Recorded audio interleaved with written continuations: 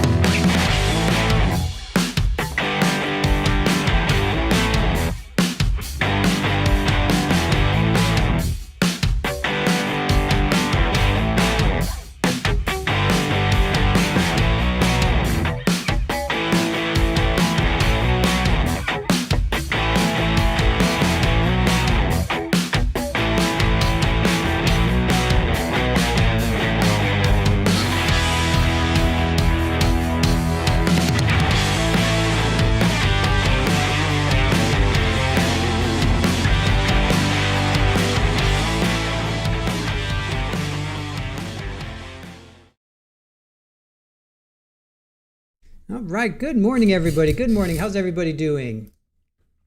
How is everybody doing today? Let us see who is with us today. We've got Good Vibes Only coming in early. Iowa Backyard Cam, Camilla, Grampy, William. Oh, you guys are saying good night. That was from last night. Horse Welfare was number 9 on the like. Okay, let's all take a moment and hit the like button. Let's be like Horse Welfare and hit the like button. Dina was number 10 last night. Shirley Roth, good morning to you. Kay Brownie, good morning, good morning. Welcome in. Tammy in KS, how are you doing? Hey, Kimbers, good morning. Ciao, ciao, good morning to you. Beach Mom, gonna miss you today. They're only 20 minutes away. Oh, nice. Yeah, have fun with your grandkids. That sounds like fun. Hey, Elle, good morning. Welcome in. We got Tammy and KS saying hello to everybody. Ruth Ann, great to see you. Welcome in, welcome in. Camilla, good morning. Denise in Ottawa, good morning, beautiful people. Ready for another day? Yes, yes, we are. Kay Brownie, I wonder how today will go. Should we call it Thirsty Thursday to wash down yesterday's spiciness? I do like that. I was trying to think what to call it. Oh, wait a minute. Oh, we got a test. Let's go to this. The live stream. Someone can let me know. This was mainly requested by Court TV. I'm not sure if they can provide feedback. Hold on. Oh, we had if I can get feedback on the other live stream. Testing 1, 2, 3, 1, 2, 3. Testing 1, 2, 3. I want you guys to Thank you, experience Patrick. this. I got your feedback. Let me know if I need to continue testing. 1, 2, 3, 1, 2, 3. Testing for media. 1, 2, 3, 1, 2, 3. 1, 2, 3. I wanted you guys to experience this. I'm going to test from a different mic now. I'll just be quiet.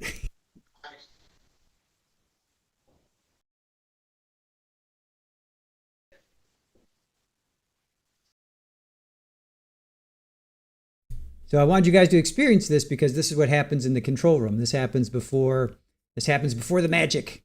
So this is behind the scenes, a little behind the scenes action there. Kathy Davis, hello, how are you? Horse Welfare, good morning. Iowa Backyard Cam, Kelsey, hello, how are you? Mia, how are you doing? Skrubnik, great to see you. Debs, welcome in. Debbie, thank you so much for your $9.99 donation. Appreciate that. William, good morning to you. Bing and Billy, thank you for joining us. Grizzly Trial TV Live, Grandma, I love it. Kaylee, how are you doing? Great to see you. Linda, how are you? Keishap, good morning. I hope I pronounced your name correctly. I think I got everybody coming in. They do the testing, you think of Brent. Hey, Rev Ben, how are you? Welcome in. We're just listening to their mic test. Testing, 1, 2. So I wanted you guys to experience that. I was hoping that I could catch that, and I did. Now they should test the cameras too. Hopefully they'll do that. They have 8 minutes to test the cameras. Hey Ed, I imagine they ring out the mics before the audio check.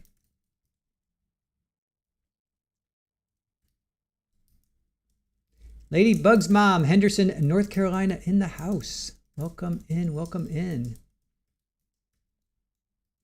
Barry says they're in final setup because Judge Kite wants the jurors seated and witnesses on the stand at 9 sharp. Oh, I got, hey, Green-Eyed Cat, how are you? Welcome in.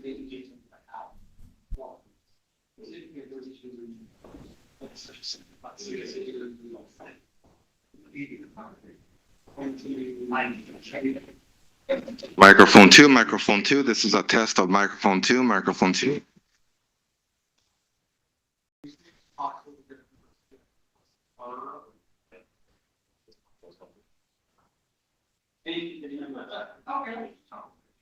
On 3, microphone 3. This is microphone 3. Testing microphone 3. We hear you loud and clear. Yeah.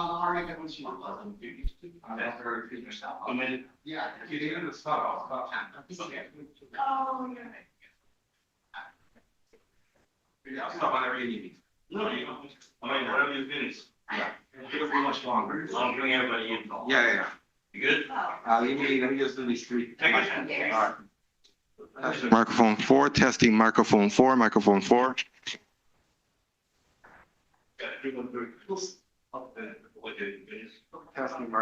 Testing microphone 5, microphone 5, testing microphone 5.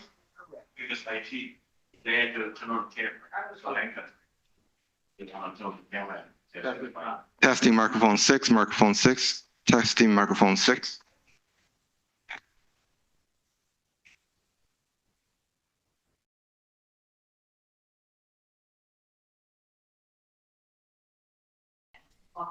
Jennifer in Georgia, welcome in. How are you? Hey, Kathy. I decided to go for closing arguments. I'm going to not go tomorrow. I decided not to go tomorrow. I'm going to go because we want to do our best to catch up on the Dwayne Davis trial. So if I went tomorrow, we wouldn't be able to stream any of the Keefe D trial. So I'm going to go closing arguments. Testing microphone 7, microphone 7, testing. For those on the IT, we need to discontinue the testing. We're ready to go to court. Please mute all media feeds. Thank you.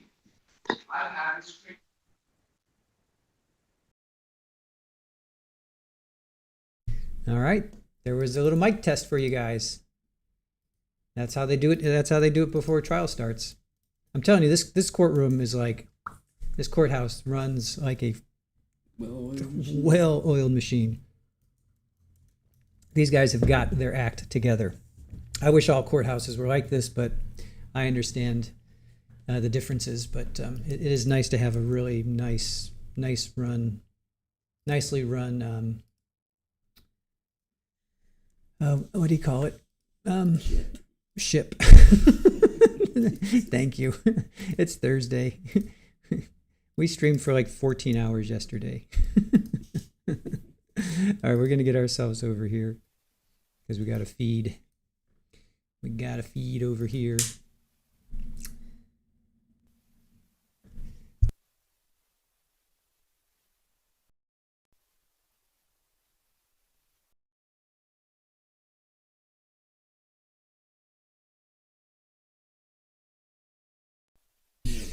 All right, so we do have a feed over here. Let me just wait for this to kick in and we can put ourselves up here. And we wait. All right, we can toggle between these two. We'll toggle between those two. I'll try not to Make everyone sick. I'll try not to make you. Oh, here we go. Judge Kite. What's that? Oh, there we go. All right. So we'll stay here. All right. Who else do we have here?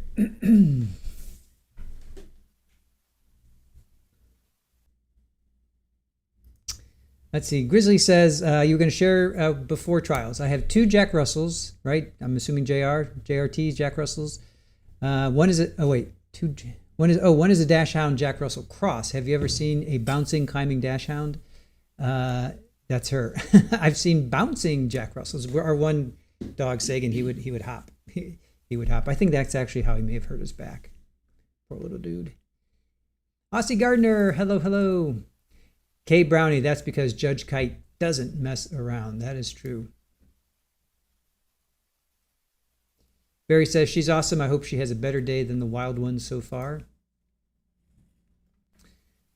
Debbie saying good morning to everybody. Hey, Dina, how are you? Rev Ben says, Judge Kite does not mess around. She does not. Jennifer in Georgia, I've really been enjoying watching this trial with you guys. Awesome. Well, thank you for that. We are so happy that you are watching with us. Hey, Snap, how are you? Welcome in. Joy, good morning. Pizza Friday. Actually, it's going to be Pizza Thursday. Because I thought I wasn't going to be here tomorrow, but I've changed my mind. I am going to be here. So we ordered our pizza. We pre-ordered our pizza today. Or yesterday, so we're having Pizza Thursday, and then we'll have Pizza Friday.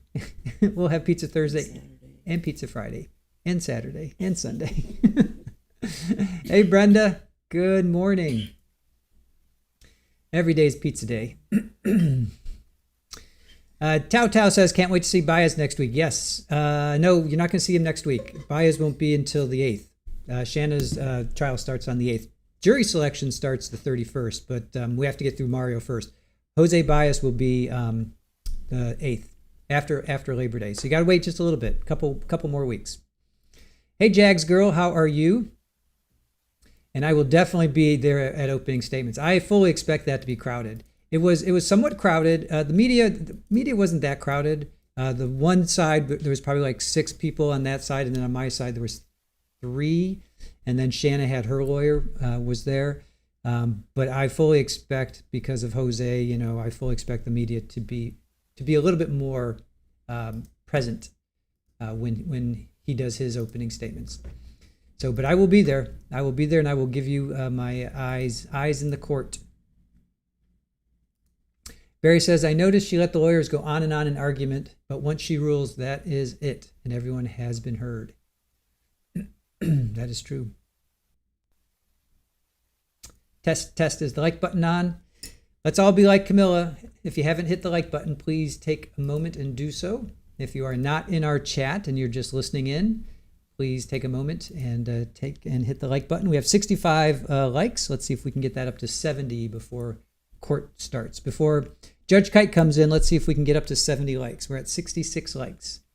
Let's see if we can get up to 70. 70 likes before Judge Kite comes in. Dina, great to see you. Rudica, good morning to you.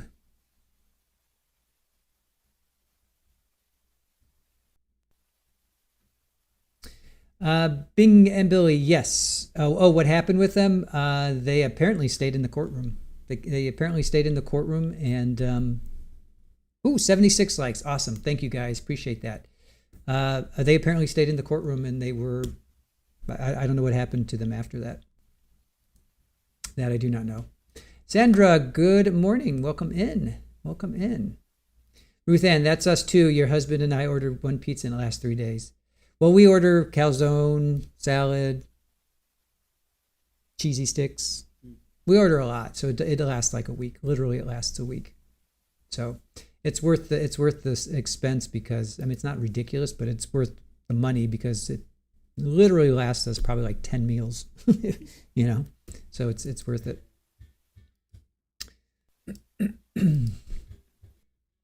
Fanny, there you are. Good morning to you.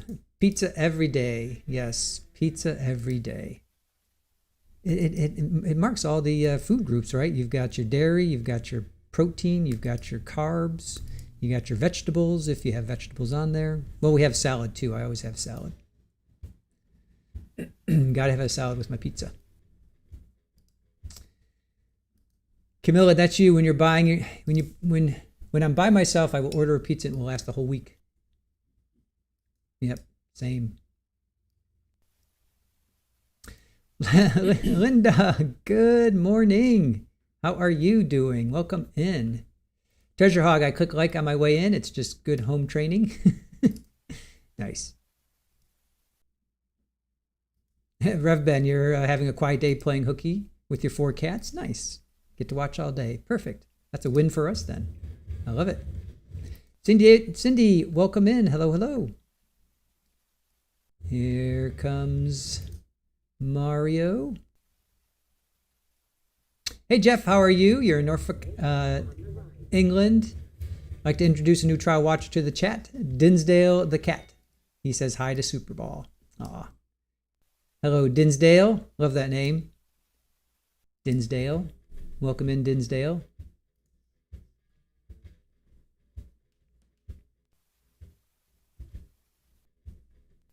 Jags girl, now I want pizza for lunch. it's pizza's just one of those foods that just always works.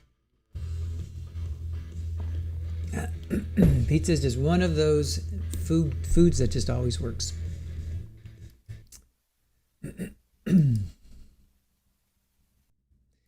Tosh, how are you?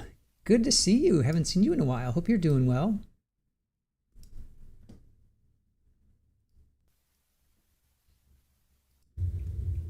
Rev Ben, you're going to have pizza for dinner? Right on. So Aaron's working on the video that I shot coming into Jacksonville on Monday. So we're going to upload that for our members. So if you're a member, we're going to upload that. So you guys can check that out. It's my ride coming into the city. Beautiful ride. And I had the sunrise coming up. It was really very nice.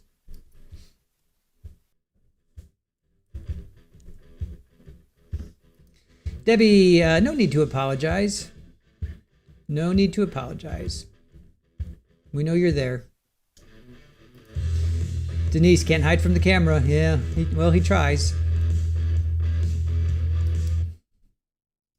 They're putting on his belt, or he's putting on his belt, I guess, and the tie. They do this every day. This is their ritual. And then he comes in. All right. We still have to hear from Detective Chris Johns. He was on the stand. Then they pulled in ROTC buddy Taylor Kudis, and then his gaming buddy Victor Quiroz, and then the DNA expert Glenn Farig. And then Detective Johns should be coming back onto the stand. And they talked about yesterday finishing Wednesday or Thursday. So I'm going to figure out, which day to swing it. But I will be there for closing arguments. I hope I can catch a verdict. I hope I can catch a verdict and then a press conference afterwards for you guys. Because these press conferences, to be there live for a press conference, because I could ask questions. So I'm hoping I can catch a press conference. I've given the cutoff of a certain time for me to, and I know as soon as I leave, within like 5 minutes, they'll have a verdict. But we heard also yesterday that Mario has waived his right for the jury to be sequestered. So they were originally going to be sequestered. They are for lunch. We know that right now. They are for lunch during trial. They are sequestered for lunch. But he waived it for them to be sequestered for deliberation. So they can indeed go home. They can go home. Debbie, thank you so much for that. Really appreciate your support. Thank you. And just rest your eyes. Rest your eyes. We know you're here. We know you're here. Don't worry. Rest your eyes. Yeah, see? Green Eye Cat saying, no worries, Debbie. We know you send your greetings. I'm on a phone too, and it's hard. Oh, I heavily dislike being on my phone and typing. It's just terrible. Here's a bonus hint. Ed says at Aldi's they have a frozen pizza called Home Run. It's not in floor freezer. Oh, on the wall freezer at the floor. Okay, it's darn close to a restaurant pizza. I'll have to check that. Yeah, Snap. That's Aaron working on the video I was just talking about. Tosh, have missed y'all. I jump in but don't chat. Just listen as a job search. Oh, well, good luck with that. Good luck with that. I was doing that up until 2 years ago. I was job searching for like 5 years, 4 years. Oh, it was terrible. After COVID, it was like, yeah, I had a pretty good couple good. Oh no, well, yeah, a good 3 years. Yeah. Oh, trust me, I can feel your pain. Start a YouTube channel. That's what. Start a YouTube channel. I'm telling you, if you're having trouble getting work, it's terrible. We have another friend who's a graphic designer, programmer, and he's in his mid to late early 50s. Yeah. And here we go. All right.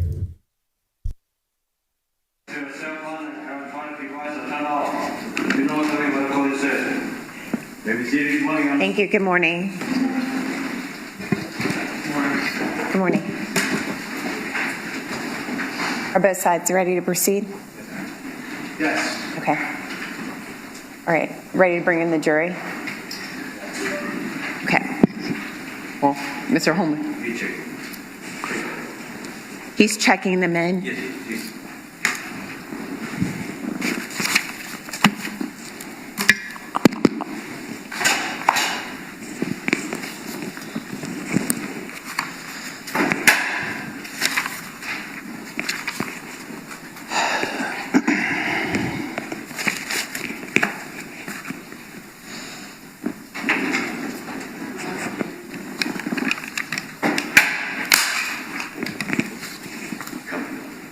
Okay.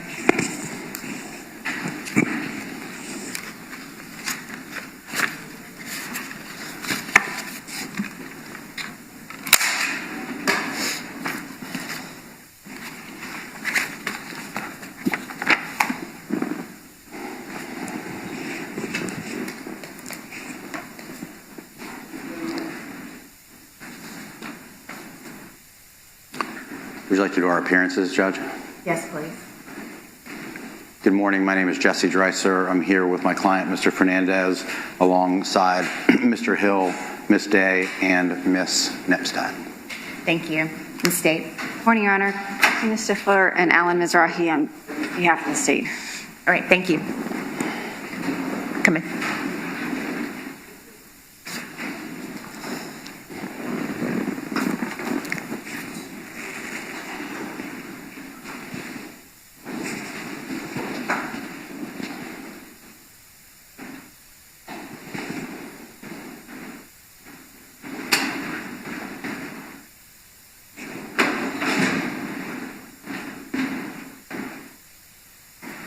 All right. Welcome in, members of the jury. Everyone may be seated.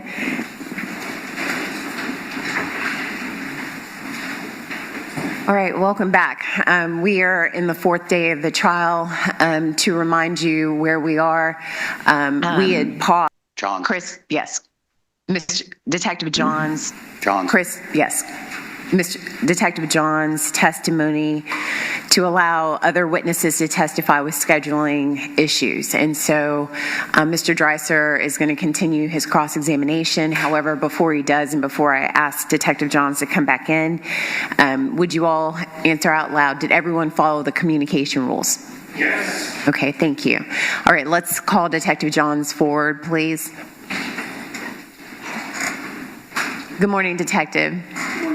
If you could walk all the way forward again. Since we have gone over a night's recess, I'm going to ask that you retake the oath. Detective, do you solemnly swear or affirm the testimony you're about to give will be the truth, the whole truth, and nothing but the truth, so help you God? I do.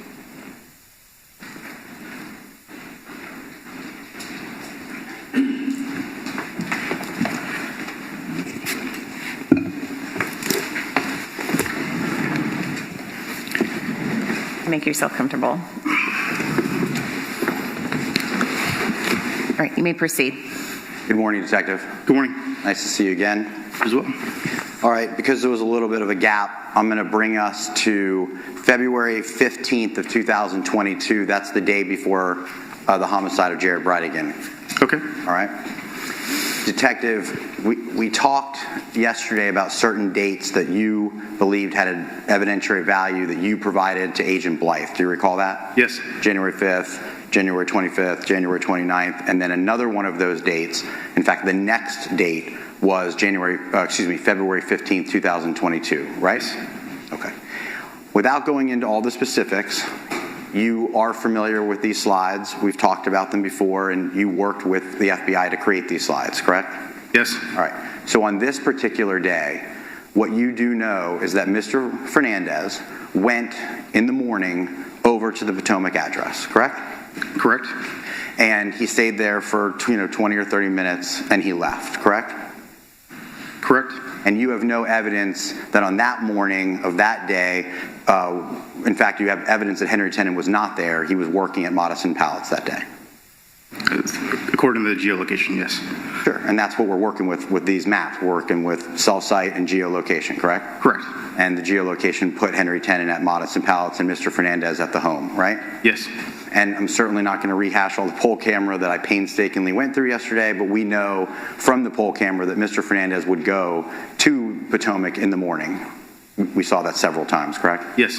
Okay, and then moving along to slide 35, page 35, do you see that, Detective? Yes. That shows, again, that Mr. Fernandez on that day went back to the Potomac address, right? That's correct. And on that day, again, consistent with what we saw yesterday, that's not inconsistent with other times that we were actually able to see on the poll camera that Mr. Fernandez would go back later in the afternoon, right? It just shows that he was at the residence at that time.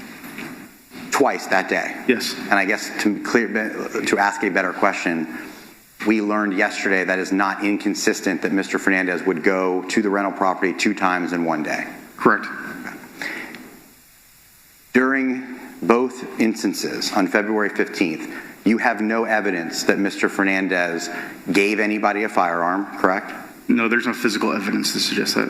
You have no physical evidence that Mr. Fernandez received a firearm from anybody, correct? That's correct.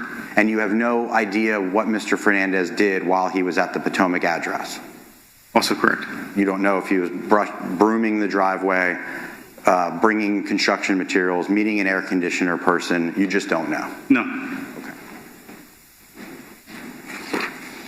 Moving along to February 16th, the day of the homicide, okay?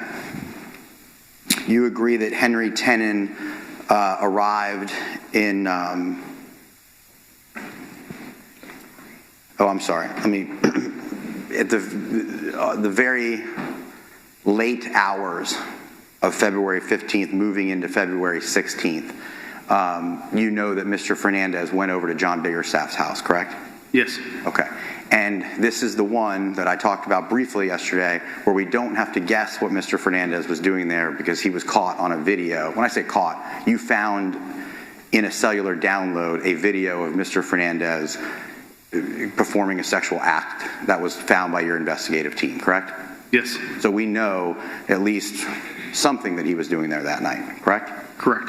You don't have any evidence that he was giving anybody a firearm, meaning Mr. Fernandez giving anybody at that Biggerstaff residence a firearm, do you?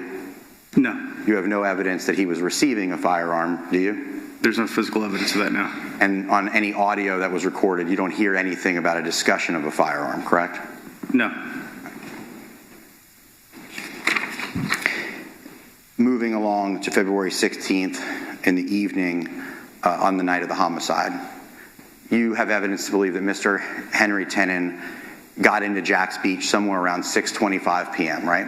That's correct.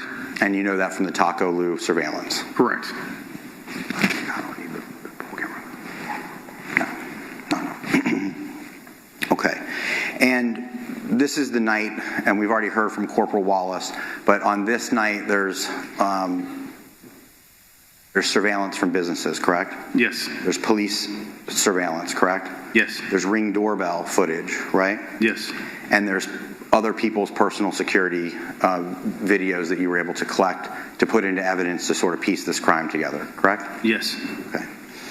At any point prior to the homicide, do you have any surveillance putting Mr. Fernandez anywhere near that F-150? No. You don't have a single eyewitness that says that Mr. Fernandez was in that F-150, do you? No, there's no eyewitnesses. And in this case, I think you told the jury on direct examination that there were thousands of Crime Stoppers types tips that came into your agency? I don't know if the word thousands was used, but there were a lot, a significant amount. I agree, that wasn't you, but there were thousands, weren't there? I don't remember the specific number, or there were a lot of them. I don't remember how many. So we can agree there were a lot. Yes. And people would just call you and say, I saw that similar looking truck at Home Depot.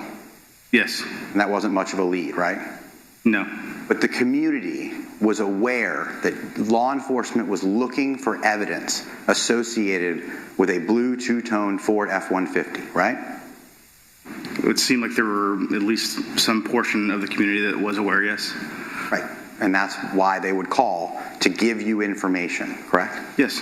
And there's not a single witness that's going to take the stand who called Crime Stoppers and said, I saw a person matching Mr. Fernandez's description in that F-150 that night, correct? That's correct. And there's not a single person that said, I saw an F-150 similar to that description parked near Mr. Fernandez's residence that night, correct? That's correct.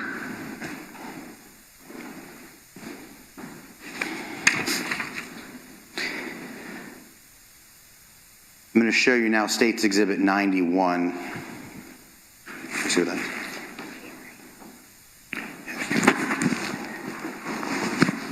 I just need one moment, Your Honor. Sure. Thank you.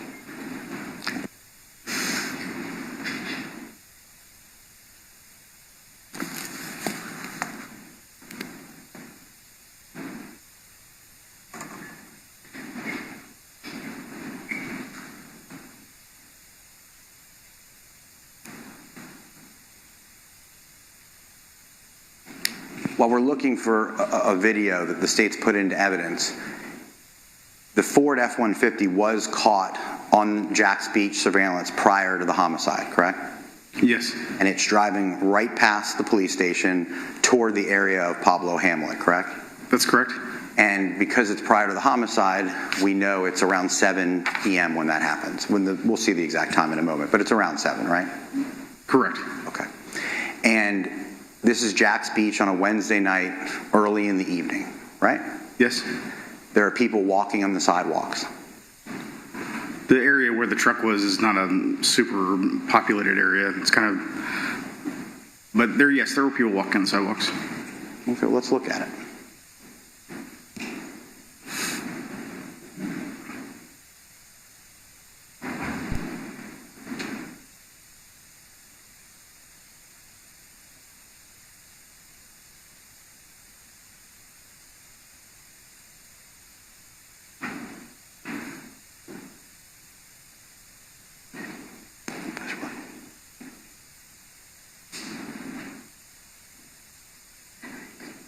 Take your time.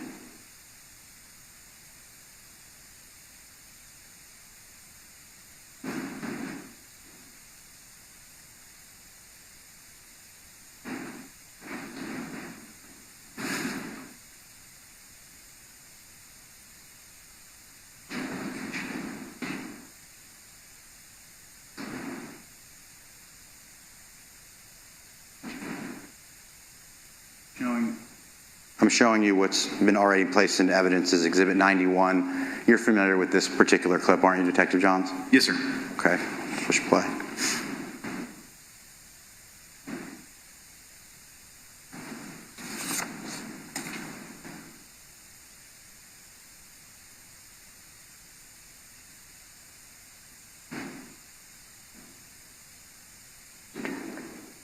You say the blue truck passed by? Yes, sir.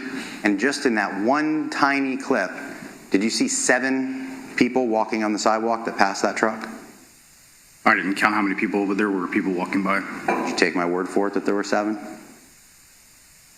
Seems about 7 people. There was a group in front, then there was another group, and then there was a jogger, right? Yes. And they were walking within, I don't know, 10 or 15 feet of that truck, correct? Yes. All right. So no reason to believe that at that night, at that time, it wasn't like, well, no one reported it because no one saw that blue truck. Plenty of people, by just that small clip, had their eyes on that truck, whether they were paying attention or not, correct? I can't say what they we're not looking at. You can say, though, that that truck passed people in Jax Beach that evening. Yes, it did. You can say from your many, many years as a patrol officer and a detective in Jax Beach that Jax Beach on a Wednesday at around 6:50 is an active area. Yes, it is. There's dog parks that are open, right? I think they close when the sun goes down and it's pretty dark at that moment. Maybe so. That area has parks and baseball fields and sidewalks, and there's private businesses and gyms and bowling alleys. That's the area that we're talking about, right? The area that you're referring to, yes. The area, this is a little bit west of that. And maybe a few hundred yards. I'm talking about that area. Yes. Okay.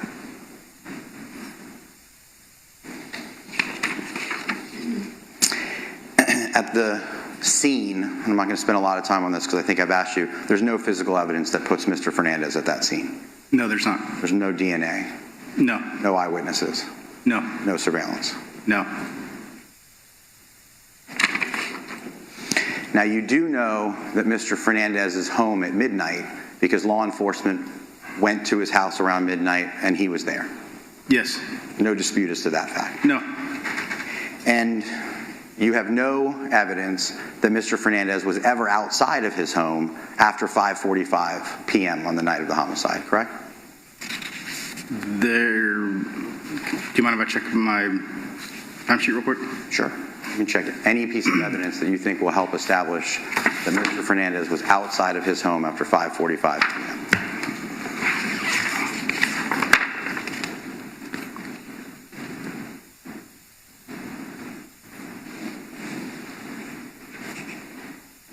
There is no physical evidence that puts him outside of his home.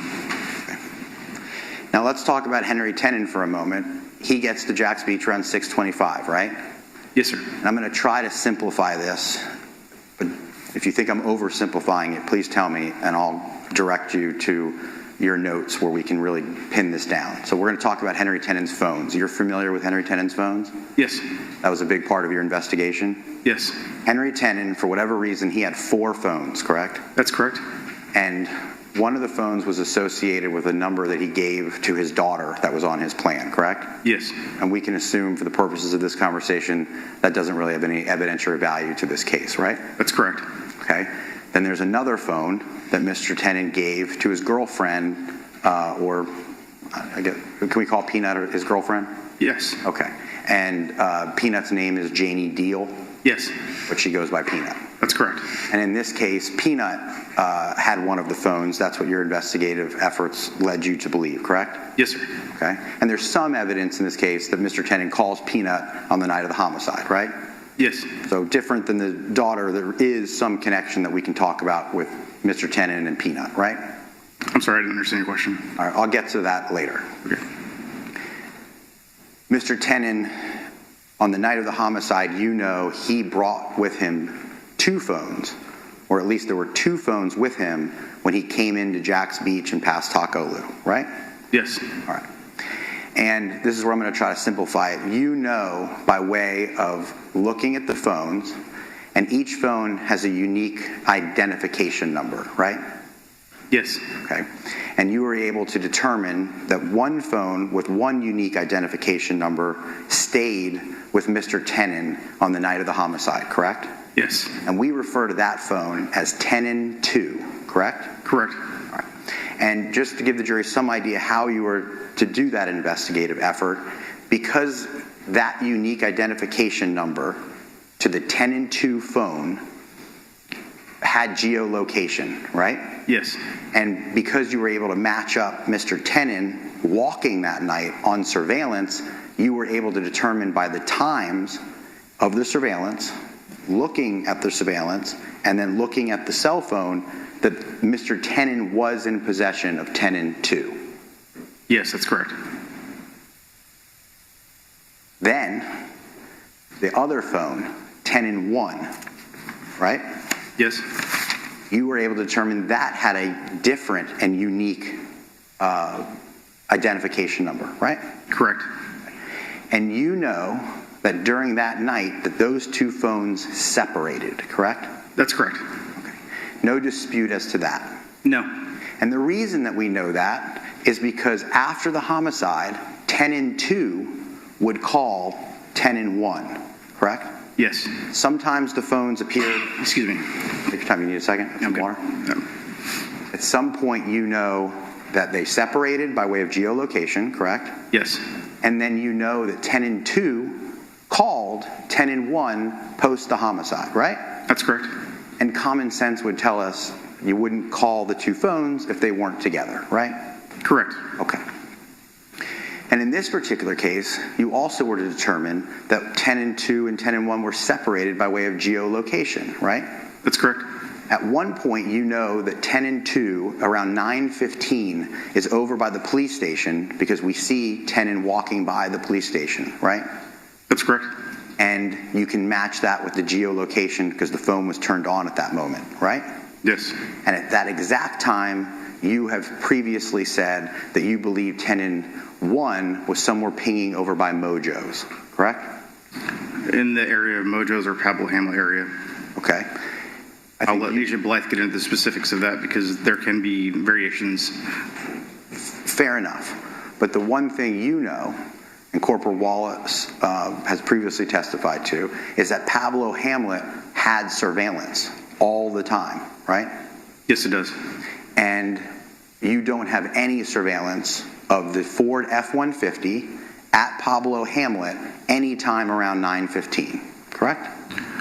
There is some surveillance of the truck coming back to Pablo Hamlet, and then it moves into what we believe is the gravel parking lot. But after that, no. Well, let's break that down. You know that the phone, or excuse me, not the phone, the truck pulls into Pablo Hamlet at approximately 8 p.m., correct? I'm just going to refer to my sheet real here. Please.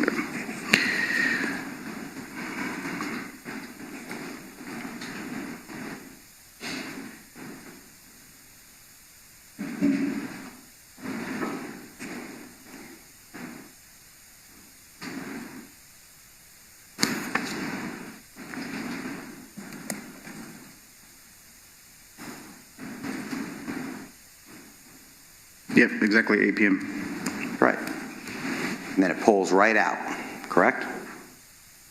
It pulls forward. I wouldn't say that it pulls out. It goes out of frame. It drives It does down. go out of frame, yes. I mean, it drives all the way until you can't see it anymore. That's correct. So when I said it pulls out of Pablo Hamlet. It's no longer at Pablo Hamlet. It's no longer by the smoking pavilion. It's no longer in that little cul-de-sac. It is no longer by that retirement house. Correct. And at that point, you have no idea where that blue truck went. We have some idea, but we don't know where it went from the next place. You don't have it on surveillance, according to Corporal Wallace. You disagree with Corporal Wallace? I wasn't here for his testimony. Okay, I'm going to represent to you that he told the jury that he does not know where the truck went after it pulled out of Pablo Hamlet. And the jury will, if I'm saying it truthfully, the jury will determine whether that was said or not said. Okay. I'll sustain it. Can you show me where the truck went after 8 p.m., Detective Johns? It appears to me that the truck makes a right into the gravel lot at the Discovery School on the last frame. Let's watch that.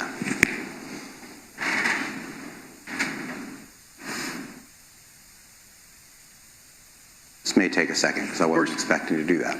I'd like to watch it with you.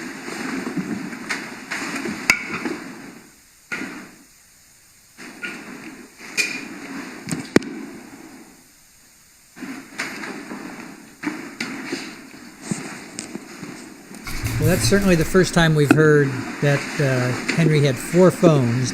One was for his daughter, one was for his girlfriend, Peanut. And then he brought 2 phones. So who had that other phone? Who had that other phone? Henry was walking, so whoever had that other phone was driving. And I'm pretty sure Mario's phone didn't leave his location, or I think it was at Shanna. Well, that's their house. So who had that other phone? All right, let's pause it. Hey, Detective Johns, you see this video? Yes, sir. The record, this was part of States 91, the compilation video, and it's also in evidence. It's part of 91, and it's also in evidence as an individual clip.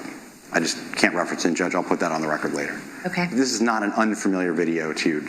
No, sir. This is the exact video we were just talking about. 203. Thank you, Ms. Stifler. Okay, but nonetheless, that's for the record. You know this video. Yes, sir.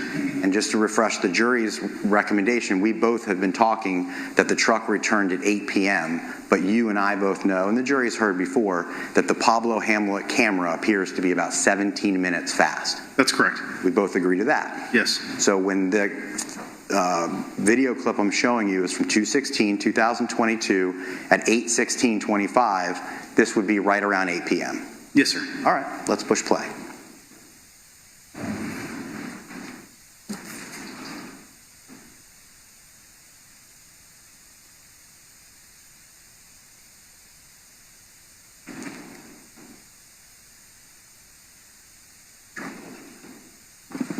While we're waiting for the truck to pull in, Detective, can you see a gravel lot anywhere in this video?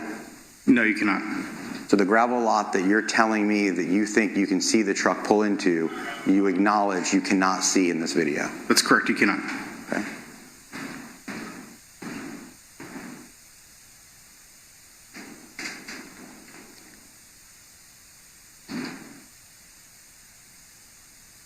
Okay, Detective, do you see the truck? Yes, sir.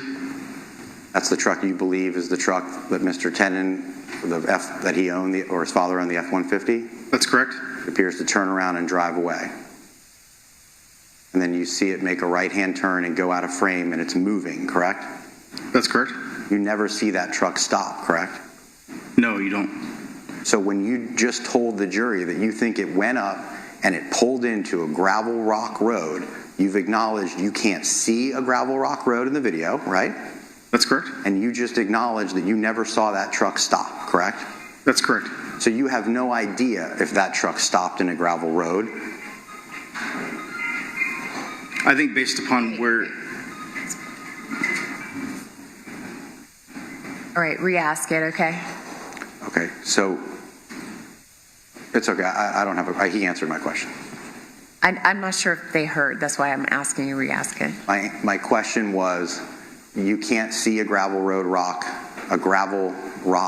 driveway in the video, correct, Detective Johns? No, you cannot see it in the video. And you never see the Ford F-150 stop in the video, correct?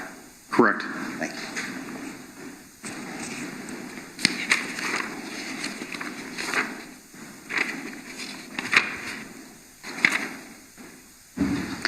At some point, 10-1 and 10-2, the 2 phones turn back on. Yes. And when they do, they're both back near the Potomac address. That's correct. So reason to believe that whoever was with 10-1 and 2, they go back to Potomac. Well, the phones go back to Potomac. I mean, I don't want to overcomplicate it. That's where, at some point in time, 10-1 and 10-2 are in Jack's Beach. We agreed on that. Correct. 10-1 and 10-2 separated. We agreed on that, correct? Correct. And then sometime later in the night, you tell me, I think it's around 11, 10-1 and 10-2 appear to be back in the Potomac area. Correct. But you know that Mario Fernandez is home after 11 because law enforcement saw him there, correct? That's correct. And you don't have a single shred of evidence to believe that Mr. Fernandez ever was at Potomac that night? No.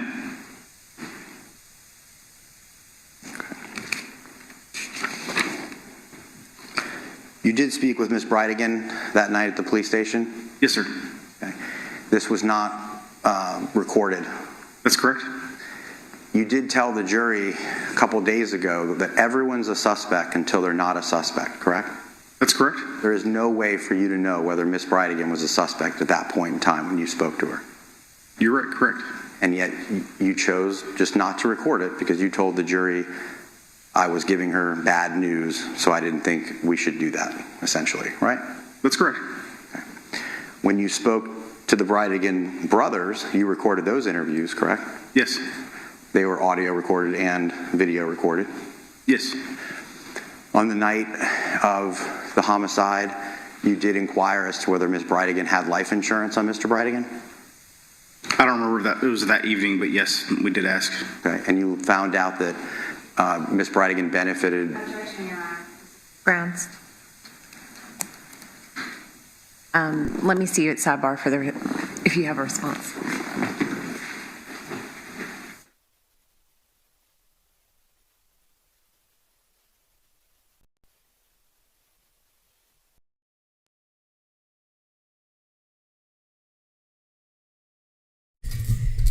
All right, they're in sidebar. So Henry Tennant apparently had 4 phones. One was for his daughter, so that gets tossed out. One was for his girlfriend, Peanut. That gets tossed out. But on the night of the homicide, apparently there were 2 phones. He brought 2 phones, and they were geolocated.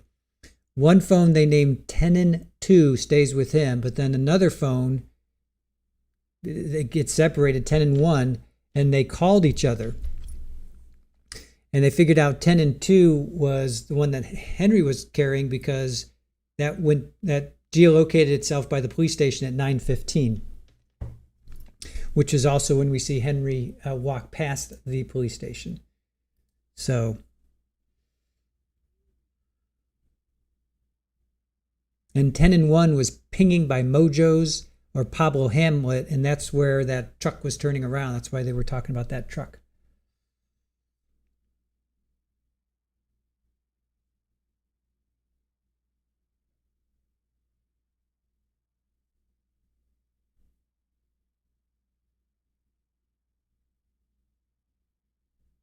So we're in a sidebar.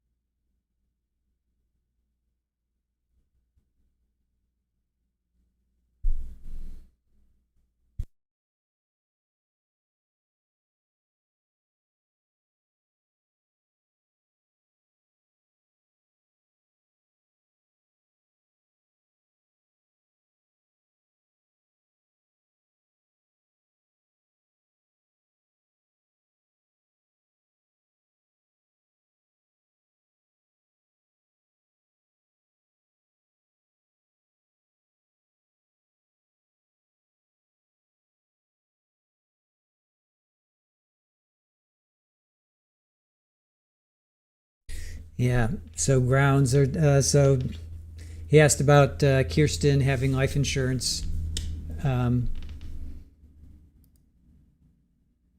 Jared, I should say. Jared. Well, he inquired if Kirsten, if Mrs. Bridegan had life insurance on Jared.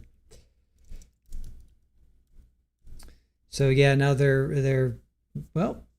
This is what defense does. They have to look under every rock, every pebble, every stone, everything. They gotta search high and low because that is it's a motive. We've seen that with Corey Richins. We've seen that before. Look at Paul Canero. So they have to do that.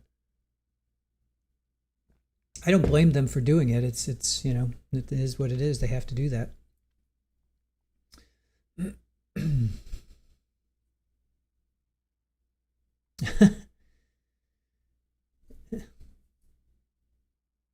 Good morning, Ultra. Good old Jose is going to say Kirsten was involved. Yep. and again, I don't, they have to poke holes. That's their job. Their job is to get their client found not guilty.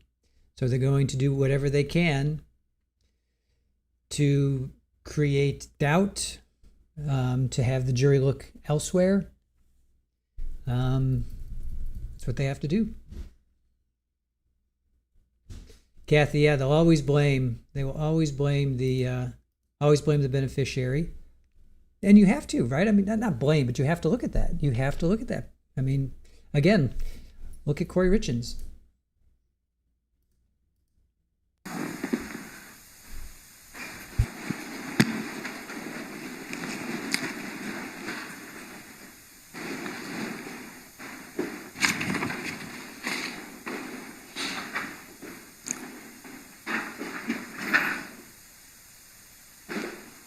Madam Court Reporter.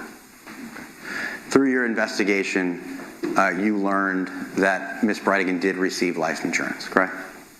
Yes. And that was important for you to determine what that was because you were trying to investigate and find out any and all information you could about this homicide. Fair enough? Yes. You didn't just speak to Ms. Bridegan that night at the police station. You spoke to her many, many times throughout this investigation, correct? That's correct. And regardless of what you were talking about, life insurance, her location, anything that you were investigating, you never one time did it in a recorded or videotaped setting. The only time she was ever at the police station in the soft room was the first night. Every other time we ever met with her, it would have been out in the field or it would have been through a phone call. Because maybe that's where you chose to meet her. That was a decision you all made. When you asked Mr. Fernandez to come in, you asked him to come into the police station, right? Yes. You asked him to come into a room that had a couch and a camera in it, right? Yes. You controlled that setting. You and Detective Lamont, right? We asked him to come in and he agreed. And you turned the camera on. Yes. You could have turned the camera on when you met with Ms. Bridegan if you asked her to come to the police station, right? Correct. She was cooperative with your investigation, is what you said, right? Yes. So if you asked her to come to the police station, you have no reason to believe she wouldn't have. No. Then you could have asked your questions in a recorded room if you wanted to, right? Yes. And you didn't in this case. No. All right, I'm going to move to October 6, 2022. We're going to make a big jump. That's the day that the Potomac Avenue home was searched by law enforcement, correct? Yes. All right. Can I get some help with these boots, Mr. Hill?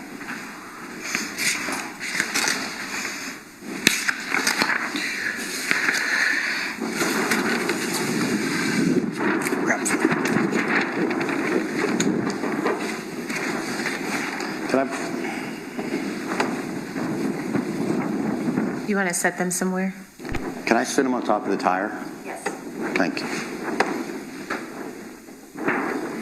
You okay with that, Your Honor? Yes.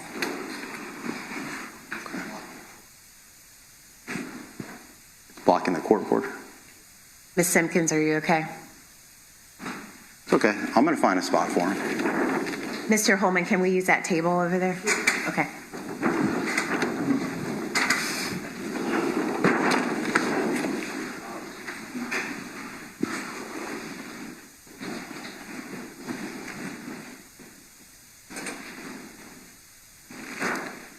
Is this okay, Alan, or is it blocking you? Here we go. We'll get to it. Those boots were found at the Potomac address? Yes. Those boots don't have any DNA on them, do they? I'm sure they might have some somewhere. All right, let me ask you a better question. You can't associate those boots with anything at the crime scene, correct? Correct. It's just that you think that maybe those were the boots that Mr. Tennant was wearing when you look at that grainy surveillance. That's how you came up with the fact that those could be the boots, correct? They appear to match the boots in the video. Just so the jury's clear, it's all the videos that they've seen of Mr. Henry Tennant walking through Jack's Beach. Sorry? It's the videos that the jury has already seen of Henry Tennant walking through Jack's Beach. That's the videos that you're relying on to determine that those are the boots, correct? Yes, sir. You never found a footprint that you could match to the bottom or the soles of those boots to say, yep, those match the boots that we framed and put before this jury, correct? That's correct. Okay. There's no biological evidence like Mr. Bridegan's blood on those boots, correct? Correct. There's no biological evidence that you guys decided to frame this jacket that connects this jacket to the homicide scene, correct? Or this sweatshirt? Correct. Okay. And the reason I said jacket is because originally you guys, law enforcement and your investigators, you framed another jacket. Correct. Okay.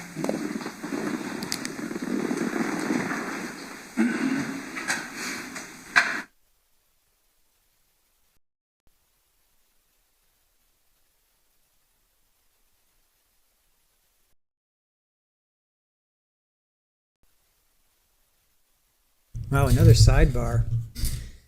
Sidebar about the jacket now. So that's Miss Stifler objecting.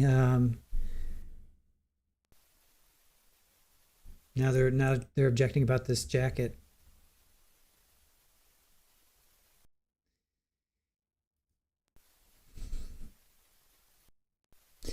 I mean, he's got a good point. Meaning they didn't find any footprint. They didn't find any biological evidence on the boots.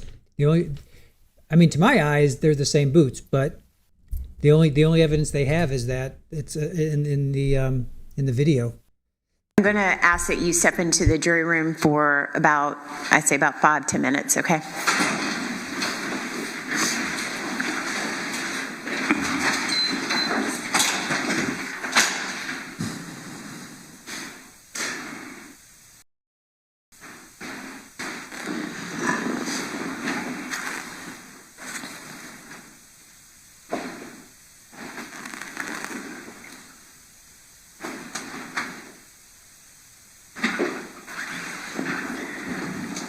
All right, please let the record reflect that the jury has left the courtroom. Everyone may be seated.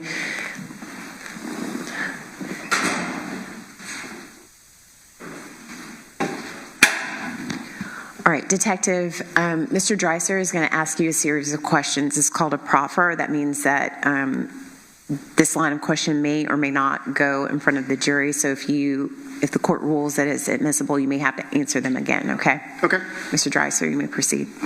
Detective Johns, did you help in the preparation of the state's case and getting prepared for trial? To what degree? You met with the state, you went over your questions, talked about the evidence? Yes. Yeah. And in this case, there was a wax canvas jacket, like a welder's jacket or something? Yes. That was that jacket was originally framed, correct? I actually never saw that. You don't know that there was a welder's jacket that was framed? No.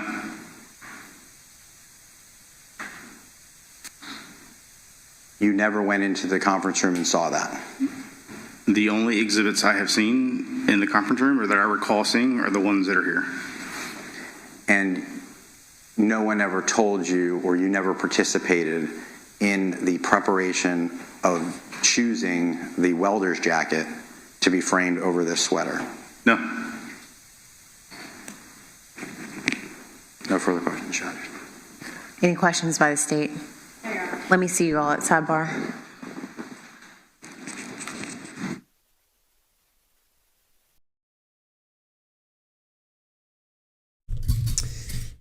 Interesting. So nobody told him to put the welder's jacket over the sweater.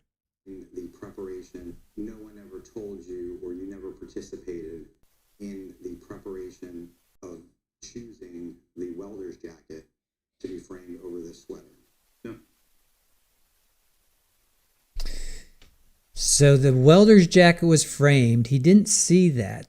The only exhibits in the conference room were the ones that are out here in the courtroom.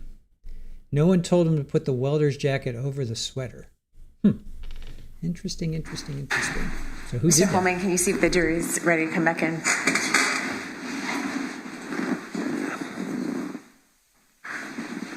Can y'all move that jacket, please?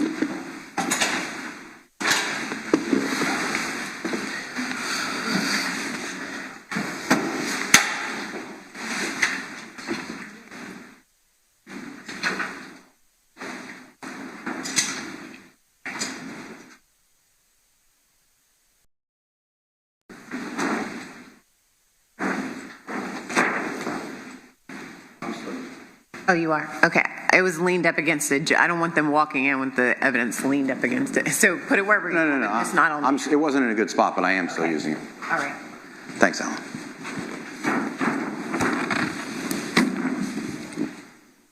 Old trash can kick.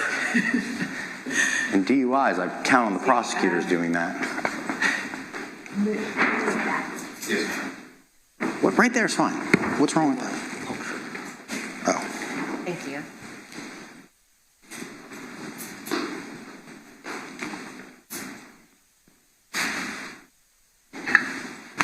Don't put it back there. It's in the way of like walking towards the stand, okay? You should have let you pull up the photos. Let's go over the boots. It's just as easy. She's the jacket. It doesn't. It's just as easy.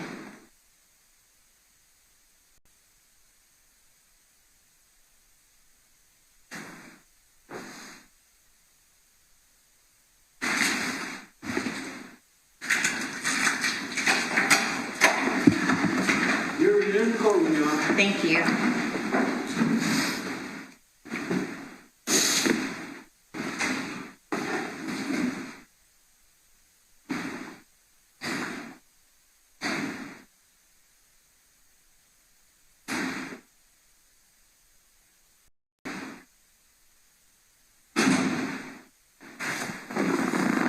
All right, welcome back, everyone. Everyone may be seated. Mr. Dreiser. Detective Johns, can we agree that, again, this particular sweatshirt was found at Potomac? Yes. This particular sweatshirt, you believe, by looking at the same video that's been submitted into evidence to this jury, you can identify this particular jacket by looking at that particular surveillance video? Yes. And you feel confident that looking at that, you can determine it's this particular sweatshirt? The video seems to match the jacket that is there. Okay. Jacket. You should also know that that sweatshirt was found in the closet on the ground at the top.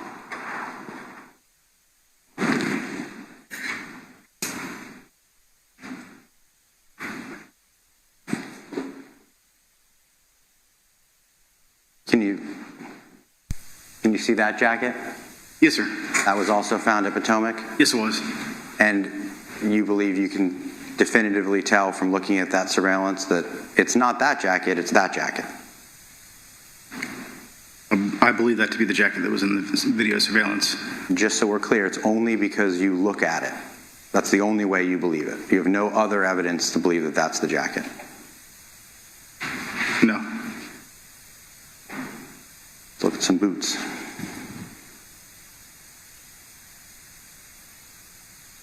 These boots were found at Potomac? Yes. And you believe by looking at the surveillance video that's in evidence that you can tell it's those boots that are framed and not these boots? And certainly not those boots. You don't think it's those boots? No. Okay, let me show you another pair of boots that was found. How about these boots? Could it be these boots? I don't believe so. Why don't you believe so? If you look at him walking and you see the tongue of the flap of the boots, it's more consistent with those boots versus the ones that are on the screen. And I just want to make sure when you're talking about the analysis that you're doing, you're looking at the video that's been submitted in evidence. There's no other videos that you're looking at. There's no other videos. And you can tell by the tag of those boots different from the tag of these boots. Tongue. I'm talking about the tongue. Tongue of those boots compared to the tongue of these boots. That's your testimony? Yes. Okay. Let me show you another pair of boots.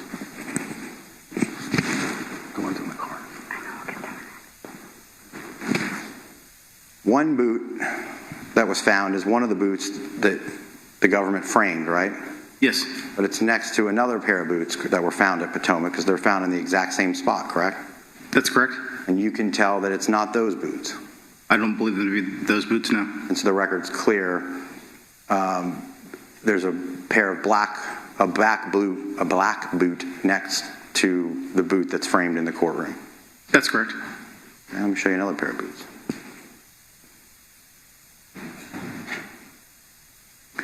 When Mr. Tennant's vehicle was recovered, you see those boots? Yes, And you don't believe those could be the boots? no. And why don't you believe those could be the boots, Detective? They're the same color, roughly tan construction boots, correct? Yes, They were found in Mr. Tennant's vehicle that you guys believe is associated with Mr. Tennant, the Ford F-150, right? yes, sir. These boots have a long tongue, just like the boots in the courtroom, correct? Kind of hard to see the tongue in the photo.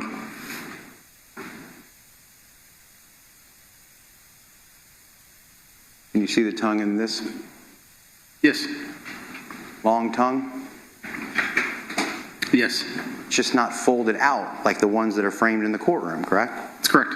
And it's still your testimony that you think, looking at that video that's been given to the jury, that you can tell that those are the boots and that's the jacket by looking at the surveillance in which has been submitted to this jury.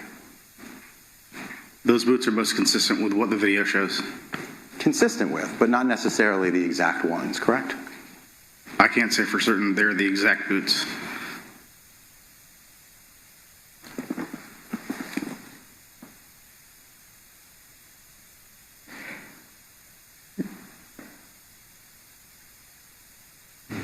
Mr. Dreiser, when you're referring to the photos, if you could say the exhibit number. Yes, I'm sorry. I've been referring to a sweatshirt type jacket with you during my testimony, Detective Johns, that I'm holding that is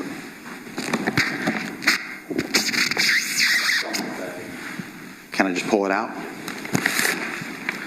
States 128.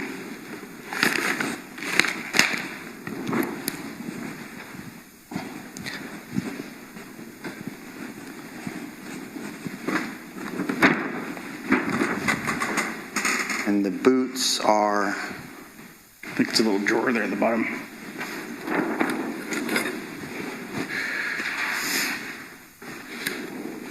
I'll just look at the list. If you just give me a It minute. just pulls out there at the bottom. Pulls out. They're not. Sorry. This. Oh, I don't want to mess your evidence. I see the bag. I just don't want to mess it up. 129. For the record, the boots that we've been discussing that I keep saying are in the courtroom versus the other boots are 129. We can agree with that. Right? yes.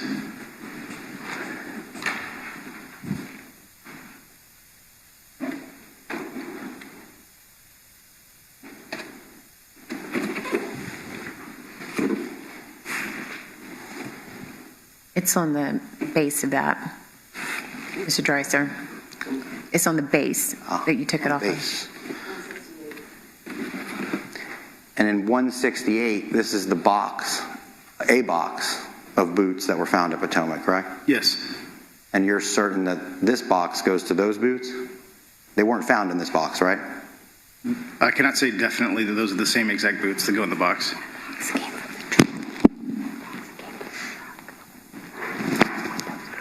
And actually, if you know this, it's my understanding that this box was not found where those boots were found. Those boots were found at Potomac, and this box was found in the Ford F-150. Yes.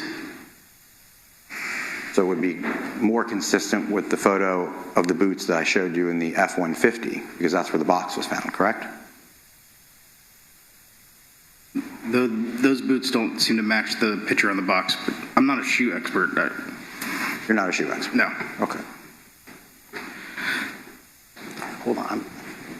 And then lastly, I want to show you another jacket that was found at Potomac. Can you see that, Detective? Yes, sir. Okay, and it's another jacket that was found over by Henry Tennant's belongings. Yes, sir. Let me show you a better picture. And I showed you Defense Exhibit 11, which is the green camo jacket, Your Honor. Thank you. Okay.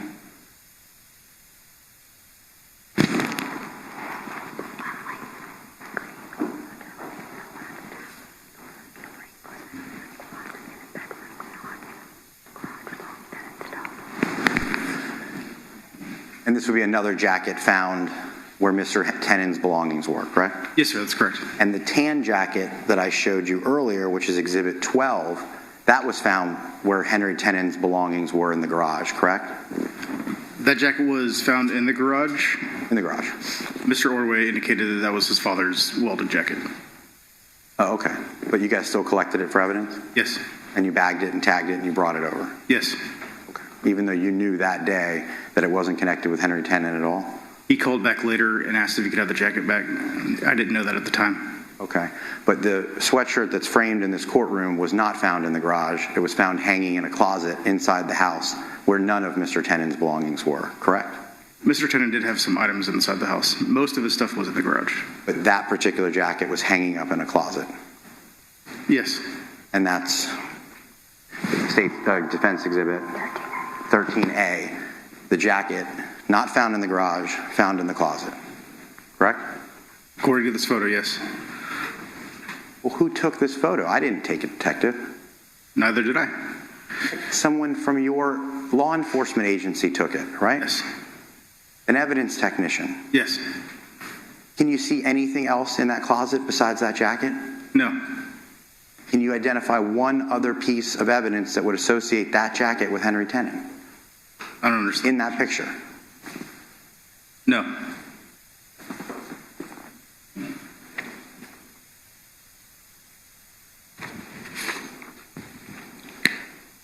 On October 7th of 2022, you conducted a controlled call.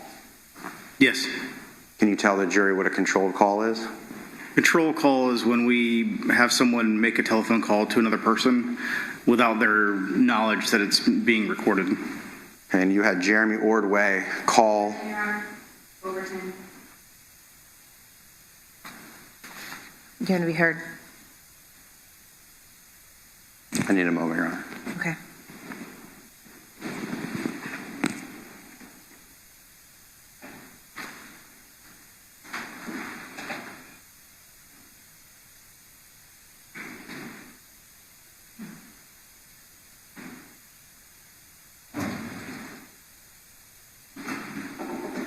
Rephrase the question. Okay. You found no evidentiary value in that phone call? No, sir, we did not.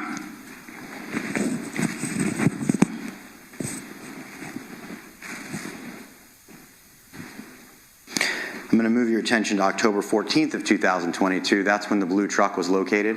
Yes, sir. Okay, and that blue truck was located at Jimmy Jones's house, correct? Yes, sir. That was a friend of Henry Tennant, That's correct. not a friend of Mr. Fernandez. No. You have no evidence that Mr. Fernandez was ever at Jimmy Jones's house. No. Although Mr. Fernandez owned several rental properties in town, he did not own Mr. Jones's house. No, we did not. And while I'm pulling up some photos of that house, that home was never searched. No, it wasn't. So although the biggest break in the case was found, which is the blue truck, right? Yes? At a location that Mr. Tennant went to, because it was Mr. Tennant's friend, right? That's correct. You still had not recovered and have never recovered a firearm in this case, correct? Correct. You never searched that house. No, we did not. Never went inside. No. Never looked to see if there was a 10 millimeter in that home. No. I'm showing you, is it defense or state? Defense 56A. That's a photo of Mr. Jones's home. Yes, sir. That's where the blue truck was parked. That's correct. That blue truck has evidence in this case, correct? Yes, sir. Evidence was found at Jimmy Jones's home, correct? The truck was found at his home. No other evidence. Well, you didn't look in the house, so you don't know, right? There was no reason to search his house. Other than the fact that the biggest break in the case was found at Jimmy Jones's house. Other than that, there was no reason to search the house. We had records stating that the truck showed up at his house several months after the homicide. There was no reason to search the residence. Several months after the homicide, you hadn't found the firearm, right? And there was nothing that pointed to Mr. Jones as a possible suspect. But it pointed to Henry Tenon, right? Yes, And you did have evidence that Henry Tenon was at Jimmy Jones's house, correct? that's correct. You have evidence that Mr. Tenon chose to park the truck, which was the truck used in the ambush, at Jimmy Jones's house, correct? He asked after the truck was not operable, Mr. Tenon asked if he could have the truck towed there. Right. And what you don't know is if Mr. Tenon said, hey, can you stash this 10 millimeter in your closet for me? You don't know that. No, And if he did ask, it could have been in his closet when he dropped the truck off, right?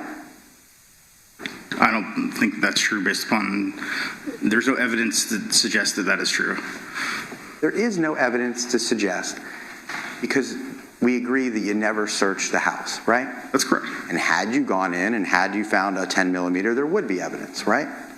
I'm sorry, I don't understand. Had you gone in and searched the home, there would be evidence that there wasn't a firearm, or there would be evidence that there was a firearm. But we just don't know today, right? We did not search the house. On February 8th of 2023, you pulled Mr. Fernandez over in a traffic stop, correct? There was a traffic stop, yes. And he was not arrested on February 8th. That's correct. You pulled him over because you guys got a warrant to get his cell phone device. That's correct. Okay? And when you pulled him over, he was cooperative? Yes. He gave you the cell phone? Yes. It was without incident? Correct. You found no other evidence associated with this crime in his truck? Correct. You didn't find any large amounts of cash? No. You didn't find any disguises? No. You didn't find any additional passports? No. Nothing to suggest that he was on the run or he was attempting to flee? No. And in this particular case,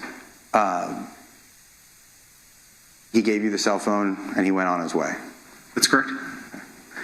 And you know that that cell phone, by way of your forensic investigation, is not the same cell phone that was used or that Mr. Fernandez owned on February 16th of 2022, correct? Correct. So it's a totally separate device. Yes. It had been about just short of a year by a few days when you collected the device from Mr. Fernandez via that warrant that we just talked about, right? Correct. Not unusual that a person could get a new phone over the course of a year, correct? No. It's not as if you stopped him like a week later and all of a sudden he had a new phone. It was a year later and Mr. Fernandez had a new phone. Correct. And then ultimately, you arrested Mr. Fernandez and he had another phone, but that makes sense because you took his other phone, right? Correct. You didn't even search the new phone because it had been so long and it was such a brief period of time. Is that my understanding? Correct. Okay. And when you arrested him, he didn't flee? No. He was cooperative? I wasn't there during his arrest, so I can't say whether he was or wasn't. Anybody report to you that he was uncooperative? No. It's on body camera? I believe so. Okay. You agree that Mr. Fernandez had moved to Orlando to live with his brother on, I don't know when, but he was arrested in March, and at some point before that he had moved, correct? Yes. The Marsh Inlet home had been sold? That's correct. Miss Gardner had already moved to Washington? Yes. Mr. Fernandez was not hiding out in Orlando, right? No. The news media had taken pictures of him in his driveway. Everyone knew he was in Orlando if you wanted to know, correct? Correct. And in fact, at some point you guys put a tracking device on Mr. Fernandez's car, correct?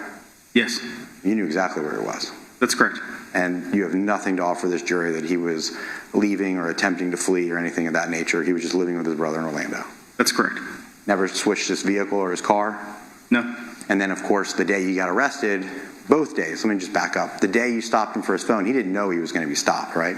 That's correct. And the day he got arrested, he didn't know he was going to be stopped, correct? Correct. And you didn't find any large amounts of cash, correct? When he was arrested? Yeah. I don't know. I wasn't there. Well, it would have been reported to you if he had like $100,000 in cash, right? I'm sure it would have been. If he had an additional passport that didn't match his name or identification, you would have learned that, right? Most likely. And of course, you didn't learn that. No. You didn't learn that he had any disguises or wigs or anything like that? No. He didn't have like a go bag in his car where if I had to find out that I was going to be arrested, I could jump on a plane and go with him? I don't recall anyone mentioning a go bag. Well, that would be good evidence if you found him with a go bag, right? Law enforcement would have been interested in that. Yes. And there's no evidence to suggest that he had a go bag. No. And lastly, I understand you're going to come back and you're going to talk about financial records, so I'll ask you about those later. But for today, you put up poll cameras at Marsh Inlet. Yes, sir. Yesterday we talked about poll cameras at Potomac. Correct. Nothing in all of the thousands or hundreds, thousands of hours that were recorded on the poll cameras at Marsh Inlet, you found nothing of evidentiary value? No. You never saw Henry Tennant go to Marsh Inlet, the residence of Ms. Gardner or Mr. Fernandez? No. The poll cams were put up after that. Well, the poll cameras were put up when you chose to put them up, but nonetheless, there was no evidentiary value of anything that you discovered at Marsh Inlet. There was no evidentiary value that came from the poll cameras. But you put them up for a reason, so that you could try to collect evidence. That was the reason you put it up, right? Partially, yes.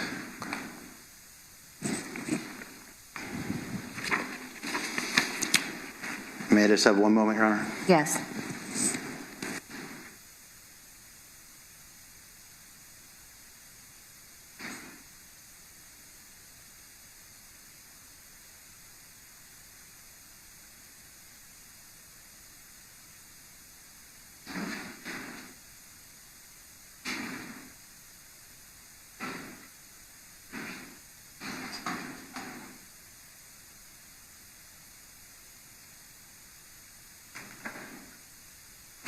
No further questions, Your Honor. All right. Any redirect? Yes, sir. Probably about 20 minutes. Okay. The jurors, you're good, right? We just came back. Okay. Sure.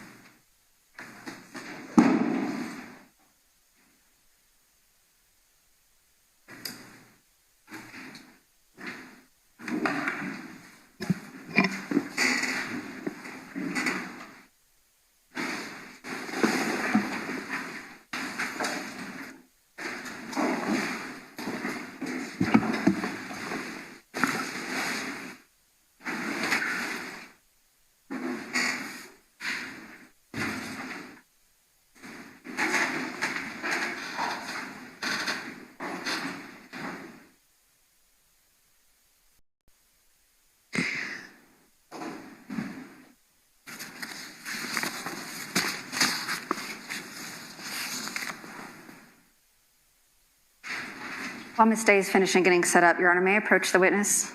Yes. Detective Johns, I have an exhibit I want to show you. Mr. Dreiser mentioned this yesterday, and for the record, I'm marking this as States 9B. Can you take a look through these 3 pieces of paper? Composite 9B. While he's doing that, can we move those boots from Mr. Holman's table? Detective, when you're done looking at them, let me know if you recognize them. Thank you. Yes, I do. And what do you recognize those to be? These are license plate readers of the Ford F-150. And are these license plate reader records that you received in conjunction with this investigation? Yes, these were received from the St. Johns County Sheriff's Office. And they're fair and accurately and kept in the regular course of business within law enforcement? Yes. Your Honor, the state would seek to introduce, without objection from defense, state's composite 9B is the next numbered exhibit. I think it's 211.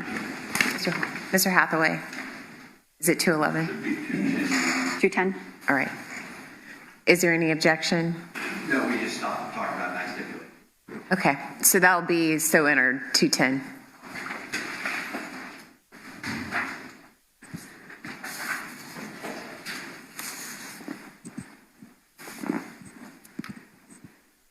All right, Detective Johns, I know you've been on the stand a long time. I've got a couple follow-up questions for you based on what defense asked.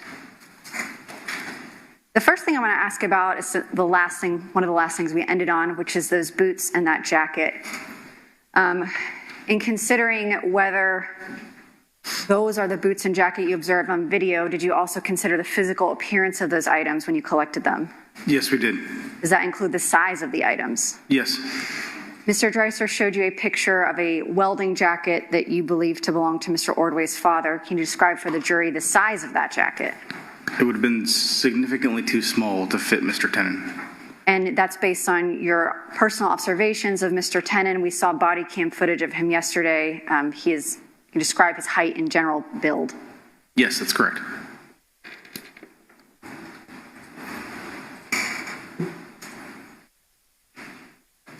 Mr. Dreiser asked you about not recording Kirsten Bridegan when you were telling her that her husband had been killed.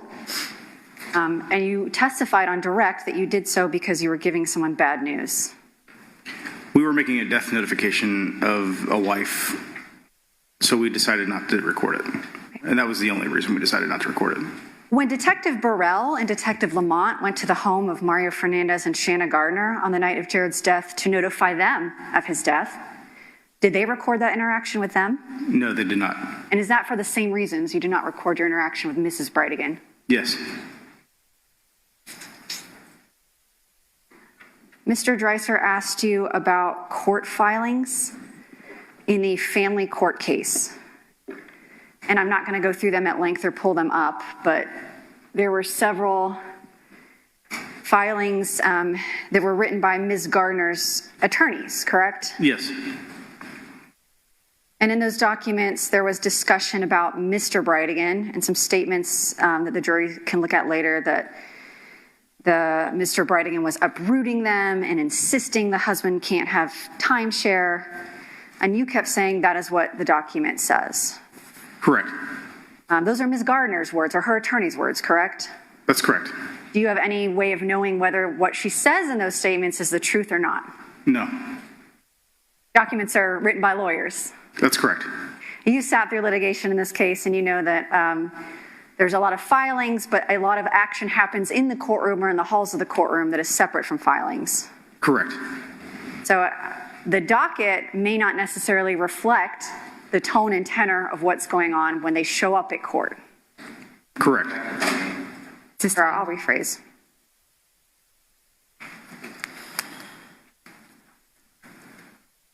I'm going to move to a PowerPoint. I'm going to start with the cell site slides that Mr. Dreiser asked you about.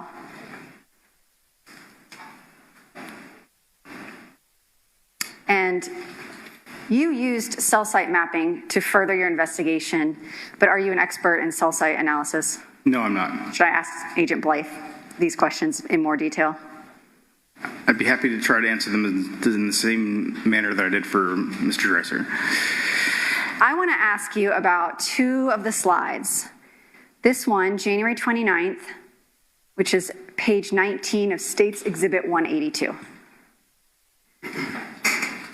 And I understand you're not an expert, but based on your investigation and your... Oh, sorry.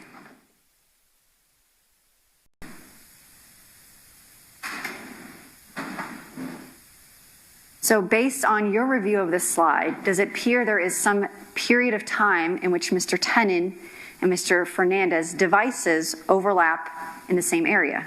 I'm going to object to you approach the court. Yes.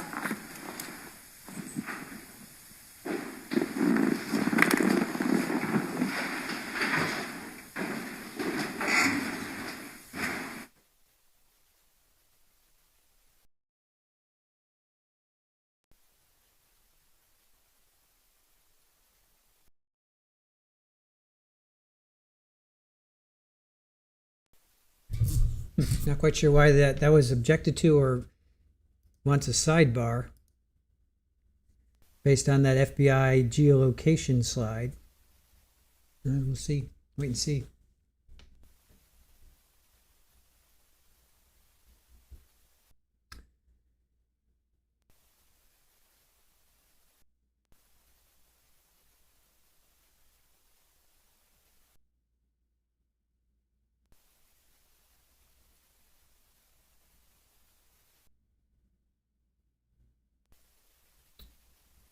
that the same phone or is it two different phones?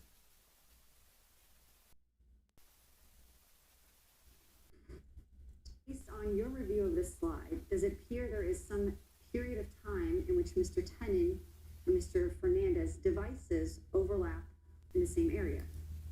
Okay, so it's overlapping. That's on January 29th.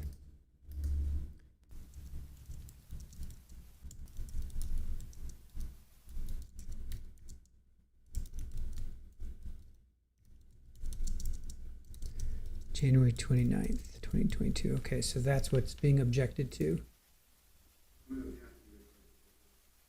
Yes. So that's what he objected to. All right.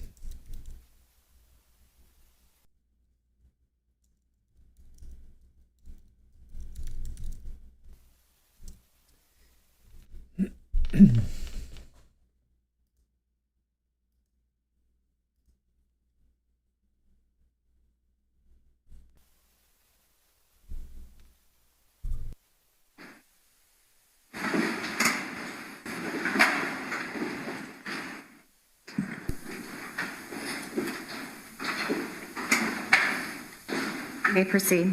Thank you, Your Honor. Detective Johns, I'm not asking for an expert opinion by any means. Just in general, does this slide, in your estimation, show that there's some time where Mr. Fernandez and Mr. Tenen could have overlapped in the same geographic area? Yes. And that's on January 29th, 2022. That's correct.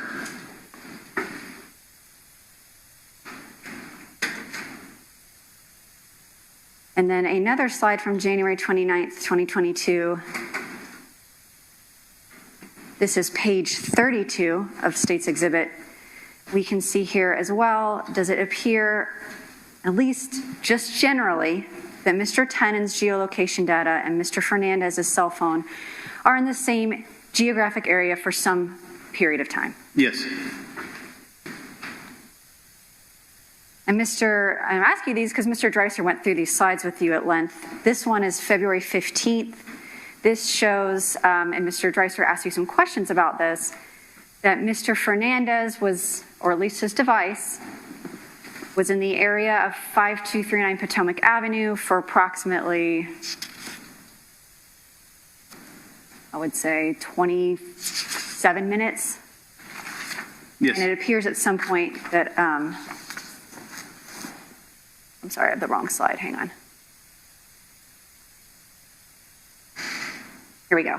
February 15th in the evening, for a little less than an hour, and a portion of this time, would you agree with me, or can you state with some confidence that Mr. Tenen's device and Mr. Fernandez's device appear to be in the same geographic area for some period of time?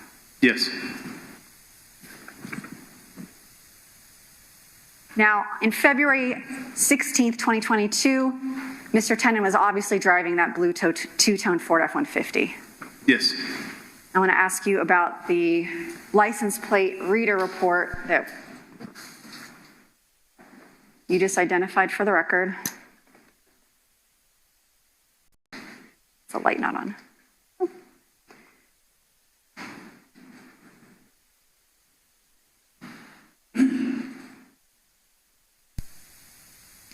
Is this the license plate reader report for St. Johns County for the vehicle registered to Henry Tenen?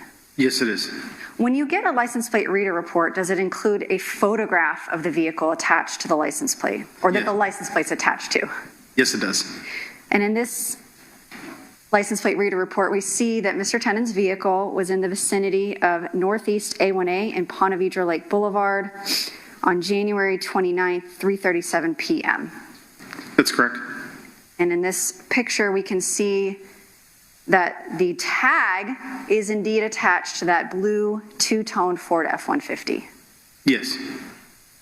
And that same date, we have another license plate reader from the same area, January 29th at 2:46 p.m., Racetrack Road in US 1.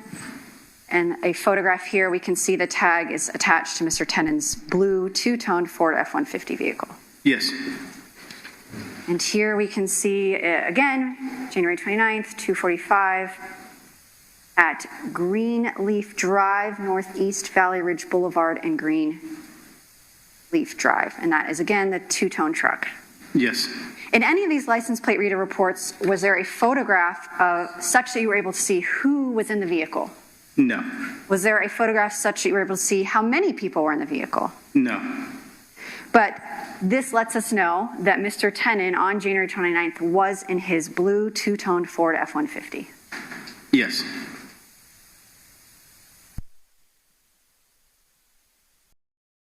Mr. Dreiser asked you about the media release of the photograph of the blue two-toned Ford F-150, and your testimony was it was released into the community, and upon questioning from Mr. Dreiser, you admitted that many people in the community, especially Jacksonville Beach, were aware the police were looking for this specific vehicle. That's correct. And these slides show that at the time period that Mr. Tenen was driving this vehicle, he overlapped for several significant periods of time at Potomac Avenue with Mr. Tenen while he was in possession of that blue two-tone vehicle. That's correct. Did Mr. Fernandez ever tell you during his interview or respond or give a Crime Stoppers tip or tell anyone that he knew his tenant owned a blue two-toned Ford F-150? No.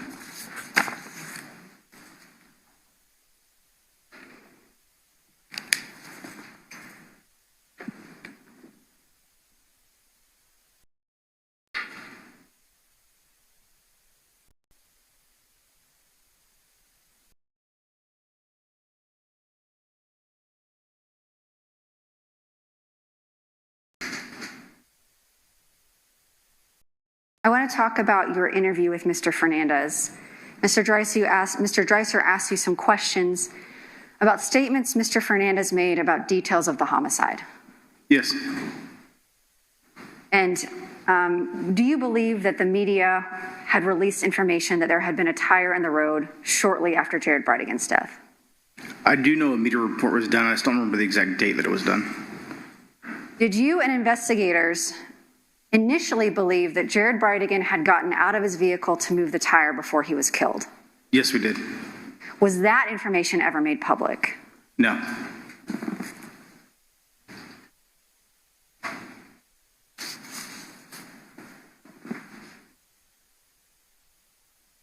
I'm going to go through State's Exhibit.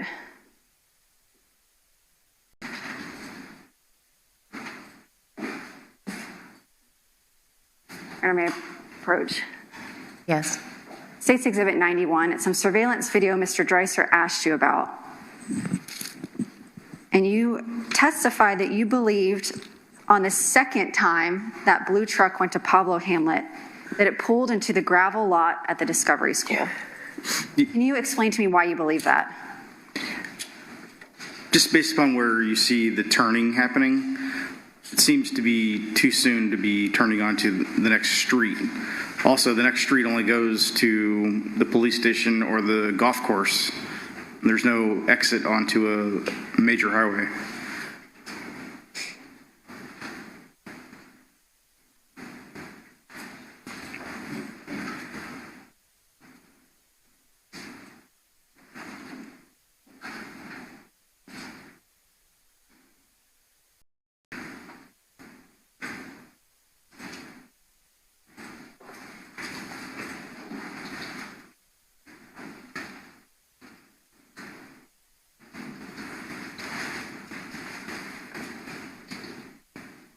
This is State's Exhibit 91 that I'm publishing.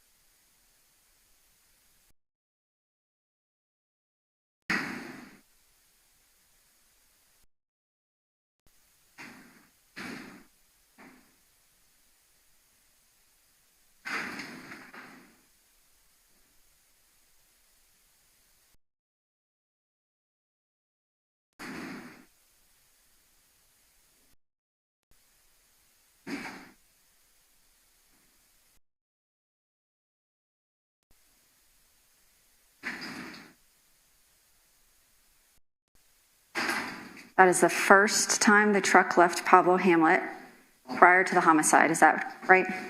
I can't see them on the screen. Oh, rats. I'm going back and forth between. Get this queued up. All right, so playing at 28:05.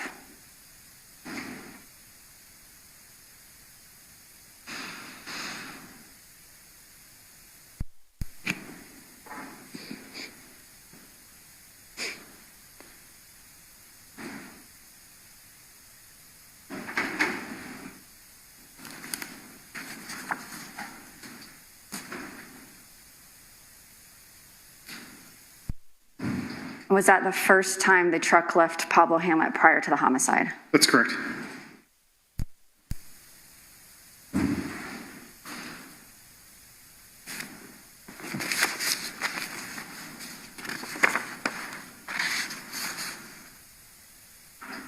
And this time should be actually 8 p.m. That's my fault. We see here the blue truck. Yes.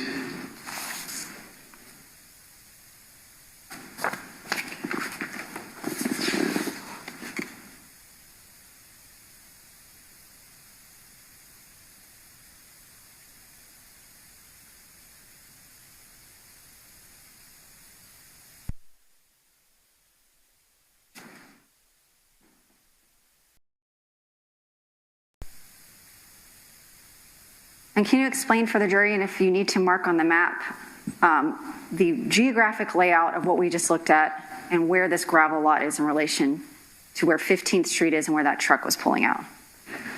So the area that we're... Hold on, I can zoom in. This is... Pull down. State's Exhibit 208.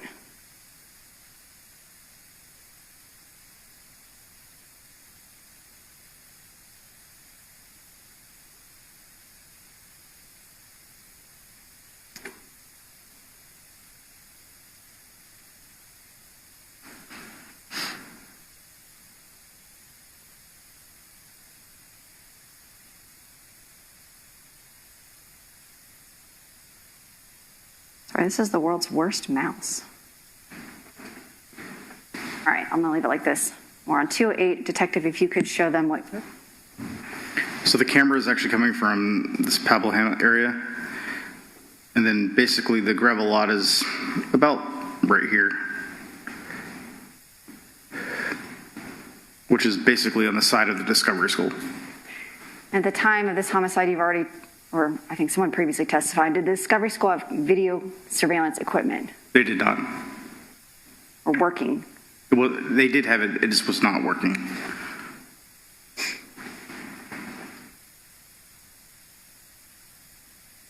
Mr. Dreiser showed you what he deemed or described as a business plan of Mr. Tenen. Was that found during the search warrant at the Potomac House? Yes, it was. May I approach the witness, Your Honor? Yes.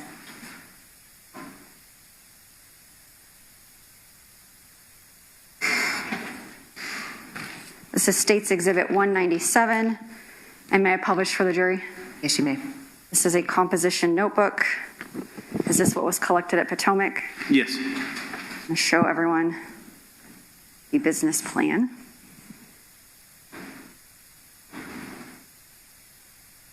You all will take this back with you.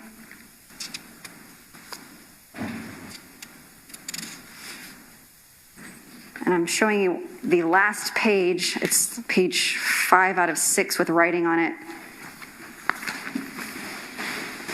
And there describes some costs associated with a pallet business, and they are dated. Can you tell me the dates on this business plan?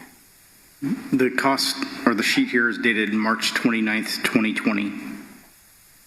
Thank you.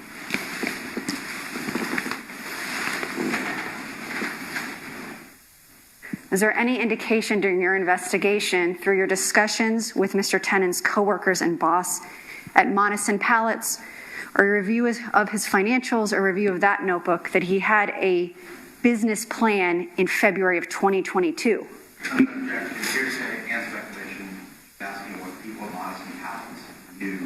Okay. All right. Response? I can rephrase it. All right, you may. Did you ever find any evidence that Mr. Tennant had a current business plan in 2022 such that he bought equipment or had reached out to vendors or had filed any paperwork with the state?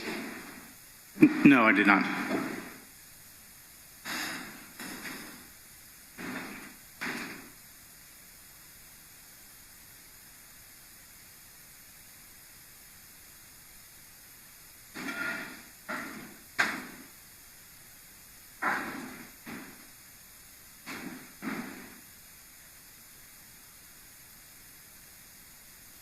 Mr. Dreiser asked you whether you had any evidence that John Biggerstaff ever possessed a 10mm firearm. You said no physical evidence.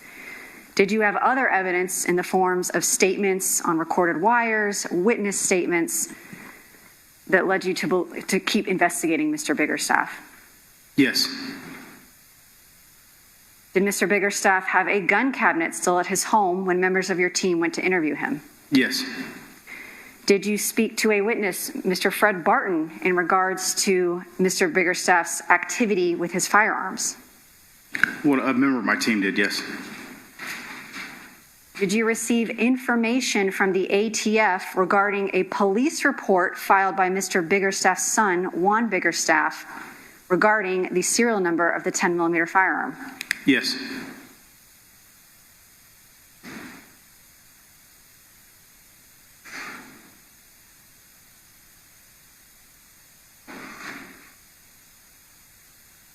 Did you receive a Google return for John Biggerstaff showing that he had Googled and searched 10mm firearms? Yes. And was that on January 25th, 2022? Yes. And that is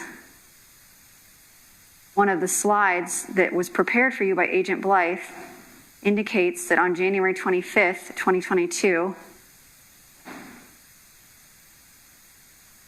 that Mr. Fernandez was in the vicinity of Mr. Biggerstaff's residence. That's correct.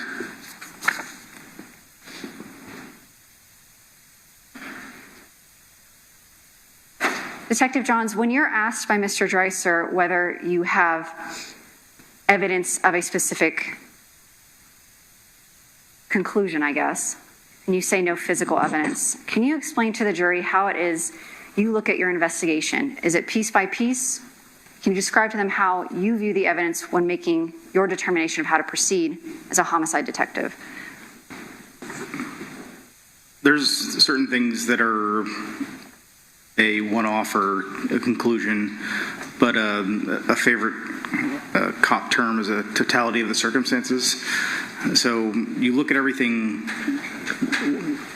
You can't explain things through maybe one little piece, but when you start looking at a big picture and you look at everything together, that is when you can start developing evidence that all kind of comes together and makes sense versus a one-off thing that maybe by itself doesn't mean much.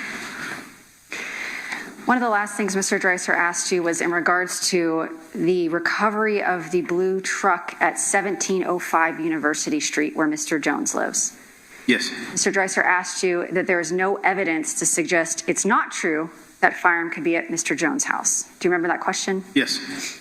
Did you receive information during your investigation in 2023 that the firearm, in this case, was disposed of? Yes. And therefore not at Mr. Jones' house? Correct.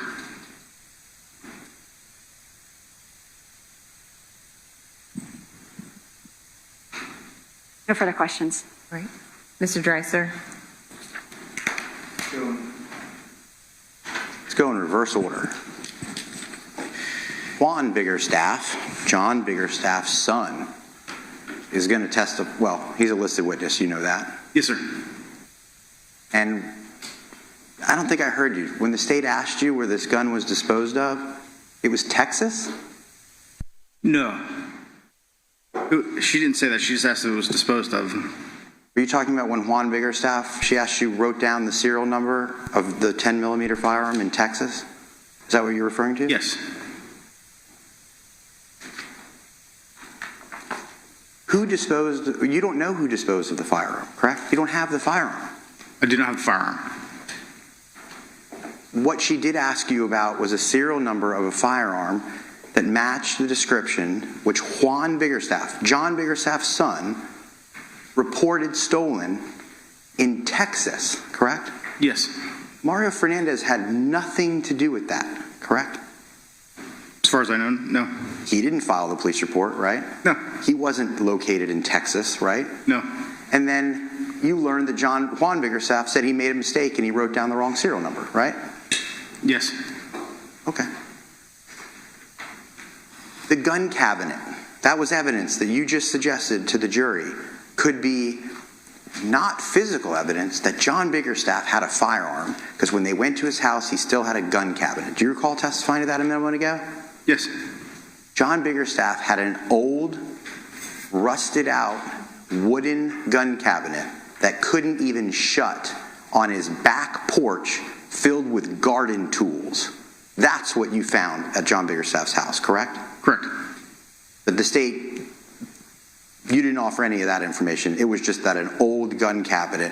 And Mr. Biggerstaff couldn't own scratch that last question. Mr. Biggerstaff couldn't own firearms, correct? He was not legally allowed to have a firearm. And that the state of disrepair of the gun cabinet that they just asked you about was consistent with a gun cabinet that hadn't seen a firearm in about 8 years, right? I have no way of telling that. But it wouldn't surprise you if a gun hadn't been in there in 8 years, right? I can't say. People don't keep guns on their back porch, do they, unlocked? Generally, no. Yeah, generally no, right? And did you find a gun in the cabinet, or did you find garden tools? There was garden tools in the locker. Okay.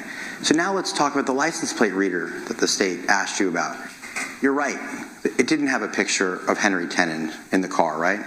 No, it did not. You just used that information to determine that Henry Tenen likely could be in the car, and then you used the Google information to determine that we do believe it was Henry Tenen, right? Yes. You're not going to look at this jury and say it's not Henry Tenen, right? You believe Henry Tenen was in that vehicle? Yes. You just don't have a picture of him. Correct. But what license plate readers also provide is additional information that a vehicle was in the area, correct? Yes. And in the area is an area of Nocatee where there were lots of businesses, correct? I'm honestly not familiar with that exact area. You know that's what the gymnastics area was, right? I know that Nocatee generally has lots of businesses. Yeah, thank you.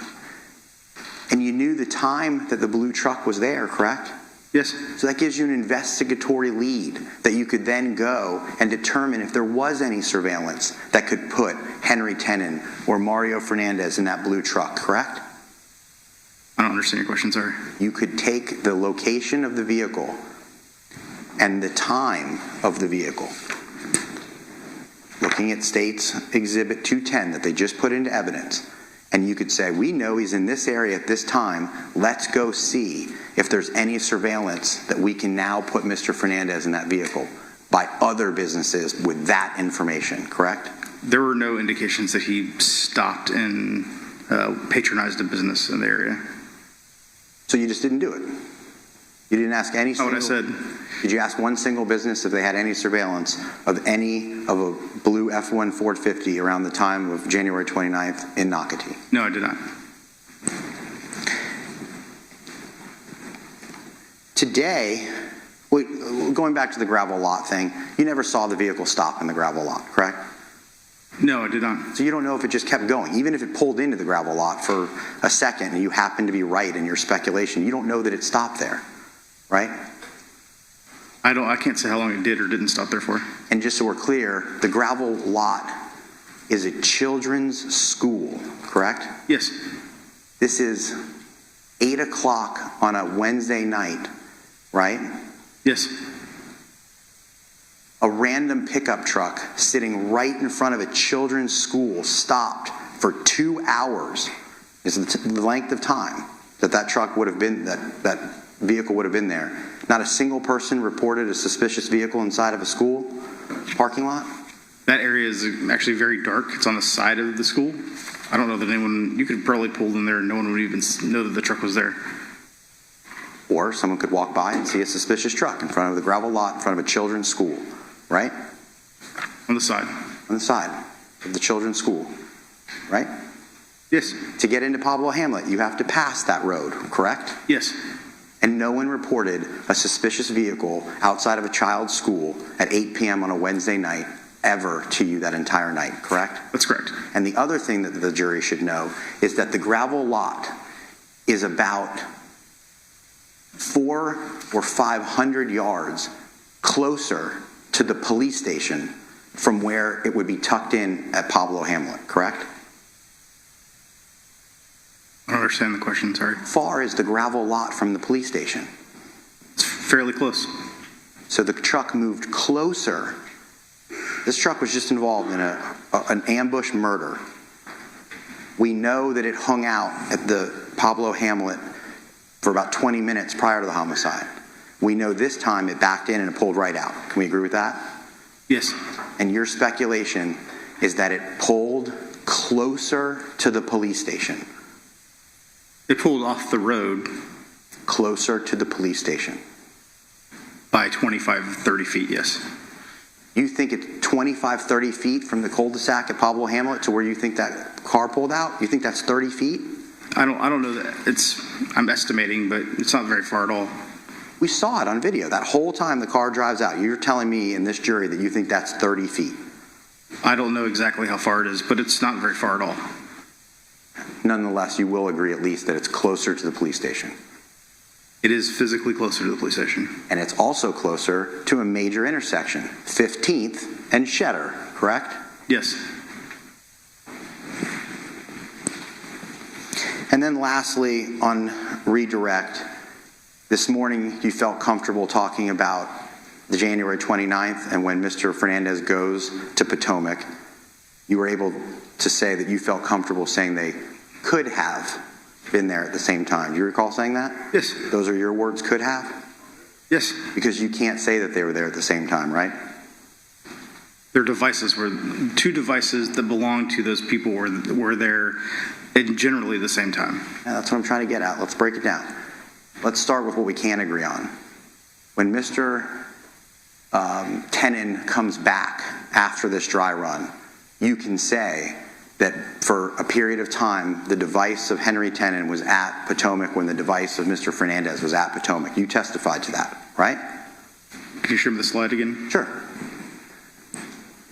Ms. Day, can you pull up January 29th slides? And let's go backwards. Let's start with the return. Do you mind if I use the restroom while you do that? Sure. Okay. Members of the jury will take 5 minutes and we'll return back. Leave your notepads on your chair.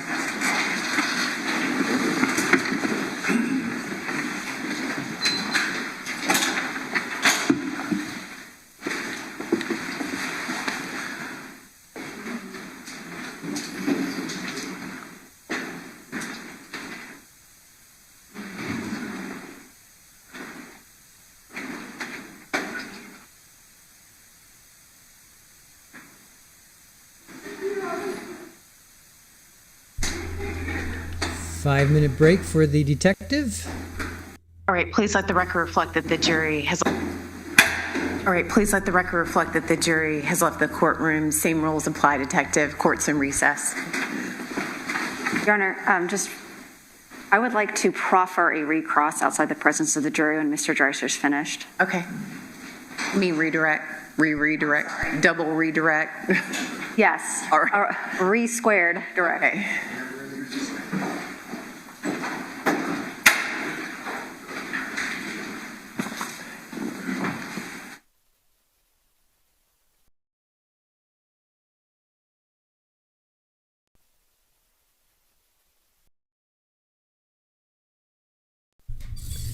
All right, detective needs to take a comfort break.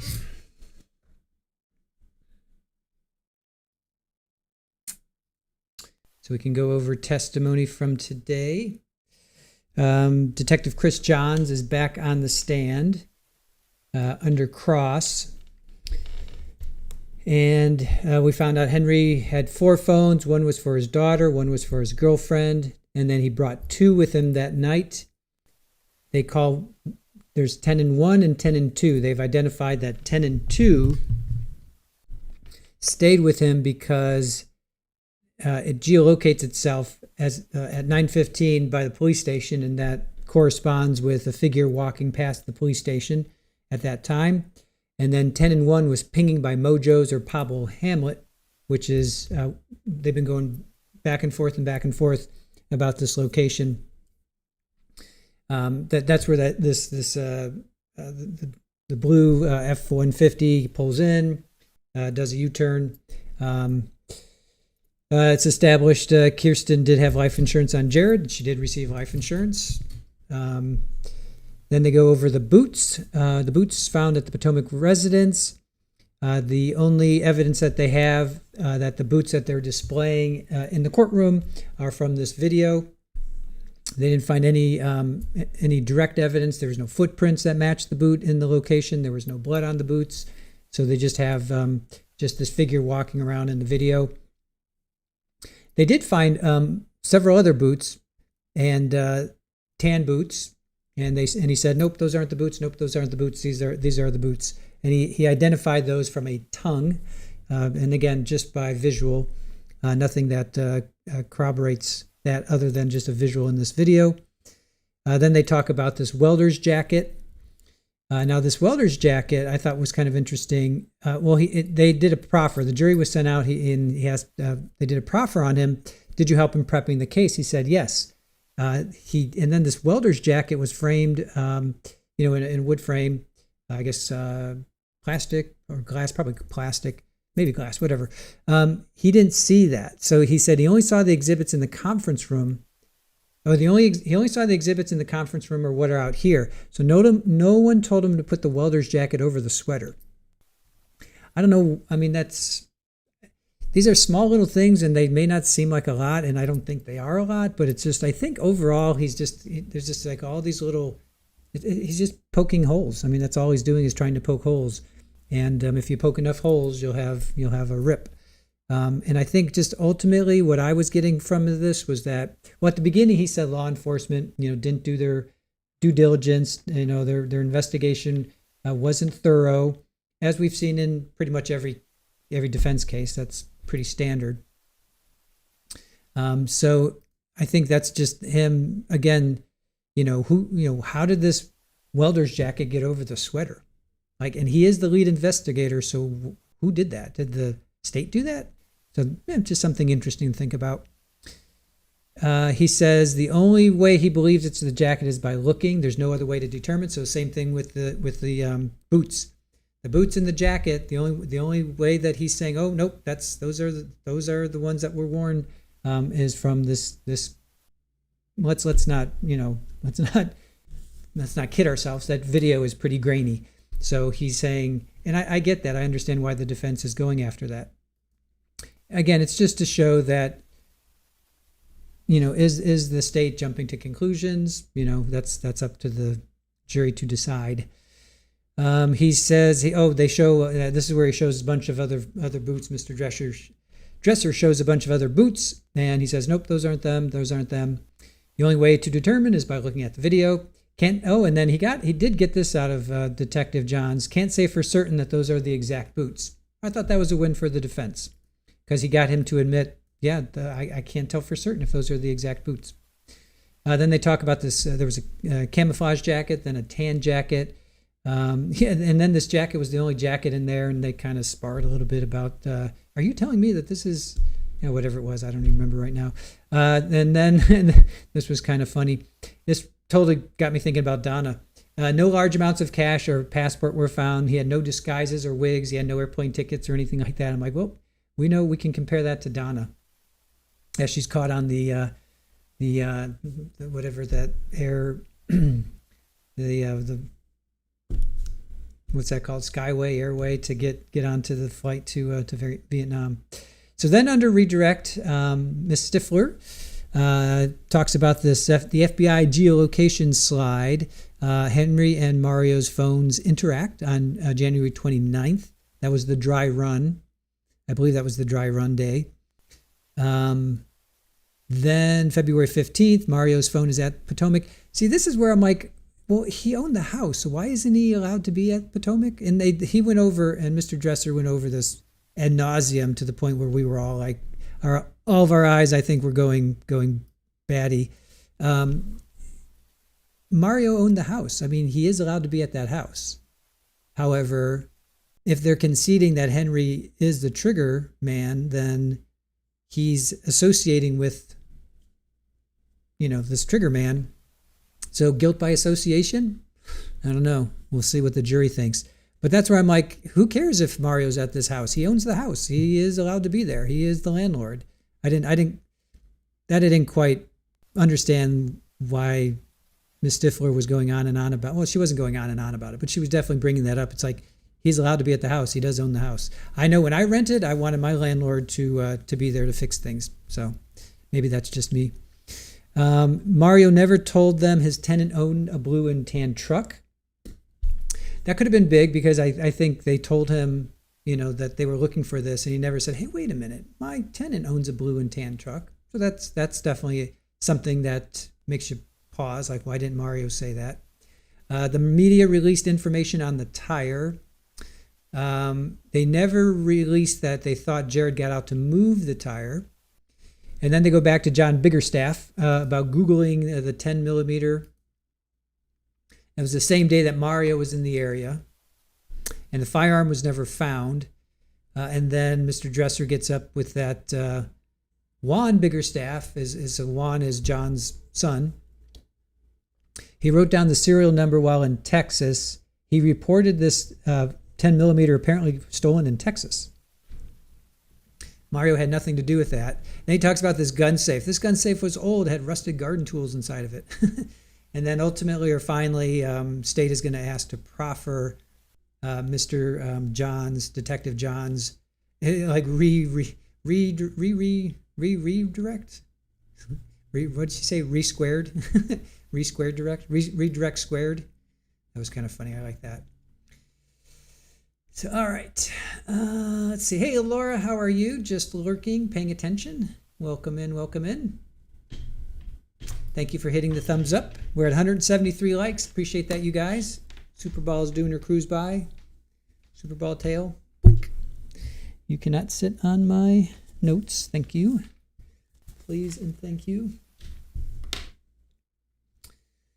Let's see. What are you guys talking about? Anything interesting? Good vibes only. Busy day today, so you're behind the live feed. Just want to say mods are doing a great job. Thank you. Thank you, Good Vibes. I hope you are having a great day as well. Sounds like you are busy, but I hope you're having a good one. Rodica says, if you poke enough holes in something, you're left with a whole lot of nothing. Oh, there's Laura. Good morning. Good morning. Joe Lawyer, don't think I said hello to you. Welcome in. Thank you for joining us.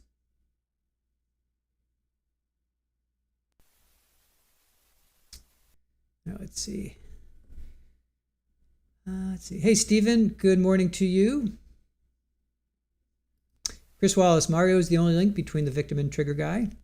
Yeah, that's then the state has to prove that. Has the state proven that? That's, to me, it's those checks. They talked about the checks. I think they talked about it in openings, and then they talked about the they showed some canceled checks.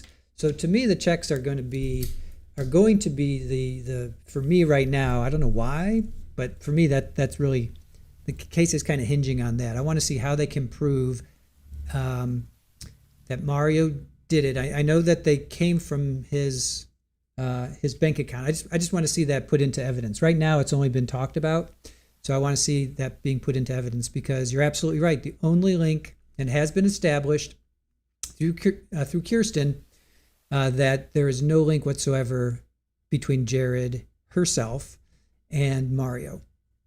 I'm sorry, and Henry. Sorry, misspoke. And Henry.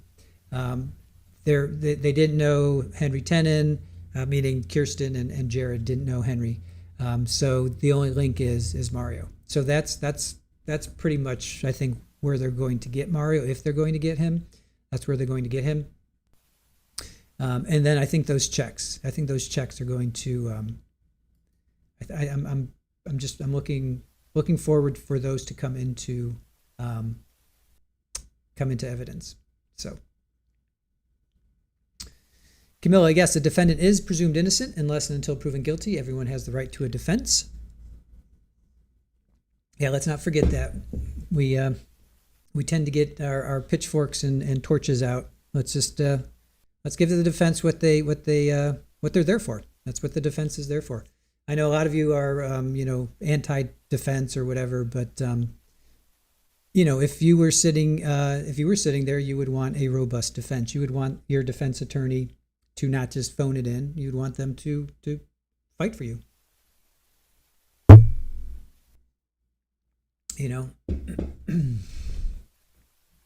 Kaylee, follow the money. Yes, definitely follow the money. That is true.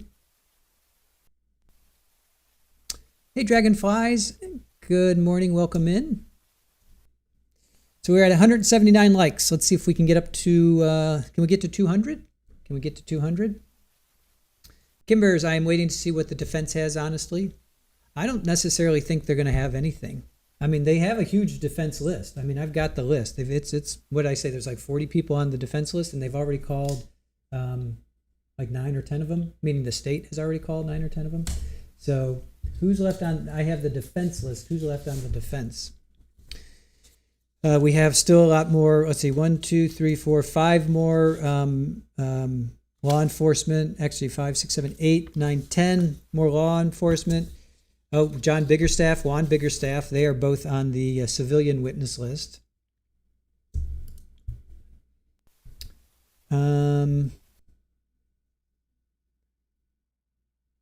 We got Tyler Atkinson. I'm not sure who that is. They've got all the minor children. We know they're not going to testify. I think they've already established that. They've got a whole bunch of, they've got like 22 on the civilian list. 22 on the civilian list.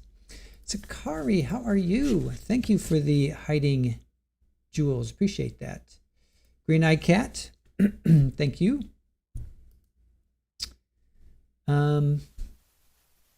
Expert witnesses. They have a cellular analysis survey team from the FBI. They've got 3 JSOs. These are all previously listed by the state. They've got an expert digital forensics, cellular record, geolocation data. Michael Kelly, another law enforcement. So they've got quite a lot on their witness list. I don't think they're going to call Mario. I mean, I know we all are like, oh, get Mario up there. We always want the defendant to take the stand. I don't see him taking the stand. There's no benefit, right? What would it benefit for him to get up there? I mean, sometimes I think a defendant has to take the stand, but I don't see it benefiting him.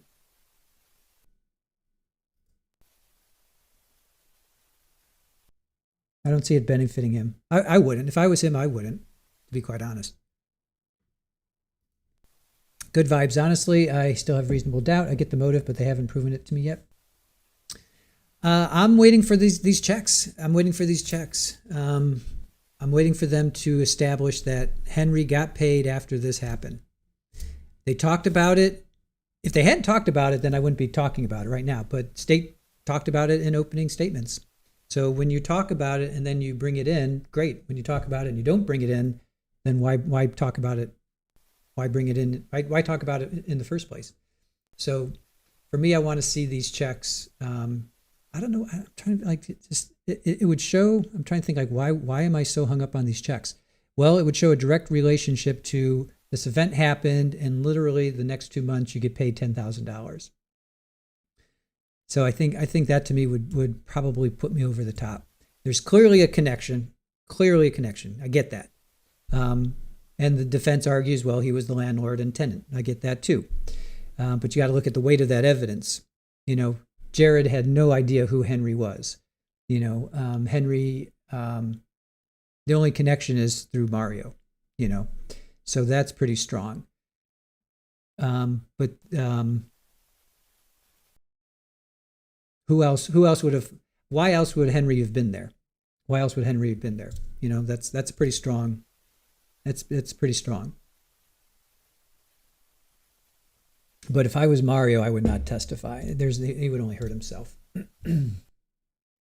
Tosh, thank you for that. Awesome. Let me see if I can. Thank you for 8 months. Appreciate your support. Thank you for your support. 184 likes. All right. Good job, guys. We're getting up there. Green Eyed Cat said, I would want to see evidence of purchases of shingles, shrubs, grass seed, something that proves he did work around the house. Then there's that. Absolutely.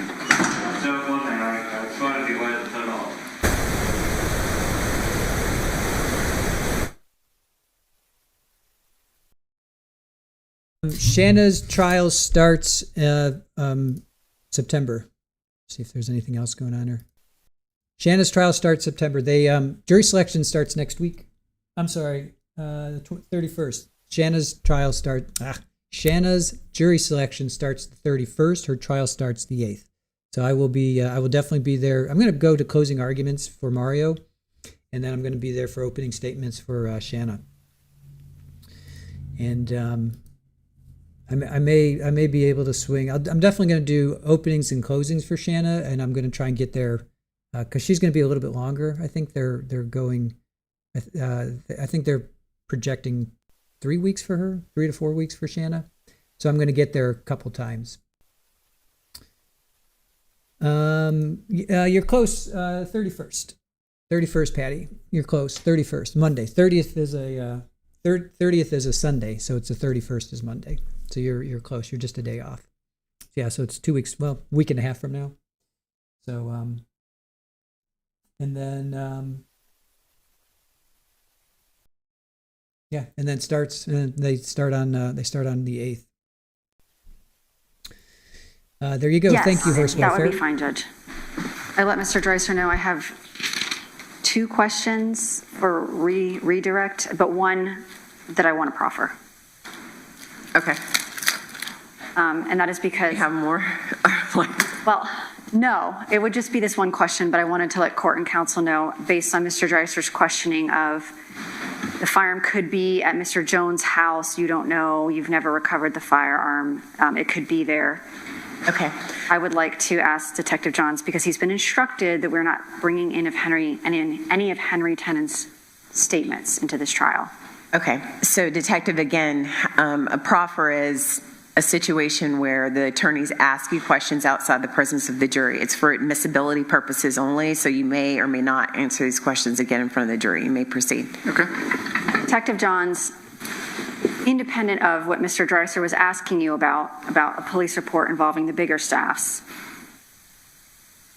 in February and March of 2023, without saying where you got the information, did you come to learn that the firearm, or as part of your investigation, did you learn that the firearm used in this murder was disposed of in such a way that it was unrecoverable? Yes. So that's what I'd like to ask. Any questions based on that? But no questions for him.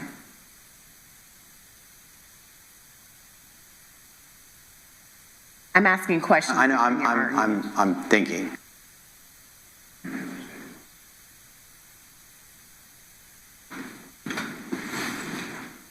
Detective Johns, the information that the state's talking about is what you learned from Henry Tennant? Yes. Okay. That would be inconsistent with anything that you testified regarding the firearm being stolen in Texas, correct? Both things can't be true. It can't be disposed of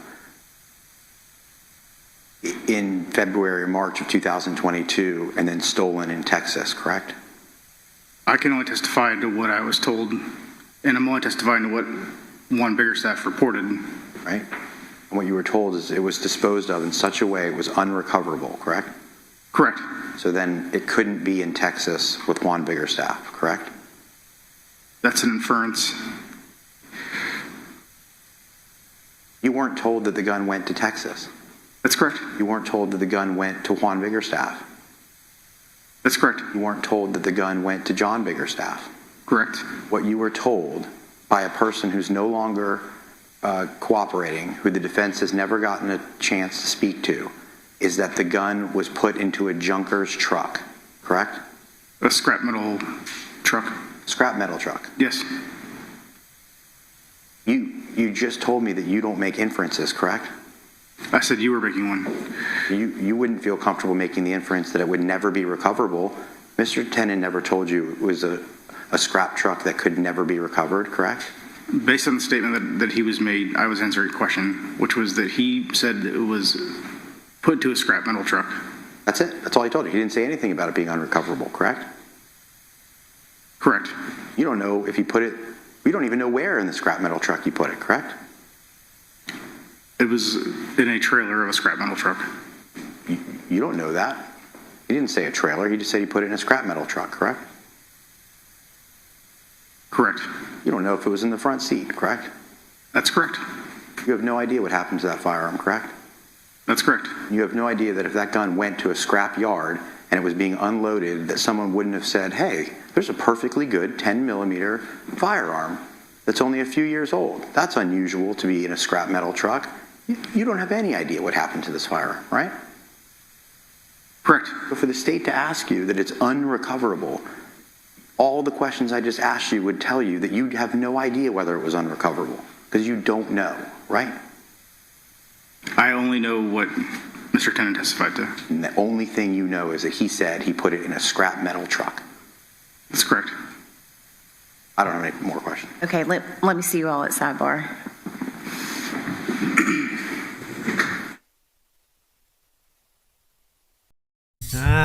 So it was Henry Tennant that told him that the firearm was put into a scrap metal truck, and they can't use that. Well, the state's not bringing in any of Henry's statements.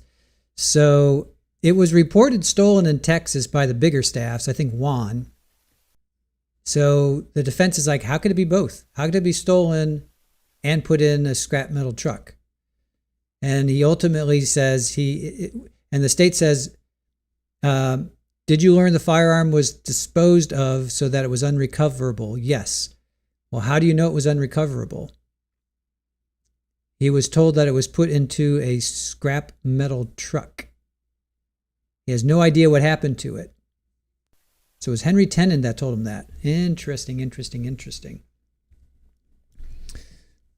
Huh.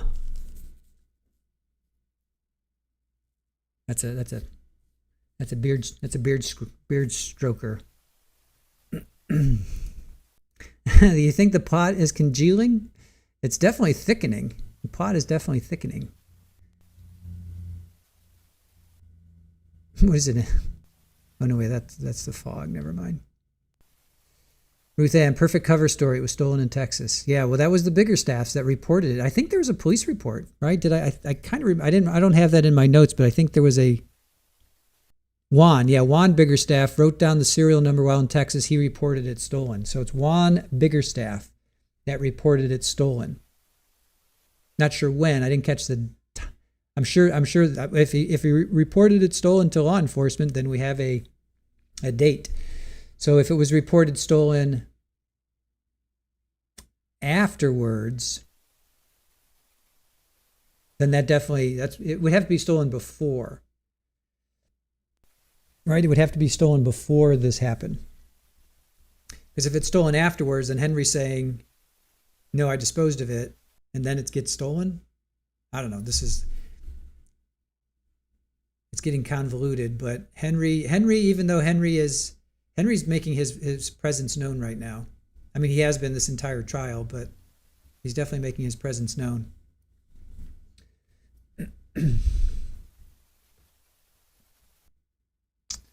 So, Andrew Brown, what's a scrap metal truck? Yeah, about to be crushed. Exactly. Yeah, it's just a truck that doesn't work anymore, and it's going to be trashed. Exactly.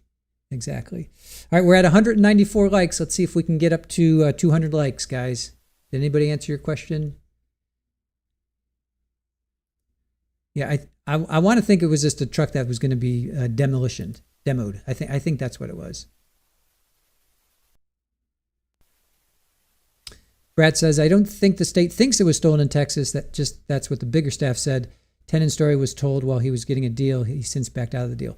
That he has recanted what he said. He says he told false information. Brad, to that point, Juan, who is the son of John, wrote down the serial number while in Texas, and he reported it stolen in Texas. So we definitely need to hear from Juan. He is on the defense. We need to hear when that report was filed, and that's clearly, I would think you could verify that because he reported it to the police. So that should be pretty easily established. So, CCG TV, how are you? Good to see you. This case is definitely interesting. I agree. Kaylee, or it is false reporting, a false police report to create a reasonable doubt for the upcoming trial. Then there's always that. Where's Henry now? He is in jail. Is Henry hiding behind the like button? Click to find out. We're at 197 likes. Let's see if we can get up to 200. Can we get up to 200 likes? If you're out there and you can hear my voice and you have not hit the like button, please just take a moment and check to see if you've hit the like button. I will do so as well. And I have definitely hit the like button, but we're at 198. 198. Can we get up to 200? Let's see if we can get up to 200 likes. 199. Who is going to be the 200th? Oh, 203. Awesome. 203 likes. Can we go? See, 203 likes, 204 likes. Awesome. Thank you, guys. Appreciate that. All right, here we go. All right, let's bring in the jury.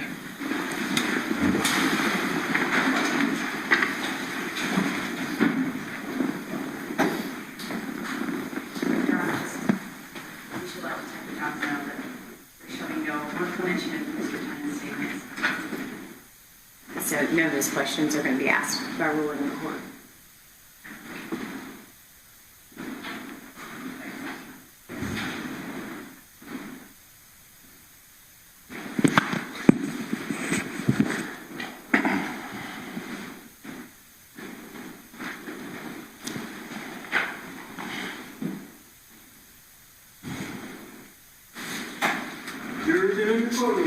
Thank you.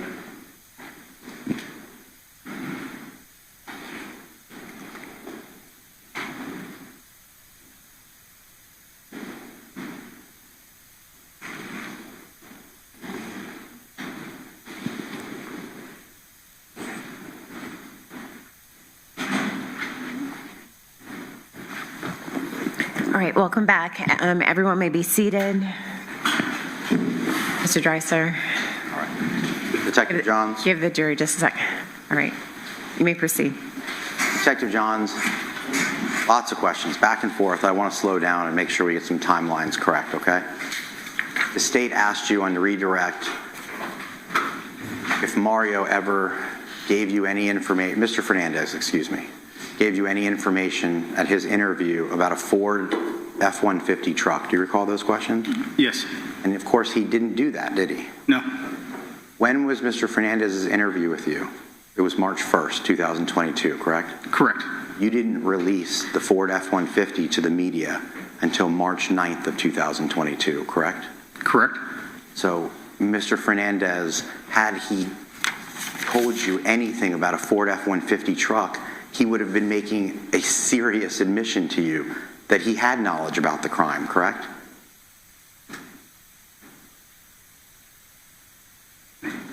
If he could have... It would have been pretty damning if Mr. Fernandez started talking to you about a Ford F-150 truck, two-tone color, driving around Jack's Beach on the night of the homicide, right? He was also interviewed at a later date after the release. But that's not what they asked you.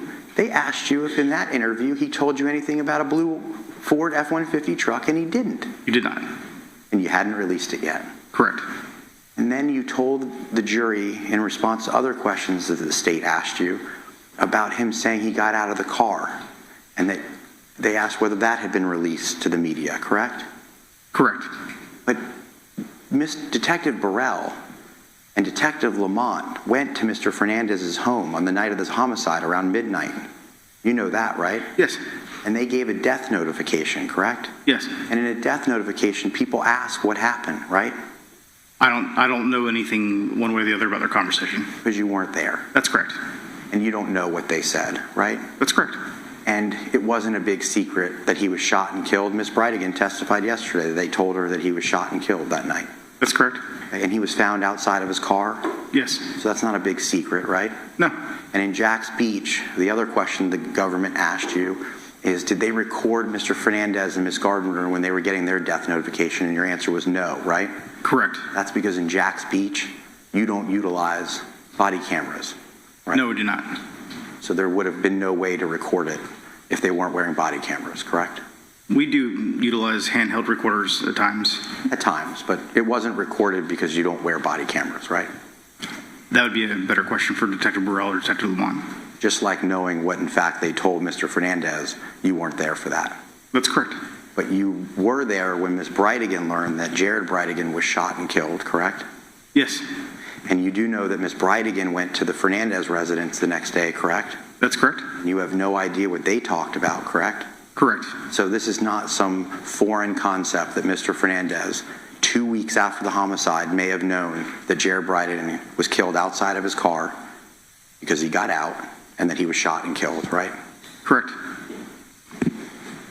I left off asking you about some slides. And I said I was going to go in reverse order, but nope, she has it pulled up. This is the slide of January 29th that the state asked you about, right? Yes. And you said he could have been there at the same time, right? That they could have been in the same space. Could have. Yes.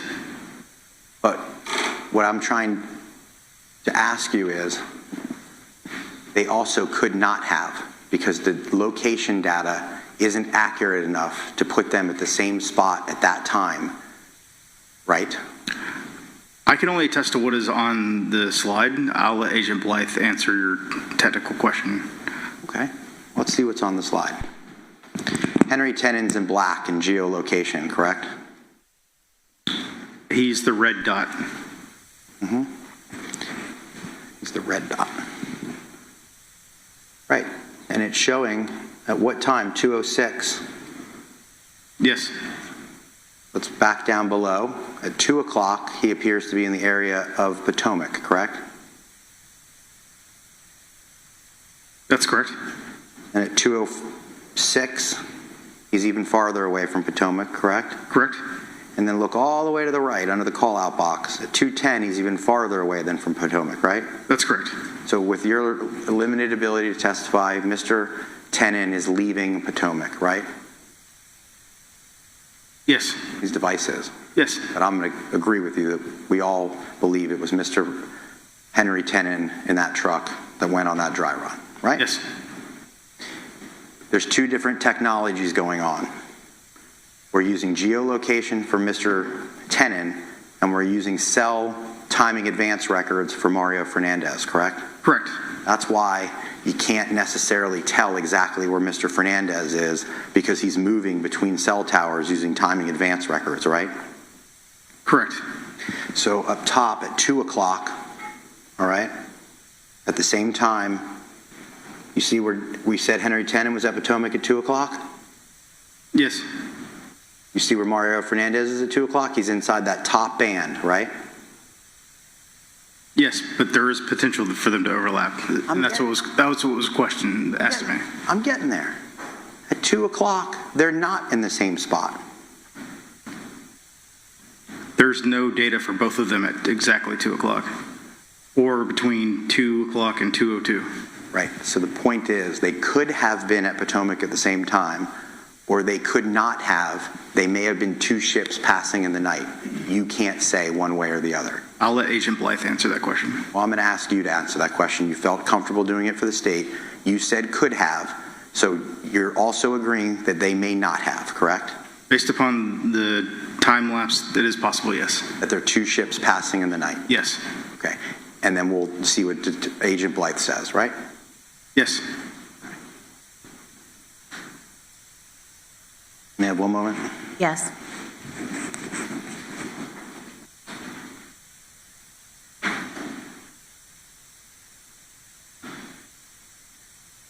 No further questions. All right. Anything further? Yes, ma'am. I have 4 questions.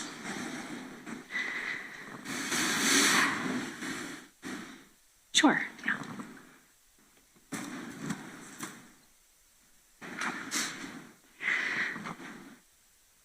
Detective Johns, when I asked you about Mr. Fernandez, you did have an interaction with him after the media release of the truck. In fact, you spoke to him again and took a swab from his cheek on April 15th of 2022. Yes. Did he mention at all a blue two-tone truck? No, did not. And that had been released in the media for a couple weeks at that point. That's correct. And we went through the slide earlier. I know Mr. Dreiser was asking you about January 29th, but February 15th, the jury can go back and look, and Agent Blythe will testify there's at least 20 to 25 minutes where Mr. Fernandez and Mr. Tennant are together at Potomac the day before the homicide. That's correct. The surveillance in Nocatee he asked about. You all identified Henry Tennant as a suspect in this case in July of 2022. That's correct. When did you receive those LPR reports? I don't remember the specific date. Was it after that? Yes. And that was because you had no reason to look for Henry Tennant's license plate because you hadn't identified him or his vehicle up to that point. That's correct.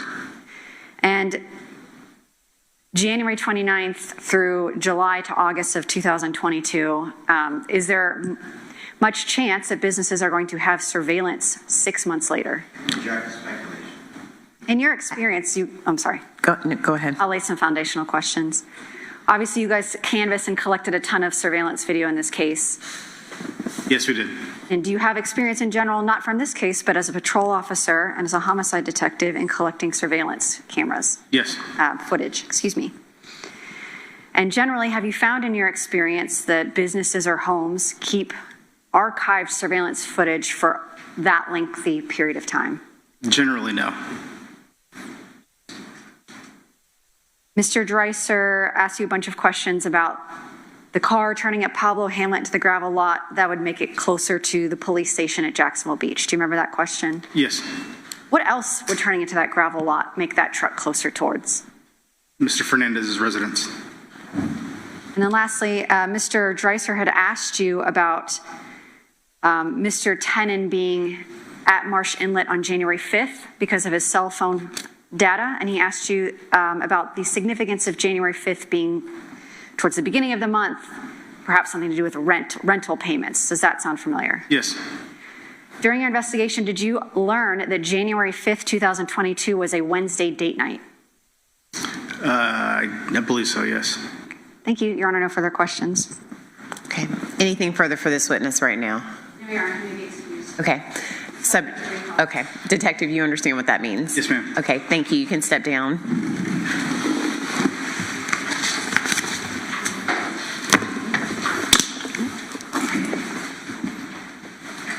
Also, Detective, before you go, the rules that I put into place about testimony at this point, you're now off the witness stand, so you can speak to the attorneys. Thank you. All right. However, the rule is still invoked. All right. Thank you. Call your next witness. The state calls Agent McStingle, Kenneth McStingle.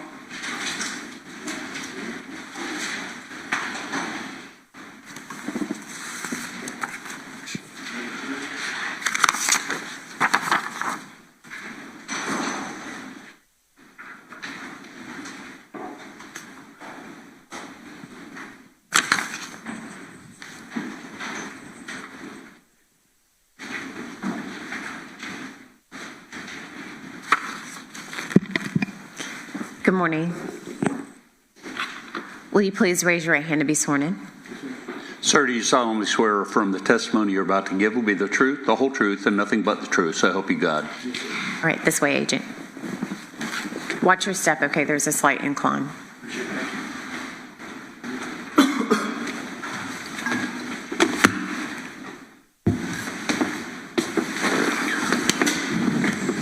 You may proceed. Thank you, Your Honor.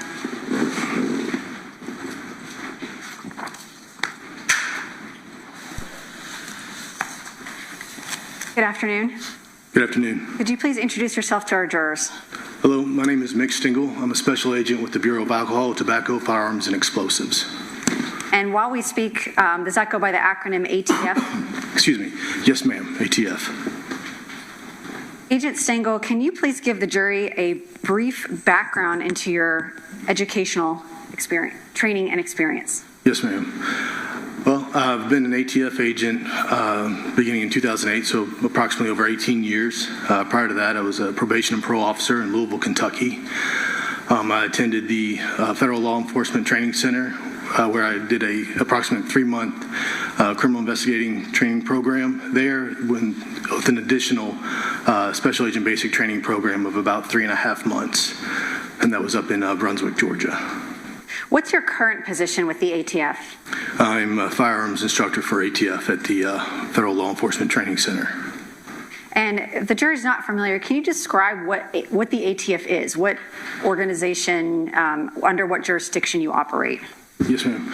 So we are under the Department of Justice.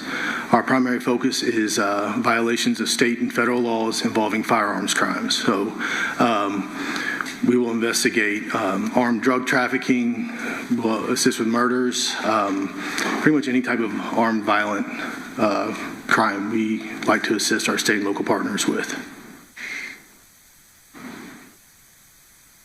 And where is ATF headquarters located? Washington, D.C. And what's your chain of command within ATF? Currently, with my current chain of command is my branch chief, followed by our assistant special agent in charge, and then our special agent in charge. Then we have a deputy area director, and then our director. And then does your director answer to the President of the United States? Yes, ma'am. What made you want to join the ATF? I realized early on I wanted to be in law enforcement. I wanted to be able to investigate crimes, and I thought about just doing in my local city where I grew up, but then I kind of realized that I would like the opportunity that if my investigation took me elsewhere, I might be able to follow it, and it give me a greater ability to follow the investigation. Within ATF, prior to being a firearms instructor, what other positions did you hold? I was a special agent, I was a criminal investigator, so I would just investigate crimes or violations of federal and state law. So a special agent is akin to a detective within a federal Yes, ma'am. agency. How are cases assigned, or how do you become involved in cases as an ATF agent that are not originating under federal jurisdiction? Okay. We always try to work well with our state and local partners. So if we have, we know a detective working something, we'll offer our services, whether it be manpower, resource, any resource we can provide. And currently you are a firearms instructor with ATF? Yes, ma'am. How long have you been a firearms instructor? Approximately 2 years. Well, is my sole responsibility, 2 years. Other than that, I've received training since 2017. In instruction? Yes, ma'am. And do you instruct other ATF agents and trainees on firearms? Yes, ma'am. And where's your current assignment? Brunswick, Georgia. I want to talk about your involvement in the homicide investigation of Jared Bridegan. Yes, ma'am. At the time, in February 2022, through, I will say, February or March of 2023, with the arrest of Mr. Fernandez, where were you located? Where were you, I want to say stationed, but where were you assigned? Yes, ma'am. I believe I transferred down to Jacksonville. I believe it was in April of 22. Prior to that, I was in Louisville, Kentucky. And when you transferred to the local ATF office here in Jacksonville, when did you first become involved with this homicide investigation? I believe that was in August of 22.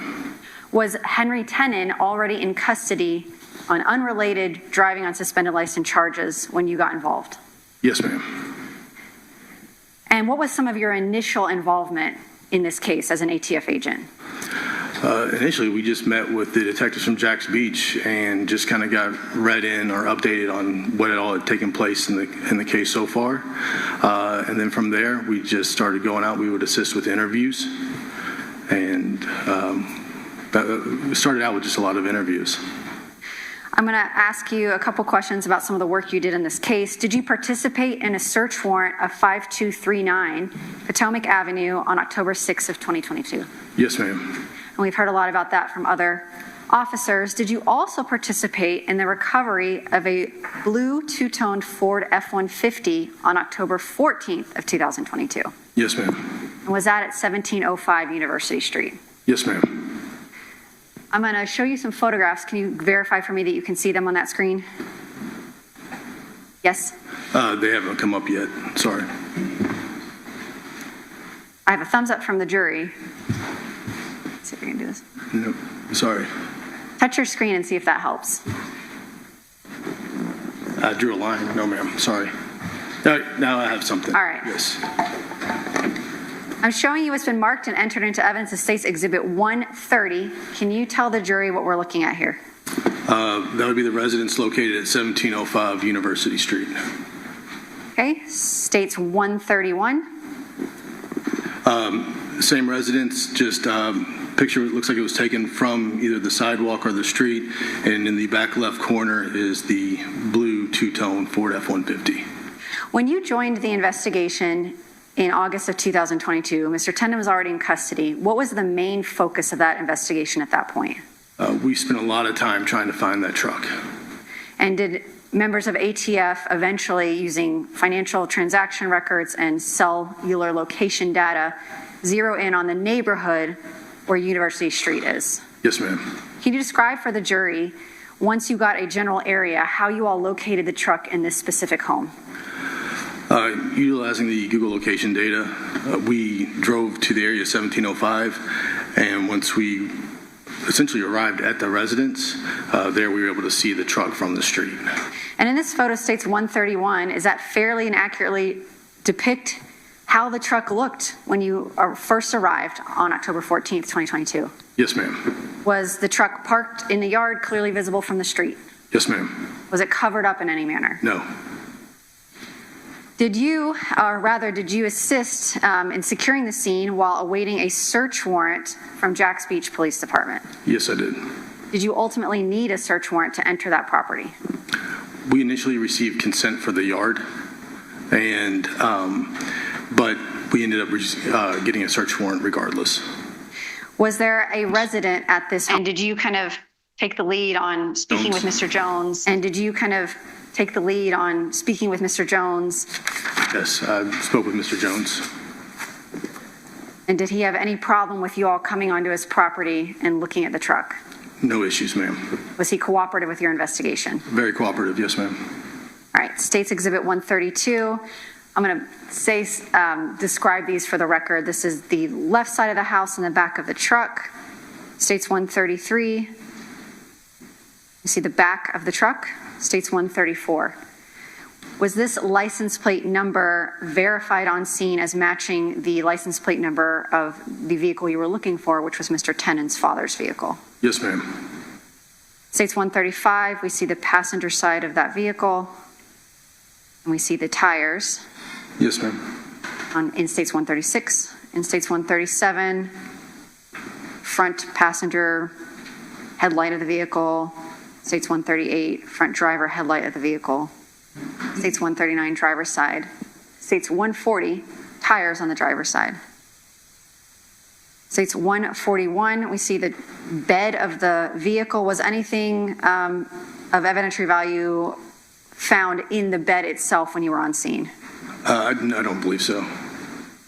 Was the truck sealed, meaning taped and towed to be processed at the Jacksonville Beach Police Department? Yes, ma'am. Is that what we're looking at here in 142, these little evidence stickers showing it's sealed? On the door, yes, ma'am.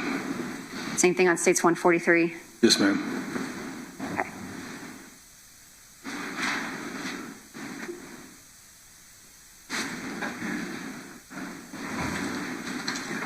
When you were at Mr. Jones' home, did you search the interior of his home?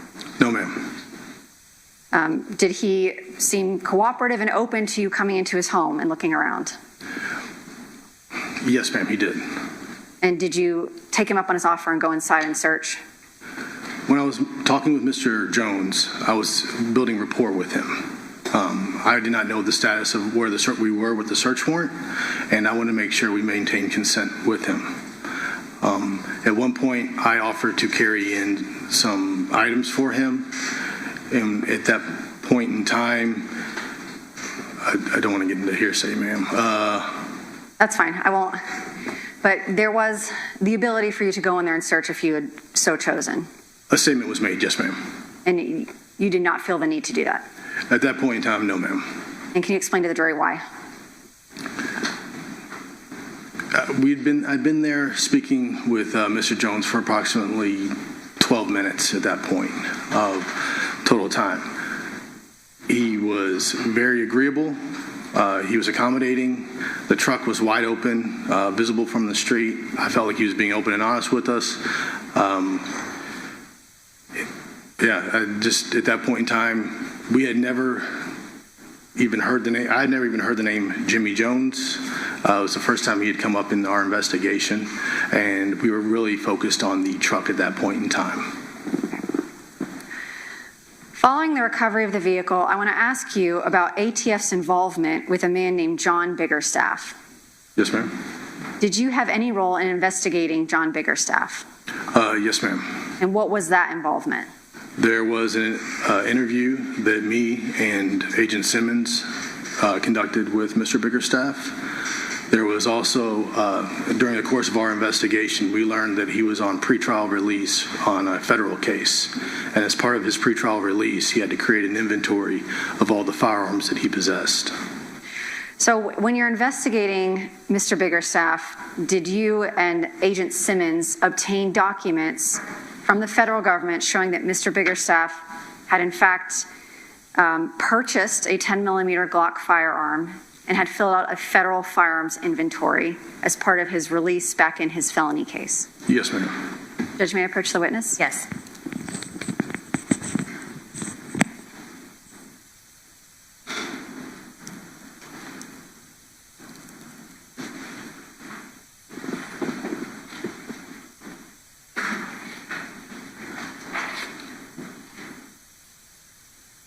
Agent Stengel, I'm going to show you it's been marked and entered into evidence as State's Exhibit 191. Yes, ma'am. Take your time and look at that.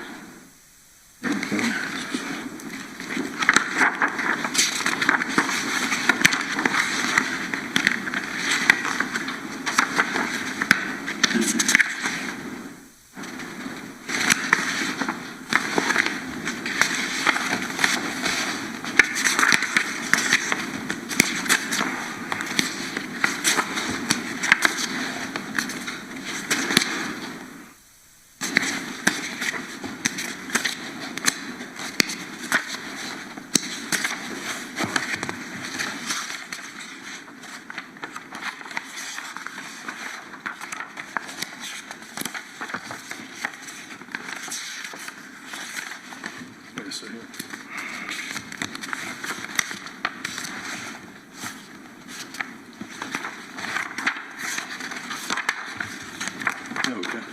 Do you recognize these documents? Yes, ma'am. And what are these? These are certified copies of 4473s. It's an ATF form that you complete when you are purchasing a firearm from a federal firearms licensee or a gun store. And within those FFL E-Trace purchase records from the federal government, first of all, do they belong to John Biggerstaff? The 4473s were completed by John Biggerstaff, and they detail the purchase of a Glock 10mm pistol on June 8th of 2016. Thank you. And then I'm also showing you State's Exhibit 190. Do you recognize this? Yes, ma'am. And what do you recognize that to be? A copy of the inventory created by John and Juan Biggerstaff, detailing the firearms that he had as part of his supervised release, not pretrial release, supervised release. And is this the federal firearms affidavit that you received as a federal agent during the course of this investigation, or a copy of it at least? A copy of it was received by Agent Simmons. And as a federal agent with ATF and former probation and parole officer, can you explain to the jury how a firearms affidavit works in the federal system. Do the federal agents come to your house and actually seize all your firearms from you? No, that was something that was created by Mr. Biggerstaff. And he has to file it to show he no longer has possession, but those guns can go to anyone who is not otherwise prohibited from having them. Yes, ma'am. When did you and Agent Simmons interview Mr. Biggerstaff? I'd have to check the actual date. May I refer to my notes? Yes.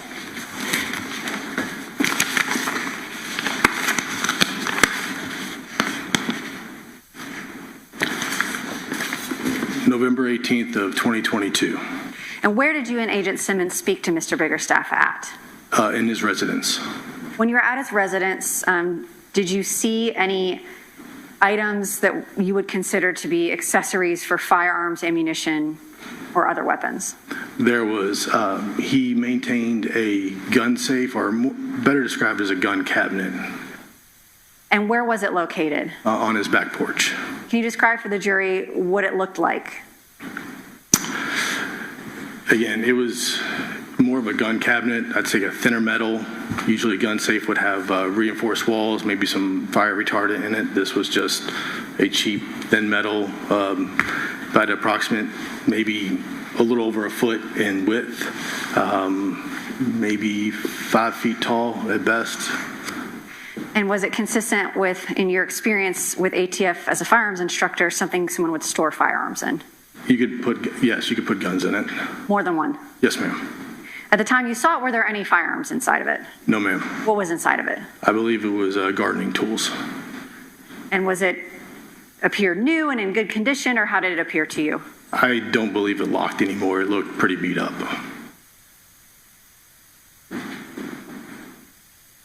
So you interviewed Mr. Biggerstaff at his home in November of 2022.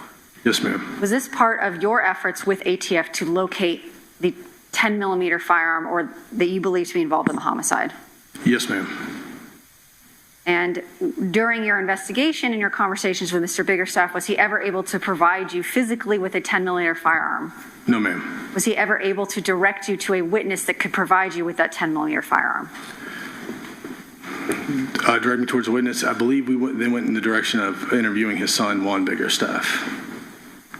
And did you interview I'm going to have to use their full name so we can differentiate on the record. Mr. Juan Biggerstaff, did you and Agent Simmons and other members of the team speak with Mr. Juan Biggerstaff? Yes, but so did our counterparts in Dallas. ATF agents in Dallas also interviewed Mr. Juan Biggerstaff. And why is it that you had counterparts within ATF interview him? Was he local or was he out of state? He was living in Texas at the time. Mr. Juan Biggerstaff? Mr. Juan Biggerstaff, yes. How was he employed in Texas? He was a police officer. I believe it was the Irvington Police Department. And ATF agents went and spoke to him yes. at his job in Texas? Yes, ma'am. At some point after agents had spoken to Juan Biggerstaff and you and Agent Simmons spoke to John Biggerstaff, did you have the opportunity yourself to speak with Juan Biggerstaff? Yes, ma'am. And when did you speak with him? I believe we spoke with him in December of 22 when he came into the state attorney's office while he was in town on a trip. At that point, had you had any success in locating the whereabouts of the 10 millimeter firearm that Mr. John Biggerstaff had once owned? No, we have not. And you had agents speak to his son, Juan Biggerstaff? Yes, ma'am. Did you speak to a man named Fred Barton? Yes, ma'am. And still no information about where his 10 millimeter firearm was located? Yes, ma'am, correct. When Juan Biggerstaff came to speak with you at the state attorney's office at the Crime Gun Intelligence Center, did you all ask him to wear a wire on his father, John Biggerstaff? Yes, ma'am. And can you explain to the jury what it means to wear a wire? We gave him a recording device, which we actually gave him, I believe, 2 recording devices, one that was audio and one that recorded audio and video. We provided those to him, and then he went to his father's residence. Was he willing to wear it? I would describe him as apprehensive, but willing. And at the time that you asked him to do this, was he still employed as a police officer with the Irving Police Department in Texas? I believe so. Did you give him instructions on how he should conduct this conversation and how to work the equipment itself? I believe we did. We would have told him how to work the equipment. I didn't personally give him instruction on what to talk about, but the point of the conversation was to try to ascertain the location of the Glock pistol, the 10 millimeter. Did you all ensure that Juan Biggerstaff could not contact his father before he actually met up with him in person while he was wired up? I believe we did. Once he went to his father's house and had a conversation with him, did you review the contents of the wire recording? Yes. Were there portions of the audio missing from that recording? Yes, ma'am. From that conversation, did it appear to be, well, what was the tone of the conversation without saying what was said? Right.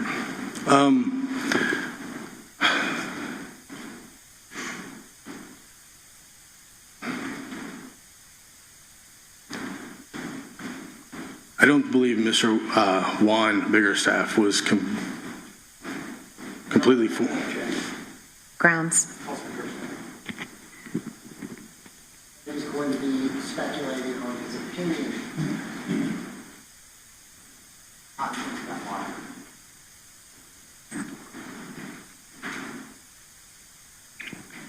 So as to the speculation, I'm going to ask that you just rephrase that it has to be his own personal knowledge, and I'll overrule the other. And you're on the right track. I know you mentioned hearsay earlier. Without saying what they talked about, based on your training and experience as a special agent, what did you perceive the tone and tenor of that conversation to be? Did it appear to be flowing naturally? Did it appear? It did not appear to be flowing naturally. What do you mean by that? Again, without saying what they said. Yes, ma'am. To you.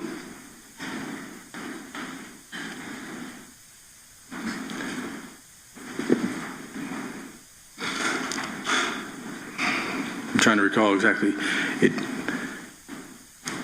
It just did not seem natural. I know I'm repeating myself. I apologize.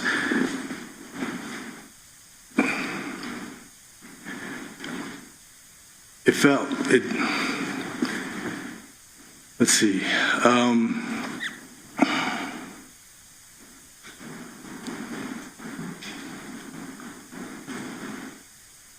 The conversation presented itself as if that he was wearing a wire, that there was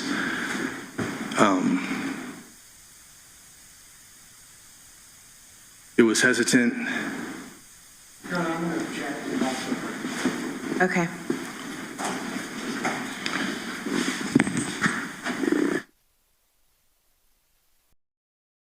Yeah, this agent is having a real tough time spitting this out. And this is about this wiretap conversation between father and son. Super Bowl, come on, just stop, please. Yeah, this special agent is having a real tough time getting this out. I don't know why. He's trying to remember the tone and tenor of the conversation wasn't flowing naturally. He's having a difficult time just saying, well, Juan and John Biggerstaffs, basically senior and junior, they were both law enforcement. Juan was currently law enforcement. He was asked and tasked to wear wire and get his dad to say, hey, where was this 10 millimeter?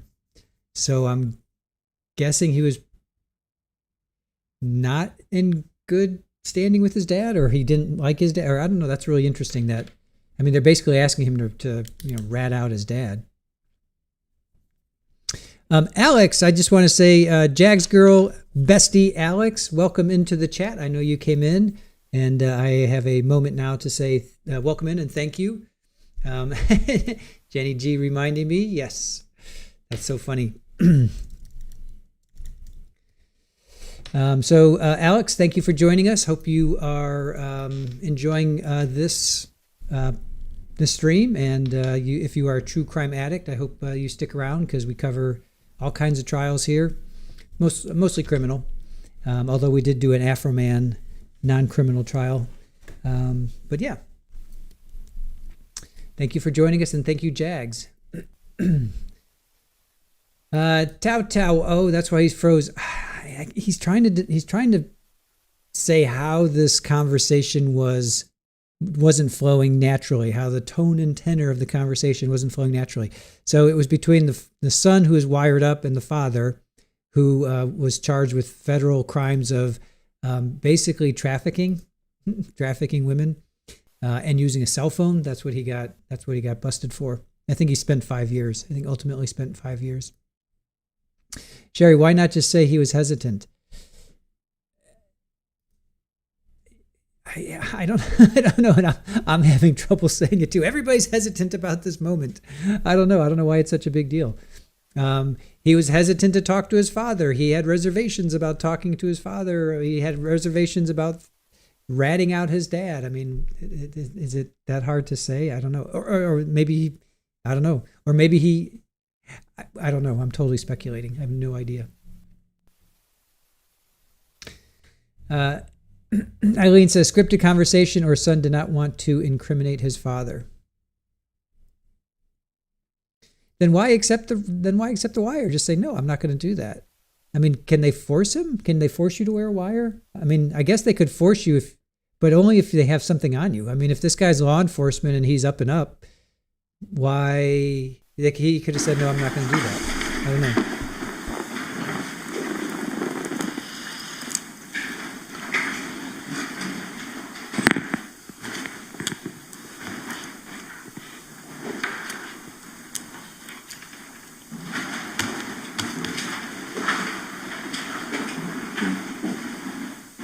You may proceed.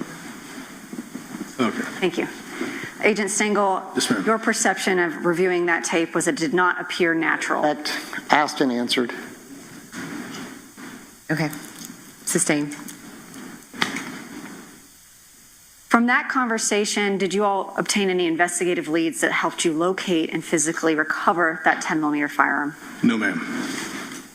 In June of 2023, were you alerted by the same ATF agents who spoke to Juan Biggerstaff back in 2022 as to a police report that Juan Biggerstaff had filed in Dallas, Texas? Yes, ma'am.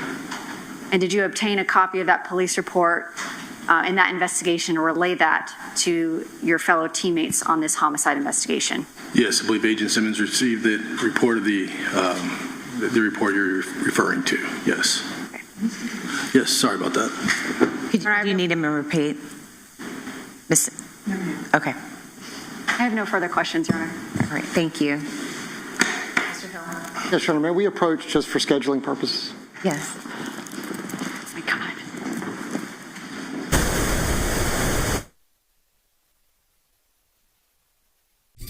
Yeah, it's noon. I'm sure they're going to take a break. He wants to, that's Mr. Mizrahi. He wants to approach for scheduling purposes.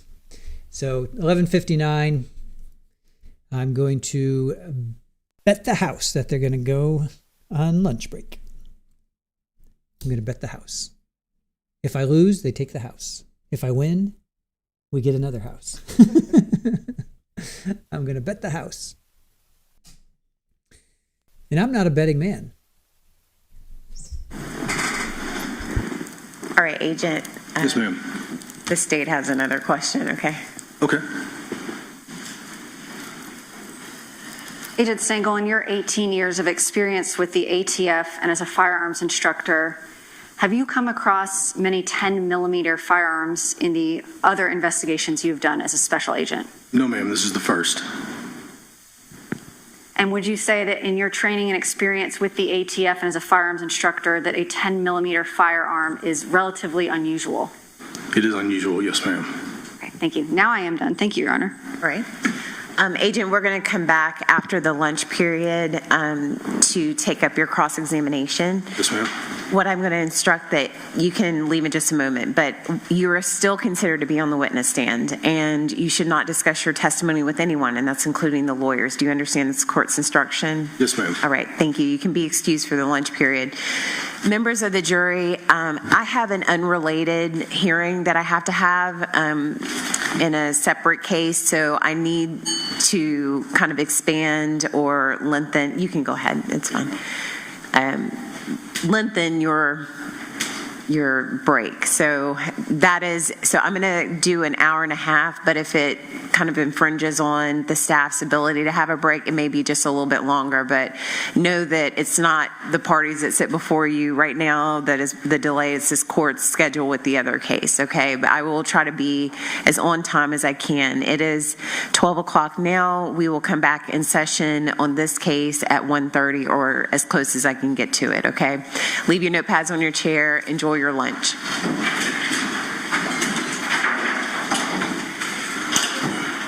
Ooh, I hope they show this. This is the Shanna hearing. This is what they were talking about yesterday with Shanna's defense trying to get Kirsten's cell phone. So I hope they show this. They should. I don't think there's any reason why they wouldn't, because it is related. All right. Please let the record reflect that the jury has left the courtroom. This court will be in recess to set up the jurors' lunch. We will not start the Gardner hearing until the jurors have crossed over to the other jury room. So court's in recess until that process has taken place.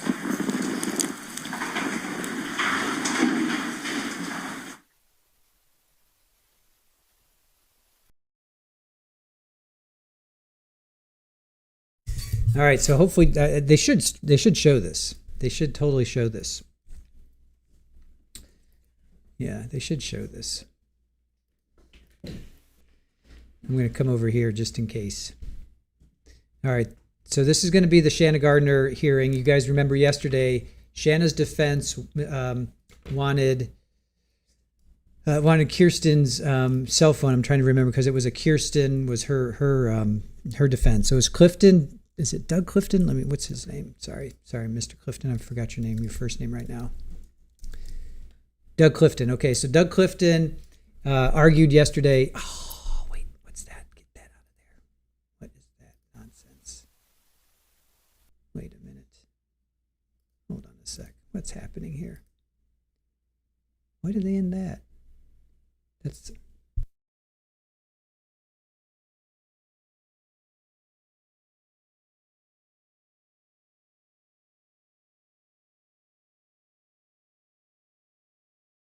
All right, so if you guys were with us yesterday before trial started, Doug Clifton, who is representing Kirsten, was arguing in front of the judge that the defense wanted all of Kirsten's data on her phone.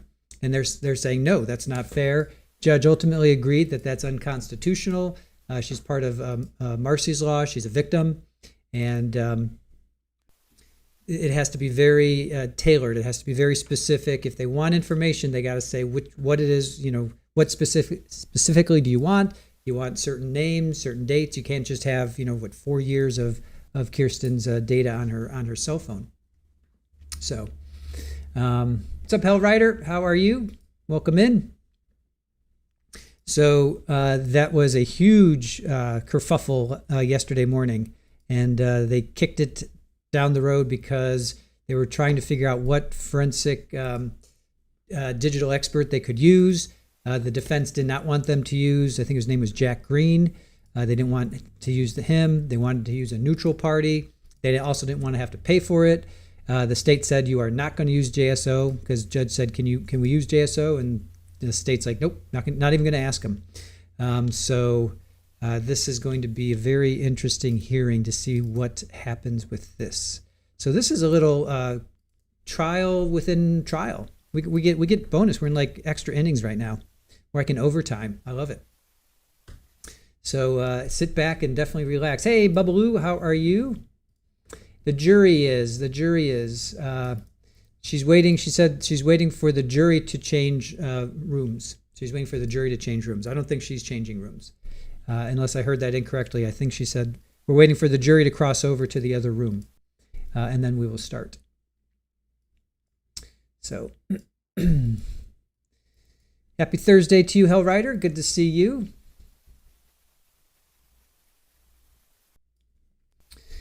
All right. Jags Girl. Yes, Jags Girl and Alex. Thank you for bringing a new one into the fold. Appreciate that, Jags Girl. Thank you. Alex, welcome in. Appreciate you bringing somebody new into the fold. What's up, Snowcatish? How are you? Good to see you. All right, so we're waiting for this the Shanna hearing to start.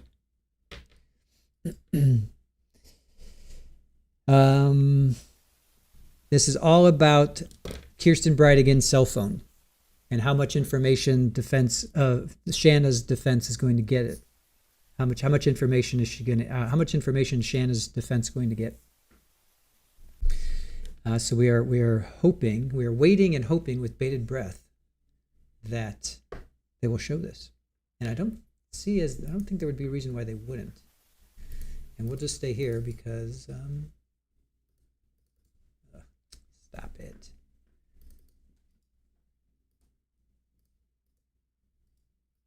All right.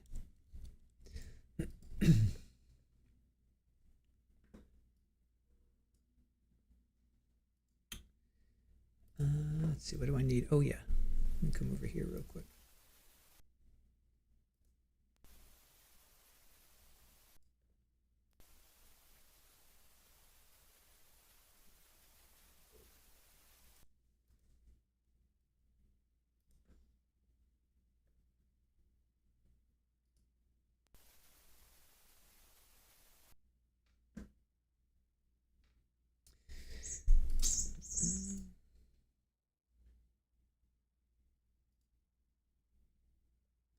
So we're just waiting for, yes, court is at lunch, but we're also waiting for, well, they're actually really in recess.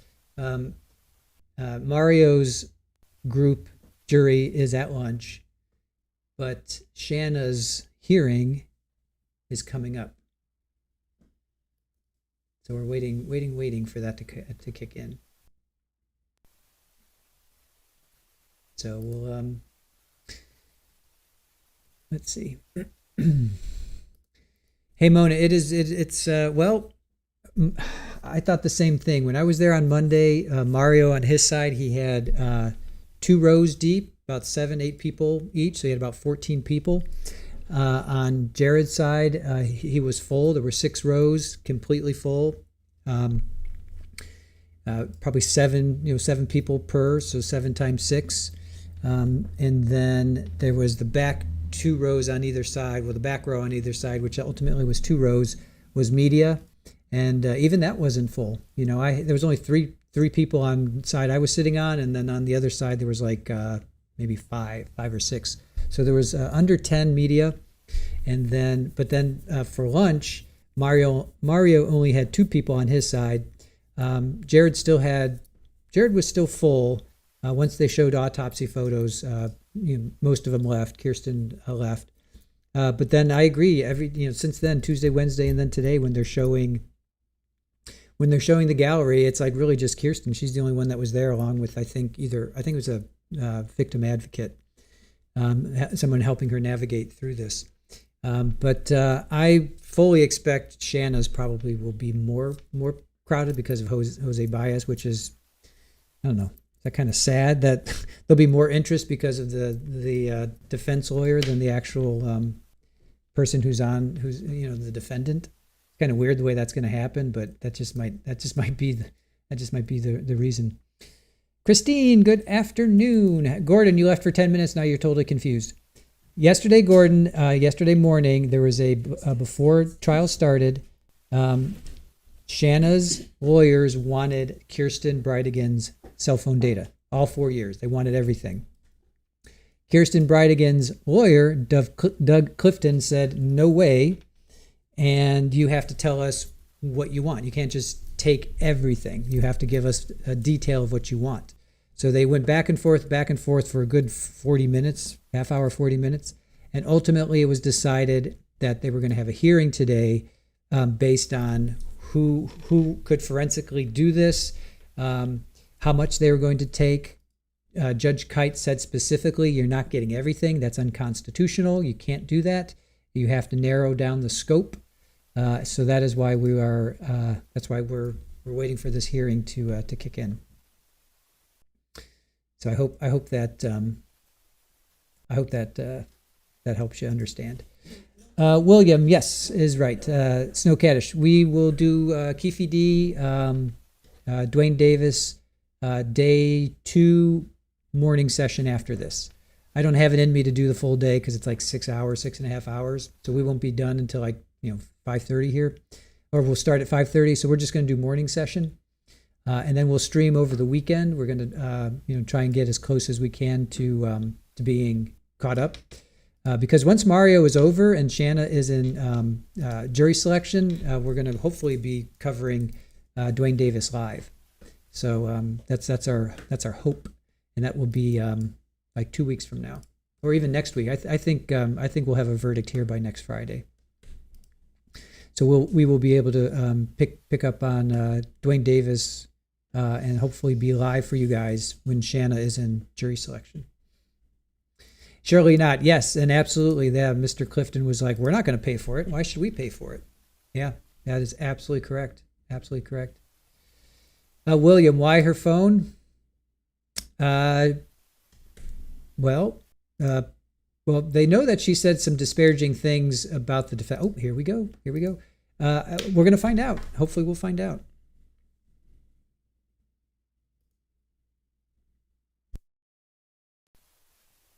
All right, got no audio yet.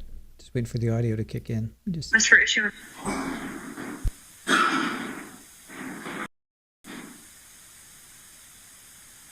Was that the clerk? Yes, ma'am. I muted him.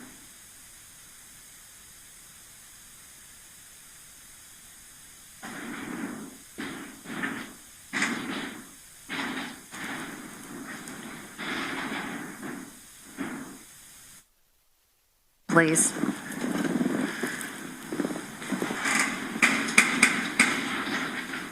Ms. Nelson. Good morning, Your Honor. Kirsten Nelson on behalf of Shanna Gardner. We waive her physical presence today. Okay, thank you. Mr. Clifton. Thank you, Your Honor. Mr. Clifton, Doug Clifton on behalf of Christian Bridegan. All right, thank you. Ms. Bridegan's also present. Okay, so Mr. Hathaway, the clerk, just handed me 3, one is Ms. Gardner's notice of sworn affidavits in support, and so then there are 2 affidavits that are contained. I haven't had a chance to read that. I guess Mr. Hathaway pulled them in, so I need a second to read the affidavits.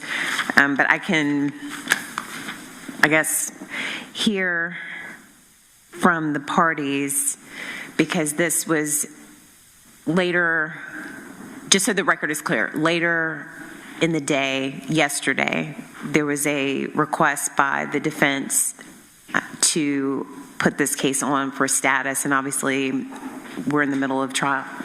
Was that a knock? Well, we're going to pause for a moment. Oh.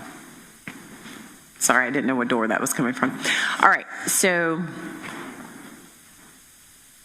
there was a request to have this hearing. Subsequent to the defense request, I did get, and I have reviewed / read and reread a few items so that the court could be prepared for this hearing. The defense, after the request made by Ms. Gardner, filed a supplement to non-party witness and victim Kirsten Bridegan's objections and motion for protective order regarding the defendant's August 13, 2026 subpoenas, plural. So before we begin, I want to make sure that we are framing what the issues are before we just start arguing again. So I want to know, is Ms. Bridegan objecting to all subpoenas? The answer is yes, Your Honor. All right.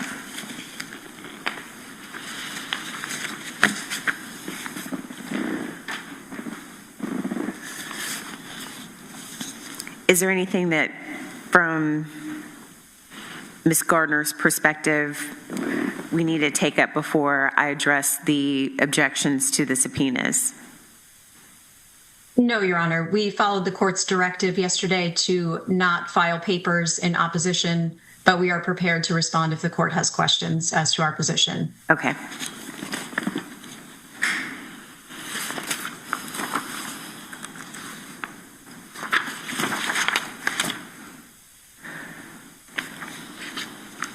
All right, Mr. Clifton, I will hear your objections so that we're organized. I want you to go subpoena by subpoena as to what the specific objections are by Ms. Bridegan. Yes, Your Honor. And I'll start just overlay because it's not necessarily just a specific objection to each subpoena. I mean, there's 2 subpoenas. But overall, our objection is that we have not been provided the information of materiality and why these subpoenas are necessary, which creates a situation where then we are arguing in the dark. All right, I'll stop you there. Okay. For the record, this is the court's 7th hearing, I believe, on this matter. If it's just an overarching, you don't know why, I want to address that, and I believe the court addressed it issue by issue, okay, in its order as to why the court is requiring the production as it relates to the paragraphs from the initial subpoenas A and B.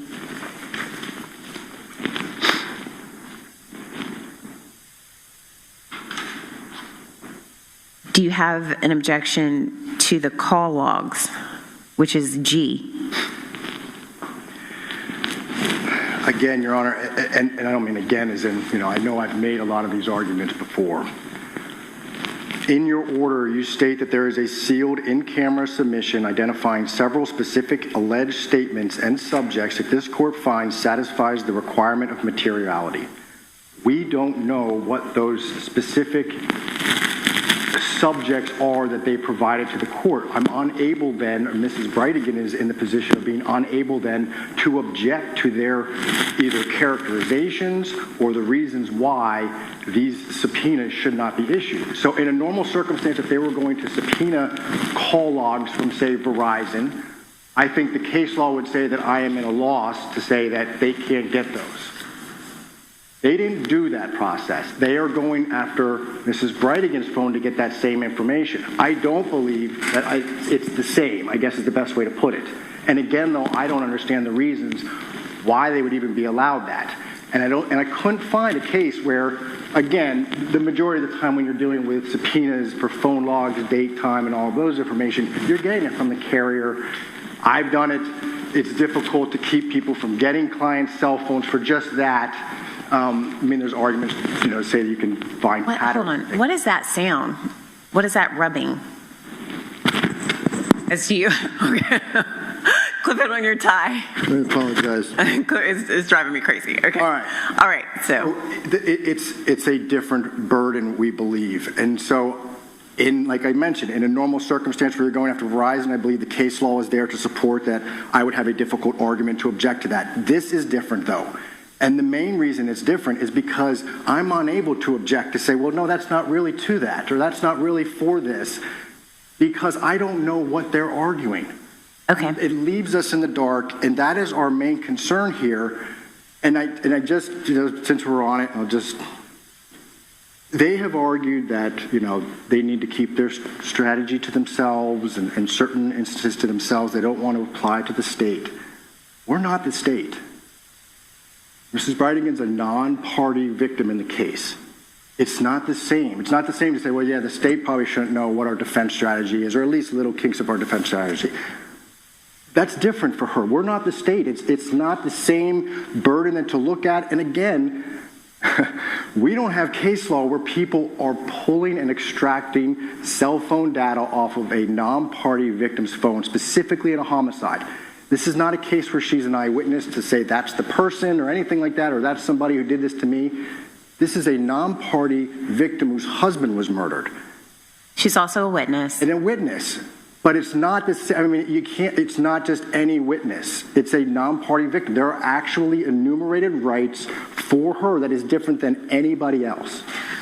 Okay, so I agree, and I have agreed multiple times with Ms. Bridegan's position insofar as this court has acknowledged multiple times her constitutional rights, okay? I think I've written it in the orders. I think I've verbalized it during hearings. That is solid, okay? And I believe in your paper you wrote that I said gray area. I say gray area because of facts, not law. The foundation of this country is the defendant's position, is the United States Constitution. Ms. Bridegan's position is a carved out Florida constitutional issue with overarching just general constitutional rights, both privacy, that have long been a part of the foundation of our state and our country. So I'm respectful of all of those things. I'm not in a legal, okay, in my mind, I'm not in a legal gray area. The rules, that is 3.220, have a subsection where there are situations that when the state of Florida doesn't necessarily disclose in certain A, B, C in that paragraph, and also situations where, because discovery is wide and liberal in the state of Florida, there may be situations where it comes to the court for resolution, okay? I'm not in a legal gray area. What I am is in a factual gray area, because I've never, nor have I found through my binding courts or other district courts a situation like this, meaning that I could look for cases right on point. But that's why we're all lawyers, and sometimes we have to navigate factual gray areas, and we have to pull from solid law. So let me know, I want to let you know, I want to clarify that if I was unclear. I don't believe I'm in a legal gray area. I have to. Warren clearly states, okay, that it is court error, all right, and I think I've written this, court error not to do an in-camera inspection. If I just say turn it over, that is per se violation of this court's mandate. I have to do the weighing. I have to do the inspection. I have to do all of those things. And I went back and I read Warren again, and that's why I want to say we're not in legal gray territory. And then Roque talks to the download. I'll go back to Warren.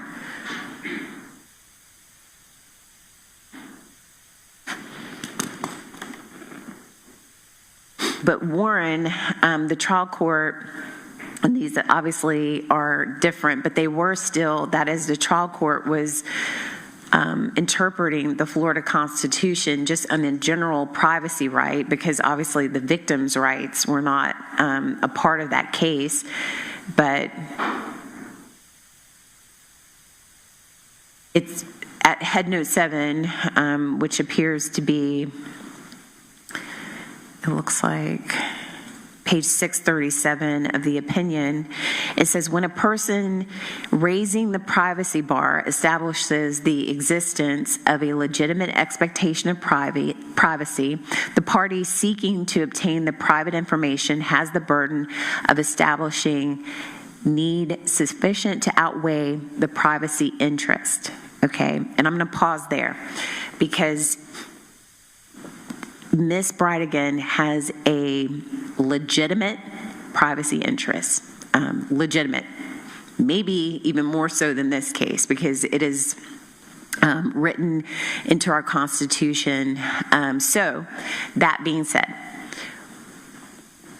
you are arguing, and I want clarification, you are arguing that you don't know what you're arguing against.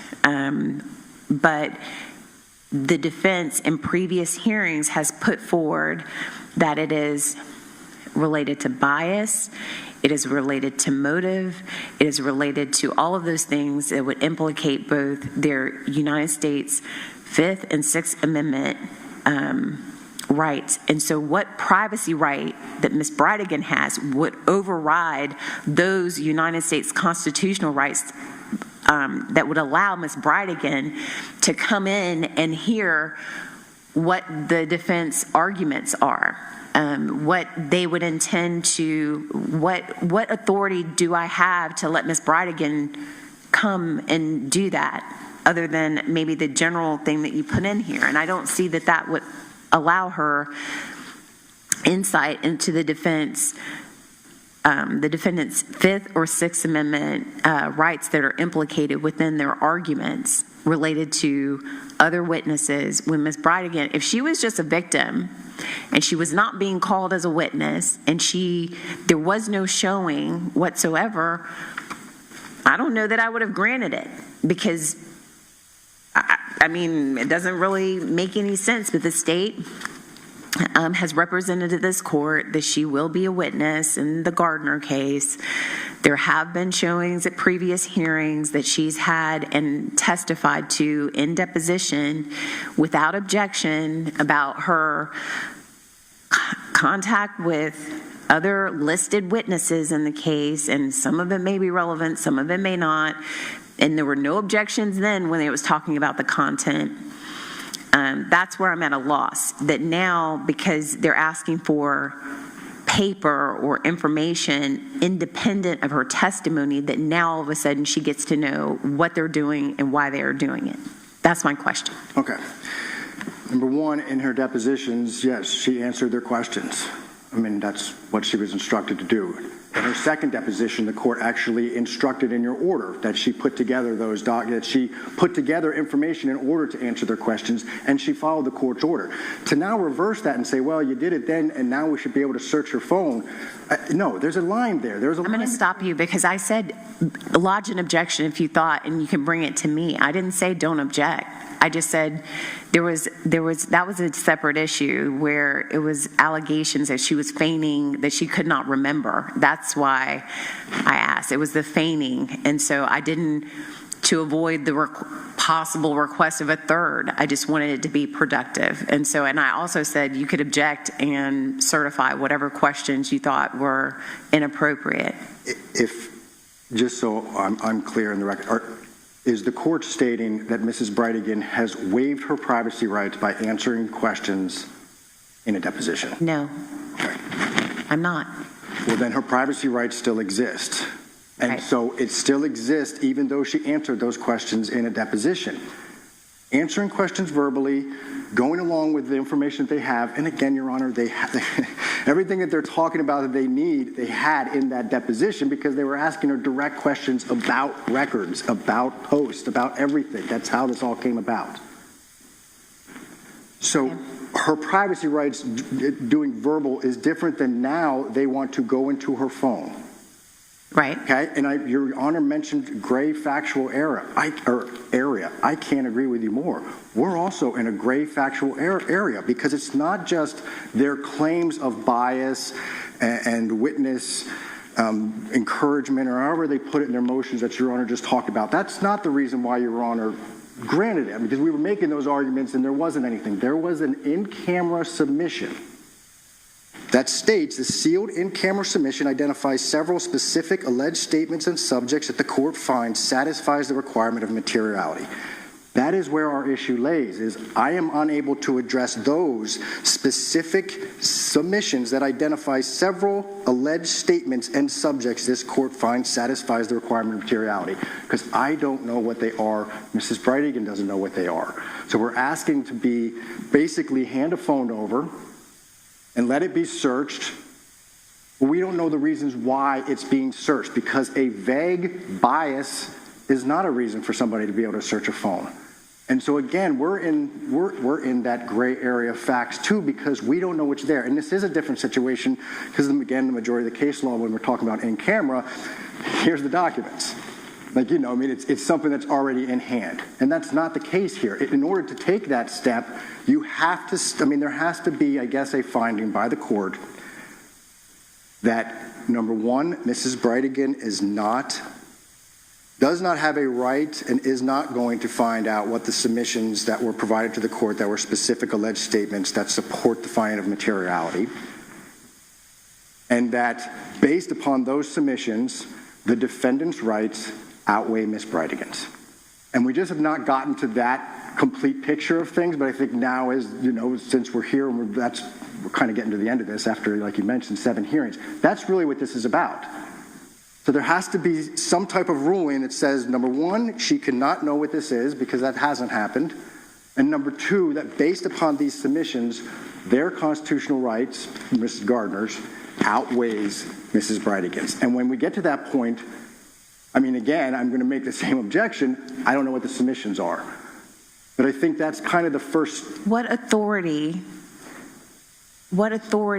is there that says that Ms. Bridegan is entitled to defense theory? What scenario or case, civil, criminal, that a non-party could sit in and then make arguments related to something that has been identified and now ruled on as material, okay, to a defense theory? That's where I'm at a loss. I asked, which due process requires notice, which I've given notice every time, and right to be heard. We have been heard over and over and over again. I have identified, okay, the areas, and I said not everything, and what I believe Ms. Bridegan is entitled to, based on the court's ruling. I have ruled, okay? And I think that's what's lost in all this. I have ruled. So now there needs to be compliance. There has to be some level of finality. Right, wrong, indifferent, there has to be some level of finality with this. And so using the Warren decision, using the Roque decision, not in legal, I'm not in legal gray area. There cannot be a wholesale turnover of her phone. And so what I have tried to do is painstakingly go over, and while I understand through the objection, I did not in this order say turn over your phone. I'm sensitive to that. People's lives are in their phone, okay? They are not entitled to that. Instead, I thought maybe we could piecemeal or extract just certain portions so she would have some level of comfort that I'm not even looking at it, okay? But there's an objection to that by the defense. And I found another case that says objection without solution. I can read it to you. That's inappropriate too. Just saying I object. There has to be some level of finality, and I believe it's in Warren that says it. Just saying I object, and then there's no. That's why I was trying to come to some solution, because I have ruled. Okay, I have ruled, and I ruled a long time ago, and in my mind, and then I gave them only narrow areas, narrow time frames. If the Ms. Bridegan's position is that I don't want the defense, and you objected to the defense expert that I don't remember his name right now, but like the defense expert doing it, I said identify one that y'all were comfortable with. That expert that was identified said that he does not believe, same arguments that Ms. Stifler made yesterday, that like it can't extract just a piece. Then if that's the case, then I will go through it and just give them this small area of time from each area that I say, not everything from 4 years. Some of their arguments only talk about May 2025. certain things only talk about that, and I will parse through it. What I think is fair, and I'm going to get to it, from Ms. Bridegan's standpoint, is the whole phone, Mr. Clifton, gets given to her. And if you want to do an objection log based on my order saying, okay, this message from AB, okay, consider this, Judge, this should not be a part of the disclosure.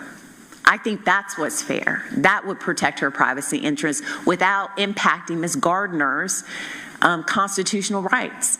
But, Your Honor, how do we make substantive objections to messages if we don't know what the materiality of any of these messages are? That is what we. I gave you clues. Any substantive message. Okay, so we'll just start with AB and LB. So I required a narrow set of communications between Ms. Bridegan and AB, Ms. Bridegan and LB from May 2025, plus any earlier communications specifically referencing Ms. Gardner, a charged case, jail, incarceration, testimony, emancipation, use of Bridegan's attorney, statements of the family members. So that is the clue. So if the message, let's say hypothetically, says, hey, AB, Gardner, and it pulls from whatever the search, Gardner, she's a terrible person. But the context is like, oh, just joking, blah, blah, blah. Then that is the objection. That should not be disclosed because the context of that particular statement is related to a silly whatever. That should not be given over to the defense. It doesn't have anything to do with her bias, prejudice, blah, blah, blah, that I've already identified. And then I'll weigh it to see whether it goes or not. There will be a tracking, a log, and then I will file all objections, and then it will be a part of the record and can go up, and maybe we can make some case law to give some other courts some guidance. I'm trailing a new path, okay? That's what I'm saying. But the metadata, the fact that they could have gotten it, we've been down that road. If it's on the phone, and it hasn't, whatever, if it hasn't gone away, then there's no privacy rights in dialing a phone number. Like, it's the same thing. And as far as the AB and LB, on the fourth page, on those areas, if you want to look at it first, I'll give you a short snap count because we keep litigating the same thing. Object, say that should not be disclosed. Judge, read 3 messages before. That was related to whatever. That should not go over. That's just a relationship, whatever. And I will make the call to say, because I know about the strategic things, and I could say, just like I would in any ruling, whether something comes in or it stays out,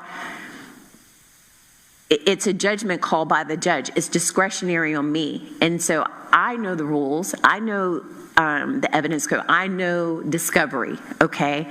And it may or may not. And if it's private, if she wants to assert her constitutional rights there, assert them. But I only want to look in camera at the very narrow scenario that is before the court to allow, which the defendant is allowed to test the state's evidence. Witness testimony is evidence. Impeachment is wide. Extrinsic evidence could be used. I think they wrote in their papers at one point, I'm recalling, they said, well, we shouldn't just be confined to her answers in a deposition. If they know now that something else exists, and I don't know what they have, whatever, but like I have to handle what is before this court, which is a request, and I'm trying to handle it with as much care as I possibly can for both sides. That is what the law requires. So Roque says that when the court orders, which I understand, it's a government intrusion. It's and then that's a 196, and it says that there wasn't a dispute about privacy. We're going into 197, which no one is disputing. And however, when the government intrudes, okay, it has to be narrowed. And I'm prepared to do that. I'm prepared to respect Ms. Bridegan's rights, but I also have to give over what they would be entitled to. That's my job. So that is, to me, the fairest way to do it. They've apparently submitted affidavits that say that you could target. If Ms. Bridegan objects to that and the expert says it, give the whole thing, I'll give it to Ms. Bridegan. It's her phone. Then you lodge the objections in the areas where I've identified that should be turned over, and I will make rulings on those objectionable areas. That was my thought, based on what I read from you. But we're not starting from scratch, Mr. Clifton. I mean, I feel like I've given a pretty good roadmap, and I'll give it to her first, and you go through it, make a log, I'll compare it, and then after the log, I'll give them the opportunity to be heard. I'll make the call. Does that sound fair? No, Your Honor, we're still, we're not agreeable to that. I mean, the bottom... I've ruled, Mr. Clifton, so based on my ruling, I'm asking, do you want to exercise that process or not? I need compliance. You can tell me yes or no, if you want to object or not, the way that I'm outlining for you. Yes, Your Honor, because this isn't just a blank objection. Again, our objection is based on unknowns. So yes, we still object to it because I can't go through records. I can't tell what is what if I don't know exactly what their materiality is to be able to respond to it. If Your Honor orders compliance and orders us to turn the phone over, I mean, that's Your Honor's order. Okay, let me be clear, okay? Ms. Bridegan would never be allowed to object about relevance, okay? She is not a party. She can't object based on privacy. She can't say, oh, that's not relevant, I'm not telling you.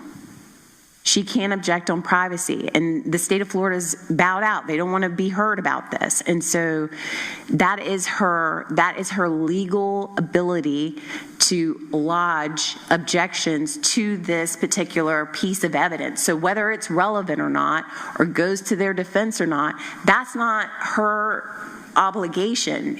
We're like, think about it like you're in a depot, right? She can't say, I'm objecting. You're not going to, that's not relevant.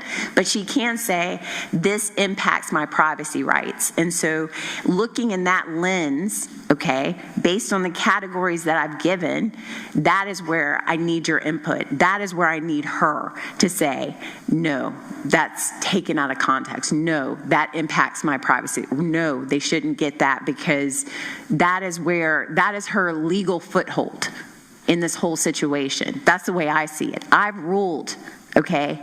I've ruled about this. And if to the certain extent, like the justice for Jared, I said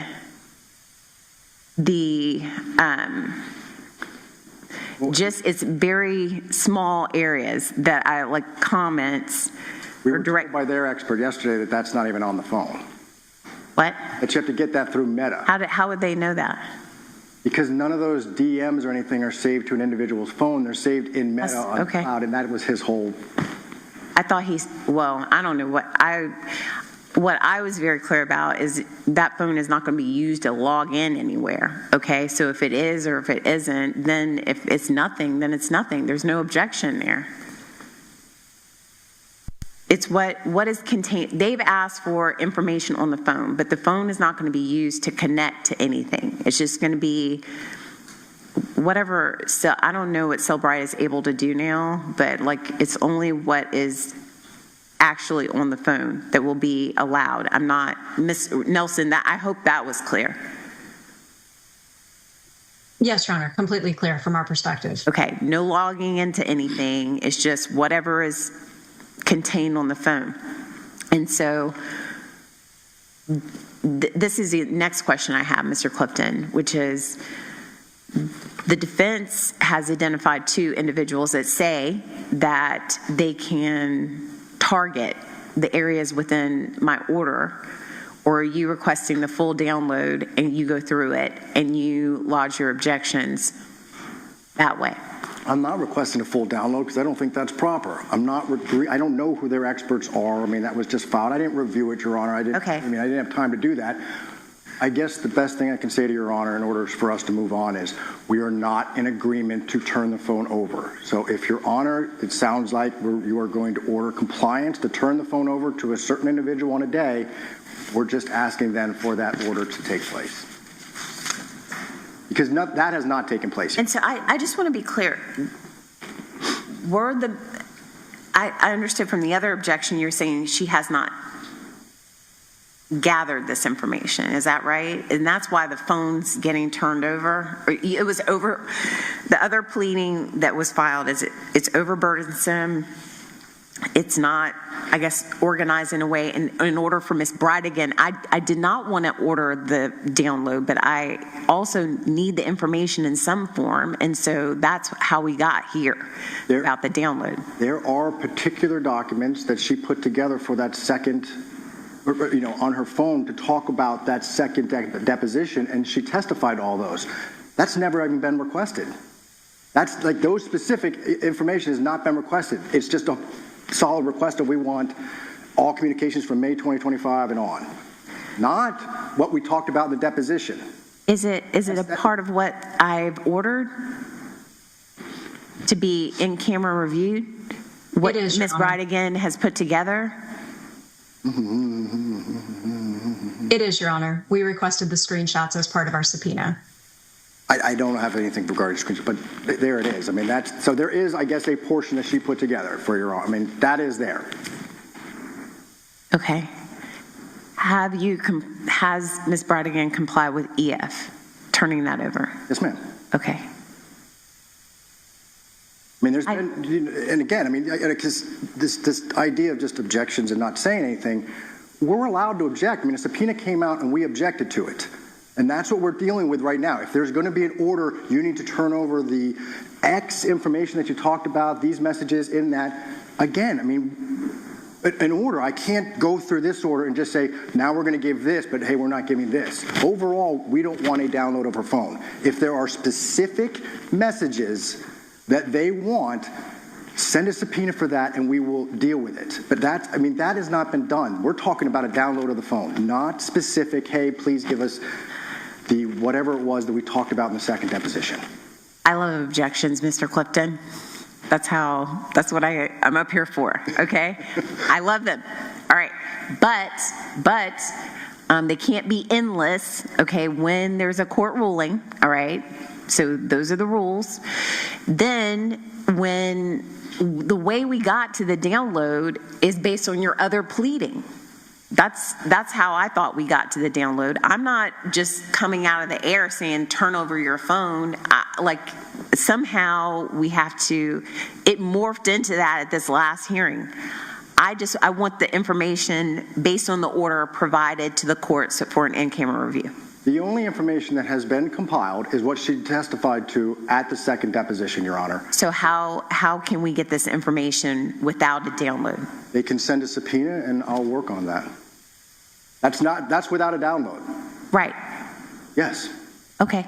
That's like we did with EF, but that is different than us plugging in or saying, now, Mrs. Brady, you need to go on your phone and start taking screenshots of 3 years of messages. That's different. And so if we're just talking about the information that she specifically discussed in her depo. I specifically addressed the 3-year period. I'm talking about May. I'm asking, is there a way without turning her phone over that you can comply with this court order? That is what I'm asking. Not fully, no. Okay. And I think that's the issue then, because I can't, again, we get into like piecemealing things. I can't piecemeal it. There is information that has been compiled by her through the court order for the second deposition. Everything else isn't. So I can't just say, well, this is it, because that's not everything. This became because they wanted a subpoena for her download of her phone. That's what they filed in July. It wasn't my filing. I didn't say, hey, let's do download. I know, but now we've progressed. So now we're in a more specific area. Now they have filed an actual subpoena asking to download her phone. If the court is saying we're not doing that, but you need to give her what you've compiled like we did with EF because that was the court's order. That's different than what is going on here right now, Your Honor. Okay, I want Ms. Bridegan to comply with my order. And so if she was able to compile that, can she compile the things within the order? That's a yes or a no. No, Your Honor, that is where we're going to get to overly burdensome. Right, so now what is the solution without turning her phone over? Hours and hours.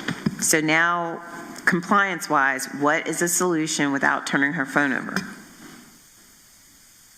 Our solution was to allow us to understand the materiality. I've gotten past that. I know, but that's it. I mean, that is our solution. So I guess we're at that point. You can object more. I'm asking, how can you, if it's overburdensome, give me a solution that would not be so burdensome to Ms. Bridegan to comply with the court's order? We don't believe that the court should order an extraction or the information of the thing. I have ruled. Then again, Your Honor, it's going to have to be just then an order stating that she has to hand her phone over to somebody for an extraction. Your Honor, if I may, one of the two affidavits that we filed this morning is from another qualified expert at Invista, and the affidavits outline the proposed way that Invista could effectuate this type of extraction, and also a filter team process by which Jake Green, who was the person who appeared yesterday under oath and gave testimony before the court, would be walled off and would not have any access or direction or involvement whatsoever in the extraction, since that was a concern expressed by Ms. Bridegan's counsel yesterday. We've proposed a solution, Your Honor. We're simply asking that the court enter an order allowing Ms. Kayla Nelson, who is the professional from Invista, to perform the limited extraction of the applications the court has outlined in its order and outlined in our subpoenas. And Ms. Nelson is available and can be in Jacksonville tomorrow morning at 9 a.m. to complete the extraction. I'll hear Ms. Bridegan on that solution. Your Honor, we do not agree with having an extraction of her phone. We believe it's a violation of her privacy rights. We believe that we have a right to know what the materiality is of what is being sought on her phone. I understand that the judge has already ruled on those issues. That is our position. All right. I'll overrule the objection. Ms. Bridegan turns her phone over at 9 a.m. tomorrow. This court hearing is concluded. Your Honor, I apologize. I just want to be sure. I've got to start writing, Ms. Nelson. I've got a jury back there. What is it? I understand. I just want to make sure that we are giving Ms. Nelson the correct scope. So is it both subpoenas that have been issued by the defense? Yes, with the correction, I went back through the order. I misspoke yesterday. I did say that I'm going to just say everything comes to me in camera review, and I will review it and then release it from there. I did say yesterday that release directly to you, but I'm just going to do it in camera review of everything. And Mr. Clifton, you can, the offer still remains. Do you want to review the download after the fact to make objections to the disclosure that I would consider prior to any disclosure? Yes, we want to be heard prior to anything going to the defense. Okay. Yes. All right. It's going to be a short turnaround then. 9 a.m. tomorrow. Thank you, Your Honor.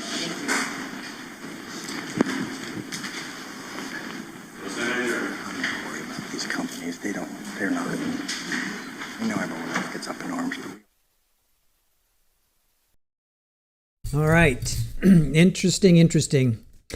Shanna's trial is going to be pretty spicy. Yeah, if again, hearings, if the hearings are any indication of what the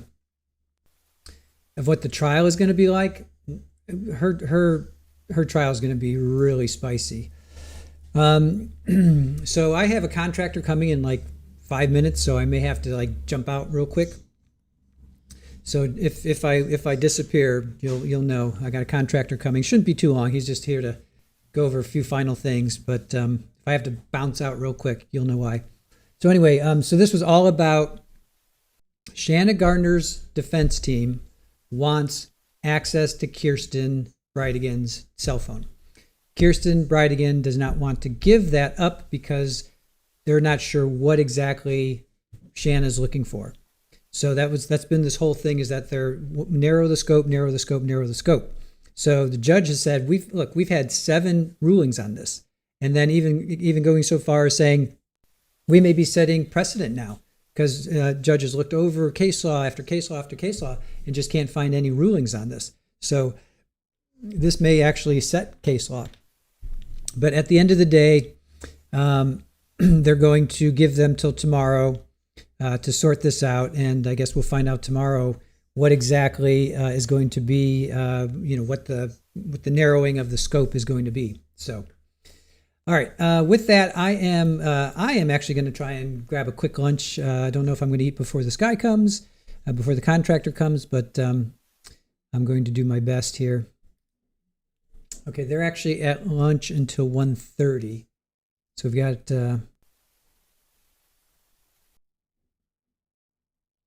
I'm not going to do kitty cam because I don't have time to set up kitty cam. So I'm sorry, guys, no kitty cam. We're just going to do some music and call it a day. Let me just... when it rains, it pours, right? We've got a contractor coming over here, and got to eat quickly. I will play some music while I wait for the contractor to come over. All right, so I will see you guys in a little bit.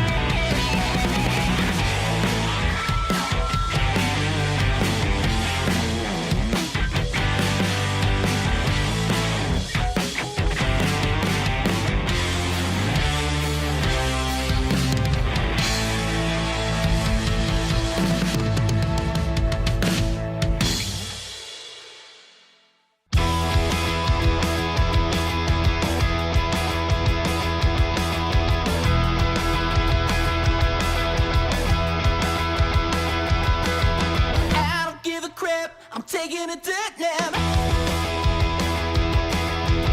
Don't need no urn, I'm feeding the worms.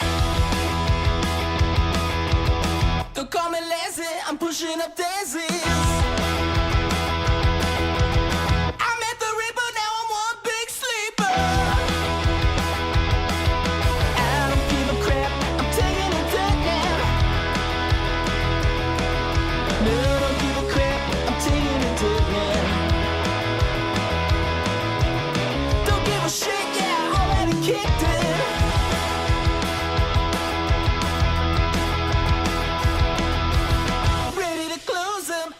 Toes up. Leave me alone, I'm nothing but bone. Oh, it's a lock, got my name on a rock. I made up London, now I'm 6 feet under. I don't give a crap, I'm taking a dirt nap. No, I don't give a crap, I'm taking a dirt nap.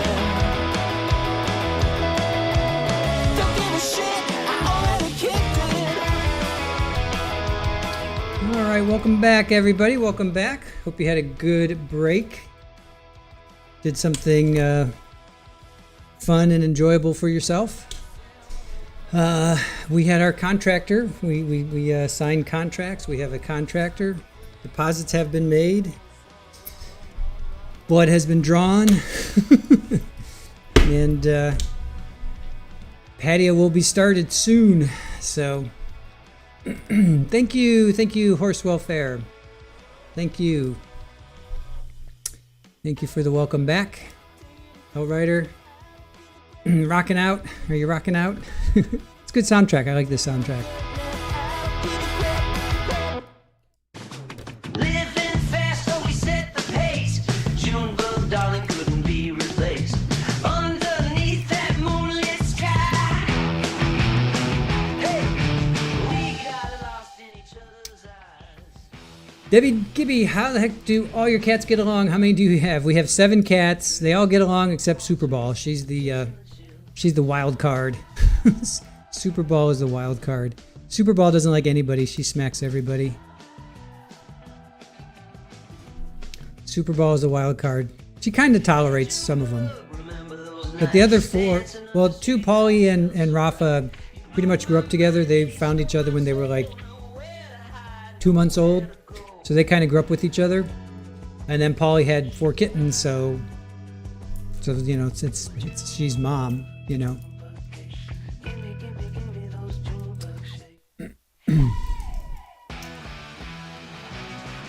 So that's how they all stay, you know.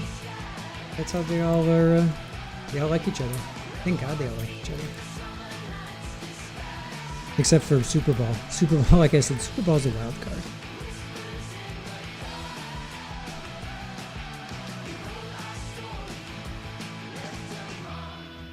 But yeah, actually, Erin was just saying that the other day. She's like, we're so lucky that they all get along with each other. That is true.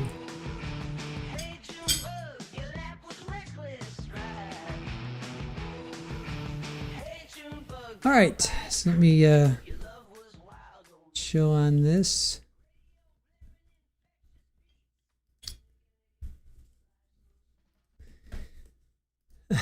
Renee, that's because she has seniority. Yeah, she does. She's the oldest. That is true. She does have seniority. Denise, she's a Tux. She's actually a Russian. What is she? No. Turkish van. Turkish van. We have determined she is a Turkish van. I had no idea what a Turkish van was before Superball. I always thought she was like a tuxedo, but apparently she's form of a tuxedo. Aaron is saying. So. Dina, you really like this song too. Good. Glad you like the soundtrack. Yeah, we went with this because Mario's a gamer. Oh, that's what I want to show you guys. All right, I gotta remember to show you his YouTube page. He's a gamer, right? We know that he's a gamer, and we figured we just went this route with what? his age. Yeah, we just kind of went this route of, the white stripes, the Strokes, the Hives, a little bit of Green Day. I don't know. We just kind of figured he'd be like into punk and rock, and so that's why we went that route. So I'm glad you like it, Dina. Hellrider, yeah, Bojangles chicken tenders. Oh, you're at Bojangles. Chicken tenders are the bomb. She does, Hellrider. She does.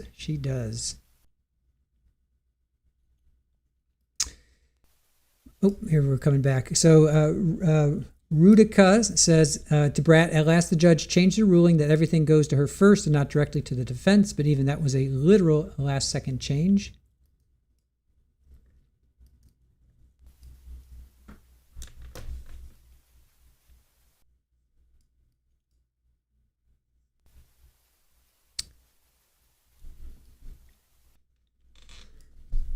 Never fear, Aussie is here. Welcome back, Aussie.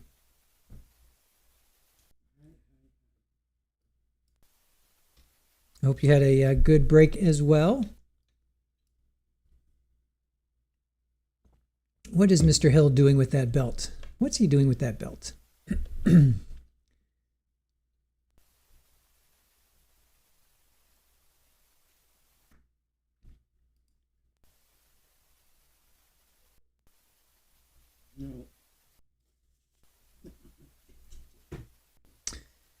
So let's see what else.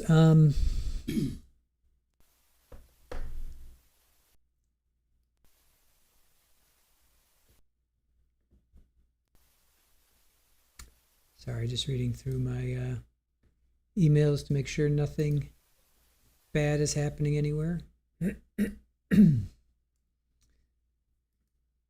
So we're hoping the patio will be started soon. Looking forward to that being done, because our cat's, poor Rafa, he is just he's had it with house arrest. He wants to be out.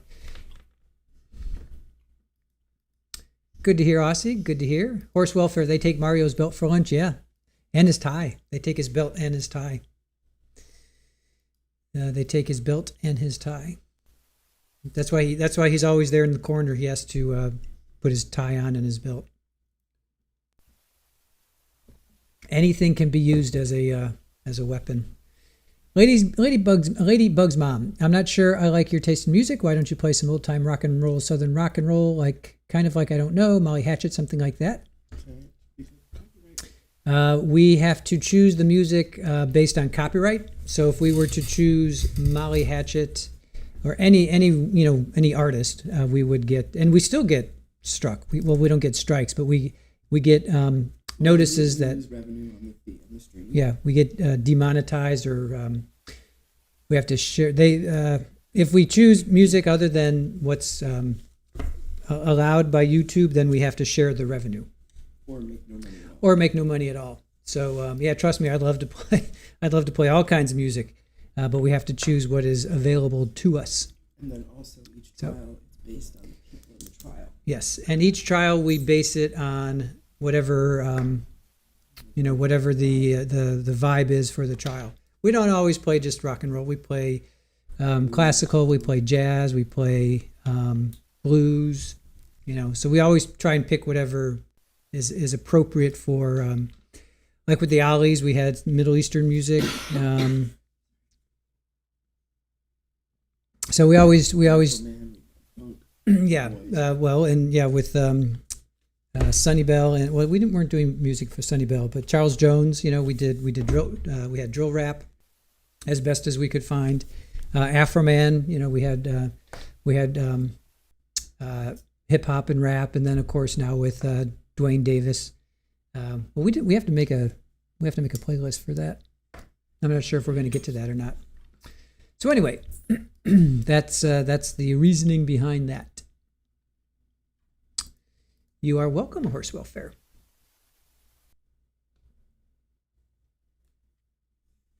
Mother of Tuxies, excited for your catio. I know the kitties will love it. Yes, we are too. Dog paw tea. Yes. Yep. Horse welfare. I love the trial soundtracks.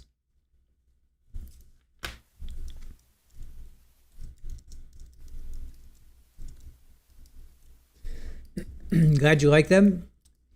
They are for members. We try to give our members something a little bit different, and there's different tiers. So we try to give our members something a little bit different. So you can always go back and listen to our New Year's Eve, which was real, kind of chill, down tempo, lo-fi. I'm sorry, New Year's Day was that, because I figured everybody would have a hangover. So the last thing you want to do is hear something.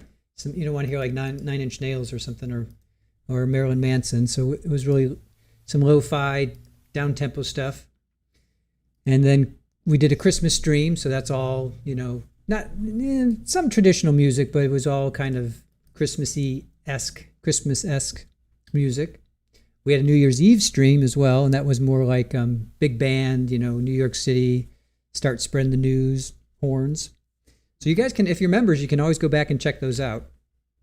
You have full rights to go listen to those whenever you want.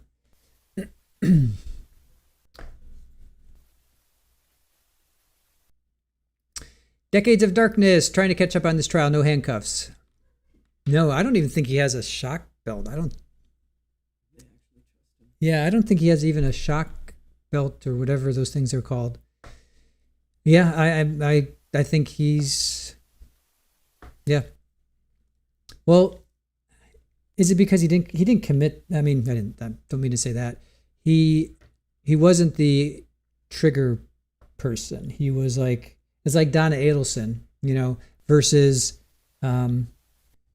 Sarah Boone, somebody who actually does the deed versus somebody who just conspired to have it done. I guess maybe that's the distinction. I don't know.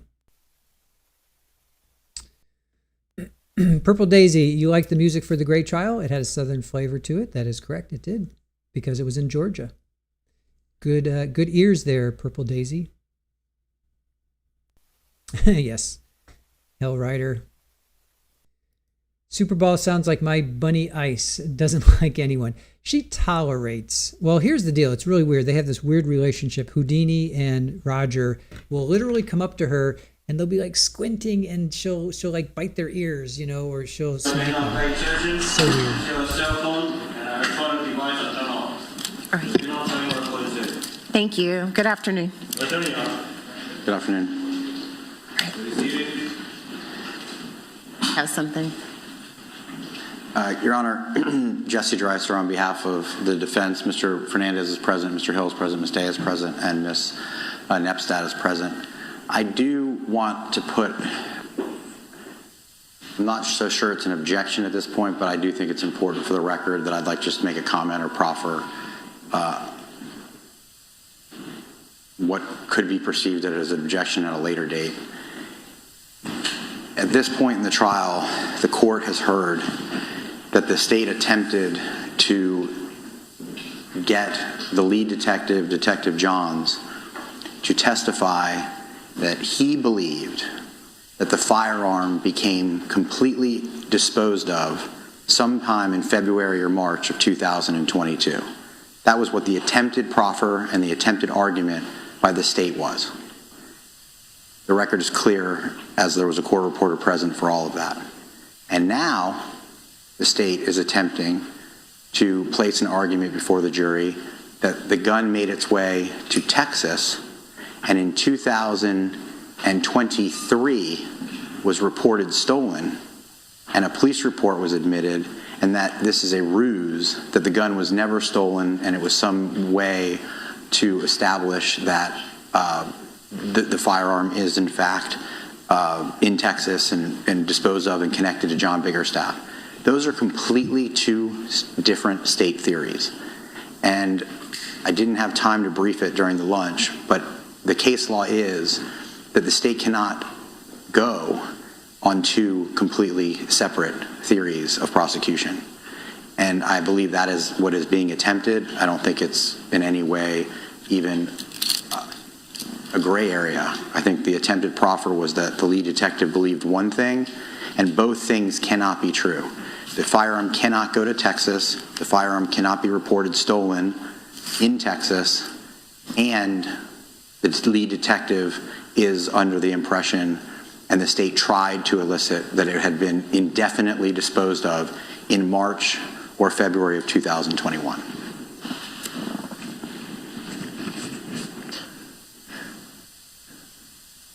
And just because the court made a ruling on the proffered evidence, I don't believe it's a distinction with a difference. You can't lose an argument and then pivot and then create a new theory of prosecution. The prosecution has to be the same. What are you citing for that proposition? I mean, I'll do some research now that you brought it to my attention, but I'm citing what I know from previous litigation experience. I do not have a case. That's why I'm not saying it's a formal objection. I'm not asking for the court to take action. I believe the case law is that they cannot move forward two separate, and I will get some case law research. So when you're saying two theories of prosecution, are you, okay. I am familiar with that, but what I hear you saying is basically two theories related to evidence. Is that also like two actual theories of how someone committed a crime, not necessarily two theories about how a piece of evidence that may be missing, is missing, was somehow, isn't there a distinction between that case law? I mean, I'm going to look it up again. It's been a really long time, but two different theories of prosecution, meaning how someone is, how they get to prove the elements of the crime, as opposed to prosecution theories related to evidence. Does that, I understand exactly what you're saying. I don't think there's a difference. Okay. And I think that in a solicitation to commit first-degree murder and in a principle to commit first-degree murder, I don't see a distinction of the evidence in this case is that Mr. Fernandez somehow became in possession of a 10-millimeter firearm in which was used and given to Henry Tenon in order to commit the murder of Jared Bridegan. I do think that is what they're establishing to attempt to establish the elements of this crime. Okay. So what you're saying now, though, is pre-crime. And what I heard you say before, and you can correct me if I'm wrong, that's post-crime. Pre-crime, I think, it's been a long time. I will look it up. But pre-crime, I think that you're right. Like the way that they get to prove it. But post-crime, meaning disposal of evidence, I mean, it's often things or are argued to juries, we don't know, whatever. I've heard those arguments a million times. I agree with that.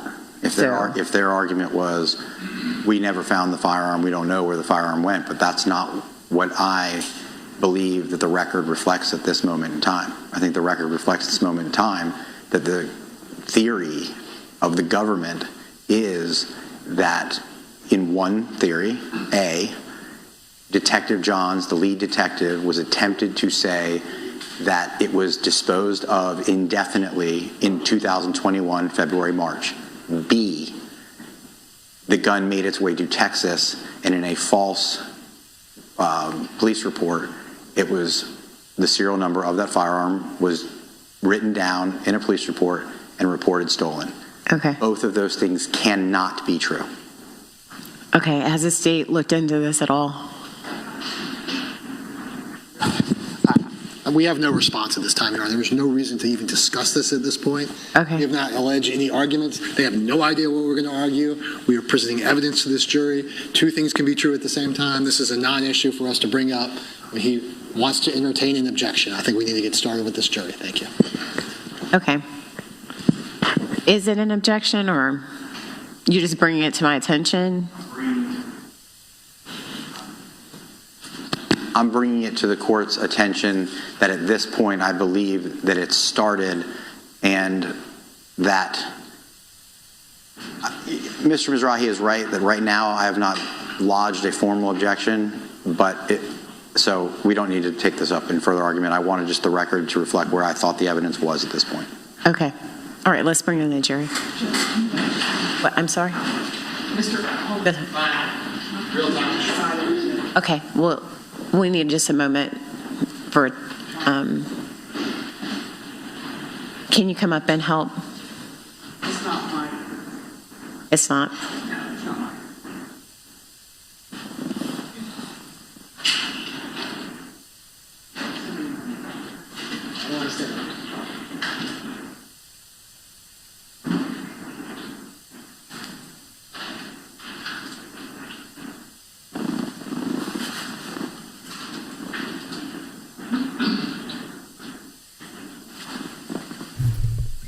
I don't think that's a bad argument, and I know you guys don't like this defense, but I don't think that's a bad argument.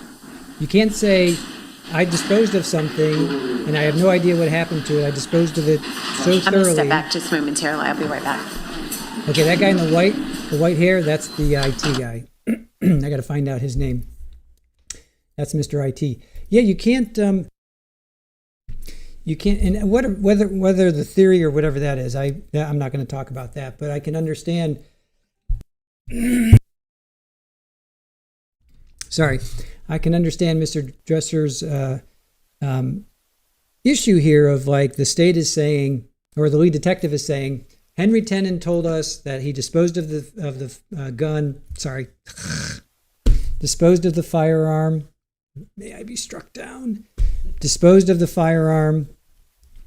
And in such a way that it can never be recoverable. And then all of a sudden, a year later, it shows up in Texas and it's being reported stolen. That those two things, you can't have those two things happen. Either one happen or the other. It's not a both are true. It's either one happen or the other.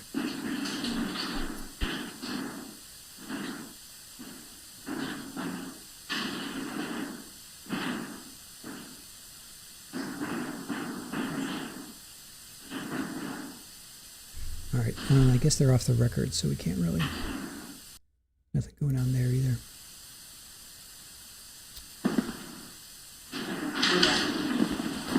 So as far as the theory changing, that I don't know about. Apparently you can't, I guess you can't change your theory halfway through the game. I guess you're not allowed to do that. You have to stick with the theory, which makes sense, because then the defense would have to shift and change their defense tactics. But then they also talk about not knowing what each other's theories are. So that I'm not 100% sure about. That we'd have to Mr. Mizrahi, I learned how to do mine. I'm self-sufficient. I did too, Your Honor. I know how to do mine. I know how to do mine. Sometimes these things have minds of their own. All right, ready? All right, ready? No, it's fine. No, it's fine.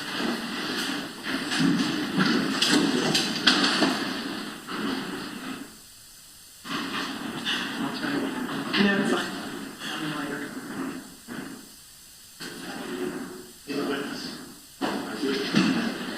Who was it? Oh, we can wait.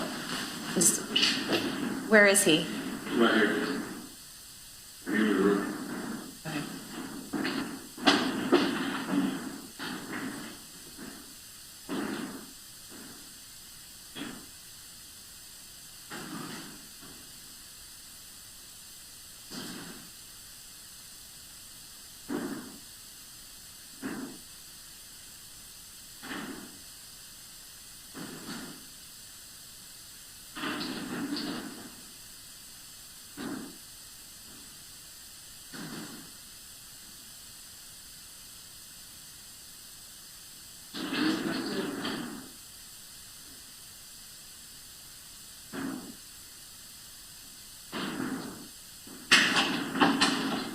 Sure, is it in the courtroom, Your Honor? Thank you.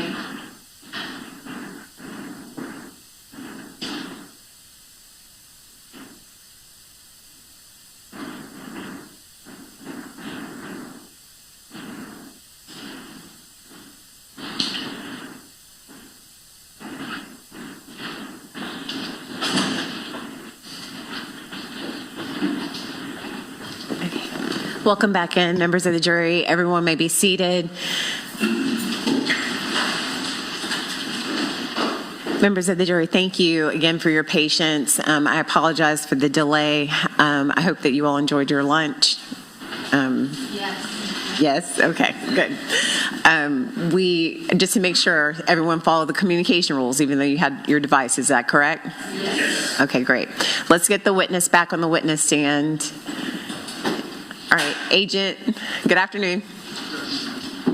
You can just retake the witness stand. You're still under oath.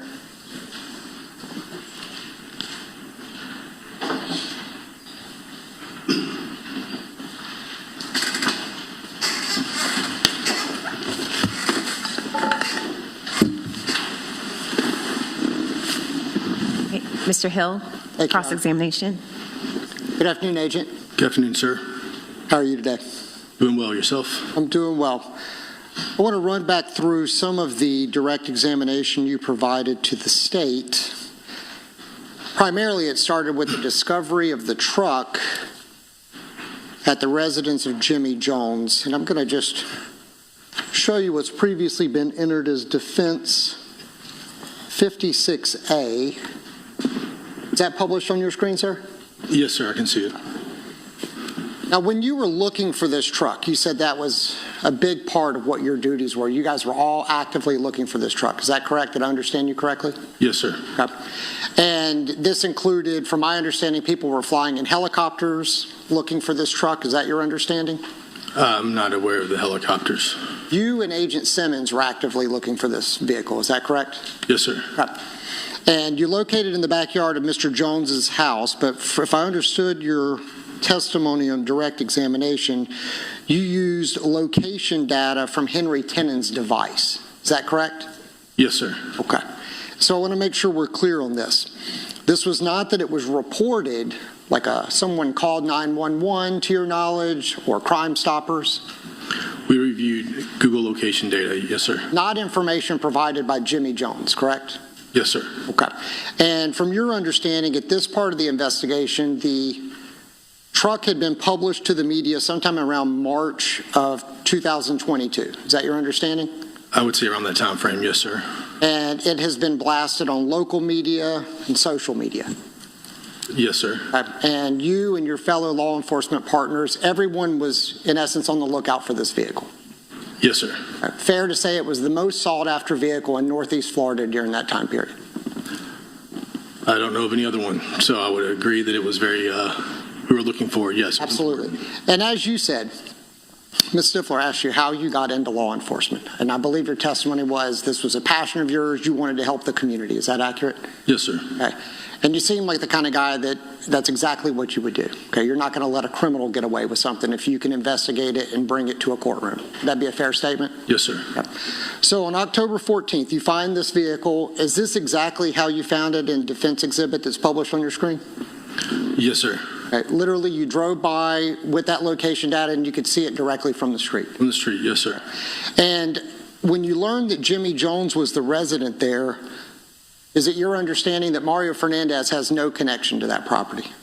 I have no knowledge of him having any connection to that property, yes, sir. And certainly during that time period, you would be communicating with other law enforcement partners involved in the investigation?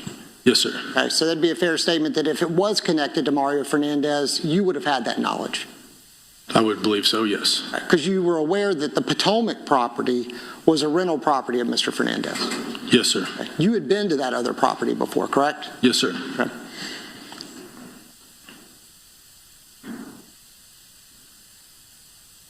Now, once you enter this property, okay, my understanding is that Mr. Jones was absolutely cooperative. He was cooperative, yes, sir. Spoke to you with no problem. Yes, sir. Okay. Offered for you and your fellow law enforcement officers to come into the backyard, take a look at the truck, and retrieve it. He gave us consent to look in the truck, or to look in his backyard, yes, sir. Certainly. And what, in law enforcement, you guys would call that the curtilage, right? As far as the backyard, the outside of the residence. I would say the curtilage is more of the edge of the property, not necessarily like the backyard. So maybe like the property line, the areas along the sidewalk, that's more curtilage. But the backyard, that wouldn't consider that curtilage. Well, once he gave you that consent, okay, you could walk around that backyard as much as you wanted, correct? Yes, sir. Okay. And certainly if you wanted to take a look in the trash can and the recycling bin on the side of the house, you could have done that with the consent of Mr. Jones. If I had his consent, yes, sir. Okay, and you did have his consent to go in the backyard, and he actually offered you consent to search his home. A comment was made to it, but that if I wanted to go in his house, I could. Absolutely. Any reason to think he wouldn't have let you search the entire backyard had you chosen to do that? I don't think there's any reason to think he wouldn't have. Okay. Now, at this point, you had learned that Mr. Jones was a family friend of Mr. Tennant, correct? After recovering the truck, or locating the truck, I should say. And you were there at the property. That's when I learned he was a family. They've known each other for a while. Yes, sir. And you learned that Mr. Jones was not a mechanic. Yes, sir. Okay. So that vehicle wasn't pushed in that backyard because it was going to receive any type of repair work. Yes, sir. Now, I want to make sure the jury's clear. Mr. Jones is not like a work-from-home mechanic. He is not, no, sir. Okay. And that truck was not pushed into that backyard because it was anticipated that Mr. Jones was going to do any type of repair on that truck. Correct. Okay. As far as you understood, that truck was pushed in that backyard by Henry Tennant with the intent of it being stored in that backyard for however long. Mr. Jones gave a statement multiple times of how long he was okay with having it there, based on the fact that other people had done that and he'd been through it before, and he didn't want it left there. Months, though. Could be there for months, is your understanding. Yes, sir. And it had been there for several months, is your understanding. Yes, sir. Okay. And you only located it because of the data from Henry Tennant's phone after his arrest. Yes, sir. Okay. Now, once you received consent to go in this backyard, okay, would you agree that locating this truck was a major break in this investigation? Yes, sir. Okay. Aside from the driving while license suspended arrest of Henry Tennant, which we all understood was to further the homicide investigation. Is that your understanding? It was part of it, yes, sir. And now the truck, which had been blasted in the media since March of 2022, has now been located in October. That is the next huge break in this case. Would you agree with that? Yes, sir. Okay.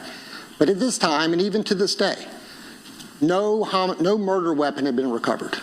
Correct, sir. Okay. And you work for alcohol, tobacco, firearms, and explosives. Yes, sir. Okay, ATF. And it goes without saying that part of your job is involved in investigating firearms, correct? Yes, sir. Okay. Not only here in state court, but across the street at the federal courthouse. Yes, sir. With the U.S. Attorney's Office, and as Ms. Stifler said, you work for the Department of Justice. Yes, ma'am. Sir. Pardon. Take orders basically from the President of the United States. There's a chain of command, sir. Absolutely. Okay. But you investigate firearms and you try to make sure they're not in the hands of people that should not have them.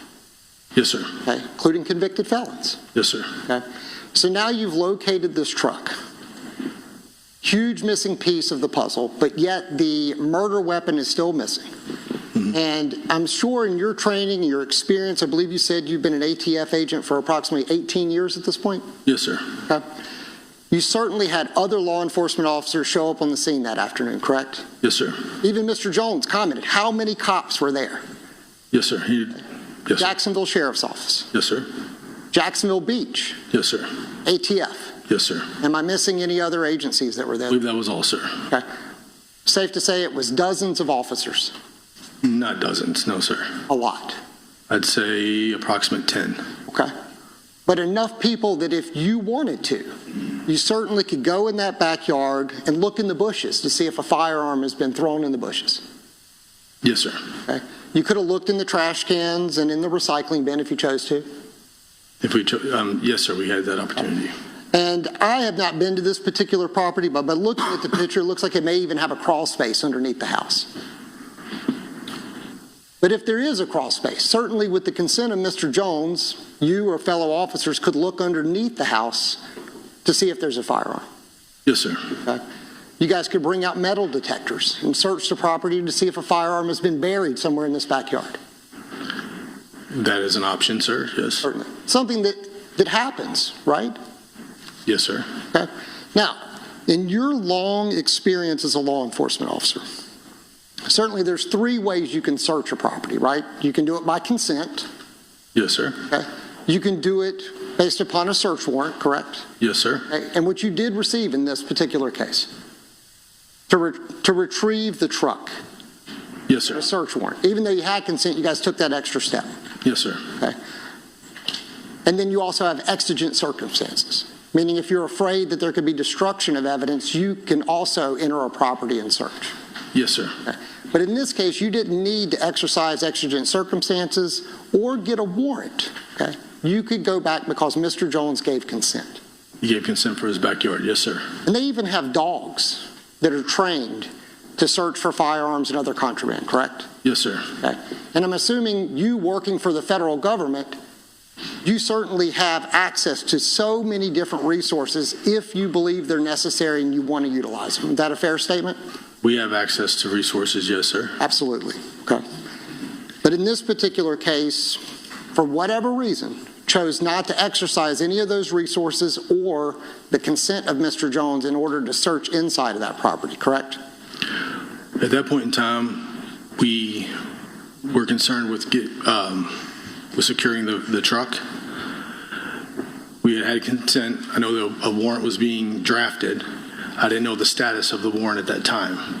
So when I was talking with Mr. Jones, again, I mentioned earlier I was building rapport, talking with him, and wanted to make sure that he understood that, we were focused on the truck. This was the first time that Mr. Jones had come up in the investigation, and, based on the fact that he was speaking with us, his answers were consistent, and the fact that there was no attempt to hide the truck, and it was clearly visible from the street, we use those facts to kind of figure out where, or to maybe take where Mr. Jones was in this. Sure.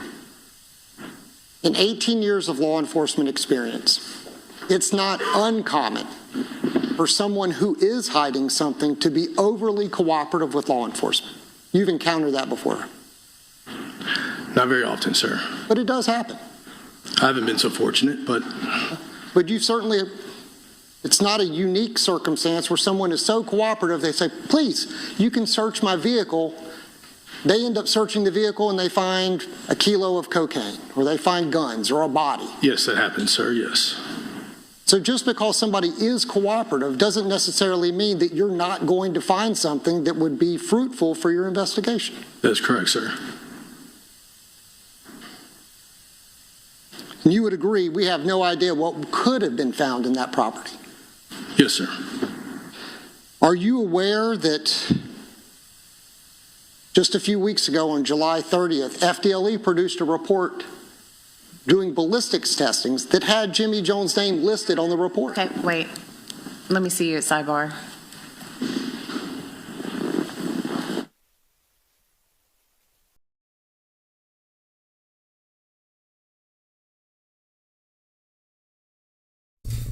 Wow, judge stepped in on that one. So the defense just introduced a FDL report, or FDL released a report with Jimmy Jones on it. And judge is like, whoa, whoa, whoa, hold on. Hold on. You're going down a rabbit hole now. You're going down a rabbit hole. I kind of agree with the defense on this, in that why didn't they search the house? I mean, Jimmy had given them consent. The truck was a major break in the case. The truck was like, well, the tire was the main thing. Well, I guess the firearm would be the main thing, but then firearm would be the main thing. The tire would be the next, they even, I think even in openings, Mr. Mizrahi said, it was part of the plan, in even worse terms than that. And then now this truck. I mean, the truck was huge. So they found the truck. Why not take, and you had consent. You didn't even need a search warrant. I don't know why they didn't do it. So sometimes it does baffle me. I generally think that law enforcement does pretty good investigation. Sometimes they do awesome investigation. Sometimes they do shoddy investigation. But I often wonder, like, why didn't you test that? sometimes it's so obvious. Why didn't you just DNA test that? And then the answer that comes back is, well, we can only test certain things, or it's a financial thing, or they're only allowed to test 10 things, and there might have been 12 things, or I don't know. It just sounds like excuses, maybe. I don't know. Like, I don't understand why they just didn't search this house. Even just a cursory search, just kind of walk through. Who knows what you would have found? Spend an hour just kind of walking through. You don't have to like rip open, dressers and whatnot, but I don't know. Sometimes I wish that they had done it just to appease the defense, because then the defense would be like, well, we did walk through. But then I suppose the defense would say, well, you walked through, but you didn't walk through well enough. Because the defense is always going to have something to say, right? Defense is always going to have something to say. You can never you can never do it enough. Never do it well enough.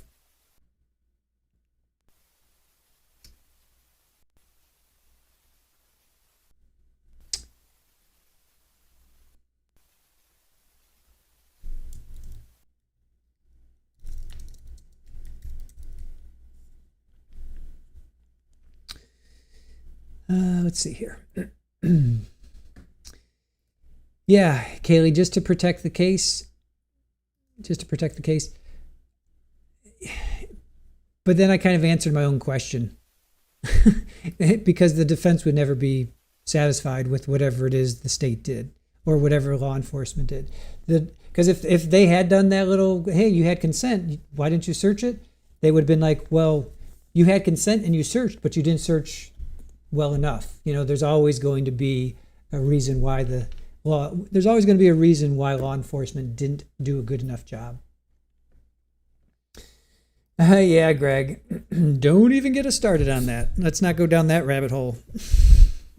If there was a dead body of an officer that ended up in my front yard, damn sure there would be law enforcement knocking on my door. Damn sure there would be law enforcement knocking on my door. Don't get me started. Do not get me started. All right.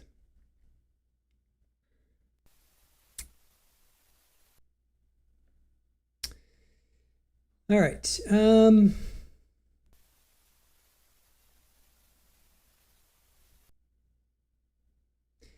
All right. I see you guys talking about Lindsay. It's cool. Let's just focus on this trial. I appreciate you guys being here with us, but let's refocus ourselves back on this trial and talk about Mario and Shanna.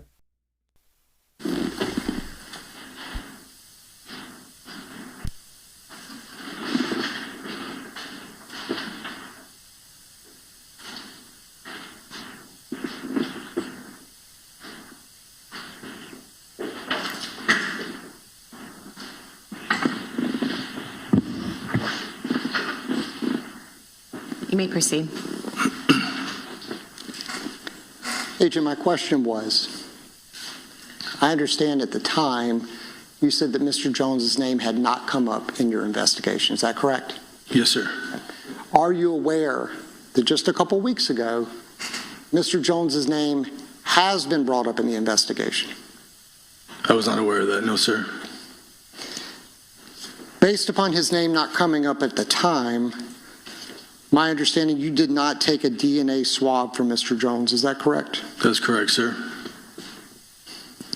You didn't do any additional testing there at the property other than recovering the truck. Is that correct? Correct, sir. And I understand we belabored the point for quite a few minutes. There was no additional searching of the property. Is that correct? Correct, sir. Okay. Now, I understand the state asked you about the 10-millimeter firearm. And I believe your testimony is that you either had only encountered it once in your career and that you testified, I believe, that you believed it was a rare firearm. Is that correct? I believe I testified that I have not come across one outside of this investigation. Okay. But for the last 2 years, you've been a firearms instructor up in Brunswick, Georgia. Is that correct? Yes, sir. Okay. Are you aware that in this particular case, it's been alleged that a Glock 10-millimeter was the homicide weapon? I'm aware of that, yes, sir.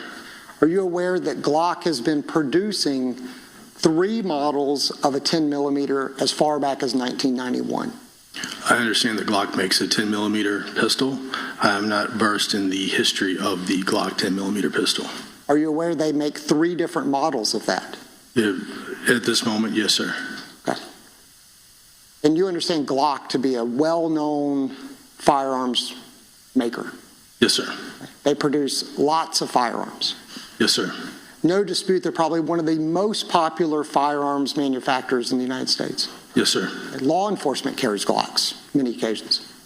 Typically a 9 millimeter, maybe a 40. Yes, sir. The 10 millimeters are also produced. They are produced. Sure. So you would agree it's not necessarily the rarest firearm out there? I believe I said it's not very common. I didn't specify to the rarity of it. I just said in my own personal experience, sure. This is the first time I've come across one. The state asked you about your interview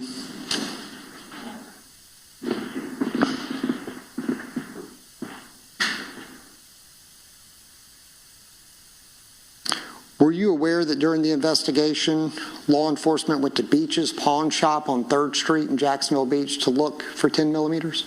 I believe they canvassed different gun stores, yes, sir. Are you aware that at just one gun store they located 6 purchases of a 10 millimeter? Sir, I think if you were to put that in perspective of all the guns sold in a gun store, I don't think it's that significant. How many gun stores do you think are in Jacksonville? I couldn't tell you, sir. Would you agree there's more than one? I would agree, yes, sir. So to have 6 at one, that's not necessarily insignificant. Again, you're talking about a numbers game where you had to put that in relation of all the other guns sold. Sure.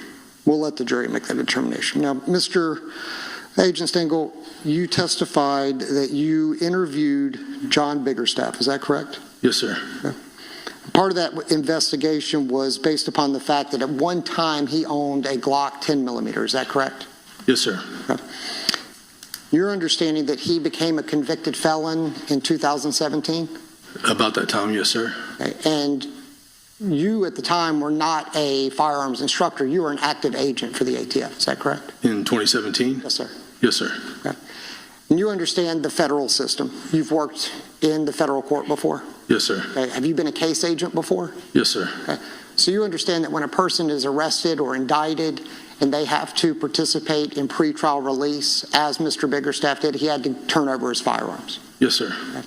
And I believe the state showed you a firearm inventory list. Is that correct? Yes, sir. Your Honor, may I approach the evidence? Yes.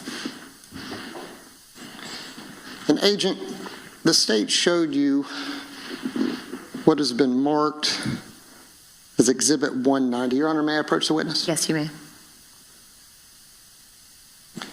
Can you recognize that inventory list, do you, sir? Yes, sir. Okay. Now, I know that's handwritten, but your understanding is that would be provided to pretrial release? I believe it's pretrial services, yes, sir. Okay. And ultimately, the state kind of alluded like nobody goes to the house and searches to make sure they've turned over those firearms. Is that your understanding? That is my understanding. But if a federal magistrate judge orders you to turn over your firearms, you would expect they would follow that order. I would expect, yes, sir. There's consequences if you do not. Yes, sir. What would be a consequence to your knowledge if you violate the terms of your pretrial release? You would be incarcerated. Okay. Until such time as your case is ultimately resolved. Yes, sir. Okay.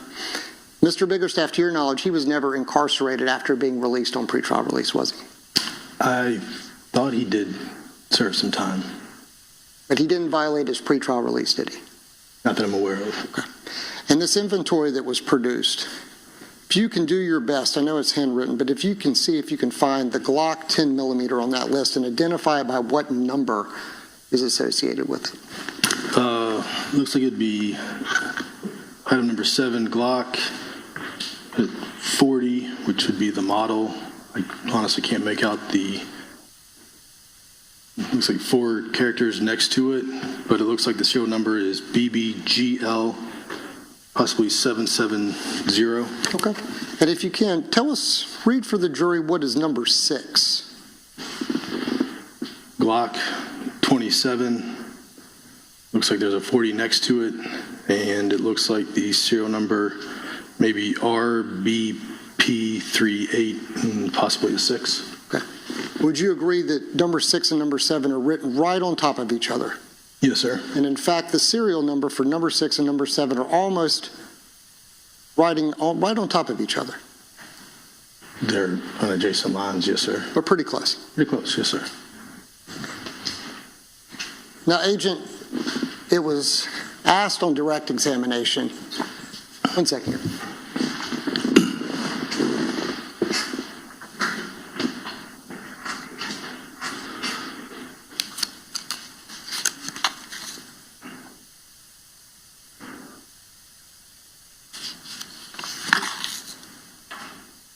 Agent, my law partner corrected me.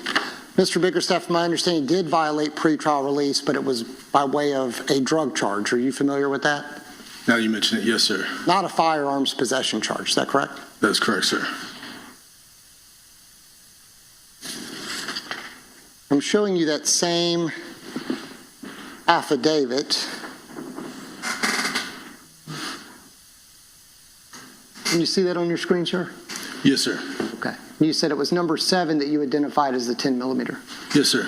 And number 6 was a Glock 27. Yes, sir. Okay. I'm going to come back to that in just a moment. But it's understood that Mr. Bickerstaff owned a 10 millimeter in 2016, got in trouble with federal authorities, had to turn those firearms over to someone outside of his home. Yes, sir. That's how we got this inventory, correct? Yes, sir. Your understanding is those went into the possession of other Bickerstaff family members? I believe we were told that Juan Bickerstaff took the guns. Now, if John Bickerstaff had come back into possession of those firearms, he would be violating both state and federal law, correct? Yes, sir. And certainly if he was caught, if he was prosecuted in state court, your understanding is that's a 3-year mandatory prison sentence. Is that your understanding? I'm sorry, I'm not overly versed on the sentencing for Florida law. Okay. Certainly could go to prison in federal court as well. Yes, sir. No dispute that had he been caught with a firearm, he could be prosecuted in both state court and federal court. State or federal. I'm sorry? State or federal. State or federal, yes, sir. Okay. To your knowledge, he's never been arrested for a firearms possession charge since his original felony offense in 2016. Correct, sir. And to arrest an individual, what do you need as far as level of proof? Just to make an arrest. Probable cause. And you would agree that's a much lower standard than having someone convicted in a court of law? Yes, sir. You just basically have to have a little more based upon the totality of circumstances in order to arrest him. I'm sorry, can you repeat the question? Yes, sir. In order to arrest Mr. Bickerstaff, you would just need probable cause that he was in possession of a firearm. I would have the probable cause, yes, sir. And at this time, he's never been arrested to your knowledge for possession of a firearm? To my knowledge, no, sir. The state asked you that when you went to his residence, whether or not you saw any evidence of, I think, gun possession. You testified to this gun cabinet on the back porch. Yes, sir. And you basically said it was kind of a beat up, wouldn't even close anymore. That's my remembering of it, yes, sir. Had garden tools in the back of it. Yes, sir. Okay. Certainly just repurposed is what it appeared. Yes, sir. Okay. He didn't get arrested for that, did he? No, sir. Because that's not considered a firearm component, ammunition, or a firearm. Correct. Okay. So he could have that. There's nothing wrong with that. Correct, sir. Where it came from, you have no idea. I believe he's had it. Correct. Whether or not it was returned to him empty and just placed on his back porch, you have no evidence, say one way or another. Correct. Okay. Certainly has no relation to Mario Fernandez. Not to my knowledge. In reference to the gun cabinet, right? Yes, sir. No. Okay. And with regards to Mr. Bickerstaff, John, your understanding is that he testified, or it was provided, he's not given a firearm to Mario Fernandez. I'm not aware of Mr. Bickerstaff's testimony, sir. You aware that he was offered immunity? I believe so. Okay. Can you explain to the court what immunity means from your understanding as a law enforcement officer? That if he had committed a crime, he wouldn't be held criminally responsible for it. That he would not be held criminally responsible? Yes, sir. Okay. So in this particular case, Mario Fernandez is being prosecuted for first-degree murder, correct? Yes, sir. A capital offense. Yes, sir. Okay. Mr. Biggerstaff, if he was involved in that, could either be charged as a principal or as an accessory, correct? Could be. Yes, sir. And he's been offered immunity, meaning that if he had been involved in that case at all, had he provided a firearm to Mr. Fernandez, he would be immune from prosecution. Yes, sir. Meaning that he could tell Ms. Stifler and Mr. Mizrahi, yes, I gave a gun to him, and he would be held completely, he'd be okay. He wouldn't be prosecuted. Depending on the terms of the immunity, yes, sir. As long as he told the truth. Yes, sir. Okay. And your understanding is you did not accept that immunity. That's my understanding, yes, sir. To your knowledge, he has not implicated Mr. Fernandez. No, he has not. You further interviewed Juan Biggerstaff, correct? Correct. And he was a law enforcement officer in Texas? Yes. Did he provide any information that furthered your investigation into Mario Fernandez? No, sir. He also was offered immunity. Is that your understanding? I believe so.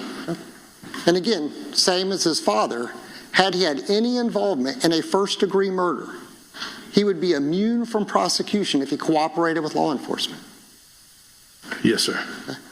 But ultimately, the jury will decide his credibility, both of these gentlemen. But your understanding, they provided no information that would further the prosecution of Mr. Fernandez. I believe we received just more conflicting statements. And the jury, ultimately, you would agree, will decide whether or not they're credible or not. That is up to them, yes, sir. Now, Mr. Biggerstaff, Juan, was a law enforcement officer in Texas at the time of that interview? You said Juan? Yes, sir. Yes, sir. Okay. And I believe the state elicited that in June of 2023, let me back up. When you interviewed Juan Biggerstaff at the state attorney's office, he agreed to wear a wire. Is that correct? Yes, sir. Okay. A recording device, yes, sir. Yes, sir. So not really what I'm wearing, but a concealed recording device. Yes, sir. He actually had two of those on him. Is that your understanding? Mm-hmm. And at the time, he was an undercover narcotics officer in Texas. I believe he was a narcotics detective. His capacity, I'm not aware of. He was an experienced law enforcement officer. Yes, sir. Okay. And he agreed to cooperate with his fellow law enforcement partners here in Jacksonville. He was resistant. To wear a wire against his father? To cooperate. But he did cooperate. He was here, sir. Okay. Well, let's be clear. He came to the state attorney's office, correct? Yes, sir. Okay. You and the state attorney's office and fellow law enforcement asked him to wear two recording devices and to go speak with his father in furtherance of the search of a 10 millimeter, correct? Yes, sir. Okay. And ultimately, he did agree to do that.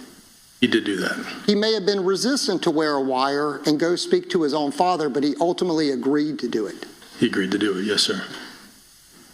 You made sure that he didn't have an opportunity to contact his father prior to leaving the state attorney's office with those recording devices, correct? I believe precautions were taken. Okay. As to whether or not, as the state tried to elicit on direct, that he somehow gave any type of indication to his father, you don't have any direct evidence that he tipped off his father? Not directly, sir. Okay. You weren't there, correct? I was not there. You just got to listen to the recording when he brought it back? Yes, sir. Okay. And he did record? Yes. Okay. Whether or not the devices captured everything or not, whether you can blame that on Juan Biggerstaff, you don't have any evidence to support that. You would agree with that? I just have the end result. Yes, sir. But ultimately, didn't gather any information that was related to Mario Fernandez. Just that the guns were supposed to show up on, well, I'm sorry. No, my question specifically, no. The state can't just tell you what to say by shaking. No, I apologize. I started to say something. I'm sorry, ma'am. Let me have the jury step out for just a moment.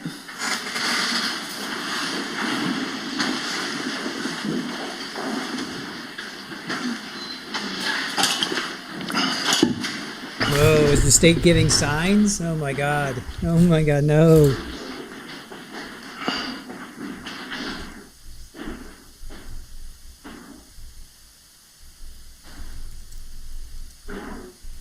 Is the state giving him signs? Yeah, what was that? What was that? All right, Agent, everyone may be seated. Agent, let me have you step out into the anteroom, okay? Yes, ma'am.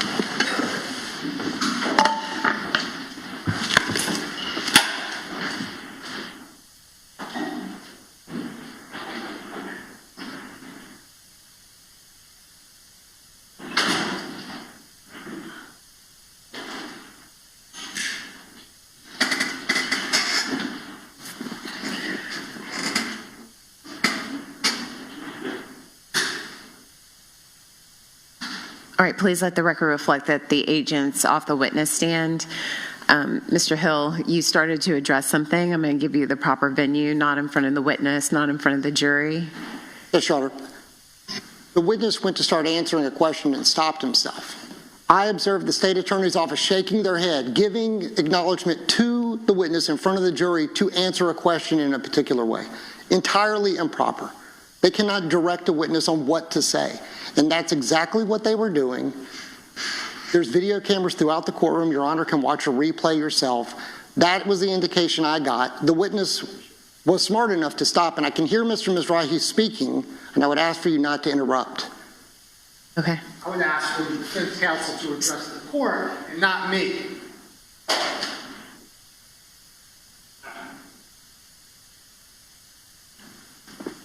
I want you both to address me, okay? And then I'll let the state respond. Was there head shaking? I was reading something, so I didn't see anything. Yes, we're sitting here looking at each other, shaking our heads. Mr. Hill is asking a line of question that opens up the doors to a lot of answers, and the witness is looking at everybody, myself and Mr. Hill and Mr. Mizrahi, asking if he can answer. I'm gesticulating to draw his attention to the court. The court is the only one who can answer whether a witness can answer a question or not. I don't think Mr. Hill can ask a question not like the answer that's being given and cut him off. But, I mean, this whole line of questioning it's opening up the door. What do you believe it's implicating? I think that if he's asking him questions about, he's opening the door to what was said on this wire. He's asking, can I? Okay, so that's what I'm asking. I'm also, I don't know what the evidence is. And so was he instructed not to go down a certain line or say something? In pretrials, I like all witnesses advise them as to the rules of evidence, including hearsay. And Your Honor's already seen this witness once on his own bring up. I don't want to get into hearsay. I think he's unsure of how to answer. If I am asking him questions, of course I can say, of course you can answer. But if Mr. Hill asks him a question and he's responsively answering the question, he can continue to answer. And he's stopping himself because he's looking back at Mr. Hill and looking at us, and I don't know if you want to instruct him that he needs to draw his attention to the court and ask the court whether he can answer or not. But so, okay, let me address that one point in particular. I need a heads up. I don't know. He's just a name on a list for me. I don't know what his involvement is or what he's reviewed. If there is an instruction saying, hey, you cannot get into this line because if there's something sensitive or he's walking a fine line, I kind of need to know, because generally speaking, what the process would be is I would tell the witness, look at me, ask for a break or whatever, and then we can address some issue that wouldn't cause a potential mistrial. And so, Mr. Hill, with that explanation, do you believe that was what's going on, or you think that it was delivery of an answer? I don't know what's been presented to the jury as he shows up and there's an F-150 there and he didn't search, and then but now the cross-examination is getting into investigative techniques, and I don't know his level of involvement. Is that a fair assessment of what's going on, or are you still maintaining that somehow they're trying to signal him? Because then I'm going to ask the witness. So, Your Honor, if you recall from the direct examination, he went into his discussion of when Juan Biggerstaff wore a wire to go and meet with his father. Yes. My line of question, and I believe my question was, you did not gather any information related to Mario Fernandez. Not what was said on the wire. It was simply you didn't gather any information. It was similar to my previous questions about the property, about the truck. That you gathered no information related to Mario Fernandez. The witness started to testify, and he did stop himself. That's when I saw the state attorney's office seemingly acknowledging to him that he could continue his answer, and as I stated, that they believed I had opened the door to discuss the contents of the wire, which is absolutely not what the question was. It was, did you gather information related to Mario Fernandez? Okay.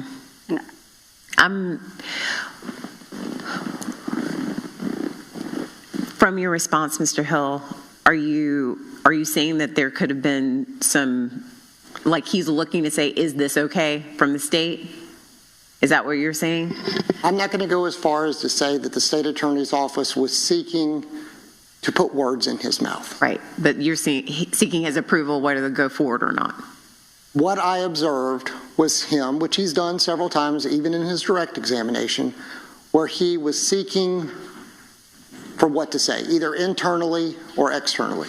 Okay. I simply observed the state attorney's office nodding their head affirmative. Whether they're doing it to each other, all I can say is that I have 16 people sitting in this box and a witness up here, and they're right beside the jurors. That's why I wanted to make sure that that was shut down. All right. Okay, we're going to stop. I think that I'm going to chalk this up to a miscommunication. I'm going to bring the agent back in. He has been a very careful witness, and I've said it multiple times. Like he appears to be having some type of internal communication with himself, like trying to follow rules or whatever. So I'm gonna let him. Agent, if you'll come all the way forward.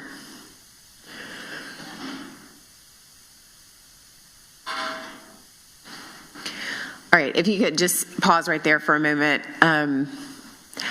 I've said this about you. You seem to be very conscientious and very, like, being very careful with your wording. Is that a fair assessment? Sure. It's a habit. It's okay. So, okay. All right. Yes, that's fine.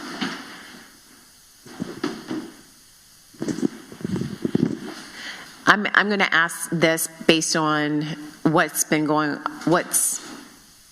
happened during the trial. Do you feel like you've mentioned, let me say this, you've mentioned the word hearsay? Yes, ma'am. Okay. Are you trying to avoid that some way in your testimony? Obviously, you might be. Yes, I'm trying to not state anything that I was told during the investigation, because I understood that I'm not allowed to do that. Okay. So, which is very, like I said, you're very conscientious, all right? But what's happening is that, and what I need you to do, and it's fine, and I appreciate your careful observant of the rules, but if you have a situation where you believe that whatever the question is would call for you to do something that in your mind would be impermissible, I don't know what you discussed and what you didn't discuss, all you have to do is turn to me and say, Your Honor, may I? Okay? Yes, ma'am. And then I can make a ruling. And then I think everything will stay kind of in bounds. And then the lawyers, if I have a question, I'll bring them up to sidebar and I will hear from them. But I don't want you to feel like you can't seek court intervention if you believe that whatever you're going to say, a lot of times this happens with detectives, hypothetically, where they might think that they comment on a constitutional right, or they comment and they're apprehensive and they know the implications of blurting something out, which I appreciate, okay? But if your honest answer to their focused question is something that you believe through your training and your experience being, a federal agent, if you think that is going to cause some concern for you, you can seek my approval. So you need to avoid kind of looking to the state for approval, because they don't say yay or nay about anything that goes on in court about what comes in and what doesn't. They have to ask me. So I'm the ultimate decision maker in that process. And then it gives the defense an opportunity to be heard if they want to be heard related to whether it should come in and come out. But if it's a unilateral glance and then you continue because they say so, it creates an issue, okay? Yes, ma'am. All right, so I'm not getting on you, but I just wanted to let you know I am an avenue that if you don't have to be so careful and reflective, if your natural answer is X and you believe it caused a problem, you can say, Your Honor, may I? And then that's a perfect way for me to intervene appropriately. So would any side like to say anything to the agent before we continue? Nothing. As far as his testimony related to that issue? No, Your Honor, I believe the court instructed him appropriately. Okay, so again, me and you, we're on the same line. Yes, ma'am. You look at me, say, may I? I'll look at them, and then we'll handle it from there. So don't feel so apprehensive. Just, we can keep going, but I want you to know I am a resource for you if there is an issue with your testimony. I know I'm learning a lot. I have limited information about the case prior to trial. I'm learning the full scope of whatever you've done kind of real time with the jury. Okay, so it's not like I have some kind of working knowledge of what you did and didn't do, and I don't know what you're trying to stay away from and what you're not. I learn it from the lawyers, okay? Yes, ma'am. All right, so we can get back started. Yes, sir.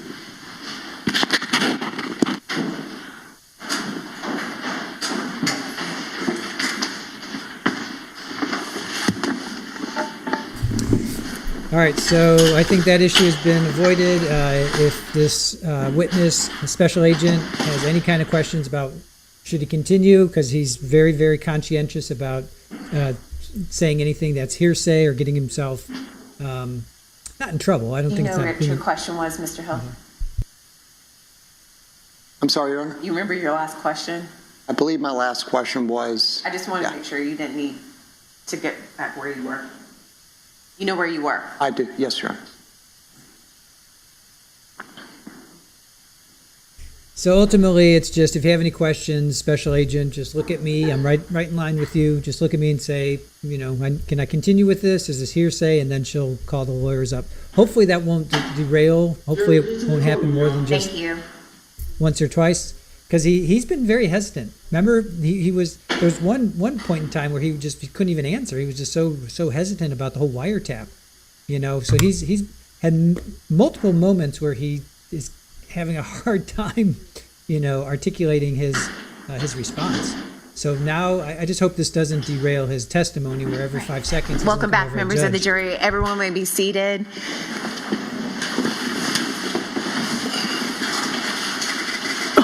All right, Mr. Hill, you may continue. Thank you, Your Honor. Agent, where we left off was that Juan Biggerstaff had worn a wire in communications with his father. Is that correct? Yes, sir. And when he returned either to the state attorney's office or to where did he actually return after that recording session?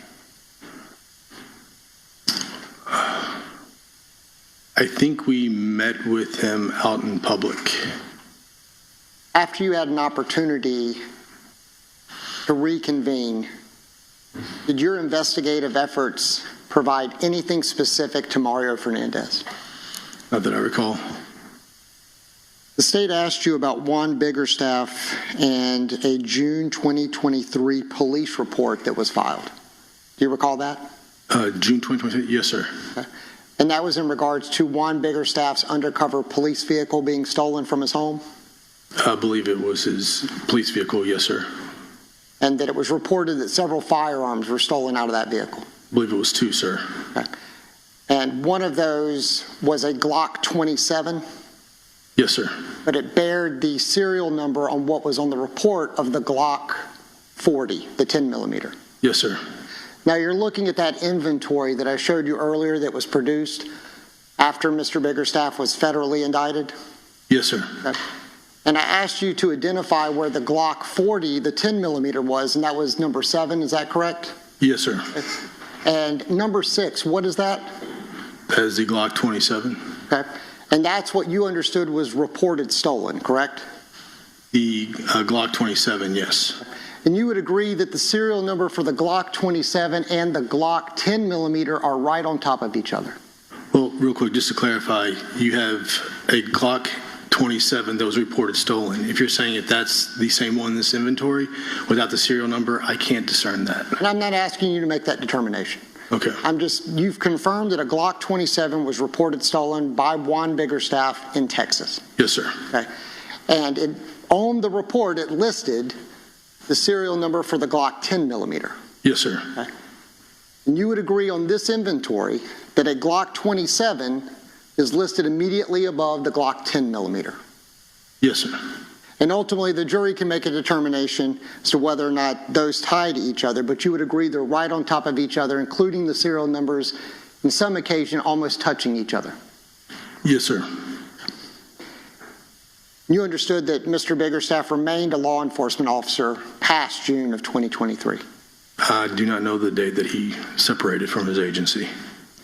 And ultimately, Juan Biggerstaff has not been arrested in connection with this case, correct? Yes, sir. Can I have a moment with counsel, Your Honor? Yes.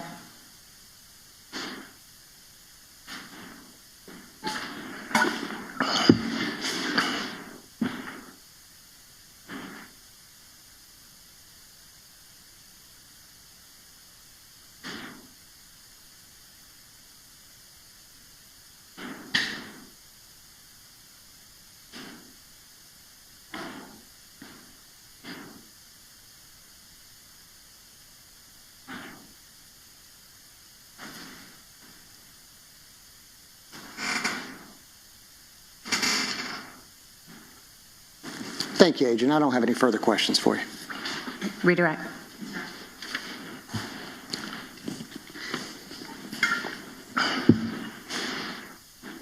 Do you need this? Sure, I'll take it, thanks.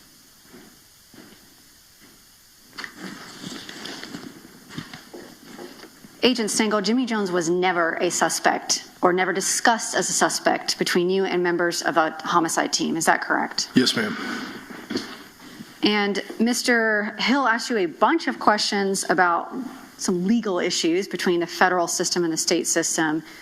You are obviously aware that as a law enforcement officer or a state law enforcement officer or state prosecutor cannot give federal immunity.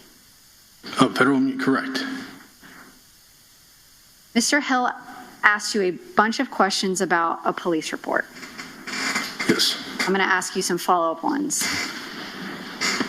You mentioned in your direct that members of ATF had spoken with Juan Biggerstaff prior to your interview with John Biggerstaff in November of 2022. I'm sorry, one more time. You mentioned other ATF agents in Texas had conducted an interview of Juan Biggerstaff prior to your interview with John Biggerstaff or Mr. Juan Biggerstaff. Yes. Yes.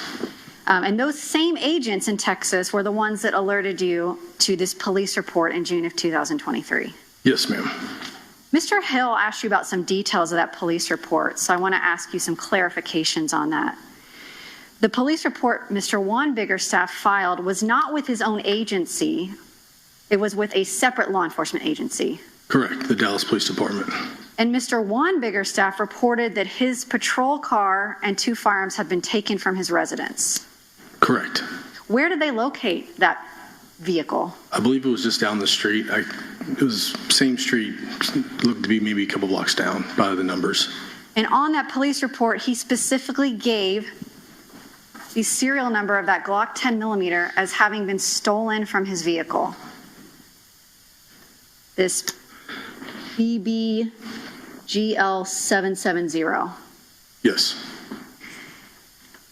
And he did not contact anyone involved in the Jared Bridegan homicide about this police report or about him writing this serial number on any reports. That's correct. You found out because ATF in Texas contacted you because his agency opened an investigation into him. Yes.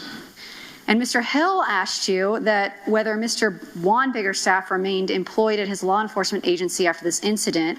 He did, but he was actually placed on administrative leave pending investigation. Yes. And members of ATF, the agents that had previously interviewed him, went and conducted follow-up interviews on this matter. Yes, they continued to interview him. And Mr. Juan Biggerstaff, in fact, retained a criminal defense attorney for those interviews. Yes. And Mr. Juan Biggerstaff no longer works as a sworn law enforcement officer. That is my understanding.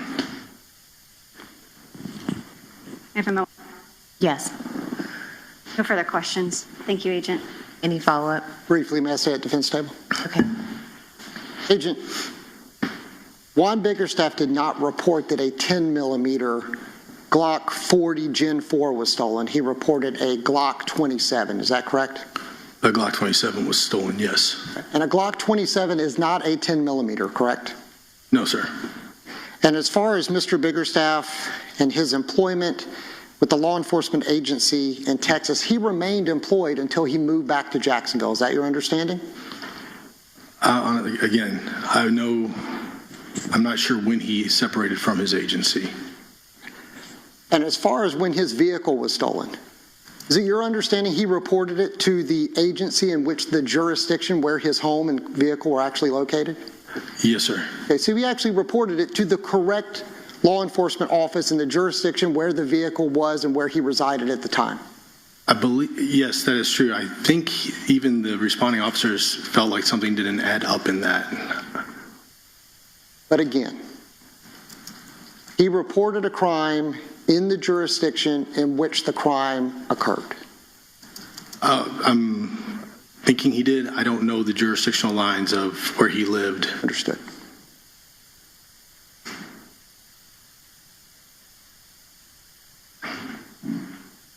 But Agent, as you sit here, you have no reason to believe he reported it to a jurisdiction outside of where that crime occurred. That's that's what I would believe. I have no further questions, Your Honor. Thank you. May this witness be excused? Yes, Your Honor, subject to recall. All right. Agent, do you understand what that means? Yes, ma'am. Okay. Thank you. You can step down now. State will call its next witness. State calls Carlos Fong. Carlos Fong.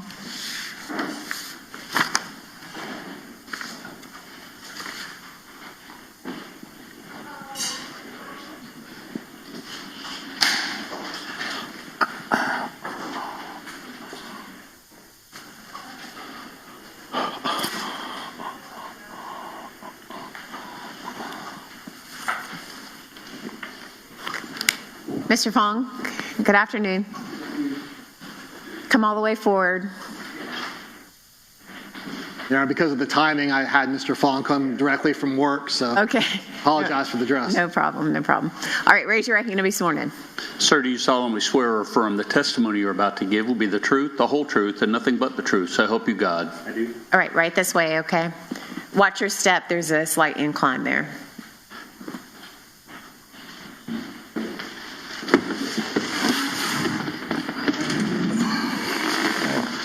All right, you may proceed. May it please the court. Please introduce yourself to the jury. I am Carlos Fong, last name Phuong. Thanks. It's like you've done this before. What do you do for a living, sir? Work for ADT as an install tech. All right, get right to the chase. Do you know a person named Mario Fernandez? I do. How do you know him? Friends from high school. Do you see him here in court? I do. You say where? And you're pointing at the right side of the courtroom? Sitting next to his lawyers? Yes. Your Honor, may the record reflect the witnesses identified the defendant. Yes. Thank you, Your Honor. So you've known him for a long time. I want to turn back to the 2021-2022 time period. Did you know his wife, Shanna Gardner? I knew her because they were married. I didn't say I knew her, but I know her by acquaintance. Did you ever speak to Shanna Gardner outside the defendant's presence? No, we were always together. Were you aware of the fact that Shanna Gardner had an ex-husband and children with that ex-husband? I did. Please explain to the jury what you learned from Ms. Gardner in Mr. Fernandez's presence about the relationship Ms. Gardner had with her ex-husband. The relationship was definitely rocky. I'm going to object here. Okay. Your Honor, it's an adoptive admission. Okay, let me see you at sidebar.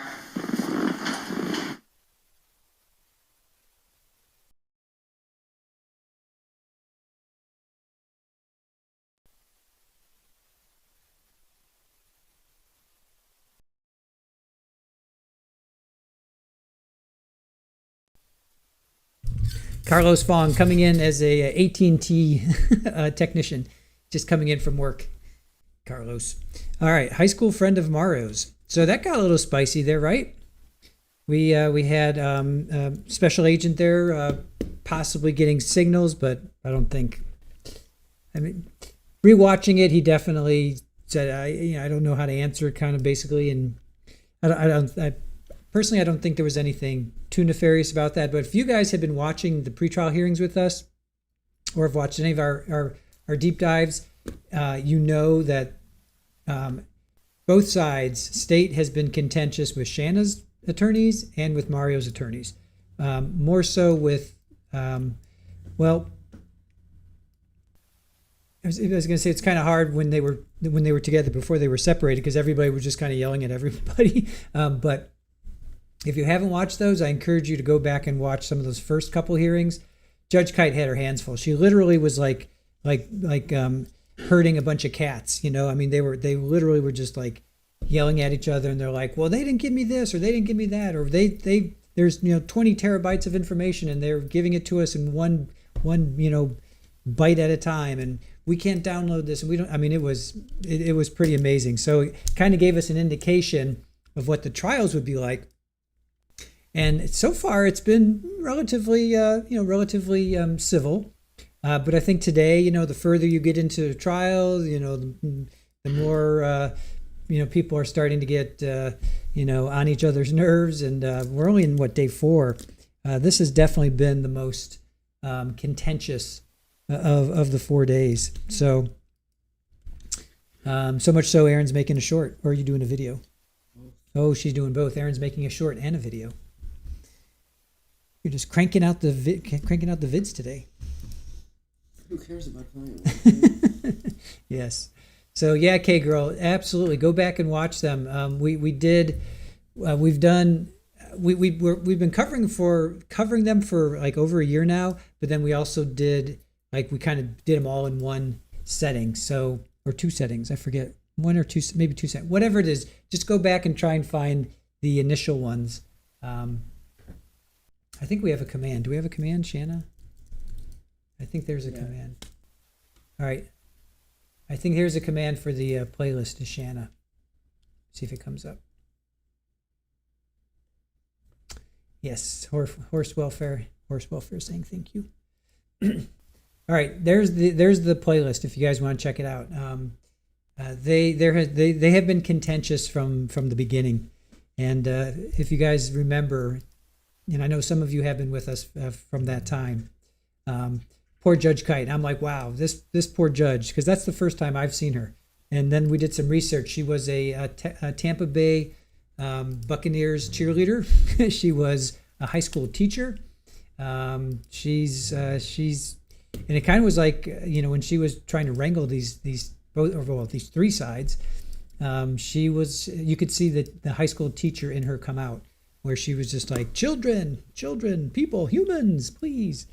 So she's been dealing with these guys, these parties, for a year, at least a year. Yeah, probably longer than that. So I don't remember when the first hearing was, but yeah, definitely go check that out. So she's brilliant. I had her in like my top 4. I always say Kranick is my number 1, and then Everett and Sabella. Strangely enough, all from Florida. I'm now going to put Judge Kite. I'm going to bump her up to number 1.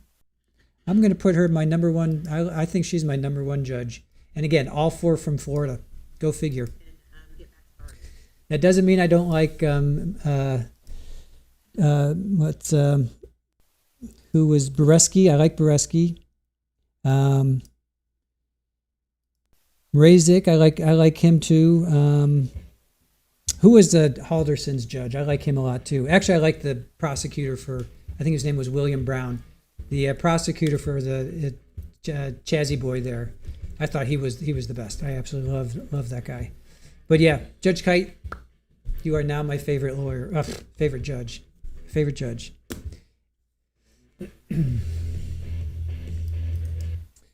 Eileen, I guarantee Jose Baez will throw Mario under the bus when Shanna's trial goes on. Probably better. Because yeah. Well, they got to blame somebody, and these guys are blaming Henry, so would not surprise me in the least. Because they were separated by Mario's own admission. That woman Kudus came in yesterday. Mario and Shanna were having a rocky. They were in a rocky part of the relationship. So, yeah, it doesn't surprise me that doesn't surprise me at all that will be there. Mario was cheating on Shanna. Oh, Mario was cheating on her. Like a lot. Oh, Erin says that Mario was cheating on Shanna a lot. Yeah. Is that where'd you get that from? Nate. Oh, from Nate. Oh, okay. All right. Where did Nate get it from? He wouldn't make it up. Yeah. Nate wouldn't make it up. That's Judge Everett, Tammy. That's Judge Everett from Donna and Charlie. That's Judge Everett. Yeah, he was my second. I just like the way he just sits back and he just like rules. But Kranick, I just like Kranick because every step of the way he was like, Sarah, do you understand what's going on? Like every step of the way. And I just loved his demeanor, but now I'm going to put Judge Kite up there because she's dealing with some really contentious stuff. Sarah Boone was contentious, but this is really, really contentious, especially Shanna with the money that her family has. Jose Baez is going to be there. I mean, these trials will be, I think, more contentious than Sarah Boone and the Adelsons for that matter. Nate is a good source. No, I hear you. I trust Nate. Aussie. Yep, we'll trust Nate. I don't think Mario. Yeah, well, now, now that you say that the member Biggerstaff had some video of. We found out yesterday that Biggerstaff was a swinger and his wife was a swinger, and there was some explicit videos of people having relationships with Biggerstaff's wife, and Mario apparently was. Ouch. Yeah. Judge Duro, yep, she was good. I like Judge Duro too.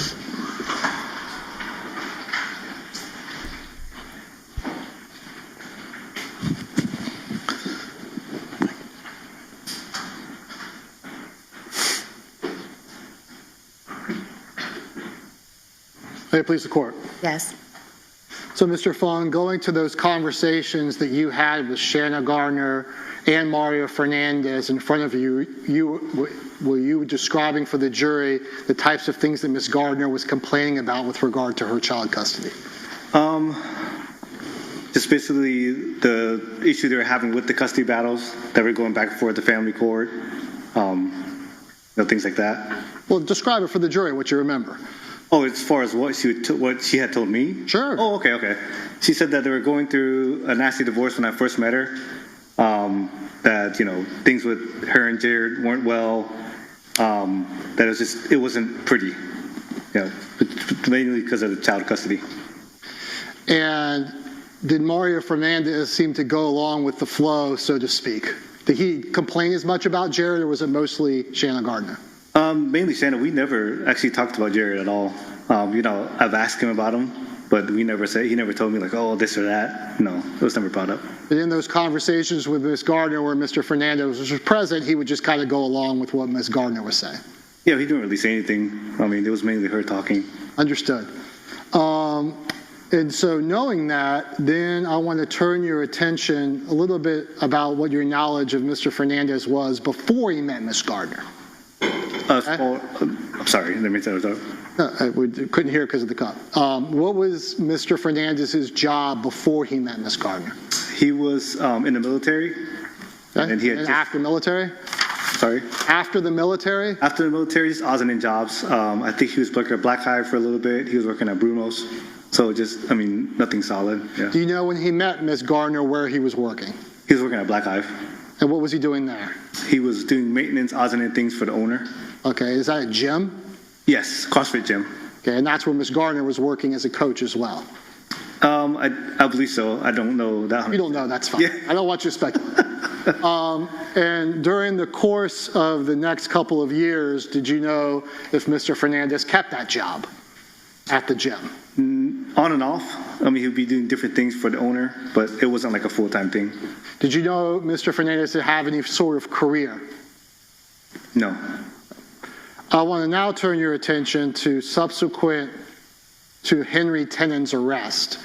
There were a couple of phone calls that you placed to the defendant, Mr. Fernandez. Do you remember those? Yes, I do. And you've had the opportunity to look at them, correct? Listen to them. Yes, in depth, yes. Did you know you were being recorded?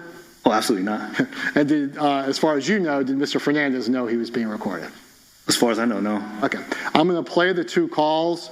I think the jury will be able to figure out, just based on your accent, a slight accent, who's who. But I may have to stop you in the middle. The first one, I got to get the numbers. The first one you're going to publish is going to be State's Exhibit 188, which is also referred to as call number 557. What's up, my man? What the fuck is up, ho? What's up, damn? Where you been? Where you been at, cuz? Hey. So, just checking on you, brother. What the fuck is going on with Shanna? Well, she's across the country right now because they moved out there. Because I told you, right? We separated. I know. I remember you told me you guys separated, but I don't know. Ruthie called me asking me about what happened with Shanna. I was like, oh, what the fuck are you talking about? I said, I know they split, but I guess the news is I don't know what you saw. I didn't see nothing on the news, but I guess they're saying something about they think that she might have caused the whole thing about her ex-husband and shit. I don't think so, but. Nah, man. Nah. I don't know what the story is. I said, yeah. Mario, okay, I say, That's why I wasn't really straight. He just Yeah, yeah, bro. Like right now. Actually, I'm here in Jax right now because I'm remodeling the room to my rental property, or I'm remodeling the bathroom. Right. You talking about your dad's old house? Or you talking about Yeah, that one. Yep, that one. So where are you staying, dog? Where you at? So I've been in Kissimmee, man, and okay. Yeah, because my brother's down there, so okay. I kind of jumped at the opportunity because I had nothing left here in Jax, so I was like, fuck it, might as well go. Right. So what's she end up doing with the house? She sold it, or she just rented it out? Yeah, we're selling it. No, we're selling it. Oh. Yeah. You still got your Tundra, or you got rid of it? You still got my what? You still got the Tundra, or you got rid of it? Oh no, I still have that bad boy, bro. Come on. I'm looking for one myself right now, dog. Oh yeah, shit. Yeah. I'm trying to find a TRD Pro. Okay. Hell yeah. So, but I want that lunar gray color, that fucking off gray color. That's ooh, yeah. So you saw mine, right? Because mine's all white. I never got to see it because I've been so fucking busy, bro. Yeah, true. Yeah, man. Not just checking on you because I was like, damn, let me check in the nigga. Make sure he didn't get.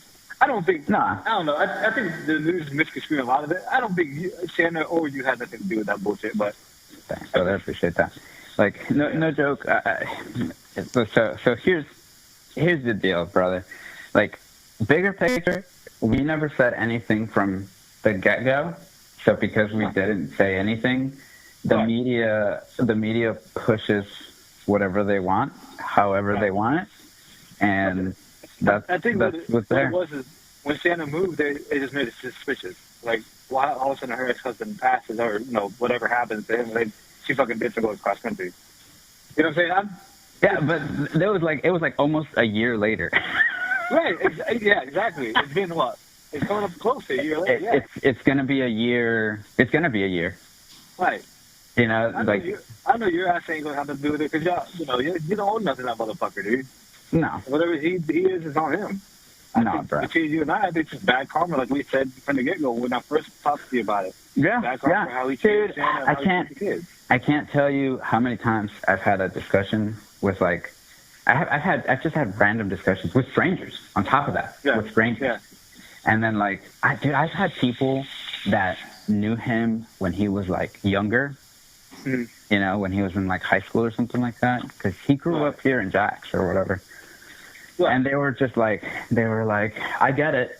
And I was like, get the fuck out of here. Like, now you're coming out and saying some shit, but it's just like, but the other part is a lot of those people, they belong to the church. So like, they don't want to say shit. Right. Like, fucking, they're not about to air out dirty laundry, whatever. No. And like now I'm just, we'll wait to see what the fuck happens. Like, right. No one seems to have anything concrete. Everything is like this and that. Like, I'm just like, all right, cool. Like, it's just like you always get caught up in this craziest shit, though, between the army and your personal life. Dog.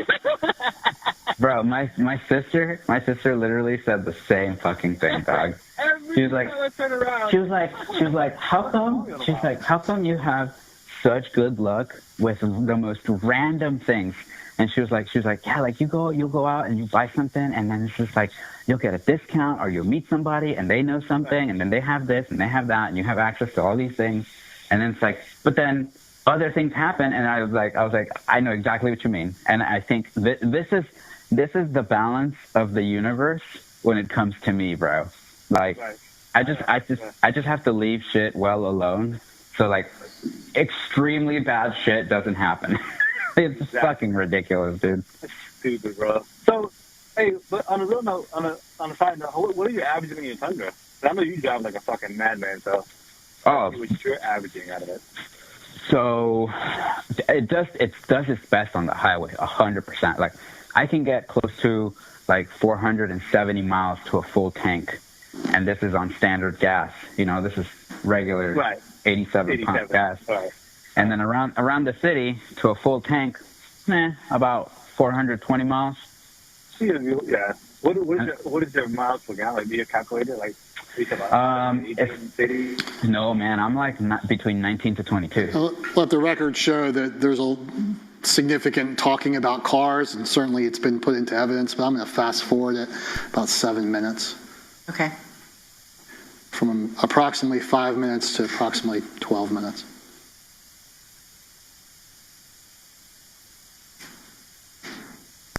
Now I'm starting to also like stretch out his lower back and his legs. I just stretch him out, and like he gets a little like there's a little bit of pain, but then as soon as I like get him like stretched out, like you could like he's lively, like it all comes back. He's like, oh fuck, I'm ready to move, like let's go.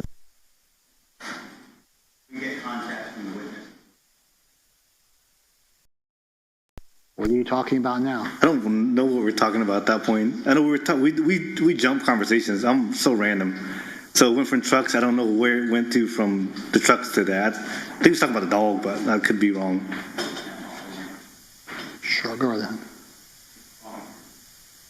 Recall, just refresh your recollection when you started talking about Mr. Fernandez's dog. I think so, but I can't tell you 100% what that was. That's the only thing I was talking about, stretching out his back and stuff, because Zero was older. He's a good husky-sized dog. Okay. So yeah, man, he's doing all right. Yeah, that's good, man. Yeah, that's what makes me call with no bullshit with that whole situation. Because Ruth had called me about it. I said, I don't news, but I'll call him. I'll double check on my boy. I'm pretty sure he would have called me if some shit was going to go down. Yeah, man, I would have told my people here, like, hey, like, you know, but you never know, bro. Like, I had mentioned this, because like last year someone told, bro, I had people apologizing to me because the way our family got painted, it was like they're looking at Shanna for obvious reasons, and then they're looking at me for obvious reasons. But then on top of that, they were like harping on stuff, and then like people, I had strangers apologize to me for media racism. Like people were on social media being racist towards me, and I don't watch the news, so I didn't pay attention to it. That's okay. You know, it's like I was just like, well, you know, like all I could say was like, well, racism is real. You know, like I live with it, I understand it. What I don't want to happen is some bullshit for whatever reason happens, and then they look at me on just the inclination because I'm fucking Hispanic. Yeah. You know what I mean? And then all of a sudden I have to fucking go through this round robin circle of bullshit because okay, well, the military, yeah. You fit this profile and stereotype. So fucking now we gotta do shit with you, and it's just like, like that's the one thing, dude. I haven't talked to Ruth in years, bro. Yeah, I know. How's she doing? Okay, obviously the entire call is played in, but I don't think the state needs to publish any more of that. We'll now go to the second call, and I guess I didn't make it clear. Mr. Fung asked a question. These calls took place January 24th and January 25th of 2023, approximately. Sounds about right, yeah. We'll now publish State's Exhibit 189.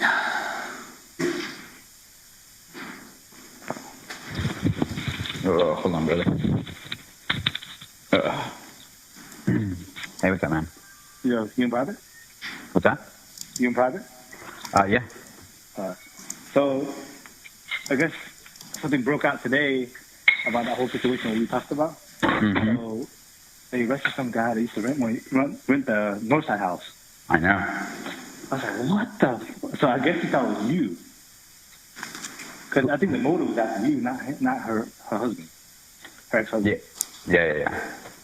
Like, oh, dude, no way. You think so? No, but he rented your house, so he must have had some. So he probably didn't pay you, kicked him out, something like that. I mean, remember this. It's a possibility of that area. Right. Yeah. There's no way though. Like, I don't know, man. Like, I haven't pulled up anything. I haven't read anything. No, I don't. You know. So, hold on. But I'll give you the gist. Hold on. Wait. Hold on. Yeah.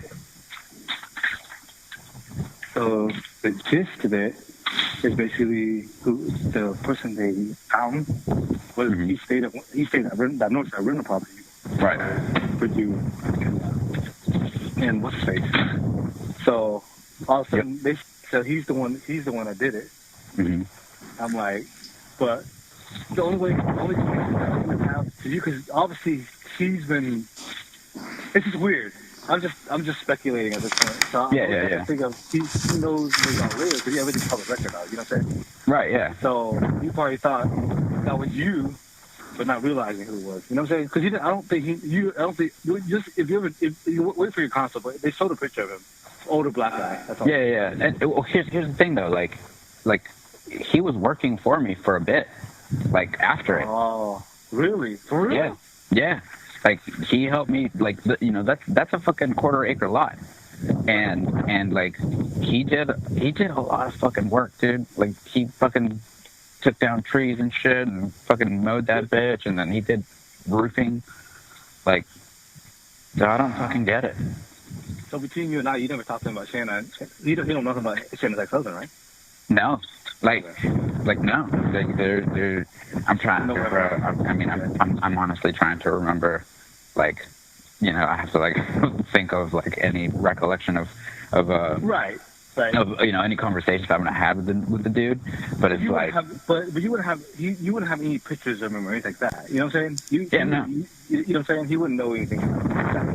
Yeah, no, fuck no. It's just crazy. All of a sudden, they go to blaming Shanna for it, and all of a sudden, next day, literally they broke out saying they arrested somebody for his murder. I'm like, what the fuck is going on with this bullshit? Yeah, I don't know, dude. But I just wanted to. Yeah. 100%. What the fuck is going on, dude? I'm so twisted right now. Yeah. Like I'm waiting to see how it's gonna turn out because I already have media reaching out to me and stuff, and it's just like there's nothing for me to say right now because there's nothing for me to say. No, I'm not going to. You have no motive, dude. No, fuck no, bro. Like, it's just another day in the shit show, dude.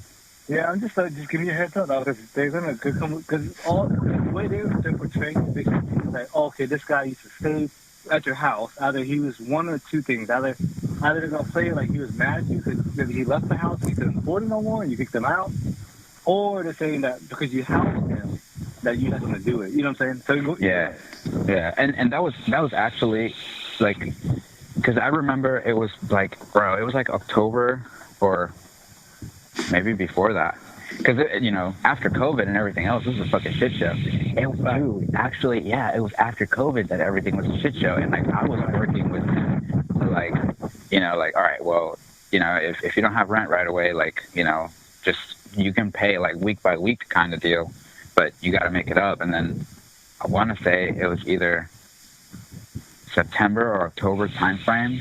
It's so fucking long ago now that he flat out told me, he's like, I can't fucking afford it anymore. He just couldn't. So he just left. Yeah. Yeah. And, well, the thing was, I told him, I was like, well, how about what can you afford? And like the dude was like scrapping up like 300. And then I told him, I was like, if this is where you're at, I can give you till December, and after December, like that's it. And the thing was, like, I had a new tenant come in January. Right. So I said, there's no disagreement between y'all. No. No. That's what I'm saying. Like I helped the dude out, and then after that, like I remember for like all the shit that he did for the plate and everything else, I remember reaching out to him. I was like, hey man, you want to fucking knock out some mark and make some money? Because every estimate I was getting, dude, bro, just to do, like, somebody gave me an estimate for a single tree, and it was like $3,000, and I was like, yeah, no, go fuck off, dude, no fucking way, you know what I mean? So I was like, hey, you want to fucking knock off some branches and fucking plow this bitch to the ground? And that's what he fucking did. But you got rid of that property now, didn't you? Yeah, I fucking sold it. Right. Yeah, you gotta do what you gotta do. Yeah, I had to do what I had to fucking do. So, oh man, yeah, I'm waiting because, that way we can see what the fuck's gonna happen. Before, yeah. Just keep your eyes chill, dog, because them motherfuckers are fucking vultures, you know, all the motherfuckers are. Oh, dude, 100%, man. This shit's gonna, like... I mean, if they following Shanna all the way in fucking Washington State, they're talking about they saw her get out of the grocery store and shit. I'm like, what the fuck? Like, they you know, they're for sure they're gonna follow your ass, too. So, you know, keep your eyes peeled. Oh, 100, yeah. Oh, I know. Trust me, I know. Like, I'm not the one, though. You know? Right, no, I'm saying, I know, but the way they're portraying it, I don't, right, as of right now, they're not going to say nothing, but they're going to dig farther. I don't think, yeah, they're going to already. They're going to paint it however they're going to want to paint it, and then obviously it comes down to whatever the fuck, you know, is said afterwards, so. Exactly. Yeah, because from what I didn't dig too far. I just saw it, like, sitting in my van eating lunch. What the fuck? Let me just give me a heads up real quick. Yeah, dude. It's just the whole thing is just funny. Because from the outside perspective looking in, that's the way I see it. Like, you know, like, you know, if nobody knew you. It's a 50-50 swing looking at it that way. But the other part is it's actually not even. It's more like a three-way split, because then it was there's this guy, then there's me, then there's Shanna, and then like, you know, unless somehow the widow fucking is tied to this man somehow, like, I don't fucking know. I think old girl, his family is digging. They're one man. Oh, I bet, but it's not because they're interested in what happened to the guy. They just want to do it out of spite. Right. You know. Right. Yeah.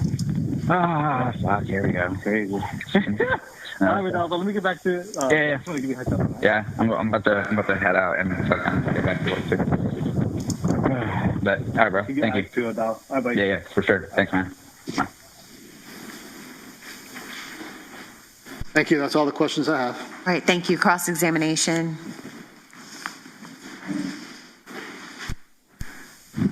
Good afternoon, sir. Hey, how's it going? How are you? Good. Oh, sorry.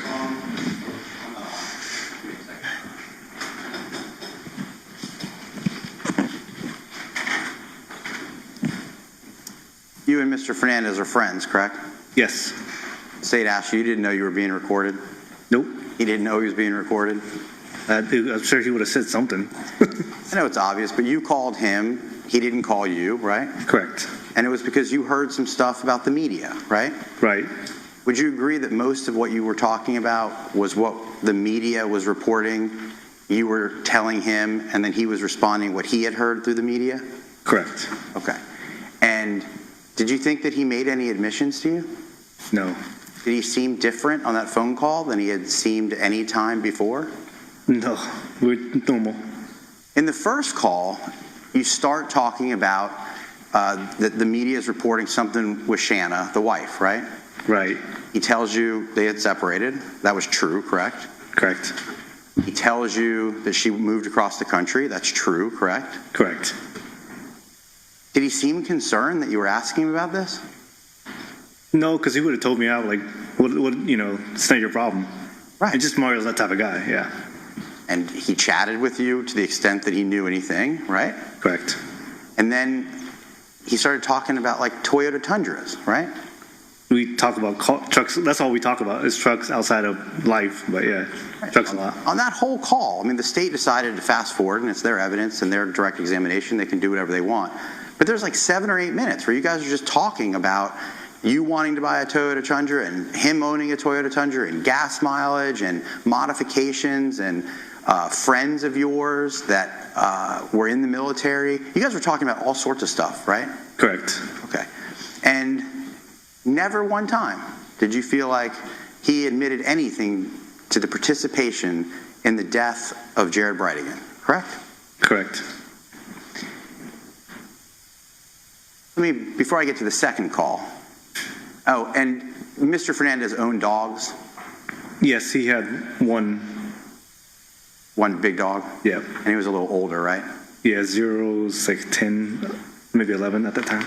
And at one point on the call, you guys were just talking about how that dog was doing, right? Yeah, because I know he, you know, I hung out with the dog. I knew the dog well, and As they get older, a bigger dog, they get stiff and arthritis and things like that. Okay.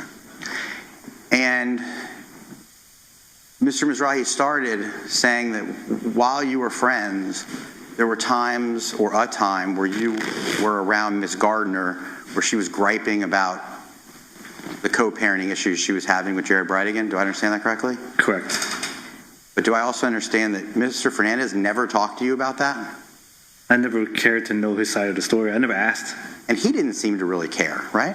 To my opinion, no. I mean, he wasn't. In fact, you specifically said he didn't jump into the conversation and start dogging Jared Bridegan, right? No.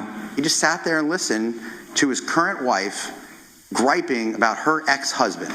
Do I understand that correctly? Correct. You think that's unusual that an ex-wife gripes about her ex-husband? Or excuse me, a wife gripes about her ex-husband? Depending on how bad a divorce was, yes. And she told you it was bad, right? She did. Okay. She didn't hide that from you, right? Nope. Okay. So then there's a second call the next day. You had learned through the media that Henry Tennant had been arrested? Correct. And then you called Mr. Fernandez and you asked him, they're saying that guy used to live in one of your properties, right? Correct. Did he deny that to you? No. Was he like, I don't know this guy? No. Was he like, did he try to distance himself from Mr. Tennant? No. In fact, he told you that Mr. Tennant did work for him after the homicide, correct? Correct. You had no idea that you were being recorded, right? No clue at all. Mr. Fernandez, to your estimation, had no idea he was being recorded, correct? Correct. And he just happened, and this phone conversation is about 11 months after the homicide, correct? Yes, the time frame, yeah, sounds about right. And he just happens to tell you, man, this guy did some landscaping for me, right? Correct. Did you know that the checks, there's 3 checks in this case, that Mr. Fernandez wrote to Mr. Tennant? The memo line of one of the checks is landscaping. Did you know that? I saw it on social media, but he didn't tell me exclusively, no. He did tell you that he did landscaping work. Correct. Correct. So 11, many, many months. The checks were written in March after the homicide. He told you he did work for him after the homicide, correct? Correct. And then he told you that he did roof work in the call, correct? Correct. Did you know that the checks that are in evidence that the jury will see in this case are for roofing? I didn't know. Right. But that would be consistent with what Mr. Fernandez told you, wouldn't it? Correct. In a call that he didn't know he was being recorded on, right? That's correct. You said Mr. Fernandez didn't have much of a career, but Mr. Fernandez did own rental properties, right? Correct. And he worked on those rental properties, right? All the time. And in fact, on the very first call, he told you, I'm doing tile work right now, and you could hear the scraping. He apologized for the scraping because he was talking and working, right? Correct.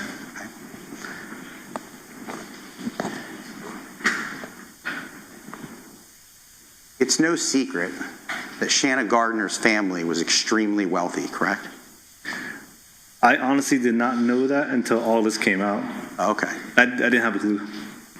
So, while Mr. Fernandez was married to Shanna Gardner, he lived a pretty comfortable life. Is that fair to say? Well, 100%, yeah. Okay. But he didn't brag about it or talk about it, or it didn't change the same guy that you knew from high school? Not at all. And you're still friends with Mr. Fernandez to the extent that you can be, right? Yes.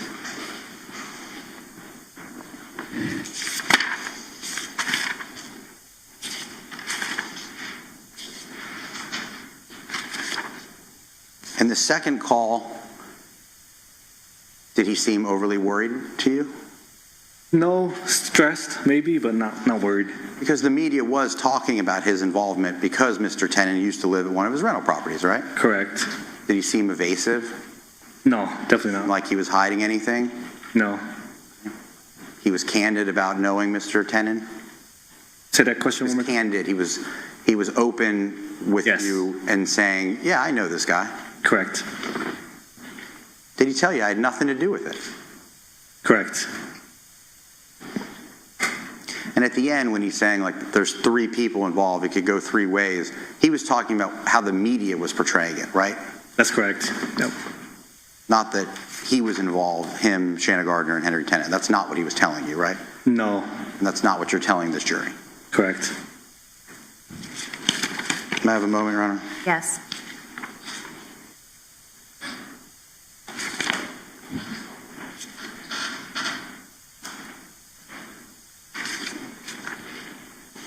He also did tell you, I'm trying to remember, because it had been a long time, he didn't remember like every detail, right? Right. So if he didn't tell you every detail about his relationship with Mr. Tennant, it was just, he admitted, he's like, I'm trying to think back to my conversations with the guy, right? Correct.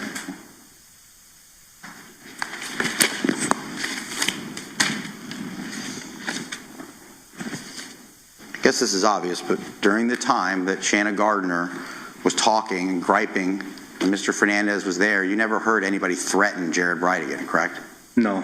You never heard anybody trying to plan his murder, correct? No. Nobody ever asked you to provide a firearm in connection to this murder? Absolutely not. Mr. Fernandez never asked to change cars with you, or he never asked you in any way to participate or cover for him in this homicide? No. And lastly, when you said, hey, where are you at, man?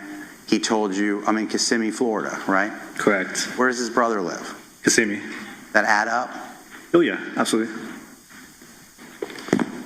And he was still working on another rental property that he owned at the time because he had sold Potomac? Correct. Because Mr. Fernandez owned more than one rental property, right? Correct. And before he met Miss Gardner, he had rental properties, correct? He did. So it's not some, like, miraculous gift that he got because he managed Jared Gardner. That was kind of the business he was in. Correct. And then he supplemented his income by working at gyms or doing handyman work and things like that. Correct. Thank you very much, Mr. Fong. Thank you. Mr. Mizrahi? Please, court. So those rental properties, you know about two of them, right? Yeah. Yes, correct. One is White Horse, which is in the Sandwood area, which used to be the defendant's parents' home. Correct. And the other is the Potomac downtown. Oh, but I've never been there. I'm assuming. Correct. Yeah. That's the one that Mr. Tennant was like. From what he was telling me, yes, sir. From what he was telling me. I understand. Yeah. Do you know what the income was from those homes? I have no clue. They weren't like multi-family dwellings with like dozens and dozens of tenants. No, they were single homes. They were single homes with one or two bedrooms. Correct. And certainly he had to supplement his income by doing other hustle work, correct? Let me ask that question again. He had to supplement his income. How was he being able to support? Oh, absolutely, yeah. He had come up, side jobs, things like that. So, Mr. Dreiser asked you about the checks, the landscaping, and for roofing. Right. In the call, you would agree that the call speaks for itself. Correct.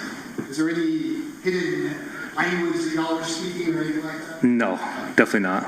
So in the call, the defendant said that there was no way he was going to pay $3,000 to remove the tree. Remember that? Correct. That's all the question. May the witness be excused. The witness may be excused. Thank you, Mr. Fong. Thank you. All right, members of the jury, we're going to take a short recess, okay? Leave your notepads on your chair. We'll come back. Well, I'm still alive. It seems like. Say 3:45, okay?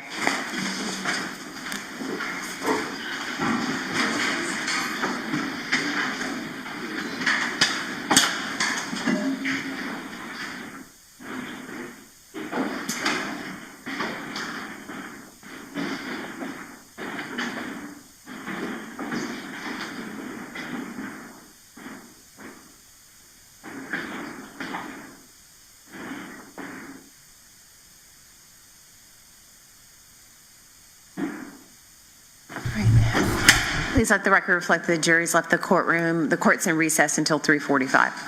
Thank you. Yeah, I gotta agree with you guys. That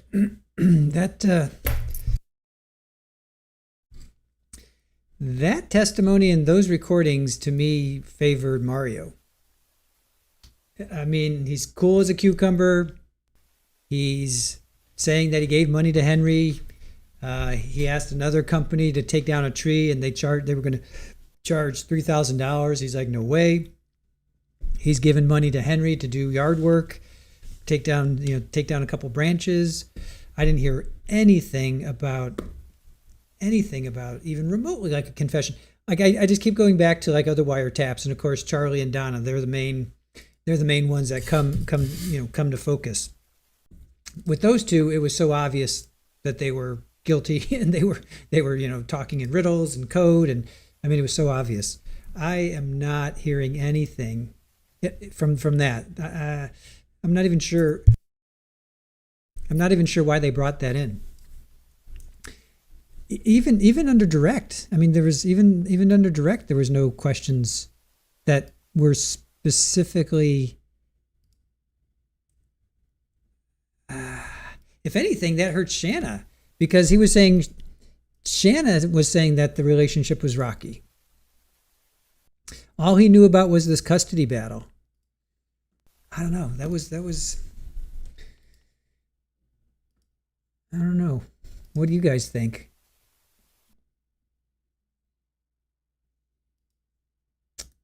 Yeah, William, your uncle used to tell you don't throw alarms in a graveyard. What do you guys think? Forks and facts. Mario didn't want to pay $3,000 for work on a property, yet he paid $10,000 and I believe $3,000. He paid him $10,000. He paid him $10,000, $3,000, and $5,000. See, that's why I want to see these checks. I've been from the very beginning. I've been like, I want to see these checks. I hope they bring in a financial analyst, expert, something to talk to us about these checks, because they teased it in openings. I think they showed the receipts from Henry's truck, and I want to. I hope they bring in. I'm pretty sure they said they're going to have a financial analyst. So I hope they. He gave him $2,000, $3,000, and $5,000. So $10,000 altogether.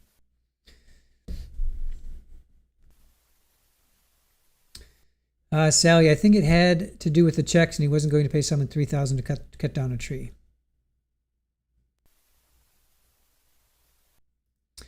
BB Card King says, I agree. I think it was a big mistake. Definitely gives you reasonable doubt. Let's see.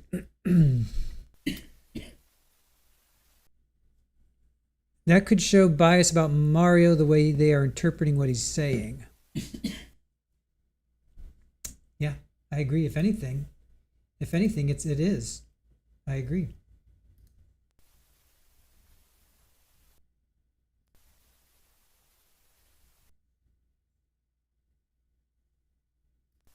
Even trying to say he doesn't have much of a career, right? Why is the prosecutor even asking that?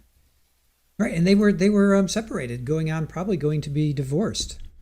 So, and he had a post-nuptial, so he probably wasn't going to get much money. But so here, all right, here's something to throw even more, whatever you want to say, flour in the gas tank to gum up the works.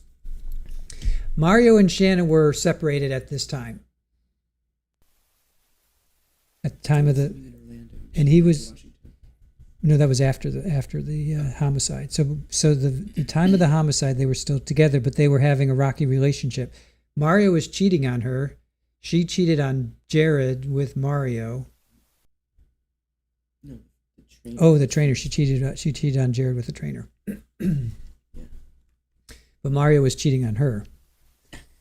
And they weren't going to get it. They weren't separated at that point in time. I don't know. Yeah. I'm just trying to think if they were, if I guess Mario and Shanna were in pretty good condition. I guess they weren't. Yeah, I guess they were in pretty good condition. All right, never mind me gumming up the works. Eileen, you disagree. He wouldn't pay $3,000 for a tree. How much did he pay Henry, and will they show what Henry actually did? He paid Henry $10,000. It was $2,000, $3,000, and $5,000 checks. So yeah, I think Green Eyed Cat was also, and somebody else was saying that we want to see, well, we know that he bought tile, right? We know that he bought tile. Yeah. Can they actually show what Henry actually did? That's going to be the question. Can they show Henry actually did? Linda, last witness helped the defense.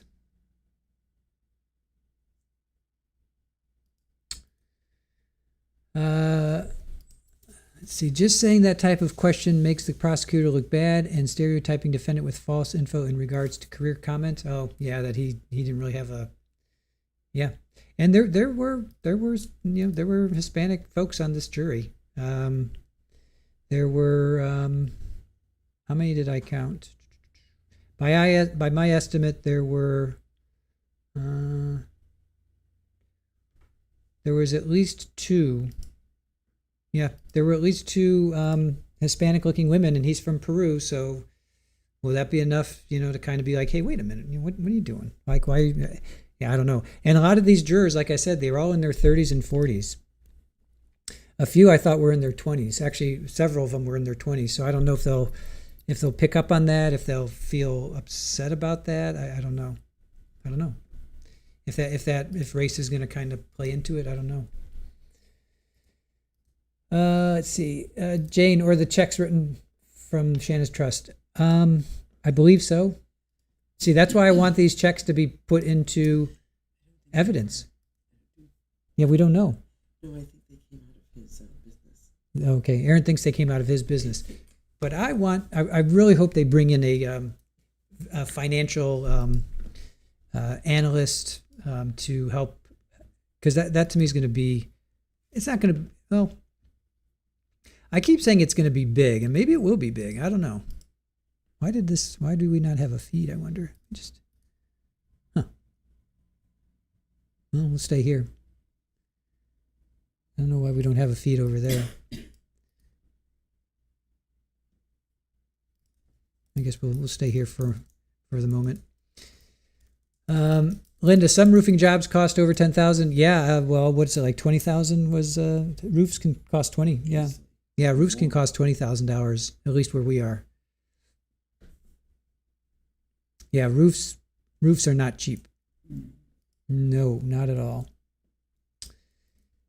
Horse welfare, $10,000 is not much for paid unaliving. Well, that's all relative, right? I think we talked about that. I think it's all relative.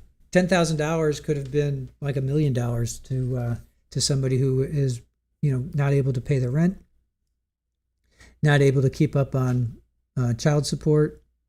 Who knows? CCG TV says, if it came out of his business, then he is okay, unless they can show Shannon gave him the money and it flowed through Mario to Henry. Yeah, that's what I really want to see. This I want to see the checks. I've been saying this every day. I hope they bring in some kind of financial forensic analyst, some kind of accounting.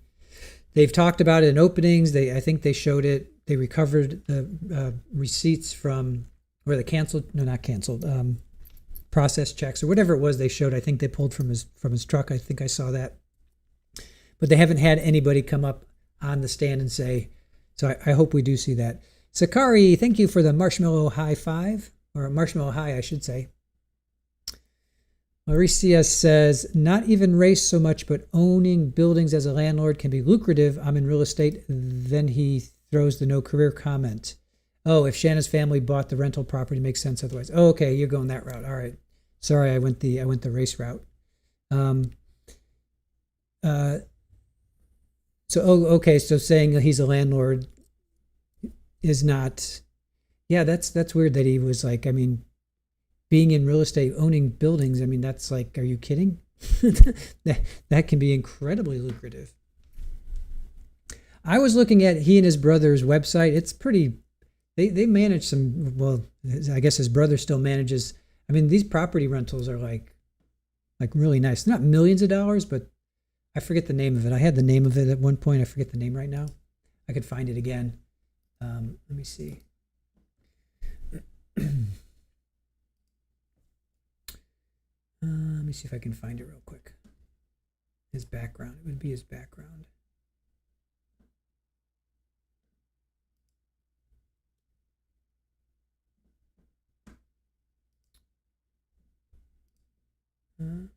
Hold on.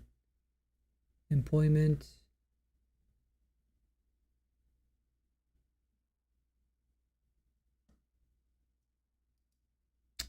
All right, I thought I had it handy, but I don't. I'll find it again.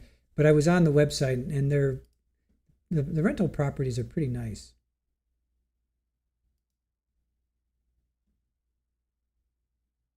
All right, whatever. I don't want to waste too much time there.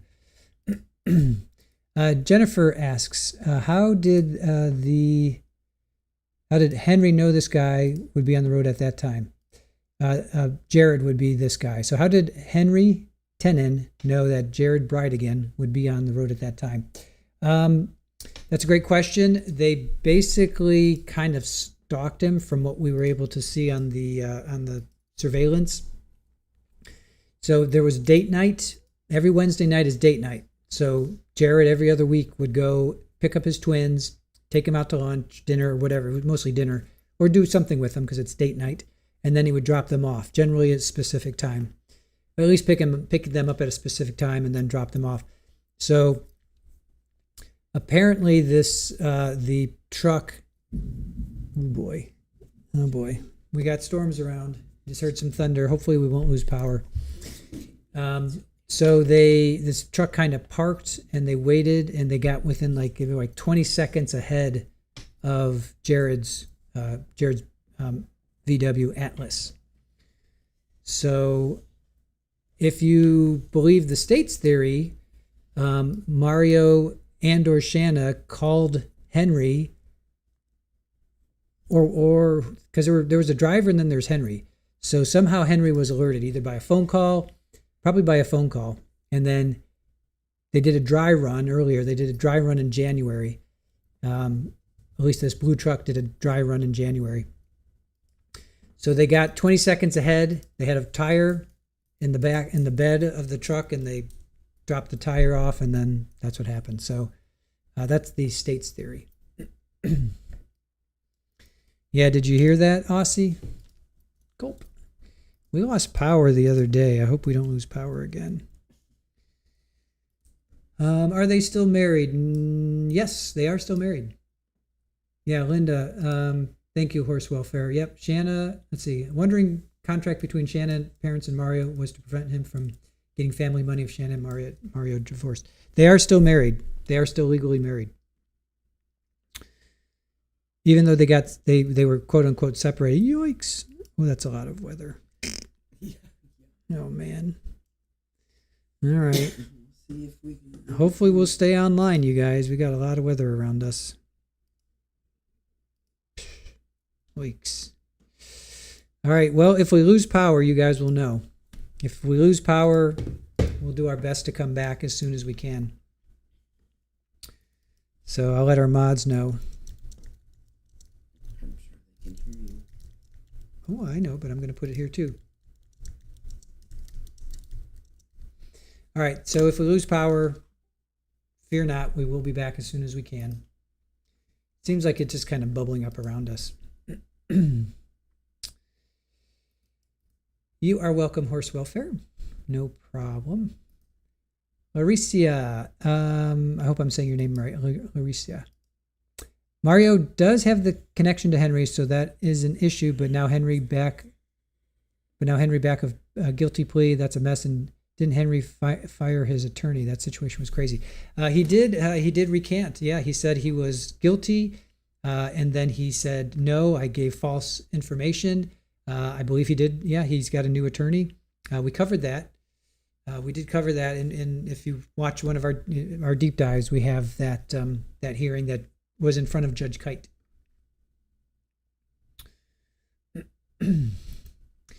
Gordon, date night with your children sounds so creepy to you, speaking as a Brit.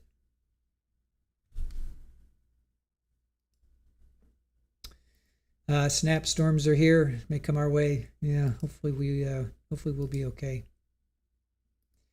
Jennifer says to Gordon, date night with kids in the U.S. is one-on-one time doing something fun for the kids. Yeah, it's yeah. Could have a different name, I suppose. Okay, they're back here. I guess I could come back here.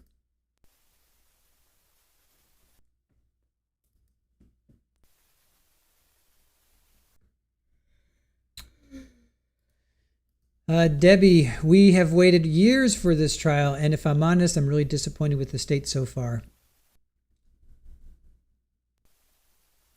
Yep.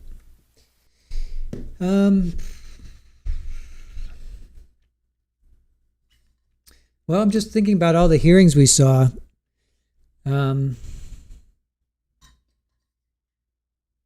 We've heard from the lead, co-lead. We've heard from the DNA expert. Everything leads to Henry. It really kind of hinged on Henry. I wonder if that threw off the state. I wonder if that threw the state off, because when Henry, recanted, I wonder if that threw them off, and they still had to go through with it. But I wonder if that Henry's saying. I wonder if Henry. I wonder if Henry recanting threw them off. Hello, Polly. Hi, girl. Blink.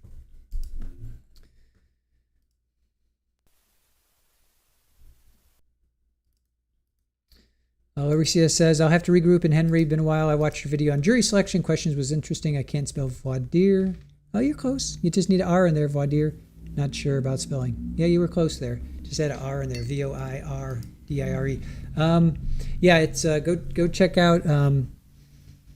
I don't know which video we showed it, but it was part of one of our deep dives. And every time you say Henry, I think of Florida P. Oh, Florida PI Sam? Yeah, no. Nephew. Yes. Yeah, who could be brothers? Henry threw a wrench, yeah. Kaylee, that could be. I think that could have. Well, we'll never know. I mean, unless they tell us. But Shannon, thank you so much for that. The GGs. Debbie says they proved Henry did it. Yes, that's it. Yeah.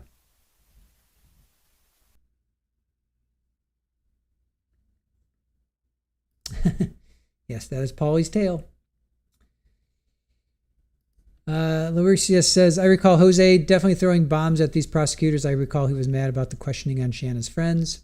Yeah, that one's going to be really, really contentious. If you think this is contentious, just wait. Wait till Shanna gets up. They're gonna fight, seriously fight. So yeah, it will be interesting. Shanna's trial will be interesting.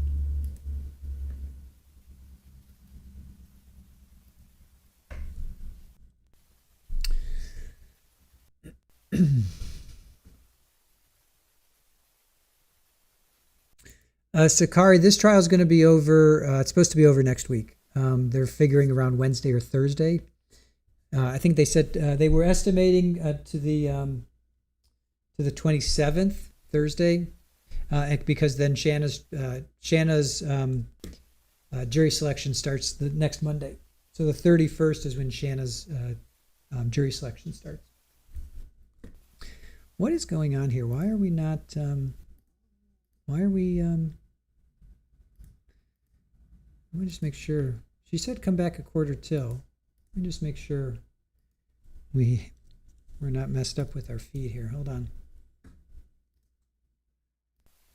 Dave, and Baez is something to not play with. I hear you. I agree. Let me just make sure I'm not missing something here. No, court's in recess. All right. I've checked 3 feeds. Court is still in recess. All right. Court's still in recess. Yeah, no, Jose's going to bring it for sure. I mean, it's kind of, I was thinking about that earlier. I think I even said it's kind of weird that the lawyer probably has more Are both sides ready? Public knowledge than, or public interest, than the defendant. Judge, I want to point out that Ms. Day did not stand when she came in. You're in. We wouldn't mind. I didn't want anybody to stand. Sometimes I like to sneak in and sneak out. I'm telling you, if you could give Shannon any time away from our office and put her in jail, she'd probably take it. Volunteer submission. We need to get the gallery back. Right? Yes, sir.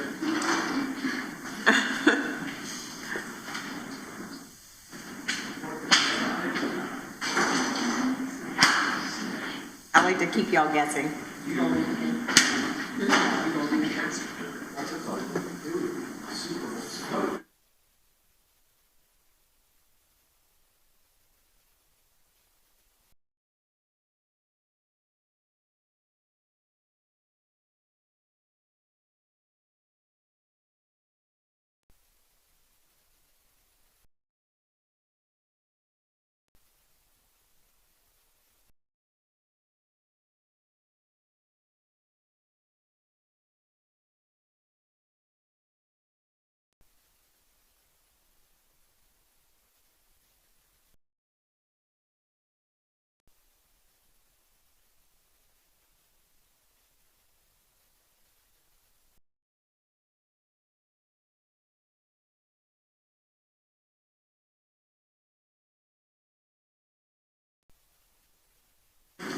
Need to get Mr. Holman. He's holding in the hallway.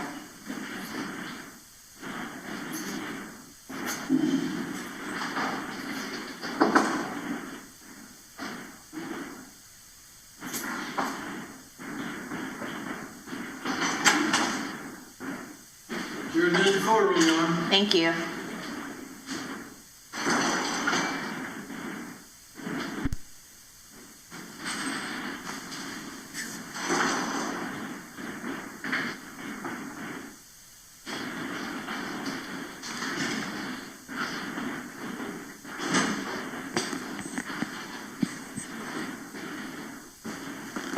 Welcome back, members of the jury. Everyone may be seated.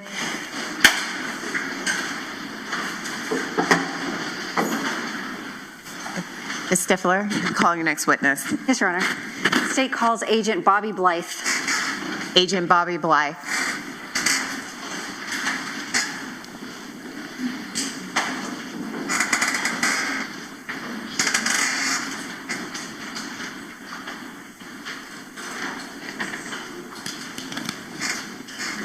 Good afternoon, Agent.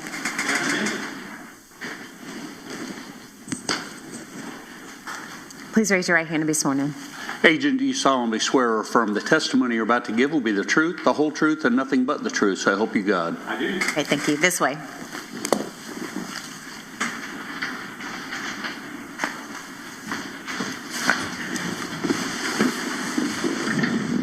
You may proceed. Thank you, Your Honor. Good afternoon, sir. Could you please introduce yourself to our jurors? Good afternoon. My name is Bobby Blythe. I'm a special agent with the FBI here in Jacksonville, Florida. Agent Blythe, how long have you worked for the FBI? For about 18 years, since June 2008. And what is your current position with the FBI? I'm a special agent with the FBI. I'm a part of the FBI's cellular analysis survey team. I'm a full-time member of that team, and I'm embedded or detailed here to a violent crimes task force in Jacksonville, Florida. And you mentioned what we're going to refer to as CAST, Cellular Analysis Survey Team. Yes. Can you describe for the jury how long you've been a member of the CAST team? I was certified as part of the Cellular Analysis Survey Team CAST in 2022. I started my training process in June 2019. And during that time, from 2019 to 2022, worked with an already certified field asset and went through all of our training processes. Your previous positions with the FBI? So my first field office assignment was in New Orleans, Louisiana. I worked a variety of criminal investigative matters, from financial crimes to public corruption investigations and civil rights investigations there. And in 2018, I transferred to Jacksonville field office and continued to work on criminal investigations. And in 2022, started working primarily violent crime investigations. Can you explain to the jury what CAST is? CAST is a group of about 100 special agents and task force officers across the FBI's field office that specialize in the analysis of phone-based location information and historical cell site location information, the information that comes from the cellular providers that make your cell phones work. We train other investigators, state and local law enforcement, other federal agencies, how to do this kind of work, to use this technology to further investigations, to find phones and the people they belong to. We also help real time on cases to find people, whether it be suspects of crime, missing persons, such as a kidnapped child. And we also work on historical investigations looking back to see where a phone was or a device was in relation to a set of circumstances. And we also provide testimony in court regarding our findings. You mentioned someone earlier testified about being CAST trained. Do you train other law enforcement agencies outside of the FBI in how to do this type of analysis? Yes, every year I teach multiple basic classes, a 2-day class to state, local, and other federal law enforcement officers and crime analysts on how to do this type of work, what kind of records you can get from the cellular providers and social media companies to obtain location information to help in an investigation. We also teach an advanced class to state, local, and federal law enforcement as well, and we're required to do so to maintain our professional standards. What's your educational background? I have a bachelor's degree in business administration from the University of North Florida with a major in accounting. I worked in public accounting for 3.5 years after graduating from UNF, and I did some post-baccalaureate work to be able to sit for the CPA exam, and I became a certified public accountant during that time as well. How did you get into this transition from that type of work with the FBI into CAST? So I knew an FBI agent that I met when I was in high school, actually, and kept up with him through college. I was recruited, went through the application process, and joined in 2008, and went through new agents training. In order to be a member of the CAST team, can you briefly describe for the jury what specialized training you have to receive related to mobile device location analysis, both historical and real-time? So we go through over 300 hours of classroom and practicals-based training, basically going from a basic class to an advanced class, a critical incident readiness exercise that simulates a command post environment. Let's say there's a child abduction or a mass shooting, and we're trying to identify a suspect device and track that device. So we simulate that in an exercise. We also go through a 4-week certification course that includes a class from a PhD professor from the Florida Institute of Technology in radio frequency theory as it relates to cellular networks. And we go through the technology from the infancy of cell phones, 1G, all the way to 5G, what's currently deployed. And what's special about it is we also receive training directly from the cellular providers, AT&T, T-Mobile, Verizon, and US Cellular, from both their network engineers and their court order legal compliance personnel to tell us about the technology they have deployed, how their networks work. We can ask them questions, and they tell us about what kind of records they keep and how to obtain them. Approximately how many times in your career do you believe that you have analyzed call detail records with location information, historical, I'll start with that, historical records? More than several hundred times. And have you ever in your career tracked successfully a suspect or missing person using these records in real time? Yes, numerous times. Can you give us an example? I know recently you tracked a suspect in a local shooting at the Players Championship course. Yes, there was a double homicide near the Players Championship this year. We were able to track the suspect's device to an area within a very short period of time of providing that information to investigators.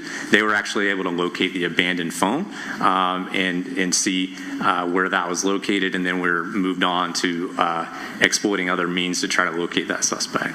I've also located missing endangered children who've been kidnapped, the suspects involved in those kidnappings, missing persons who've been deceased to find their remains, and also been able to verify where suspects of crime have been looking backwards by seeing where their device was and then corroborating that by pulling video at that location or seeing them on surveillance. And you mentioned that part of your job duties are also to testify in court. How many times have you testified in court related to your work as an expert witness?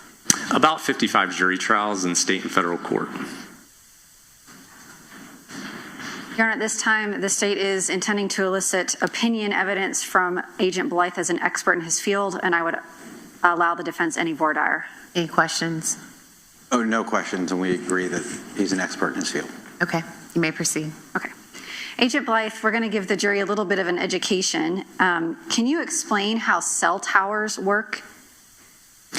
Yeah, so on the left, you can see 4 common configurations of cell phone towers, as they're commonly called in our area. There's a traditional metal pole with 3-sided array of antennas on top that you can see at the top left. They can be disguised as a fake tree or other items. There's a flagpole on the top right, or they can be mounted on different sides of a rooftop to create the 3 sides of a traditional cell phone tower. On the right side, you'll see a diagram. It shows the directions on a compass, north, south, east, and west, and also shows the degrees. At the center, you'll see an overhead image of a cell phone tower from above. There's a dot at the middle of that. So on the maps you'll see today, you'll see a dot like that. That represents the exact location on Earth of the base of that cell phone tower. And then you'll also see these wedges here that represent the outline of a sector as designed by the provider to give coverage in a specific geographic area. Those sectors or sides of the tower are aimed in a particular direction called an azimuth. They use the degrees on a compass to aim the center of those sectors. And so I use that information about where the tower is located and how they're aimed, how many degrees on a compass that the center line of that sector is aimed, to create a visual representation of the cellular network activity for that device and an approximate location. And I should mention that this is State's Exhibit 182. This is the introductory slides in your report, which we'll get to in a moment. Yes. So the towers are divided into sectors. How does the division into sectors produce location data in call detail records or call records? So most of the towers in the United States are divided into 3 sectors. So if we only had the tower, we could just draw a dot on a map and say the phone used that tower.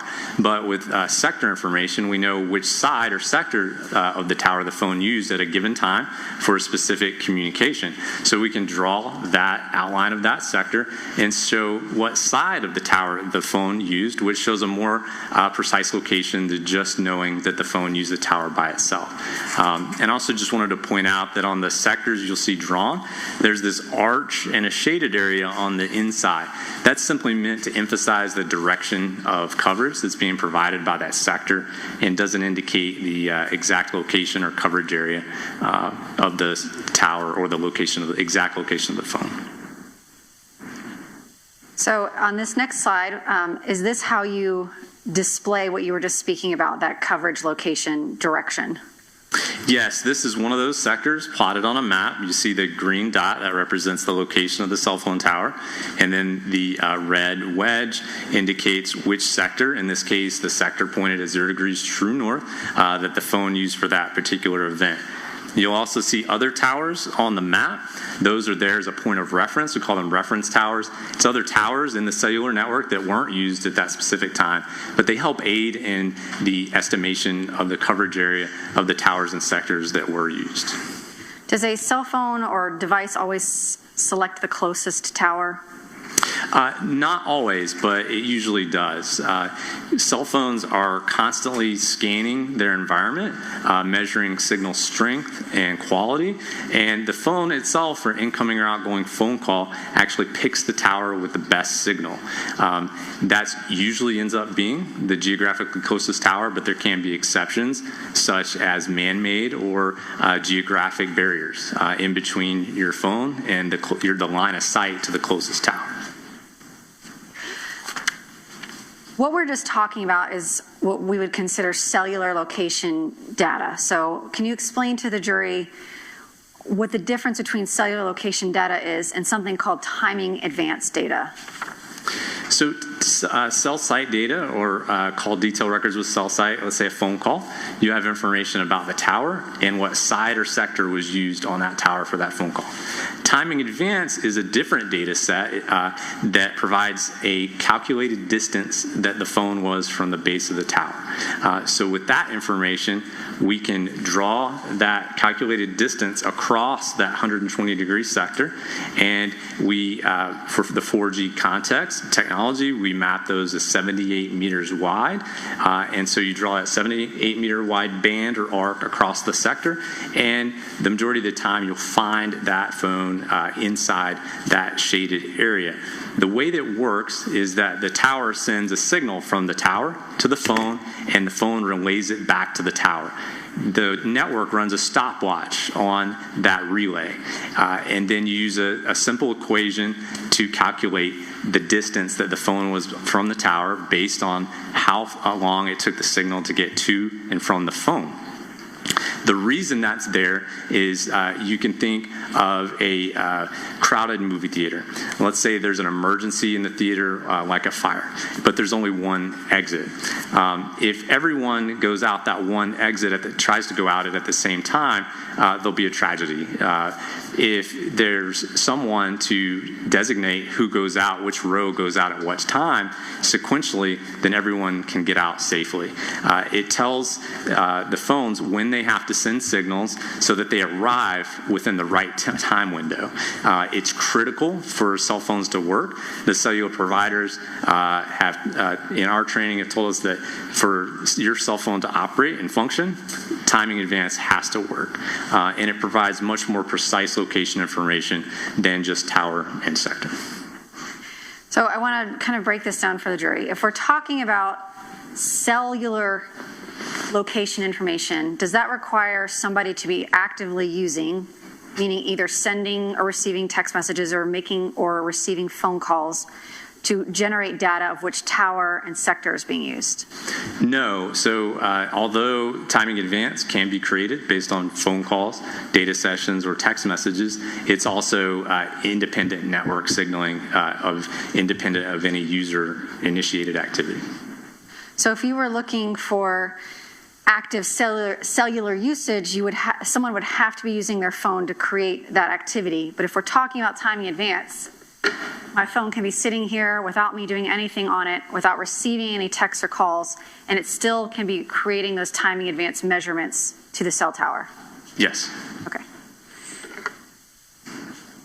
When you are mapping cell phone data, what kind of records do you need in order to do that? So in the productions from the cellular providers, we need the call detail records with cell site, the data sessions with cell site, if it's available, the timing advance files, and we also need a cell tower list, a list of from the provider that gives the locations of all the towers and other information about the tower and the sectors, like what direction that each side of that tower faces. And in this case, and many of your cases, do you receive those records from the cell phone providers via search warrant? Yes. The government or law enforcement, the state, we can't just subpoena them. They have to be through a search warrant issued and approved by a judge. Correct. The legal standard for quite some time now is that it requires a probable cause search warrant from a judge to obtain this historical cell site location information because it allows one to track the movements of one's device. So in this case, did you analyze both cell tower location information, meaning these maps here on page 5 that show what azimuth and what sector of a tower is being used, as well as timing advance showing that same information but with a distance from the tower? Did you have both types of data available to you in this case? Yes, for one of the devices. Do phone companies keep this timing advanced measurement data as long as they keep other cellular data? No, they don't. Do you know what the retention periods are for cell providers in general? I do, yes. And what are those? So for timing, relevant to the specific time period. I think it's changed the standard. We get it. Okay. Or do you want to ask it? I mean, I can ask it differently. Okay. Have the retention periods for these carriers changed since 2022? Yes. Do you know what they were in 2022? Yes. And what are they? What were they in 2022?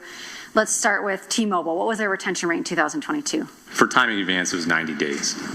So if an officer does not get a search warrant for a specific phone number because they haven't identified it or it's not part of the investigation, 90 days after an event, timing advance would not have been available for a T-Mobile number in 2022. No. What about AT&T in 2022? In 2022, AT&T did not produce timing advance information to law enforcement pursuant to search warrants. They've since have begun doing so. Did you receive another type of data to analyze in this case, Google location history? Yes, I did. And can you explain to the jury where Google location history comes from? So Google location history comes from the phone's operating system, the location services function on your phone. The phone is a very smart device that has a function feature called location services. The applications running on the phone are constantly asking location services, assuming it's turned on, for location information. The Weather Channel app needs to know what part of town generally you're in, so it asks for a more broad or more approximate location. But when, let's say, you get in Google Maps and want to navigate to a specific location, it wants the best location information, which is going to be usually your phone's GPS receiver or Wi-Fi based location information. So when the applications on your phone or using Google products themselves are querying the phone's operating system for locations, those locations are provided to the applications. If you're opted in to timeline or location tracking with Google, then that information at this time was transmitted and stored in Google servers, and it's also stored on in your phone's operating system. We have three types of data available in this case. You have your cell tower information like we see here on slide 5, timing advance data that you mentioned you were able to obtain for one of the numbers you analyzed, and Google location history. Can you explain to the jury, I'll start with this one, how precise is this data, and can you provide an exact location for a device, beginning with cell site location information? So tower and sector, cell site information is an approximate location. Well, how approximate? It depends on the tower density of the geographic area you're located. If you're in downtown Los Angeles, California, where there's towers every 2 or 3 city blocks or more, it's very precise. It narrows it down to a much smaller area. If you're in a rural area where towers are 8 to 10 miles apart, it's a much more broad area if you just have tower and sector. So during let's say a phone call, and you have the tower and sector or side of the tower that was used, the phone has to be somewhere inside the coverage area for that tower and sector. And that's in many ways defined by the tower density. So if you have cell site location information, you would be able to say that a cell phone is somewhere in this coverage range for this direction for this tower. Yes. For timing advanced, how much more precise or how much more exact can you give a location for a specific device? Yeah, so we know that generally the phone's going to be somewhere inside the shaded area of the 78-meter wide band that we can draw across that sector based on the calculated distance. And we also know that the phone, because of various variables in the real world, we know that the phone could be 1 to 2 bands inside of that. And then for Google location history, can you provide a more precise or more exact location for a device with this type of data? Yeah, so this in Google oftentimes is able to assign or show a confidence radius for the location based on which is in many cases related to the source of that location information. GPS, global positioning system data, being the best, usually 3 to 10 meters. So that's going to be a much more precise location on Earth about where that phone is. So let's say you have a 10-meter confidence radius location. You have a latitude and longitude. You can draw that specific point on a map, and then you would go 10 meters out on one side from that location and then draw a circle all the way around that location. That's the confidence radius, and you can see an example of that here on the right. Thank you, Agent. In this particular case, did you receive phone records, including cellular location history, timing advance, and Google data specific to 3 phone numbers and 1 email address? Yes.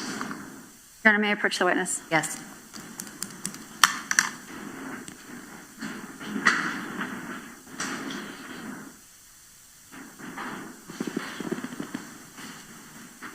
Actually, I'm going to use the evidence card for this. Okay.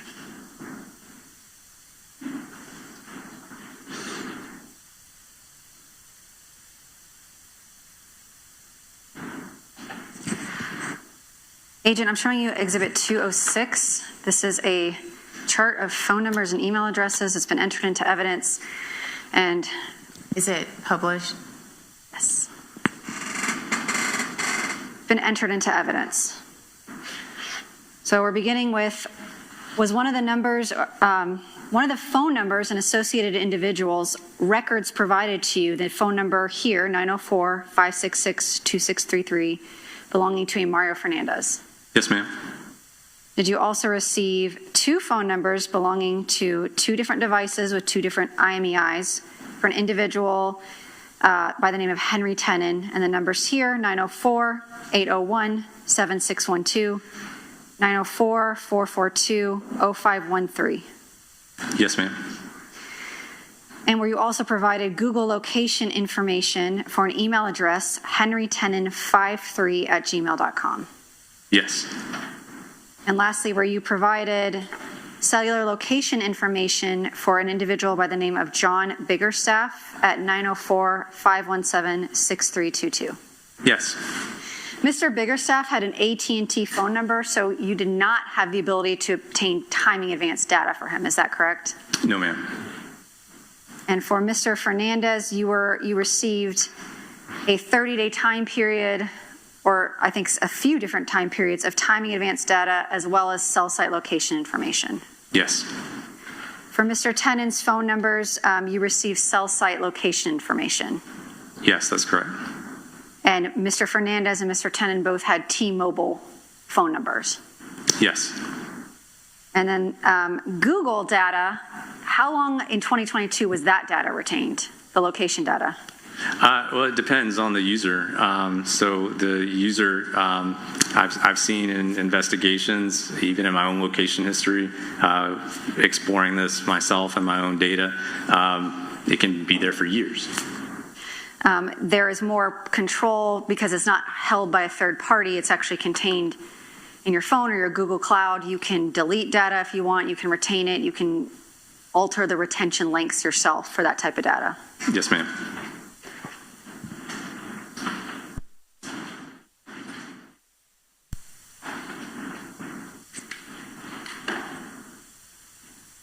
And I'm going to show you some items that were provided to you to do your analysis, beginning with State's exhibits. Stickers are covered up. 180.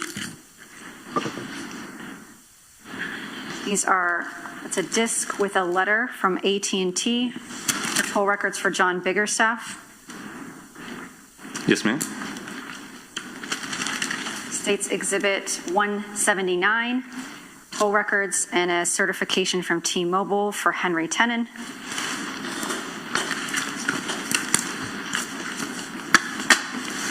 Thank you. Yes, ma'am. And then a disc of toll records and a T-Mobile certification for the phone records and timing in advance records for Mario Fernandez.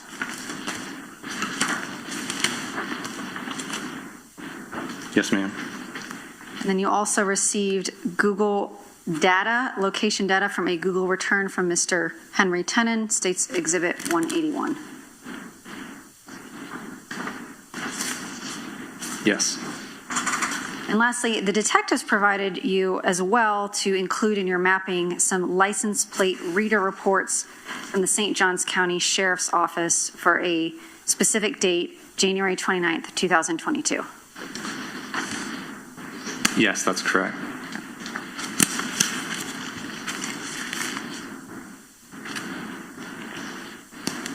Using the records in front of you, did you plot maps for the cell phone numbers for the individuals Mario Fernandez, Henry Tenon, and John Biggerstaff, as well as the Google data for Mr. Tenon? Yes. Are you also provided by the detectives that request you to do work geographic points of interest, specific addresses, or longitudinal and latitudinal positioning?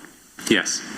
And in this case, were you provided some addresses to include 1511 Marsh Inlet Court, a longitude and latitudinal coordinates associated with an area called Pablo Hamlet, 5239 Potomac Avenue, Elite Gymnastics, St. Johns County, 182 Fresnel Lane, and 2180 Derringer Circle? Yes.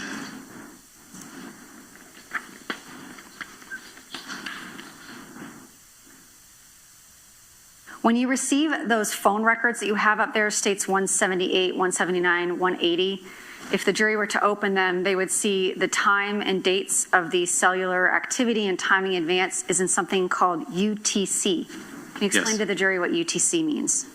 UTC stands for Universal Coordinated Time, for short, and you can think of it as being similar to Greenwich Mean Time. So to get from UTC time to local time here, this time of year we subtract 4 hours. During standard time, after we fall back, you subtract 5 hours. And did you make those adjustments when mapping this data? Yes. When you're mapping data for the time period at the top, do you include all or most of the cellular data for that time frame in your mapping? Yes, unless I indicate otherwise. And if there is no data for a specific time period for a phone, did you also indicate that on these maps? Yes, ma'am. All right, we're going to go through your report. It states Exhibit 182. Did you prepare these maps in conjunction with a request from the Jacksonville Beach Police Department regarding the murder of Jared Bridegan? Yes. Do you actually participate in the investigation of the cases that you're working, or you just look at data? So usually I'm brought in to look at the historical cell site or another phone-based location information to provide context and show where devices were in reference to specific places at specific times pertinent to the investigation. Sometimes I might be asked for advice about what type of location information can be obtained from certain providers, but that's usually what it's limited to in these types of cases. You don't participate in interviews or help collect evidence or make any kind of determinations as to how an investigation will proceed, other than maybe requesting additional data that you would need to map locations. All right, let's go through your slides. Beginning with slide 8, you were asked to map cellular location data for the phone number 2633, Mr. Fernandez. And I should say at the beginning of your report, the jurors will have a little easier time. You do them by color coding.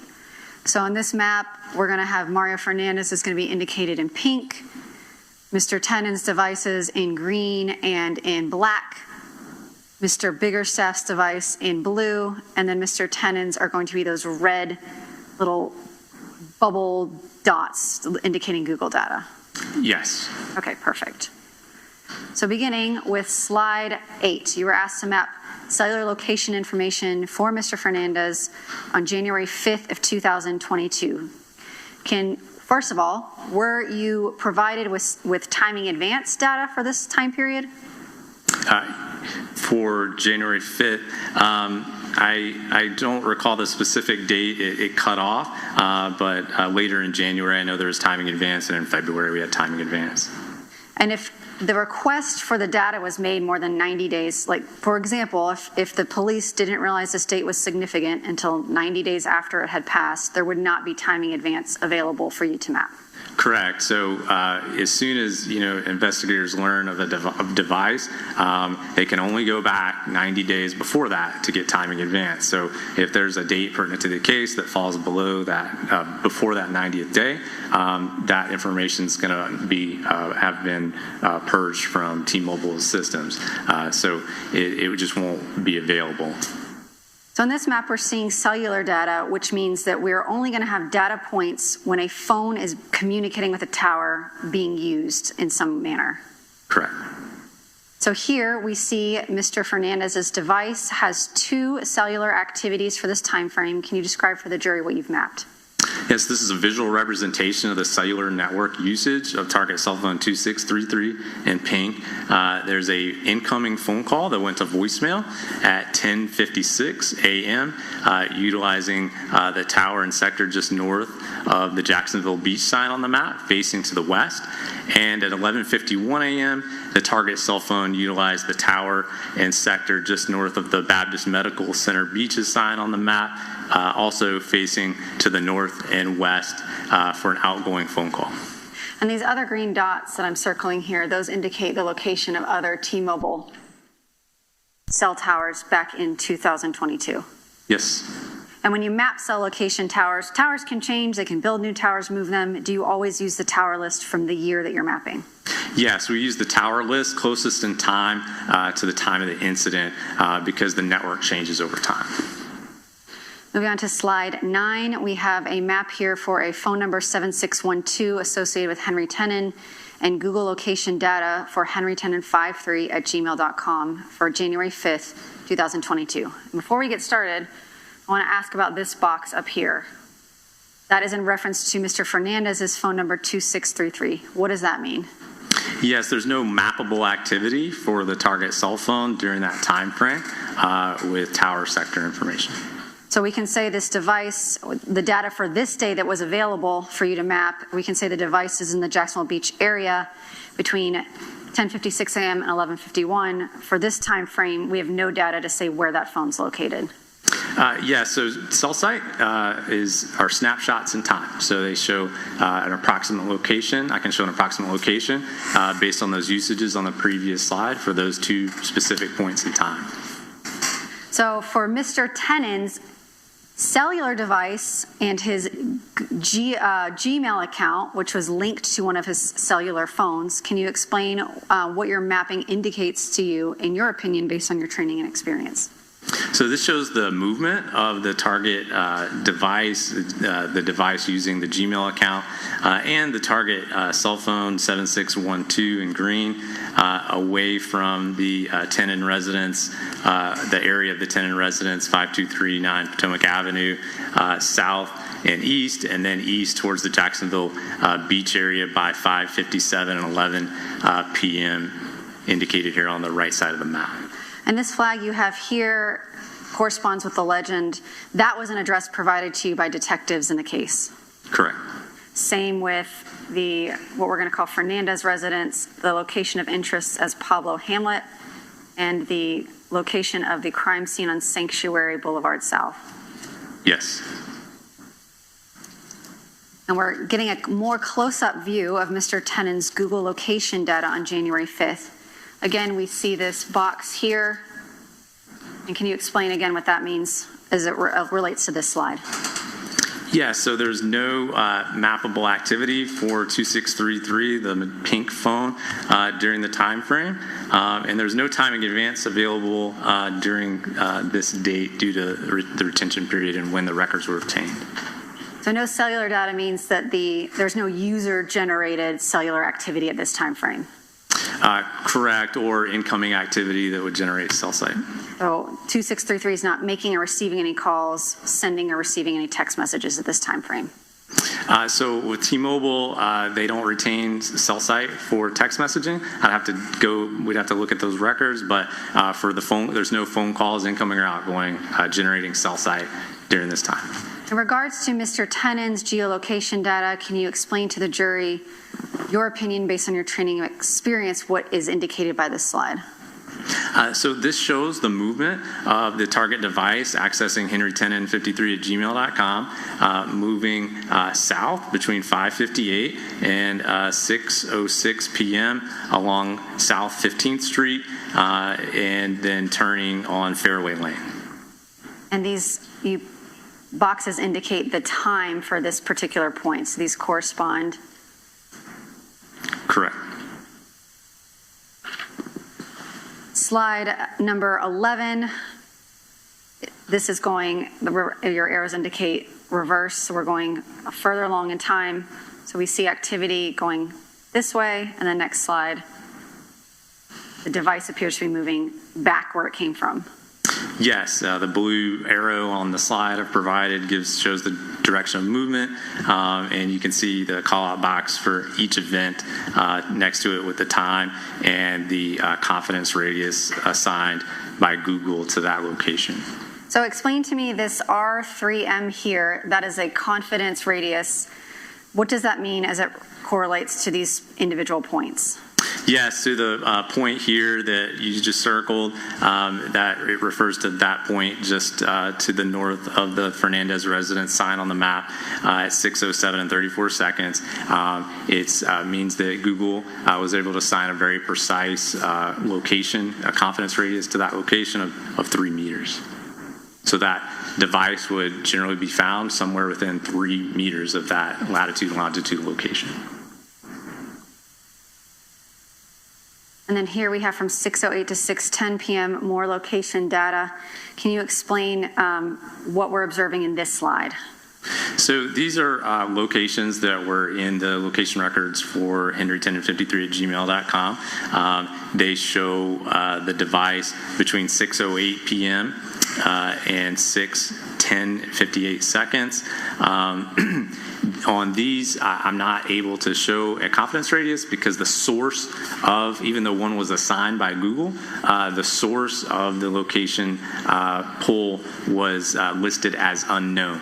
So that could mean a variety of things about why it didn't make its way into Google's records, what the source of that location is. But these locations are interspersed with GPS-generated locations, Wi-Fi generated locations, and as I reviewed them in totality, they track right along roadways in sequence over time and appear to provide accurate locations for that device.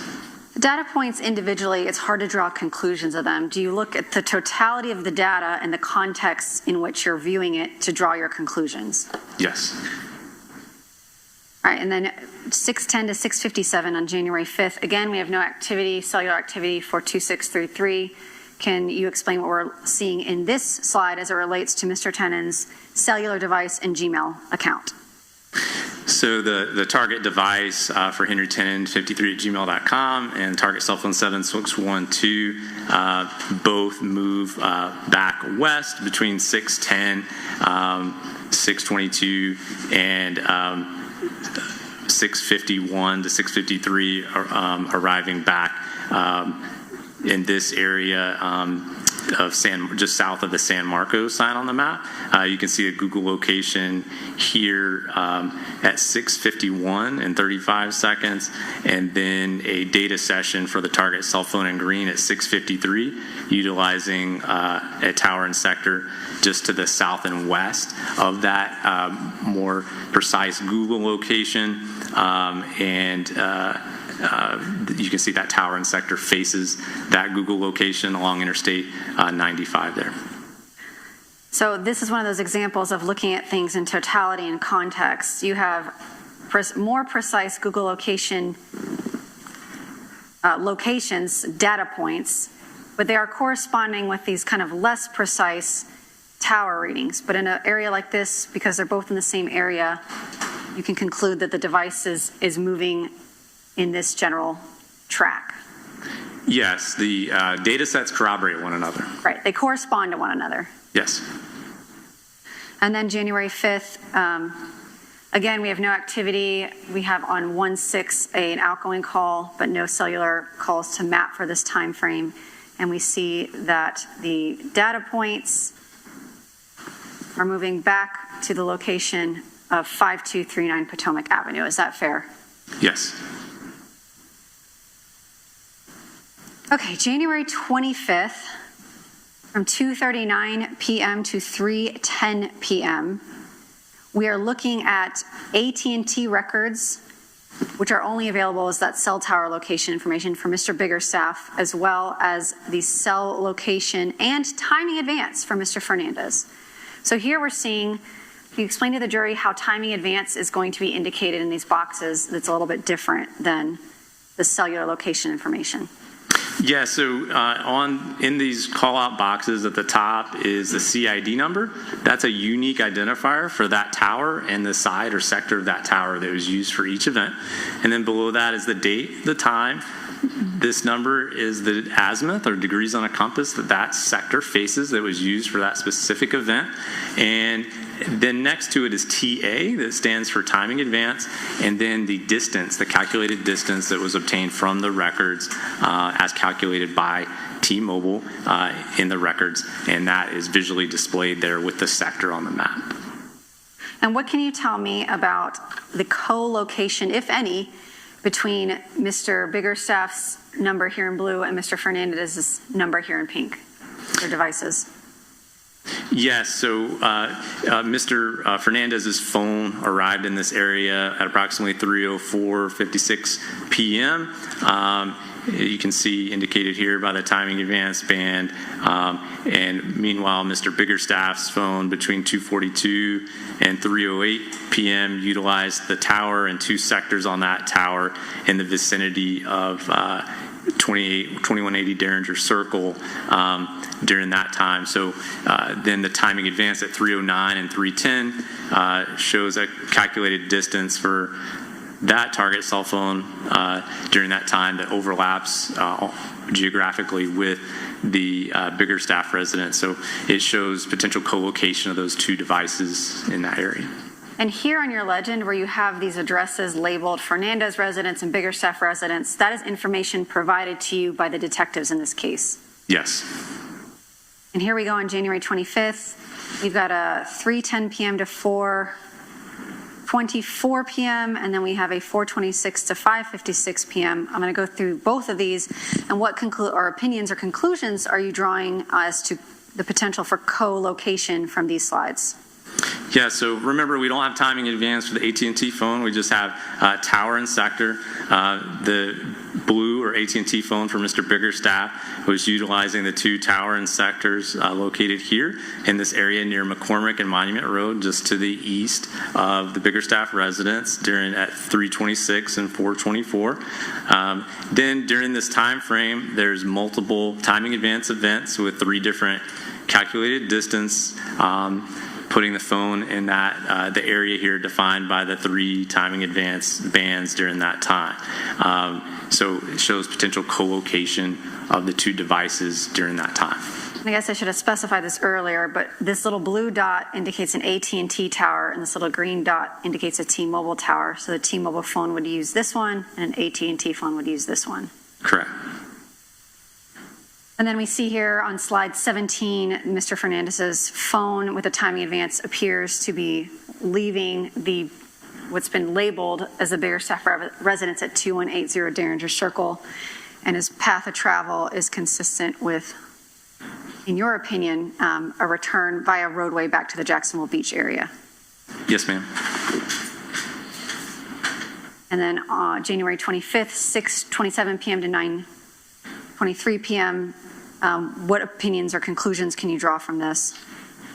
Yeah, so the target device 6322 in blue remained in the area through the next morning based on the available location information. You can see here and in the call-out box to the right, the target cell phone primarily used this tower south of the near Monument and McCormick Road during that time frame.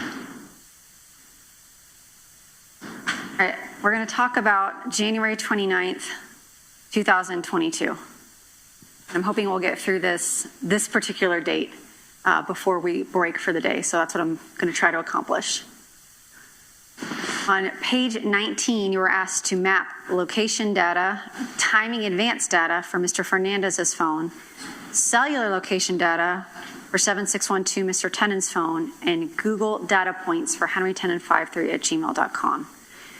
Looking at this slide, and the jury has seen it before, can you offer any opinions based on this data here as to whether those 2 devices could be correlated as being in the same area for an overlapping period of time?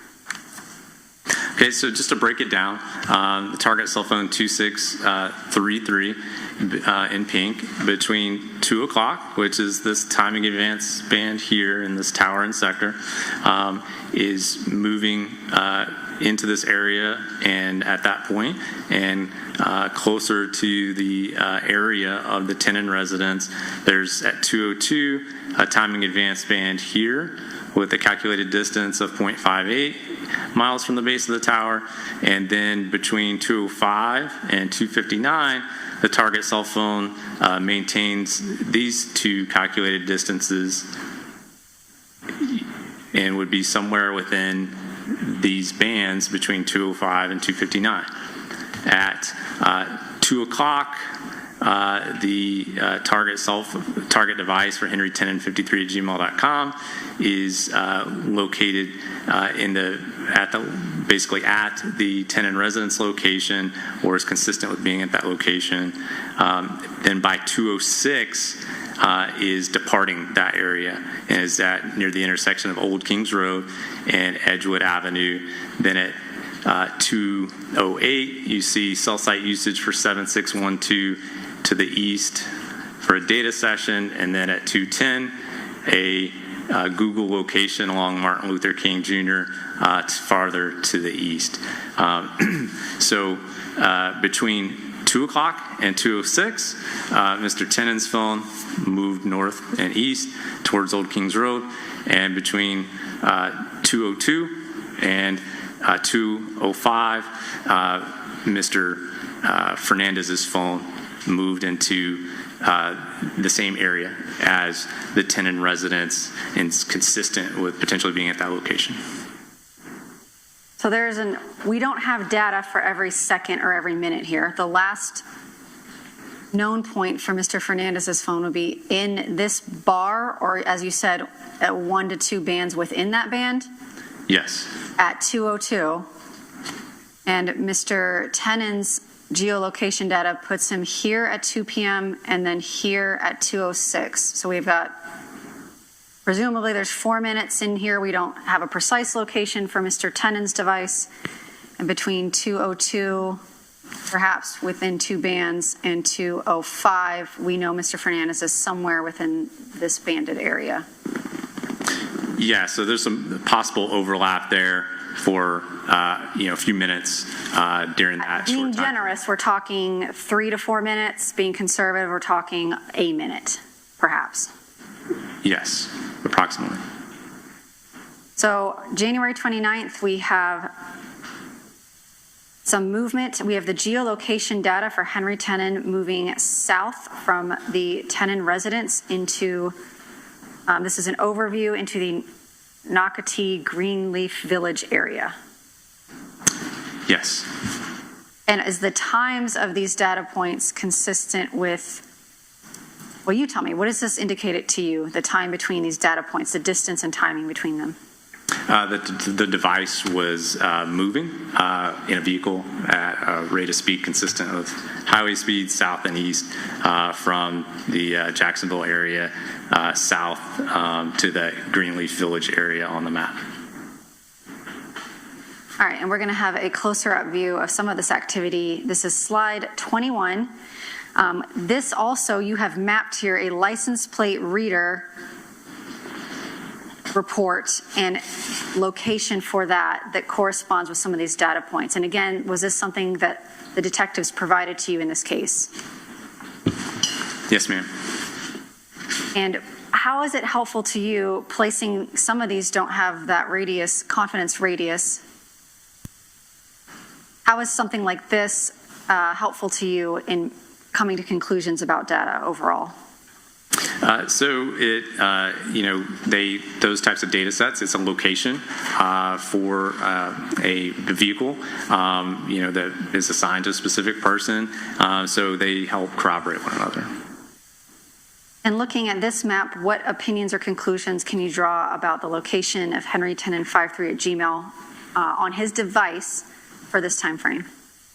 That it moved into the area at approximately 2:46 a.m. here near Racetrack Road, and then moved south, and then east along Nocatee Parkway, then south toward Valley Ridge Boulevard, and then south and east along County Road 210. And I'm sorry, you said AM, you mean PM? I'm sorry, PM. Slide 22, we have another license plate reader report, and that also corresponds with one of your data points. Can you tell the jury what conclusions or opinions you can draw from the data on this slide? So at 2:45 and 13 seconds, the target cell phone moves, and here is located here. It moves into the area, and so again, this is just zoomed in of the previous time frame we're showing the location of the target device. On this slide, slide 23, we see two areas of interest, and those were provided to you by detectives in this case. One is Elite Gymnastics at 175 Cumberland Park, and the other is an address that was advised to you to be the location of the deceased victim in this case at 182 Fresno Lane. Yes. And can you explain what the data indicates to you from this slide? So the device remained stationary for a few minutes between 2:56 and 2:59, just east of Interstate 95 along Old County Road 210. I'm sorry, before that, it moved from the north and east near 210 and Beacon Lake Parkway, here, south and west along Old County Road 210. Slide 24. We have here the area of interest indicated as Elite Gymnastics. Can you tell us what the data indicates on this slide? Between 3 o'clock, indicated here along Old County Road 210, where we left off on the previous slide, the target cell phone moves back north and east towards along Old County Road 210, and then turns south, moving towards the Elite Gymnastics location, moving south of it, and by 3:05 and 53 seconds, and then back north up the same road. And we see here this data point for geolocation as 3:05:53. The next data point, and correct me if I'm wrong, timing-wise, would be this 3:06:40. Yes, ma'am. Here, so at 3:05, 3:06, and then 3:07, 3:07. Correct. Coming back out this way. Okay. 3:04 to 3:07 p.m. is just a more close-up view of the data we just looked at. Yes.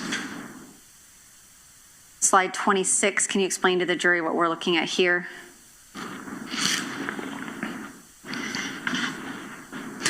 So this shows the gross movement or travel of the device accessing henry10and53@gmail.com between 3:08 p.m. and 3:47 p.m., moving away from the area of Elite Gymnastics and the victim residence north back towards the Jacksonville Beach area. And on that route, we have 3:08 to 3:13. We have an area of interest here. Can you indicate to the jury what the data on this slide is showing you? This shows an overview on this slide that the target device moved along the blue dotted hashed line that I'm showing here along County Road 210, and then moved south along Beacon Lake Parkway,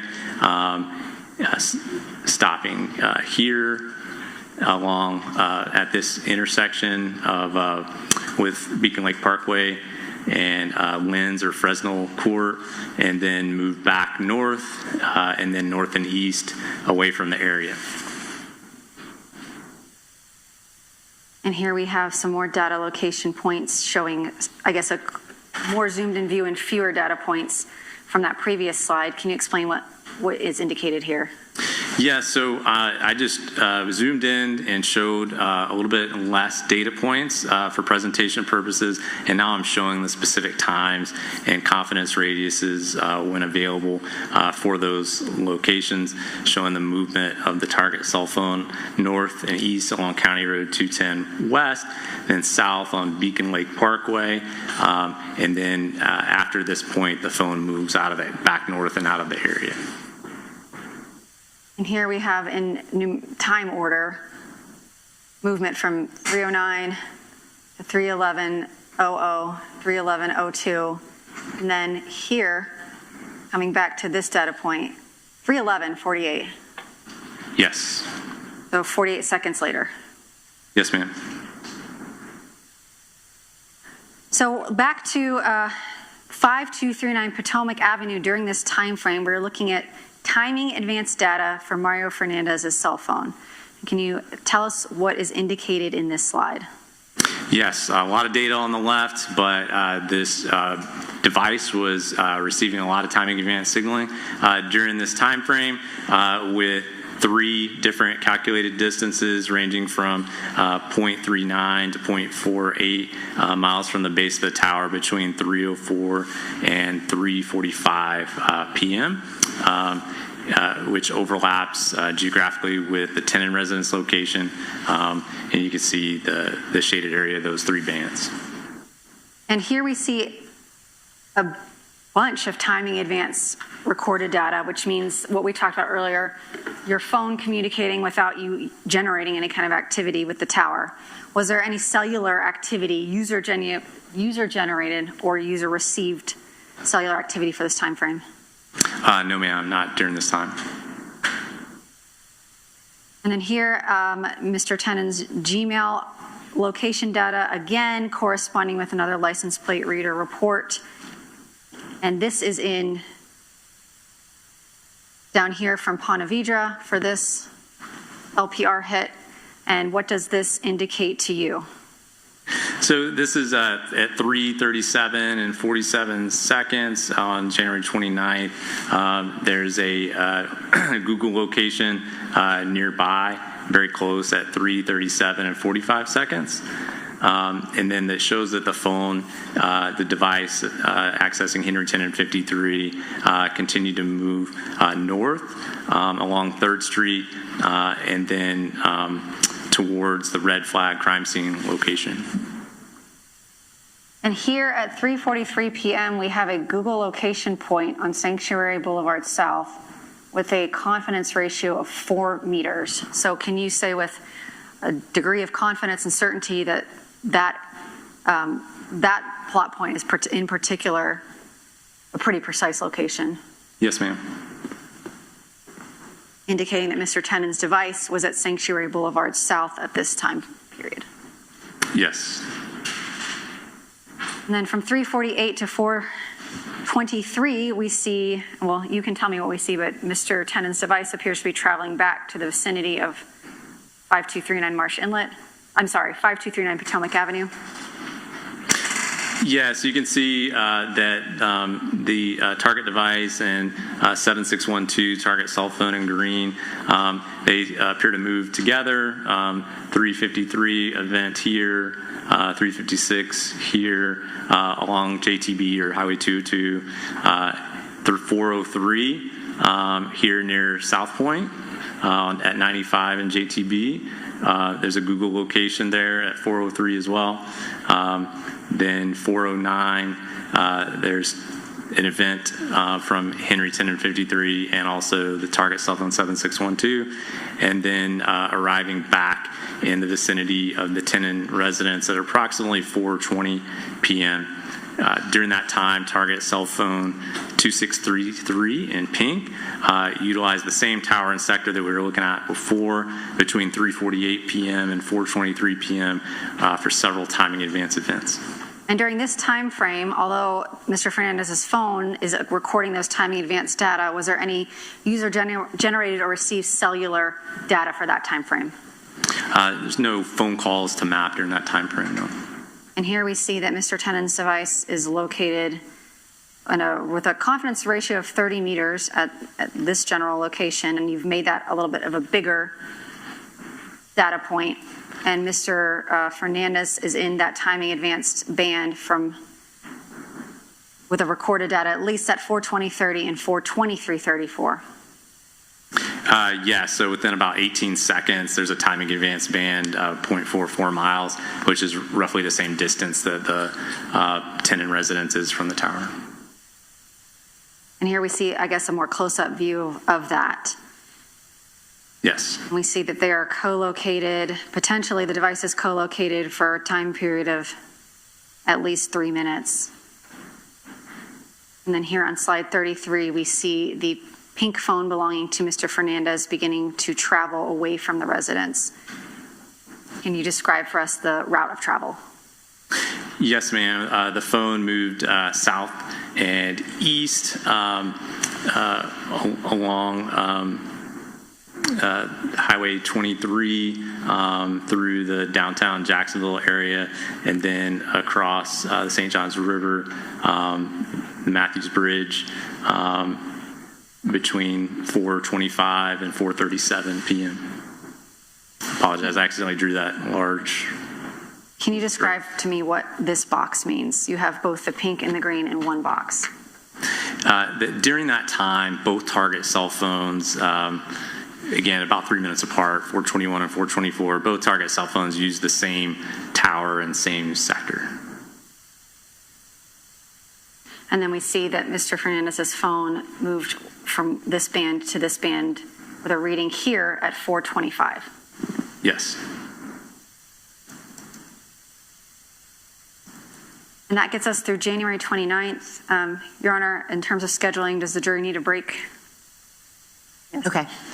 I thought that might be the answer. All right. How much longer do you think? Should we take a shorter break so you can finish up the day?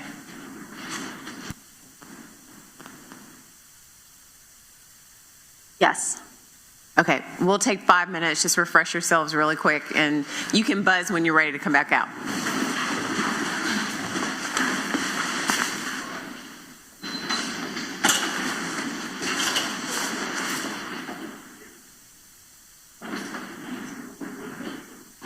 Agent, do you need a break? You want to step out for just a moment? Sure. Okay.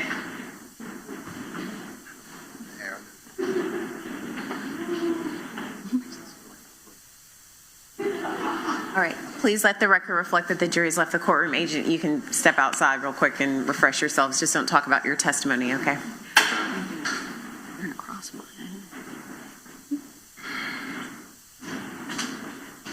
Right. I'd rather just let him. All right, I thought they would break at 5, but clearly they're going to go longer. Quick 5-minute break for the jury, which means they're going to get through cross maybe in 20 minutes, maybe a half hour, who knows. So we have Agent Bobby Blythe. Bobby Blythe, sounds like a singer. He's just kind of going over all the cell phone data. I mean, in some trials, this is really, really important data because people are like, I wasn't there. Remember Sonny Bell? They were like, I wasn't there. Well, no, you were there. Remember Charles Jones? We weren't there. Oh, well, yeah, your cell phone data shows you were there. So in some cases, this can be really important. Not necessarily gotcha. Oh, it could be gotcha, I suppose, especially if somebody's saying I wasn't there. But in this case, in this trial, I don't think this is really. I mean, it's necessary. They have to do this, but to me, it's not necessary because Mario has never shied away from saying he knows Henry. He's never shied away. Well, we don't know if he's shied. Well, yeah, he's never shied away from knowing John because John Biggerstaff has gone to Henry's residence, which Mario was the landlord of. So all three of them know each other. So there's no, they're not, so far, and I don't think that it is going to show anything of like, aha, you were there when you said you weren't there. Now the only thing would be the night of the incident, if Mario's phone is there, yeah, then that's not good. but we heard in opening statements that his phone never left his apartment, or his house, he and Shanna's house, or didn't leave it in this specific time.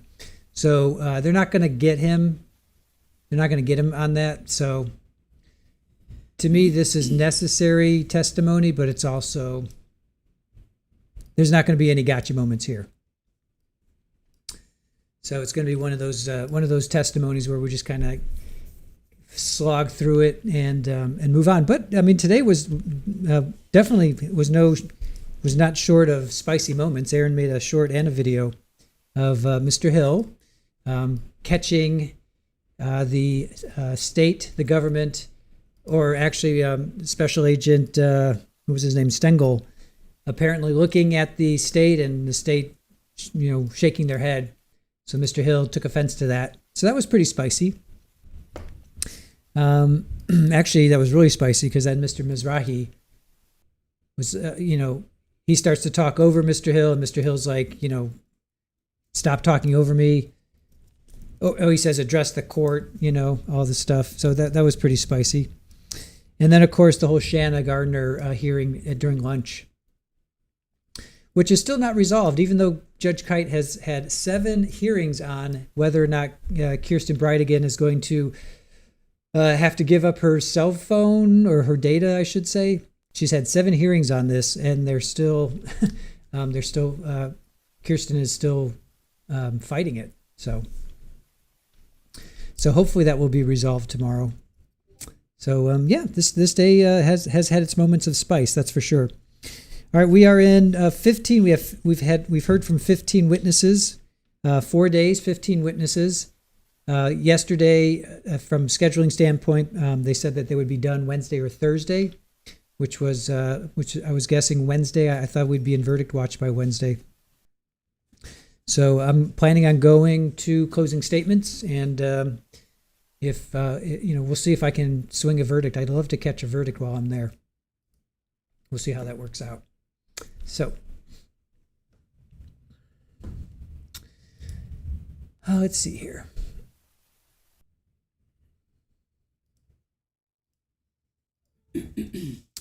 Barry says, digital forensics and forensic accountants are your jam. Very cool. Let's see here.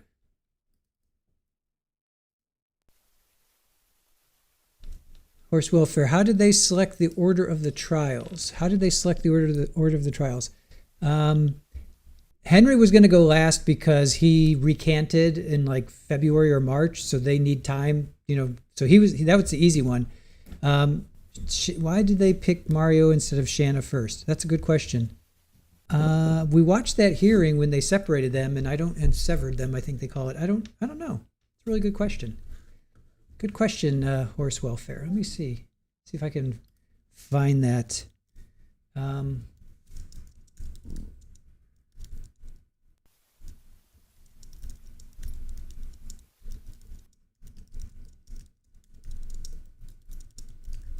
See if I can find out.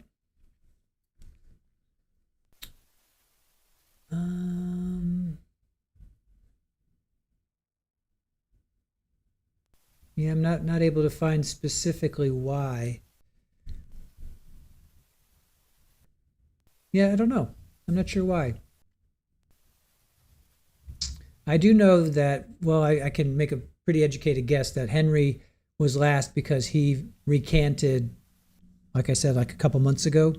So his new lawyer needs time to, to sort through all the information, all the evidence and data and all that stuff. But I don't know why.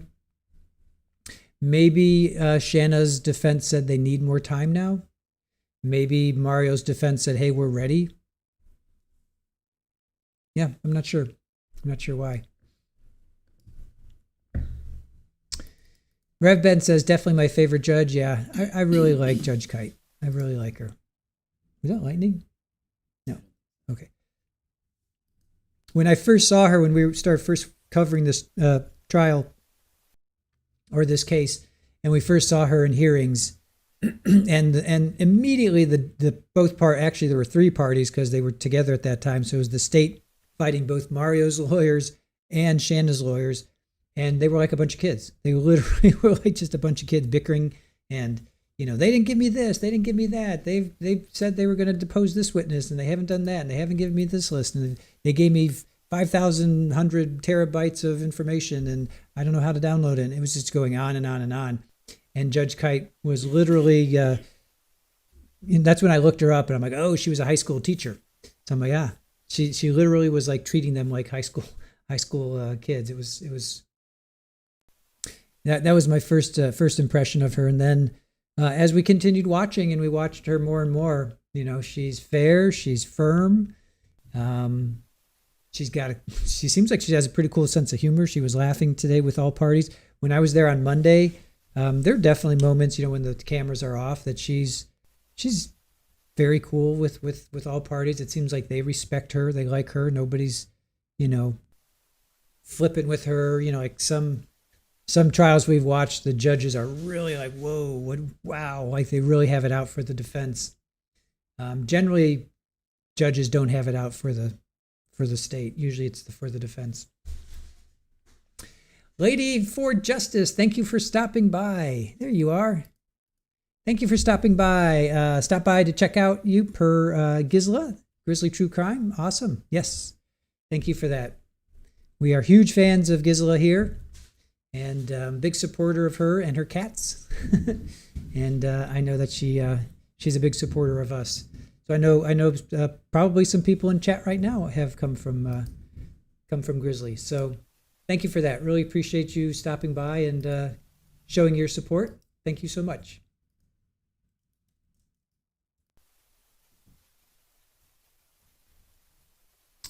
Hellrider, she is very professional. I agree. She is very, very, very, very professional.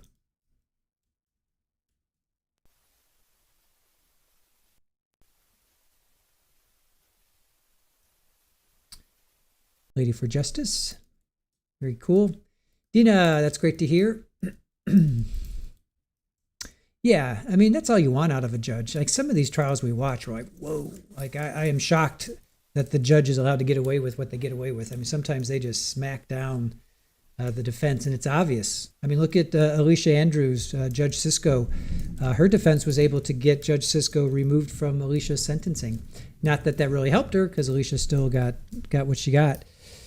But yeah, Judge Sisko, they were able to remove Judge Sisko from Alicia's sentencing. Judge Hine, Afro-Man, I know a lot of you thought he was definitely leaning towards the plaintiffs there. Thank you. Oh, sounds like they're coming back.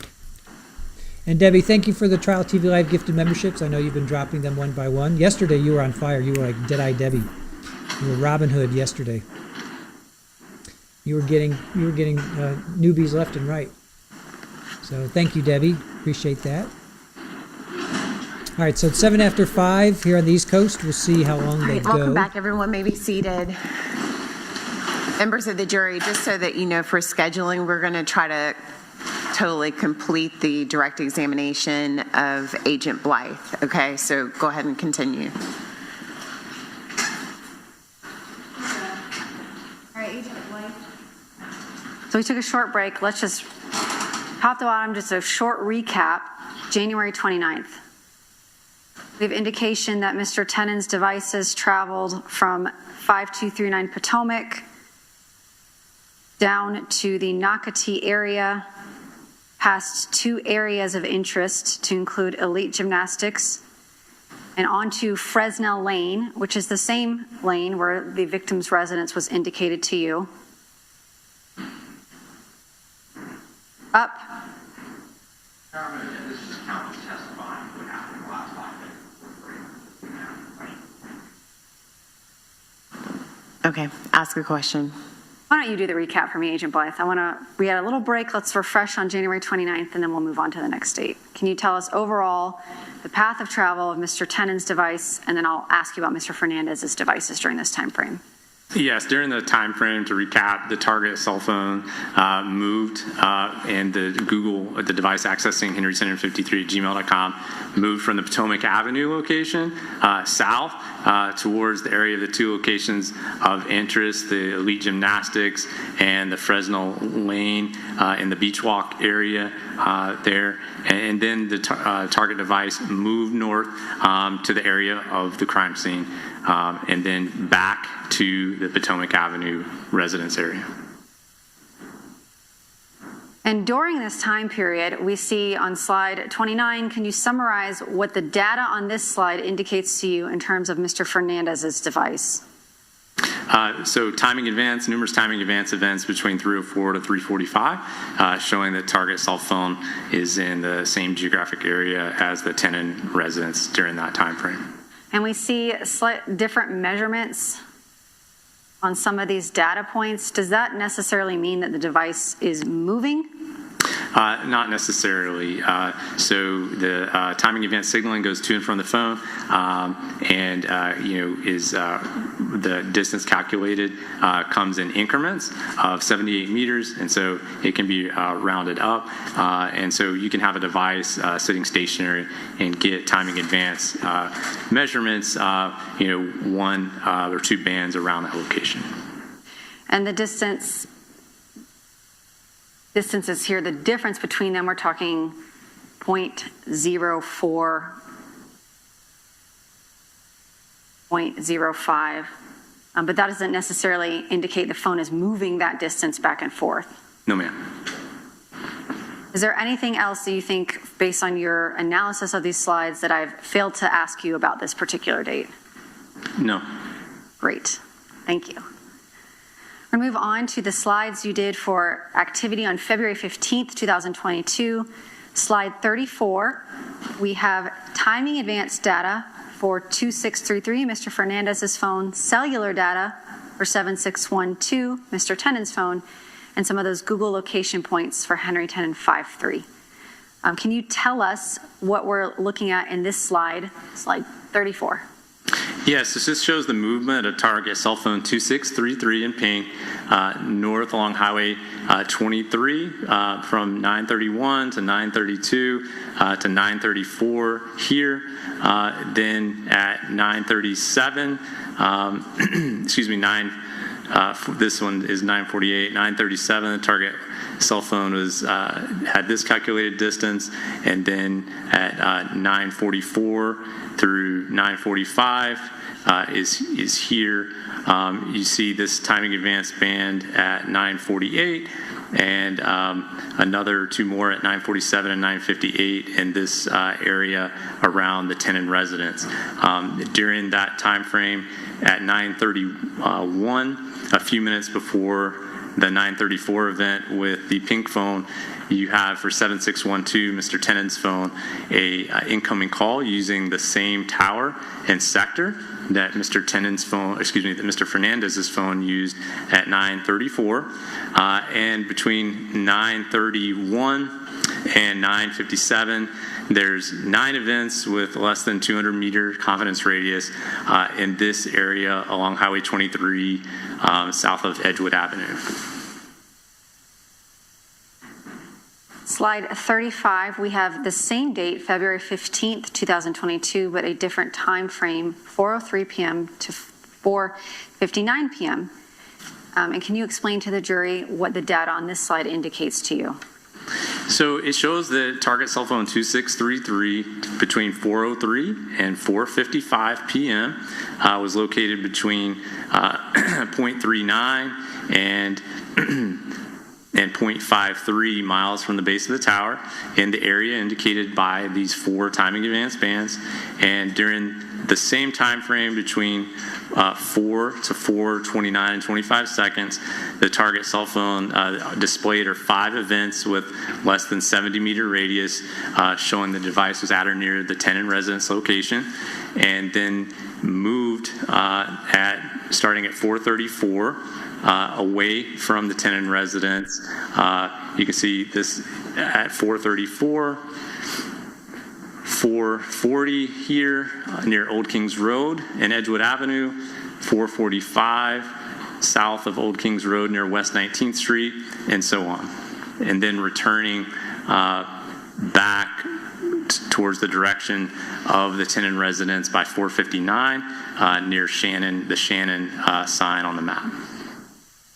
And again, like the slide on the 29th, do the presence of multiple bands here indicate or necessarily mean that that phone is moving distances back and forth? It could, but it may not be. And here we see that there is some period of overlap potentially of these devices such that could you reasonably conclude there's some co-location going on here? Potential co-location, yes. And for how long of a time frame would you be comfortable saying? So certainly between 4 and 429. I'm going to move to the date of the homicide, February 16th, 2022. And we have timing advance data for Mr. Fernandez's cell phone. And here we see some movement. Can you describe for the jury what we're viewing here? So this is showing timing advance bands from two different towers for target cell phone 2633. The tower here is indicated with the call-out box to the right. Events between 5:03 and 5:11 p.m. Those events are the bands drawn here. And you can also see two events from the tower located near the Oceanfront Park sign on the map at 5:03 p.m., 1.02 miles from the base of the tower that intersects with the other bands. When you have timing advance bands that intersect geographically, that are close in time, that's where you're going to find the phone, is at that area of intersection. So intersection gives you some more precise location than just bands would? Yes. Can you make any conclusions from this slide as to where the device was most likely located during this time frame? It was during this time frame, you can see that it's most of the bands, and you have the area of intersection in this area. Most likely the phone is located in this area during most of the time frame, and towards the end of the time frame, the target cell phone utilized these bands a little bit closer to the tower, 0.53 miles from the base of the tower, between 5:10 and 5:11. Your Honor, given that I expect to cross the dams tomorrow, is there a way to preserve a screenshot mechanism? Take a picture of it?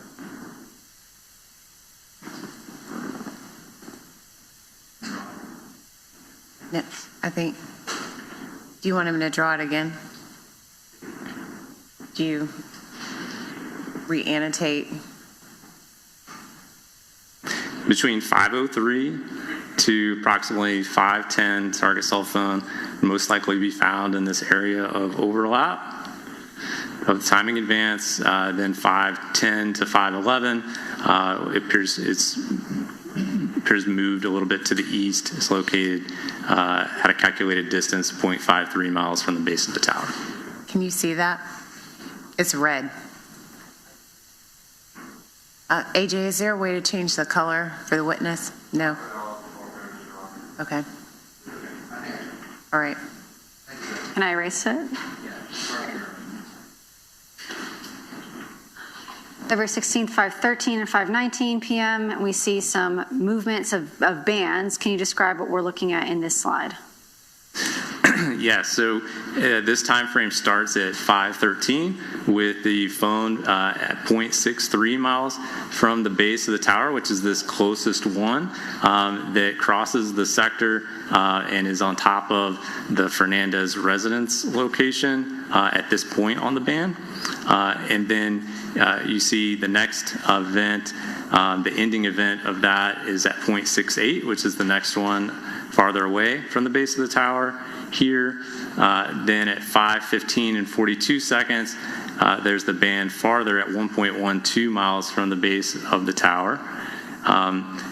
there's timing advance events from a adjacent tower, and the the long and short of it is that it appears that the target cell phone was moving to the east, or excuse me, west. I'm sorry, based on those timing advance events. We're seeing in slide 36 and 37, are you mapping all of the timing advanced data points for this particular time frame?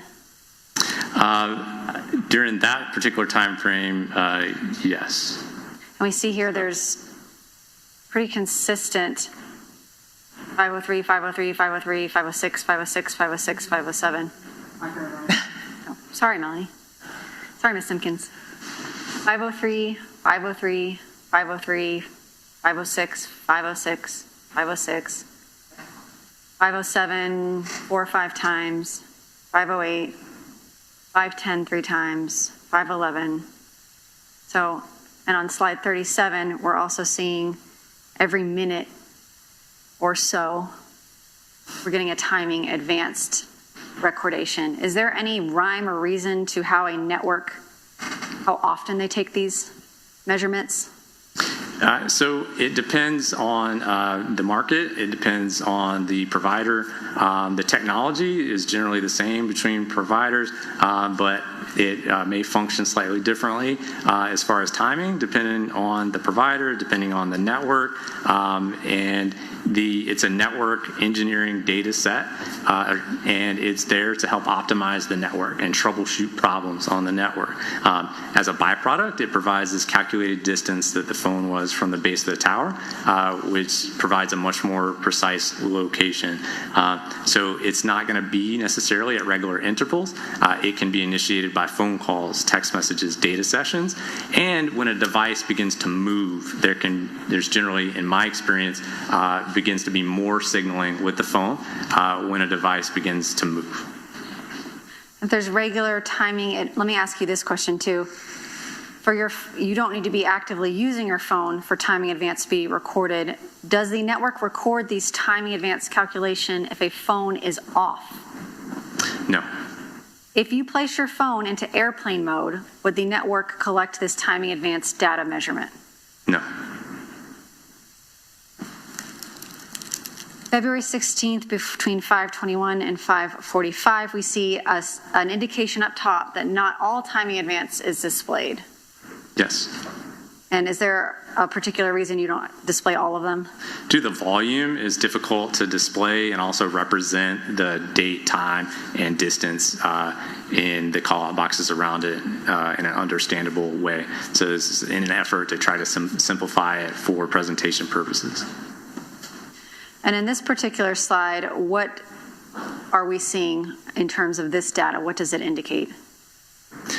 So you can see timing events between 5:21 and 5:45, showing the target cell phone in this area near Beach Boulevard, between just east of the Intracoastal Waterway, between 5:21 and 5:30, and then with the 1 represents this tower and sector located closest to the yellow flag and the residence flag, the Fernandez residence, and those are the events between 5:29 and 5:44.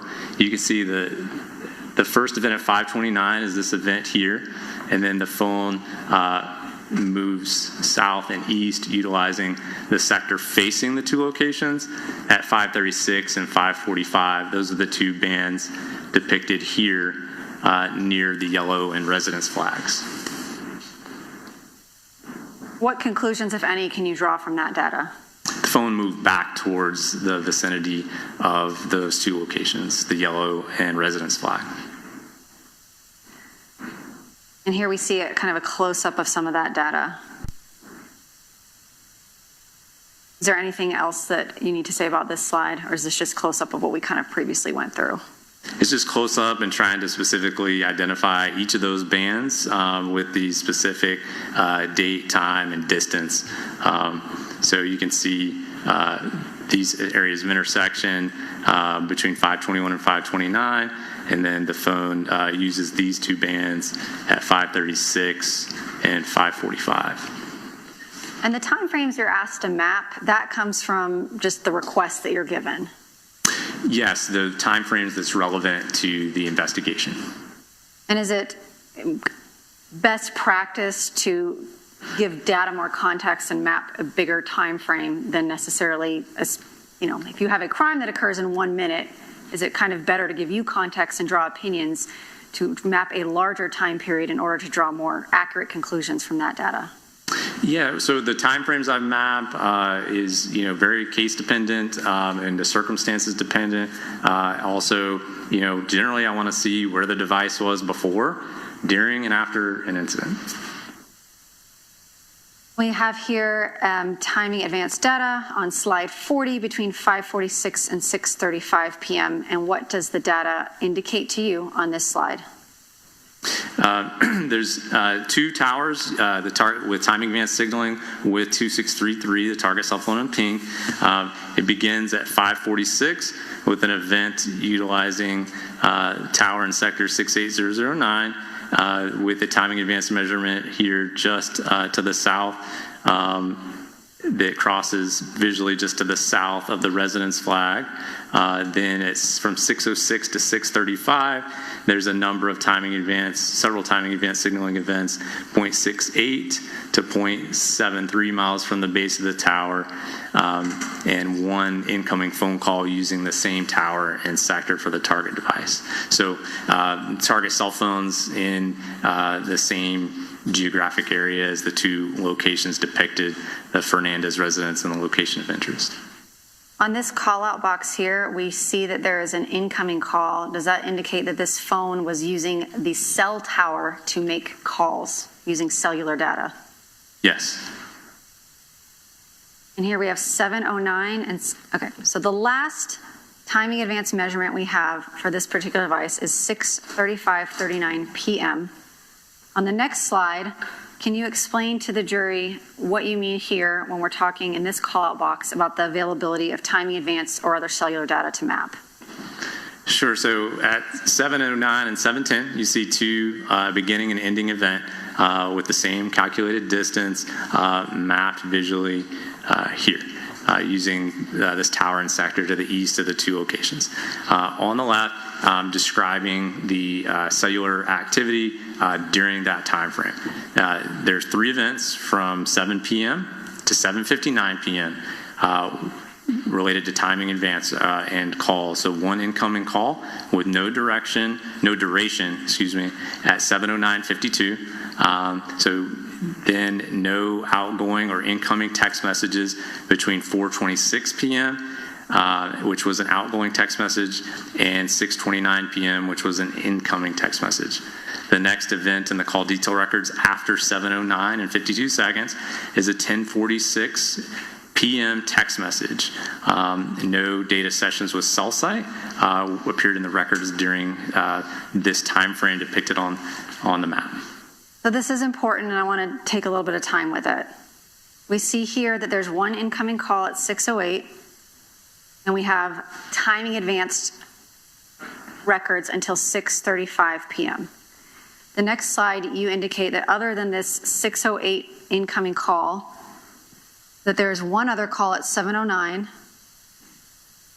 and that you reviewed. Does this mean here when you say no incoming or outgoing text messages between 4:26 to 6:29, and then again until,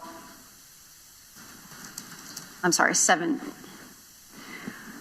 I'm trying to ask this in a better way. I'm going to go step by step. So you looked at the call log records themselves. Yes, the raw records. Yes. Can you describe for me what the cellular activity of this phone is during this time frame? We're getting timing advanced, which is generated by the network. It doesn't mean you have to use your phone. What user-generated or user-received activity is there on this phone for these time periods? So the last outgoing text message is at 4:26 p.m. There's another incoming text message at 6:29. There's no cell site for that, so I can't map those two. The next event is that call with no duration at 7:09:52, and then there's nothing else until 10:46 when there's a text message. So this slide here, the only activity for this phone from 6:35 p.m., and then I'll get to the next slide, through 8:19 p.m. are these two timing advanced measurements at 7:09 and 7:10. Yes, ma'am. And there's no incoming or outgoing text messages for this time frame or incoming or outgoing phone calls past 7:10 p.m. No, not till the text message at 10:46. Going to the next slide, we have from 7:11 p.m. to 8:19 p.m., we have no timing advance records for this cell phone. Is that accurate? Correct. And we see here, what can you tell us about any cellular usage? I know you did it last slide, but for this time frame, are there any incoming or outgoing text messages or data sessions or phone calls coming in and out? No, not between 4:26 and 6:29, and then nothing else until the 10:46, and there's no data sessions with cell site during this time frame. So from the time frame between 10:28 p.m. and our next slide, 8:20 p.m., can you draw any conclusions about the location of these devices? So no, in the absence of location information, I can't show the location of the phone. I can see where it picks up on the next slide, and during that time in between, the phone could have traveled any distance one could travel and get back to the location that's going to be where the cell site picks back up, or it could have stayed there that whole time. I don't know. So there's snapshots in time, and they show you the location of the phone during those specific times. Slide 43, we have timing advanced, again recording beginning at 8:20 p.m.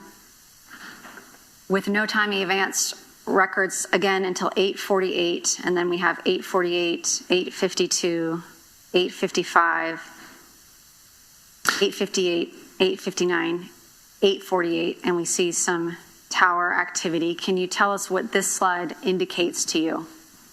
Yes, the target cell phone, especially at 8:48, is at or near the area of intersection between the two timing advance bands, and the target cell phone's in the same geographic area as the two locations of interest, the location of interest and the Fernandez residence. Okay. Agent Blythe, on February 16th, we're seeing that there are timing advance records available for Mr. Fernandez's phone and multiple timing advance records. For this particular date, we see here on slide 36, I think over 15 different timing advance recordations in a span of 11 minutes. We see multiple timing advance recordations in the span of 6 minutes for this phone. Between 5:21 and 5:45, you didn't even map all of them because of the number of timing advance recordations. Then we see here multiple intersecting bands on page 39. And we see 6:06, 6:08, 6:08, 6:08, 6:35, Correct. 5:45 on page 40. And then we have from 5:35 until 7:09, 7:10, we have no timing advanced records. And we skip ahead to 8:20 p.m., we pick back up with timing advanced recordations.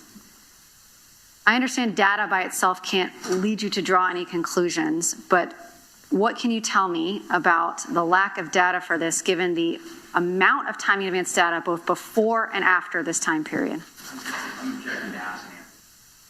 Counsel did a whole recitation of facts without asking questions. Yeah, the exact same question that Vice asked. There was an answer moments ago, which did not draw conclusions. Okay. I'll overrule the objection. You can answer. So it points towards no connection with the cellular network during that time frame in that there's no data sessions with cell site. There's periods without the text messages that we looked at those times, no phone calls, and there's absence of timing advance. There can be time frames where timing advance isn't recorded on a network, and I can't, it can seem almost continuous, and you can see the numerous events that there were before and then moving forward afterwards, but there's this period of time. So you have to look at it, the totality, and you can, look at the amount of data activity, call activity, and see how much or little a person is using a phone. But at the end of the day, T-Mobile has their record retention, and they operate the timing advance system. So I can't say exactly why there's no timing advance during that time frame. But one possible reason is the phone being powered off or airplane mode during a specific period of time. You can't say with certainty that's what it is. It could be network connection issues. It could be user generated by turning off or putting it in airplane mode. Correct. So, yeah, whether it could be either one. But there is multiple timing advance and cellular activity both before and after this specific time frame, which there is none. And although you can't say why that is, there is activity both before and after this time frame. Correct. And we saw the time frames where the phone was, appeared to be stationary, no calls, map during those time frames, and there's still, timing advance being recorded. This just happens to be the time of the homicide. Yes, ma'am.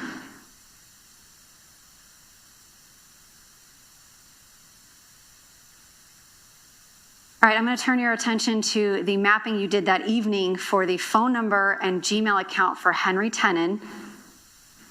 And we have locations between 5 p.m. and 5:56 for 7612 and Henry Tenon 53 at Gmail. And I think the jury's probably experts by now at reading these slides, so these ones we can go a little bit more quickly through. Can you please explain to me what the data indicates to you about these devices? So it's a visual representation of the cellular network usage for target cell phone 7612 in green and the Henry Tenon 53 target device.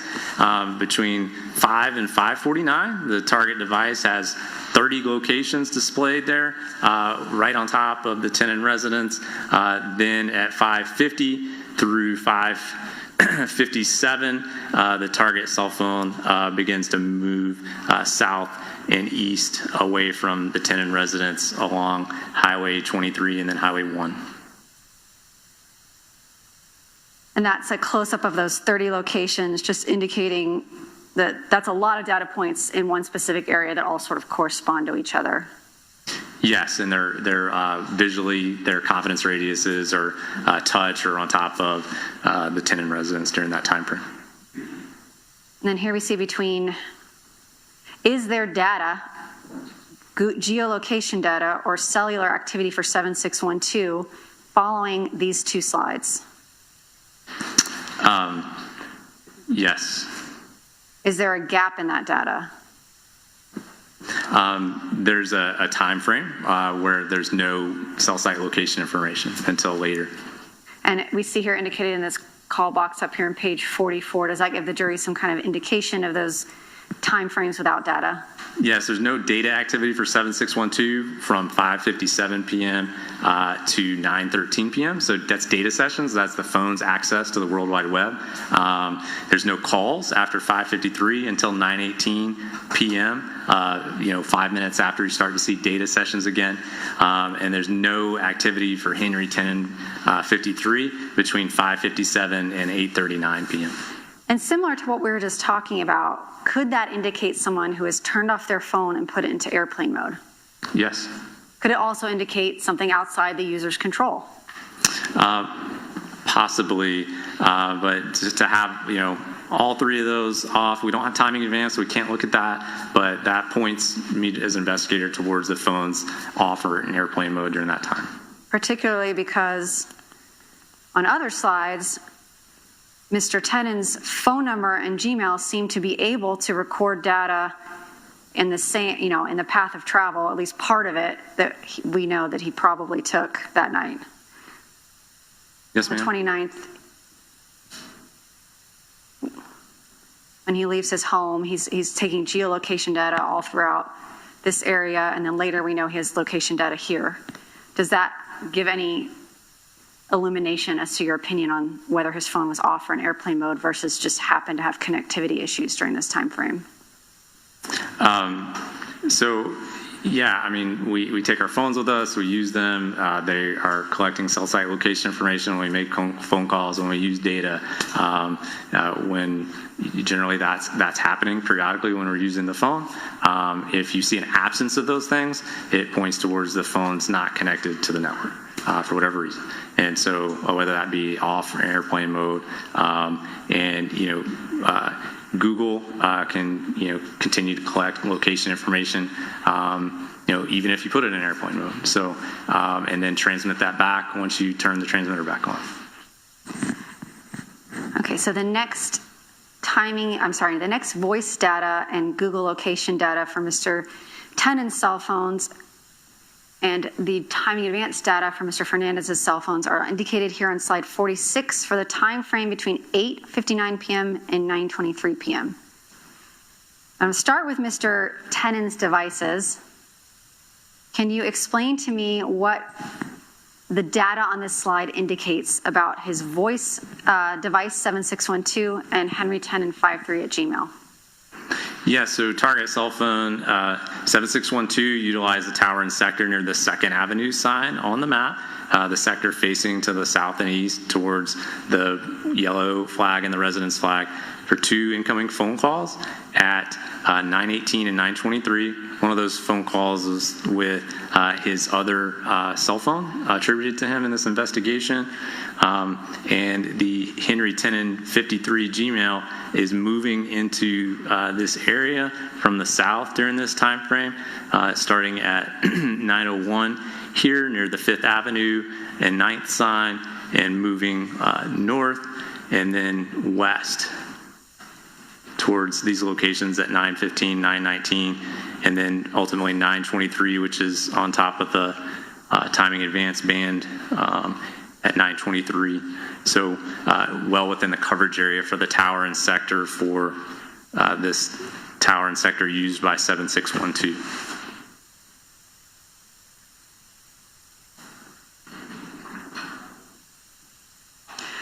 I want to talk about his other phone number, 0513, on February 16th.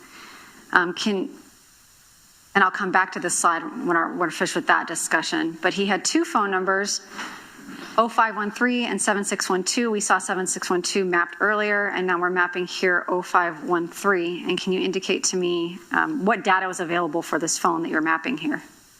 So for this phone, we had call detail records with cell site. So we're just going to be able to show tower and sector based on phone call activity. And here I'm displaying a phone call that went to voicemail at 2:12 p.m. using the tower and sector to the south of the Tennant residence location. And here on February 16th, between 8:40 and 9:23 p.m., we see that there is cellular activity on this phone. Can you describe for the jury what this slide indicates to you? So the first activity at 8:40 is the target cell phone using a tower and sector here near the 9th Street sign on the map, facing south towards JTB, and the device begins to use at 8:45 and 9:03 the tower and sector. The tower and sector to the north near the Jacksonville Beach sign on the map, facing to the south and west, and then the tower along Beach Boulevard, the sector facing south towards the location of interest in the Fernandez residence for a phone call at 9:23 p.m. And you can see that's the phone call with his other phone. So as this device is moving and utilizing these towers, we see that it is actually attempting to contact Henry Tennant's other device. Yes.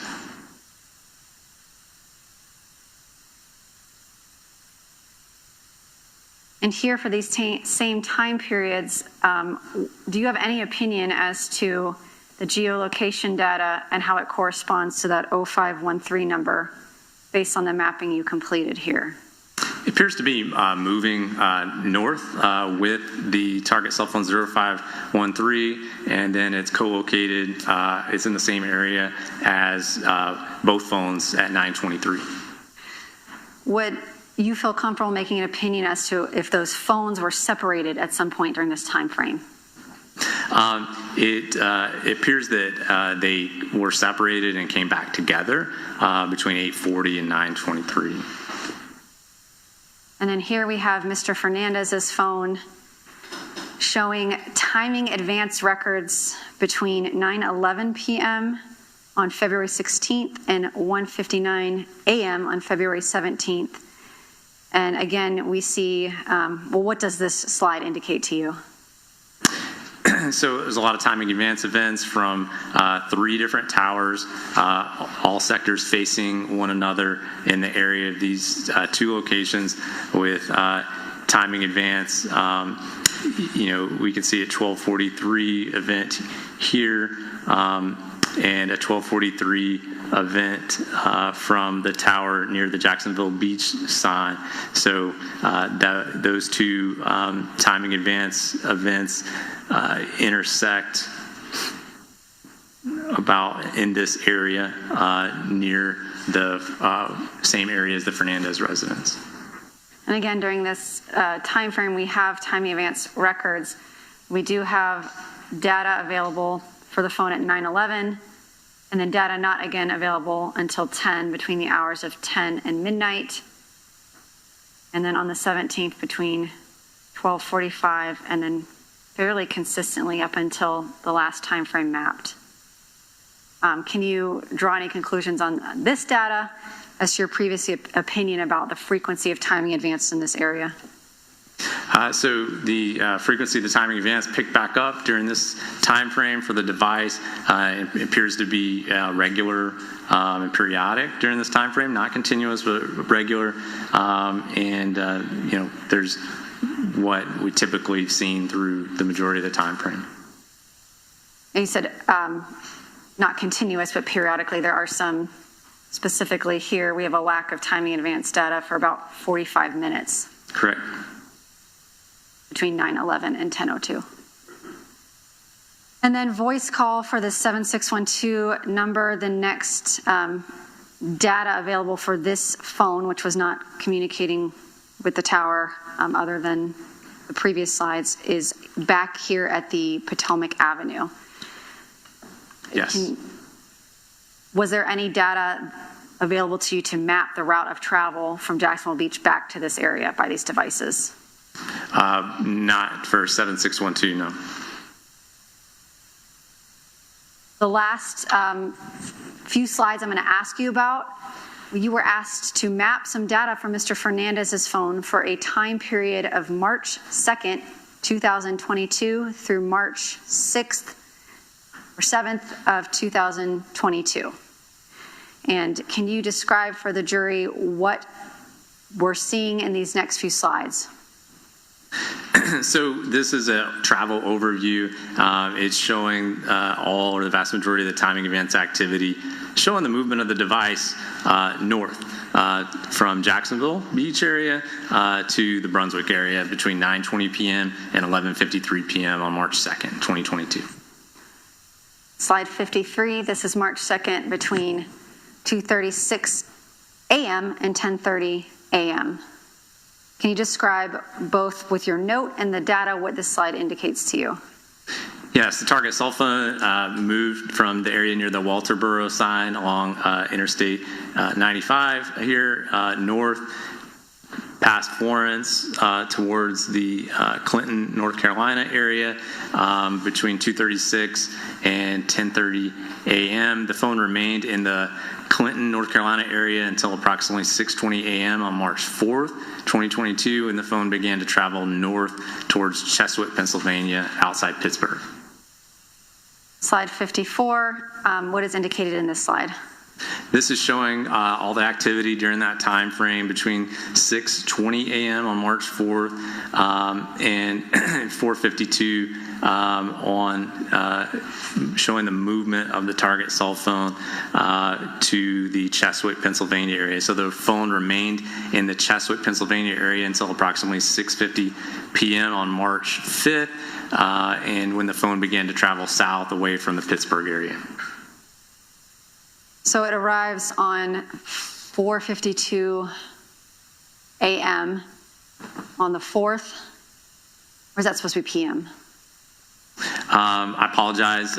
It may be it's supposed to be p.m. Okay, so 4:52 p.m. this device arrives in this area outside of Pittsburgh and then remains there until 6:50 p.m. on March 5th. The next slide, slide 55. Describe for me what we're seeing in this slide.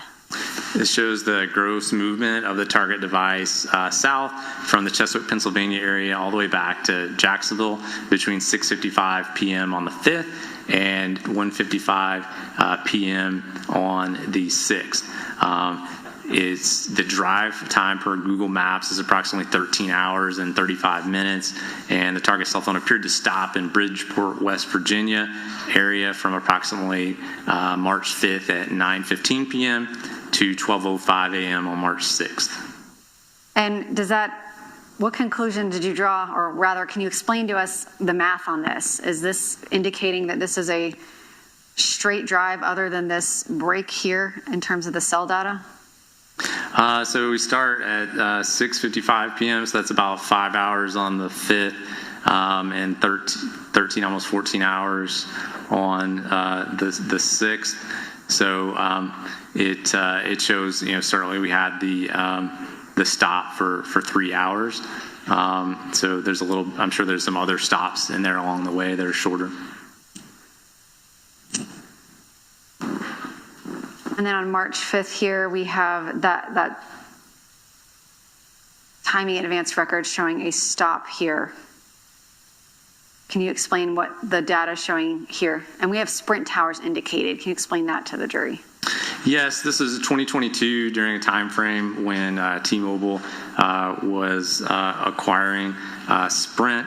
There'd be times where a T-Mobile phone could use a Sprint tower or vice versa. So to display these events, I had to also use the Sprint tower list.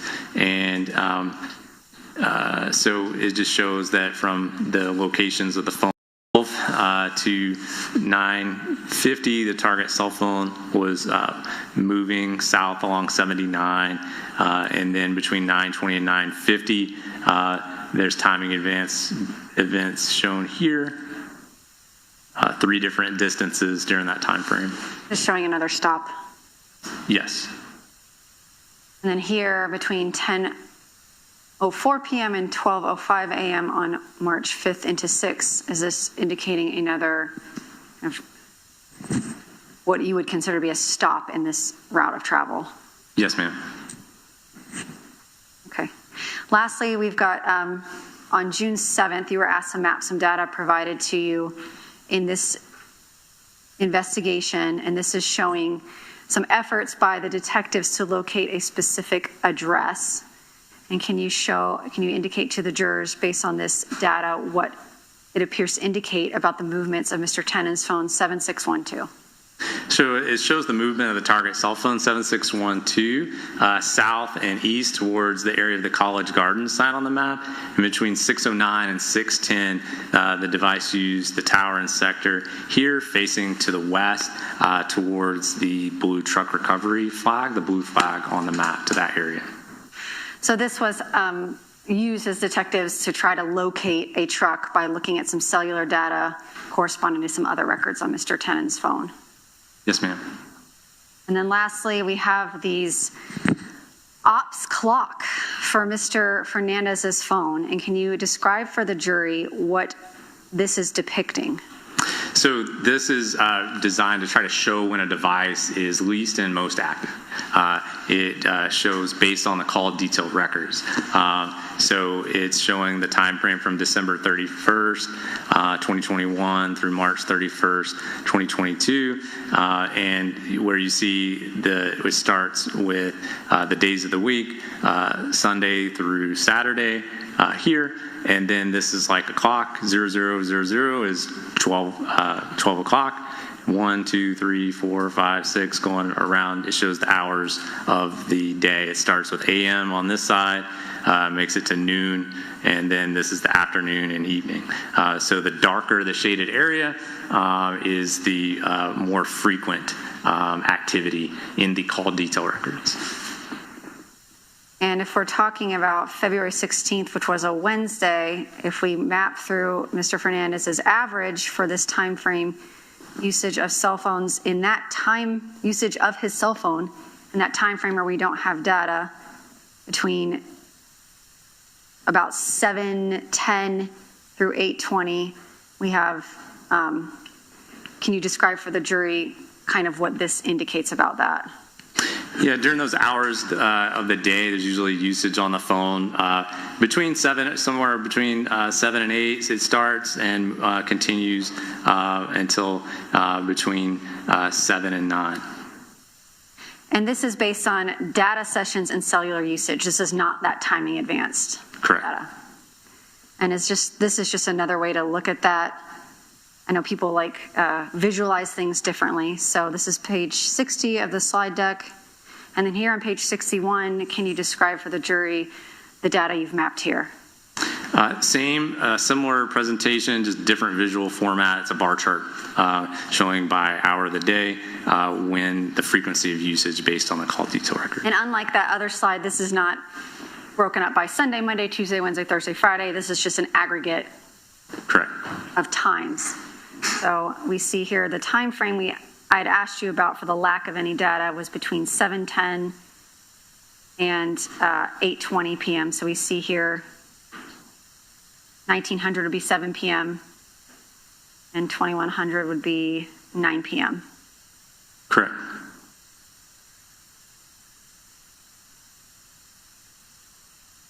Agent Blythe, having gone through the slides, is there any questions, since you're the expert, that I didn't, anything else you think that you need to say or correct given your testimony here today? No. Sustain. Agent Blythe, I will leave you and tender you for cross-examination to Mr. Dreiser. All right. Members of the jury, that's going to conclude the information or evidence today. So leave your notepads on your chair. I'm going to remind you to please follow the communication rules. See you tomorrow at 9 a.m.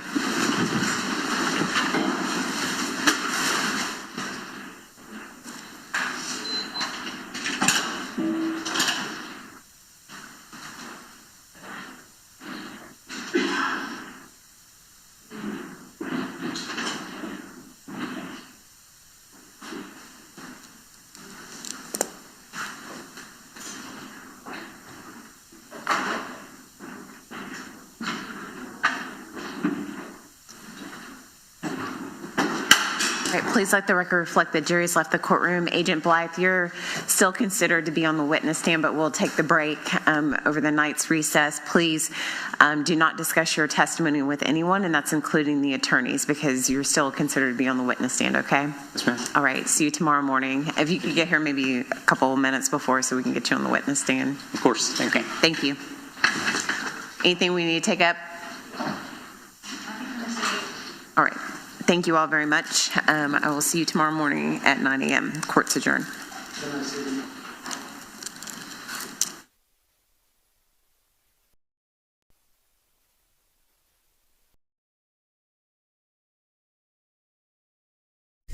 So I think I kind of misspoke there, or I wasn't expecting this testimony to be one of those moments where you're like, you said that you weren't here.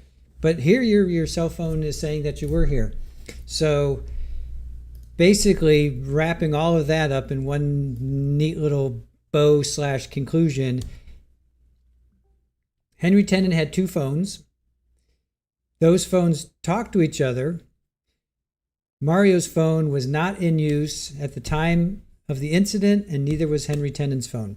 Before and after, lots of activity, but during that moment, or during the incident, both of their phones, actually all three of their phones, because Henry had two of them, and Mario's didn't. So Mario, from 6:08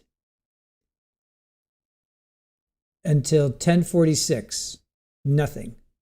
6:08, 10:46, nothing. No movement, nothing, no incoming calls. I'm sorry, he did have an incoming call, but there was no duration at 7:09. 7:11 to 8:19, no location data. Remember, this happened at 7:52, I believe. I think it was 7:52 is when it happened. Something 7:50 or 7:52. I want to think it was 7:52. Yeah, 7:52 is when this happened. So keep that in mind. 7:52 this happened. So there's no location data from 7:11 to 8:19. This is all Mario. Then at 8:20 to 8:48, the phone pings near Mario's residence. So remember, 7:52. This happened. This phone just happens to be off during the homicide. Okay, so that's like, and the defense is going to get up and say, well, there's nothing illegal about having your phone off. I guarantee they're going to say that. I guarantee they're going to be like, it's nothing, because there isn't. You're right. There's nothing illegal about turning your phone off or having it in airplane mode. Nothing illegal about that. Nothing illegal about that. And I fully expect the defense to say that. What makes it a beard stroker, a head scratcher? No, I guess it's more of a beard stroke. It's a chin. What makes it very interesting is that Henry Tenon also happened to have his phone, no activity. From 5:53 until 9:18, no activity there.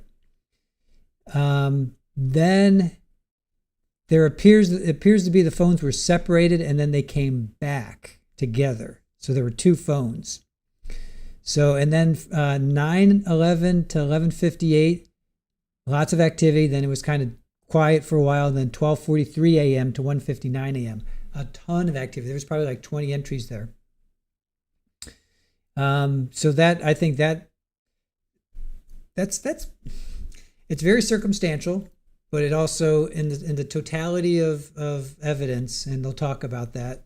That's definitely a brick. That's yet another brick of like, what are the odds that both Henry and Mario's phones are both silent during the time of this incident?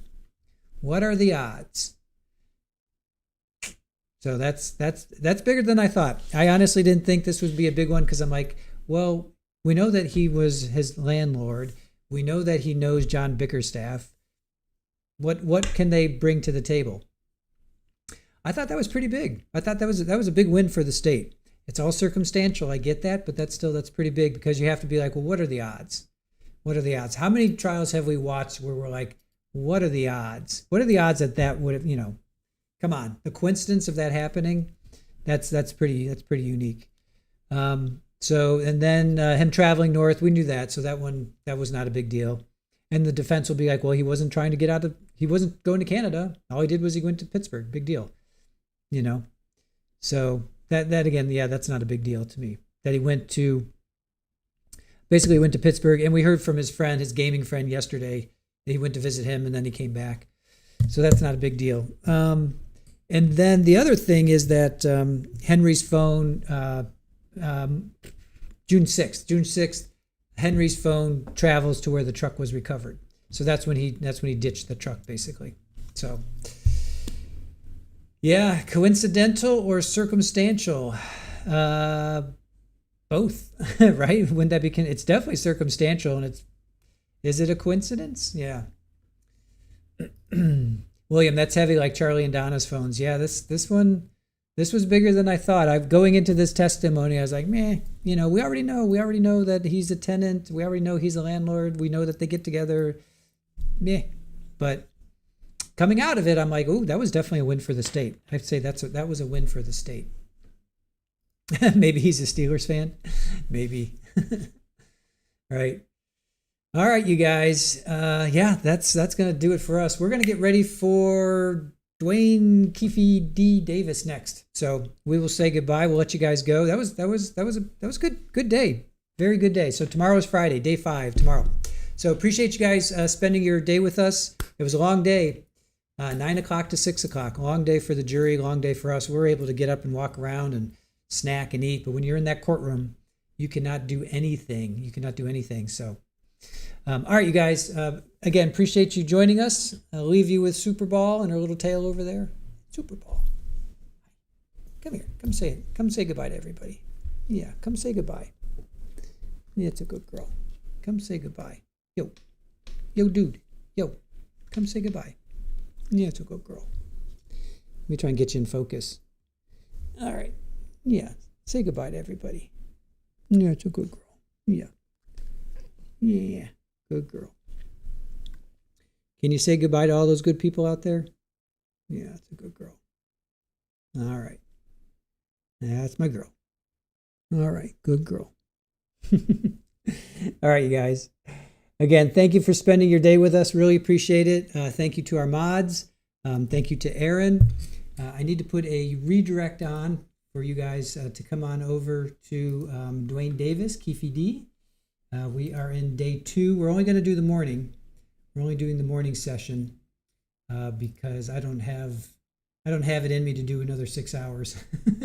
So we're just going to, already redirect is already there. All right, so we're just going to do the morning session. So I think that's like 3 hours or so. So I have enough in me to do a 3-hour session. 6 hours, we'll save day 2 afternoon for tomorrow. All right, you guys, have a fantastic evening. Grampy, yeah. Hey, Super Ball, say goodbye to Grampy. Here, say goodbye to Grampy. Here, look over here. Yeah, it's a good girl. Oh, there she goes. Okay, that's a good girl. Okay. All right, Grampy, that was for you. All right, you guys, have a fantastic night. Thank you for joining us. Thank you to our mods. Thank you to Aaron. Join us over at the other stream, Keefe D, and we will see you either there or tomorrow. Take care, guys. Bye. Oh, wait a minute. No, I don't want to do that. Super Ball, you're throwing me off my game.